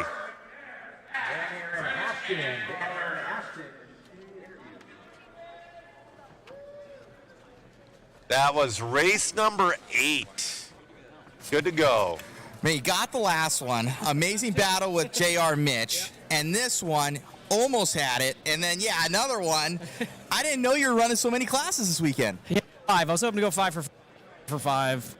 Chris was going to be the hardest one there. JR, we put on a show. With Andy, we put on a show. Chris, that one was tough. Lap traffic, I kind of thought in this one would be a little better. They were not. But 2's as good as a 1 with the scoring. So we'll go into the next round. Still happy. Car's good. Look good out there, man. Congratulations on the win. Thank you. Thank you. You got it. Chris Van Aer, man, oh man, you kind of didn't look back after you got that gift in that corner. He flipped over. He looked like he was charging, but you were kind of keeping that pace right ahead of him and made that one happen. Bet you're proud of that run. Oh, yeah, it was awesome. The hard part right now is coming from Georgia here. It is so dry. My eyes are boiling the whole time. I was like I was watching a very dramatic soap opera this whole race. I was crying. It was an emotional moment, but we got it done, so it's good. Look good out there, man. Your job's not over, though. With this A2 format, can't let them pass you up, so you got some work to do. No, I'm looking forward to it. I mean, Jason Ashton's is a legend as well, and to be out there battling with him, it's pushing me, and honestly, this stuff just makes you stronger, so I love it. Congrats. Yeah. All righty, guys. We're looking forward to here. Maine coming your way here at Vintage Championships out here in Las Vegas. Back to you, Joe, in the booth. All right, let's catch up with the chat. I dropped that waffle link. We're giving away 3 re-release kits, all of them autographed. We're giving away Eustace Moore signed MIP black handled metric tool set. We're giving away a mod puck system of your choice, 2 or 4-wheel.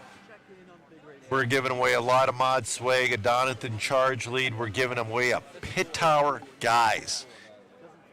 A lot of rad prizes, and it helps us out to a level you can't imagine. We're going to go to camera number 7 here. I love Nathan Rawls' picture. Cool Millhouse.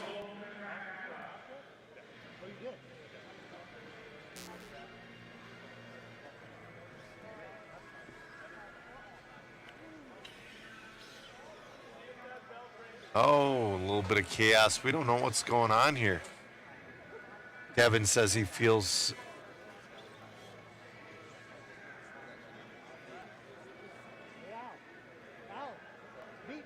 Oh, we got something going on.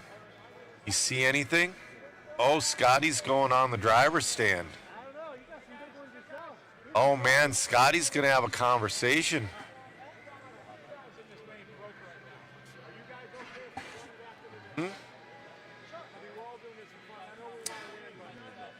Who can read lips, guys? He's having a conversation.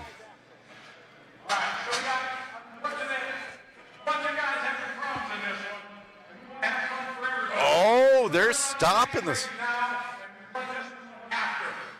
Oh, they're going to switch it up, so race 10's going to be coming up.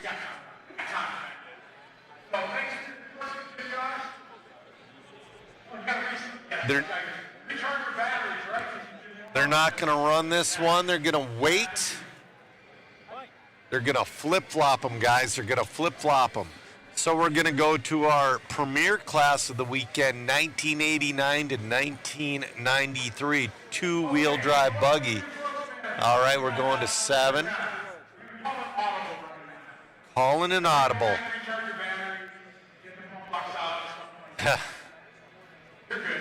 All right. Mark Pavitas is like, yeah, whatever. Masami got his. All right, we got Peanut. So when we were on a little bit of a break when David was interviewing Chris Hackinson, I went over and looked at that car that Travis is waffling off for charity. Dude, that was the first time I really held it and looked at it. Dude, that thing's so cool. Who's using that old Spectrum radio? Do you see that, Matt? And right there. That's Squirrel. Using like a DX3R up there. Weren't you the guy that used to take Man, I haven't seen one of those in years. and you go knock him down? Wasn't that you? Yeah, I remember that. I remember the first time I saw you at the track. This is your 1989 to 1993 two-wheel drive buggy brought to you by Team Associated. So we're calling a little bit of an audible. Race 9 is going to become race 10. Masami's car. Man, I love it. He's also crazy. You gotta remember to charge your radio. Just waiting on a... There we go, he changed it. I'm like, man, oh man. So, you know what? Mayfield's going to want redemption from that first A main, but he's got to get through Cavalieri in this one. Then they have Masami behind him. Man, you got the two Ryans and Spencer starting 1, 2, 3.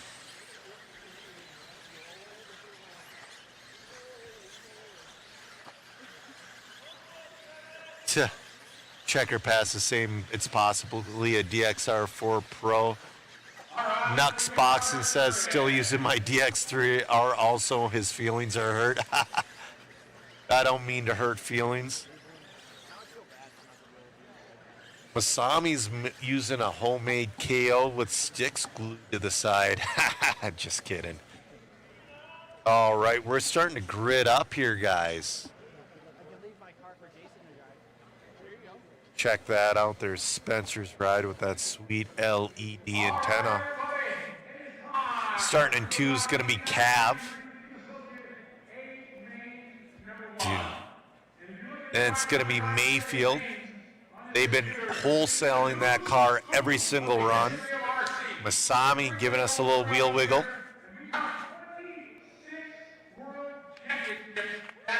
26 IFMAR World Championships on the driver's stand. There's Pavitas. There's Francis. That car is so trick. Scott Hughes. Oh man, he's got a booger of dirt on that front bumper. Adam Rails on rails all weekend. Chris Van Aer starting in that 9. Craig Drescher in the 10. Peanut in the 11. That's the car he's waffling. Look at how gold that is. That thing is so cool. Then in the 12, Scott Brown. 157 entries ran in this class. These are the best of the best.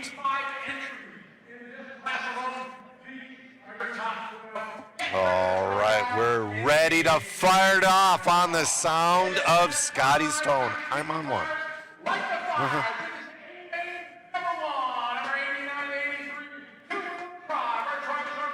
All right, let's see how they start out.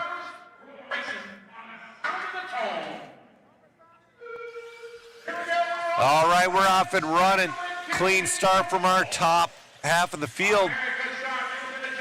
All right, Rivkin, nice clean start. We got Mayfield looking to get around Cav. Oh, was that Masami upside down? It was.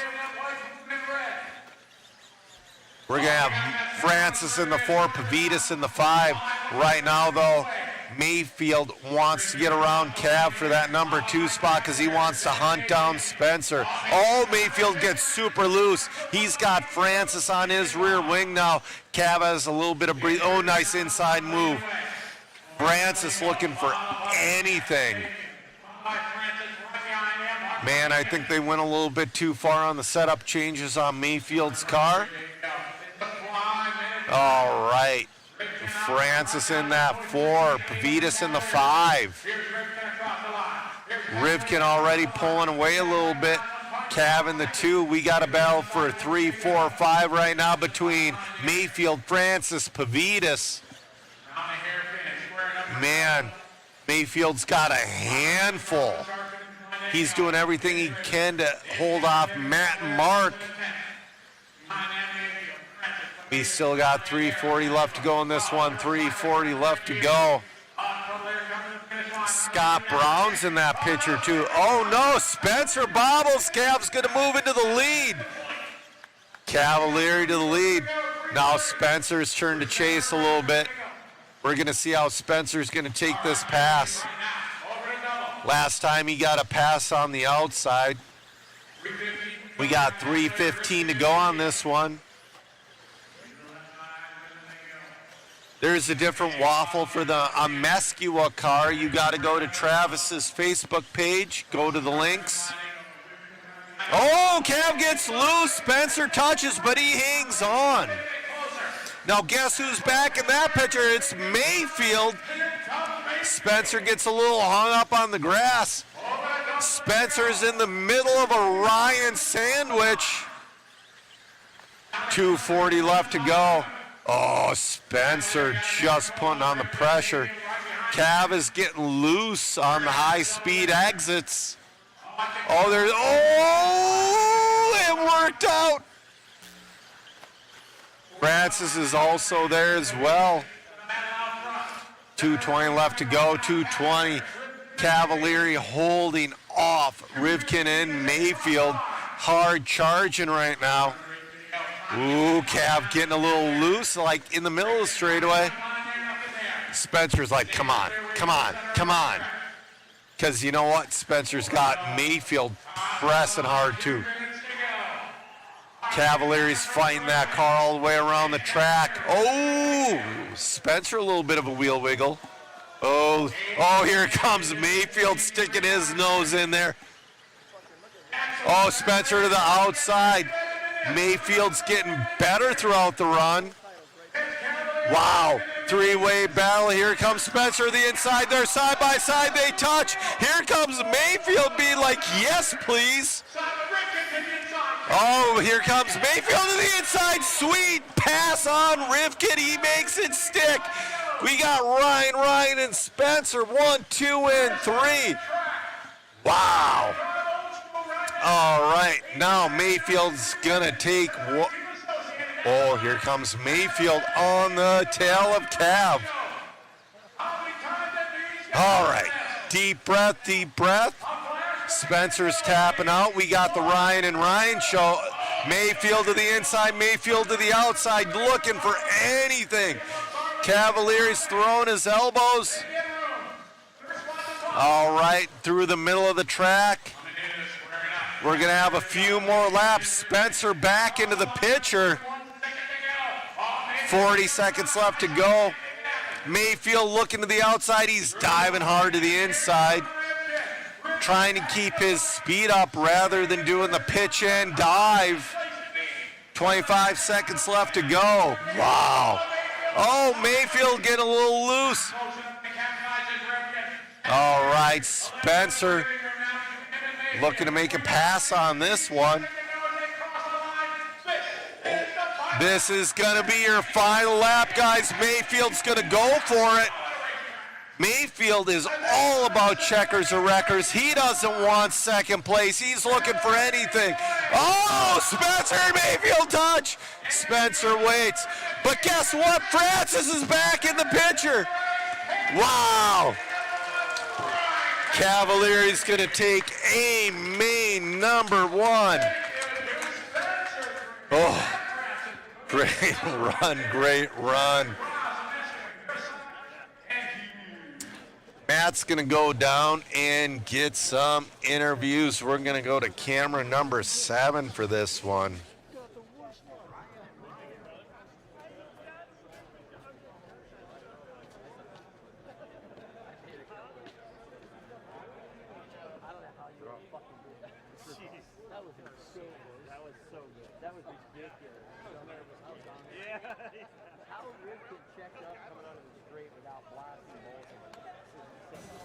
Man, making it interesting out there. The car seemed to come in later into, and you were right there. Yeah, it was. I don't know, man. That was a ton of fun. This thing's really hard to drive. I'll show you on the camera. If I use more than this much wheel, it spins out. So my brain's on fire right now. But that was a lot of fun driving with those guys. You know, I battled those guys for a long time. Me and Ryan have been racing together for, I don't know, 25 years or something like that. You know. And same with Spencer. So, yeah, Spencer got into me a little bit, but that probably wasn't his fault. You know, he's a good sport letting me go over there. But, yeah, just super fun. It was awesome to be up there in the battle. And, yeah, man, I just wish my car had a little more traction, a little more rear grip, and I'd be pretty good. So, but, yeah, super fun. Congrats to Ryan. He drove really good. And same to Spencer. And we'll reset, and we got one more tomorrow. Look good out there. Keeping it interesting. Like Scotty said, the good old days. It was pretty cool to see you guys battle it out. Yeah, and the guys behind us, you know, like Matt was there for a while. Mark was there. And I was like, I spun out. Coming on the straightaway, and I'm like, damn, these guys are right here, man. They're going good. So, yeah, it's fun. It's really cool. That definitely gets the blood pumping, and it seems like with these cars, you can race, 5 minutes, three dudes. You can't really pull away from each other, which is super fun, good racing. And, yeah, like I said, looking forward to tomorrow. Congrats. Yeah, thanks. Let's see if Ryan Cavallari. I was calling you the Iceman out there. You had a lot of pressure from Spencer there, didn't break. You had a lot of pressure from Mayfield, didn't break. You made that one happen, and it's super consistent. Congrats. Yeah, it was an awesome race. Spencer made a mistake when he was kind of going through traffic, and, I capitalized on that. And then, my car, I made an adjustment to it, and it wasn't that great. So I'm like, you know what? I'm just going to try to block and just do my best of just holding my line because I knew how hard it was going to be to pass. So as long as you weren't going to get T-boned before a jump, I felt like I was just driving the inside lines and just protecting that. And but yeah, we'll make the adjustments back to how I had it in Q3. And I think my car will be a little bit quicker because that time I definitely didn't have the pace. It looked good out there. Mayfield was saying he's so easy on the steering wheel. How's the traction out there? Yeah, this is the only I drove 2 times a day, so it just maybe every time we're out there it's a little different. It was a little bit looser. I felt like, especially like coming onto the straightaway after the finish line. That's where I kind of almost lost it. I'm like, in qualifying you could just kind of hold that thing like wide open and just rock through all the lines. But I thought the groove was a little bit slicker for sure. And we did probably have a little bit of water 5 races before ours, so I think we had a lot drier track, and that was probably the difference. It's good to see you out there, man. Congratulations. Keep it interesting. We're looking forward to tomorrow. Anybody you'd like to thank? Yeah, I'd like to thank One Up, Hobby Wing, Invisible Speed, TCO, Savox, Stick It One, Sunpadao, and PDX Racing right now in custom graphics. So thank you. Congrats, buddy. Thank you. You got it. All righty, guys. It looks like our next race is up here. More good racing coming your way. Back to you, Joe. NH has the best comment in the chat. The chat's been blown up. He said, inject the Ryan and Ryan show into my veins. I couldn't agree more. Wow. Yeah, man. 925 people watching right now. We're going to go to camera 7. This is going to be your 1994 to 2000 four-wheel drive buggy brought to you by Rubrix Racing.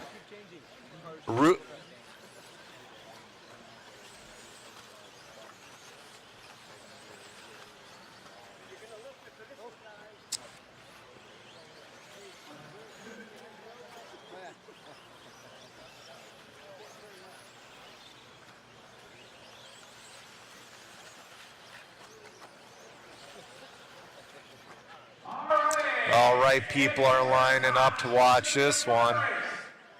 Ooh, this is just going to be a fun race. This isn't going to count for anything. They're going to run the real A1 tomorrow. Oh, absolutely, Ronnie. You know what, Earl? I wish Tebow was here. That's right. Shout out to PDX. He's been out here.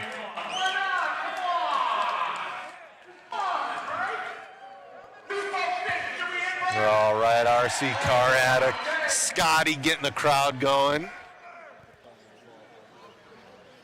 I don't know who that is, but somebody just walked by with an old blue Novak windbreaker. That is a cool jacket.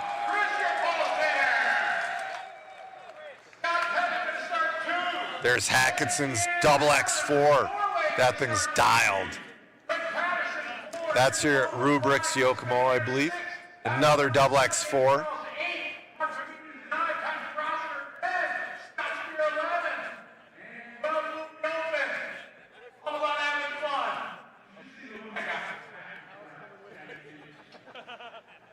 Wait a minute. Did he? No. Wait a minute. He inverted the field. Yes, I love that. If we're having a fun race, that's the way to do it. Yep. Invert the field. You know what, though? I'm going to say this. I hope they all have parts. We're on camera one. Hackison leading us off. Let's see if he can handle that kind of pressure.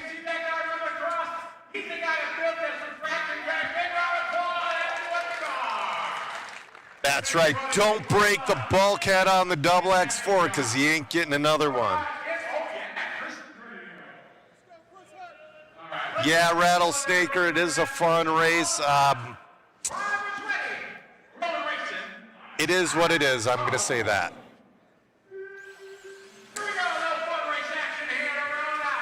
All right, this is going to be the last. Oh, Hackison taps out immediately. This is going to be our last race of the night. Then we're going to get ready to go to the banquet. We're going to stay live.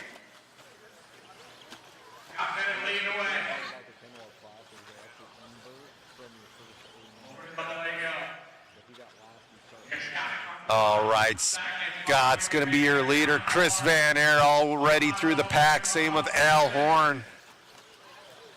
Oh!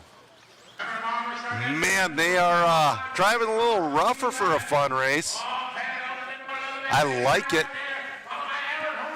Pettit, Van Aert. Oh, Horn to the inside. Horn's like, see ya, boys. But Van Aert ain't letting them go. Van Aert's got some, Van Aert getting a little loose. Van Aert's got that beef. Oh, upside down.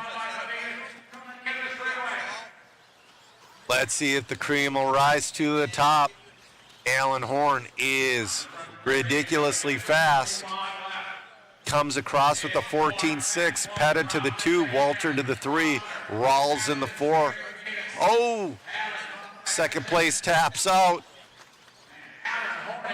And, you know, if they were going to make this a fun race, they should have pulled the marshals. You crash, you're done. Horn's just walking away. Rawls in that 2 spot with that double X4. He's got the Moto Obscura bulkhead. No worries. That's awesome. Oh, Hackison busted.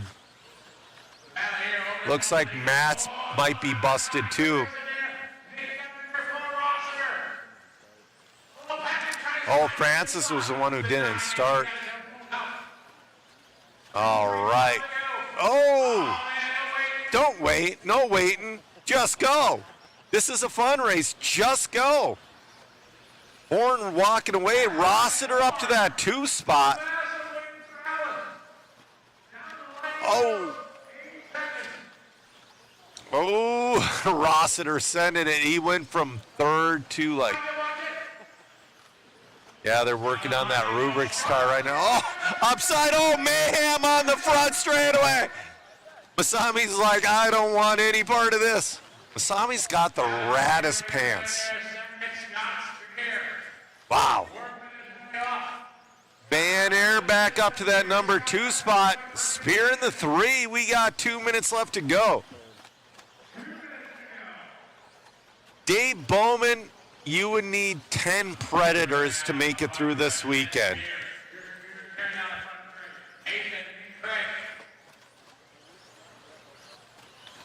In our picture-in-picture, Matt's doing a walk through the pits a little bit. Yeah, Matt Francis working on his rubrics. That's why this is a fun race. We're going to run this. We're going to run the for real one tomorrow morning. But we got a minute 25 left to go in this one. He renamed the event the Hackathon Vintage.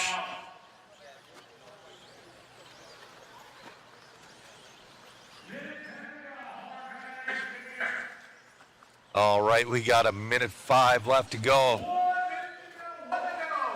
Fournier leader, Van Aeren the 2, Spear in the 3. Horns just walking away. But you know what? This is a fun race. There's no free passes. Horns lapping you, throw elbows. Make it personal.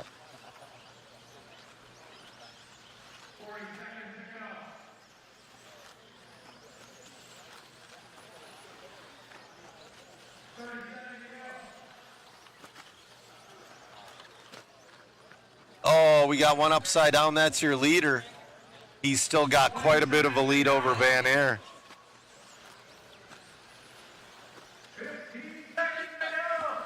All right, 15 seconds left to go. Well, Horn's going to make it around for one more. Oh, yeah, don't let him by. Don't let him by. Block him. All right. Horn in and out.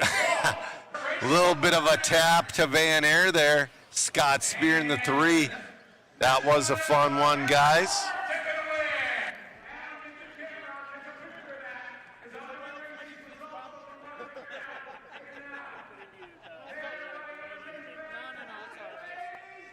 Yeah. All right, we're going to get an interview with Horn for the fun race. That was fun. Alan Horn. Alan Horn over for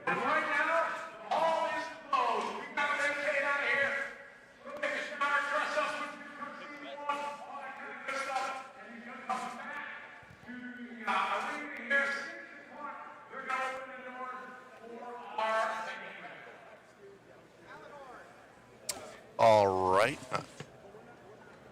We're on camera 4 to get an interview with. Great job, Alan my Horn. friend. Great job. The fun race out there. I know kind of in that one's special, especially with Dunbar's car. They were having issues, and you guys ended up opting for just having a fun race and see who it is tomorrow morning. Yeah, for sure. We don't want to go out with anybody missing out there. You know, this is a race to get us all back together. It's hard to get us all. It's fortunate place this year. Not sure it'll ever happen again, but we want all the guys on the track at the same time, battle it out, is what it is. We don't want to see the win get stripped away like that, so we'll just do it tomorrow.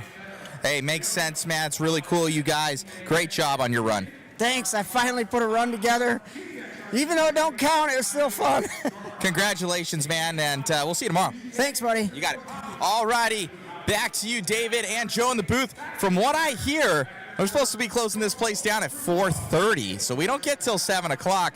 That was 20 minutes ago. So we got to wrap this thing up. Thank you, everybody, for tuning in today for the Mod Live media coverage of the Team Associated Vintage Championships here in Las Vegas. Back to you guys.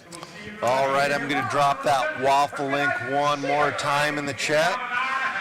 So, David, you were supposed to be in the booth with me all day, but we had to call a little bit of an audible. We're down one person, and we're wishing cameraman Chris nothing but the best. Hopefully he recovers soon. Yeah, shout out to Megan filling in all the spots. I have my headset. Sorry, our producer's a little tired. So anyways, what was I saying? Shout out to Megan for filling in on the photo booth. She was one of our camera people. And then I was up there covering the rest of the races today, and you were Iron Manning it in the booth. Running around like a crazy He's man. cooked. He is cooked. He is well done like a ruined steak. But, so, you know what? Tomorrow we're going to have your A2s. We're going to have your lower mains. We're going to have a ton of fun racing. We're going to start tomorrow morning at 7:45 with your A main number 1, 1994 to 2000 four-wheel drive. Yep, and no more fun racing. We're no racing, more fun racing. races. Yeah, that was a great day of racing. We will be live later with the banquet. Yes, we will. But you know what? We're supposed to be out of here at 4:30. That's what I've been hearing. We're security at. Bring them out. Yeah, dude. No, security. Seriously. I ain't scared. Yeah. So I'm being told we're being kicked out. So you know what? We might have to go hang out in the casino until. Oh no. Dang. I mean, where else do we go for an hour? What are we going to do? So, yeah, we really appreciate everybody supporting the waffle. It helps us out greatly. Thank you for supporting the stream. Like, share, subscribe. Dude, you guys in the chat kept me going all day long. I appreciate each and every one of you. Yeah, and I'm so excited for the A2s tomorrow. Oh, yeah. Dude, Spencer has the biggest chip on his shoulder. He's right fired now. up. He is fired up. He is going elbows out tomorrow. And then Cab. Dude, that was crazy. It was a flashback. It was. I mean, Mayfield, he's just like, I was able to turn my wheels about 1.5 degrees. Yeah, his car was loose as a goose. It looked like he either just learned how to drive it the way it was, or it almost came in mid-run. No, he learned how to drive it. It was fast, though. It was crazy fast. So, guys, tomorrow, tune in tonight for the banquet, and we will see you guys later. Thank you for tuning in all day, and have a good night. Peace. One update for you guys would be we will not be live streaming the banquet. We thought that we were going to, but I think it'd be a lot of sitting around and for what we were told. So we will be doing photography coverage of the banquet for you guys from what we're told, and should be good. But just wanted to say thank you guys again. For all the support and what you guys are doing for us and everything. And shout out to cameraman Chris. He came in this morning. He is okay. He is at the hospital. We won't go into a crazy amount of detail, but he had something going on, and he's there, and hope he's well. So big shout out to cameraman Chris. He's a Iron Man. He helps me at every event, gets set up here, and usually pulling 12-hour shifts, doing the camera work here. Thank you to David. Thank you to Joe. Thank you to my lovely wife Megan, picking up the slack here, and our amazing photographer Jason. He's the dude was up till 3:30 this morning getting photos up for you guys and all the patrons out here. So we're all smoked right now. It's been a fast and furious day. We get up at about 6:15 every morning, and then we got to be out and drive about half an hour down here because the rates down here is ridiculous, and we'd be way over budget. So thank you to you guys for all the support, grabbing those waffle tickets. All the likes, shares, and subscribes. We've had nothing but resounding reviews from the coverage this weekend, and it doesn't go without saying that we have an awesome team behind us here at Mod Live Media making this happen. So much love to everybody out there, and we love all our sponsors down there below. But you know what? This is for cameraman Chris. Over the top. Good night, guys. Come on, shit. Raise your elbows here. Off your tail. Come on. What I do is I just try to take my hat and I turn it around, and it's like a switch that goes on. And when the switch goes on, I feel like another person. I feel like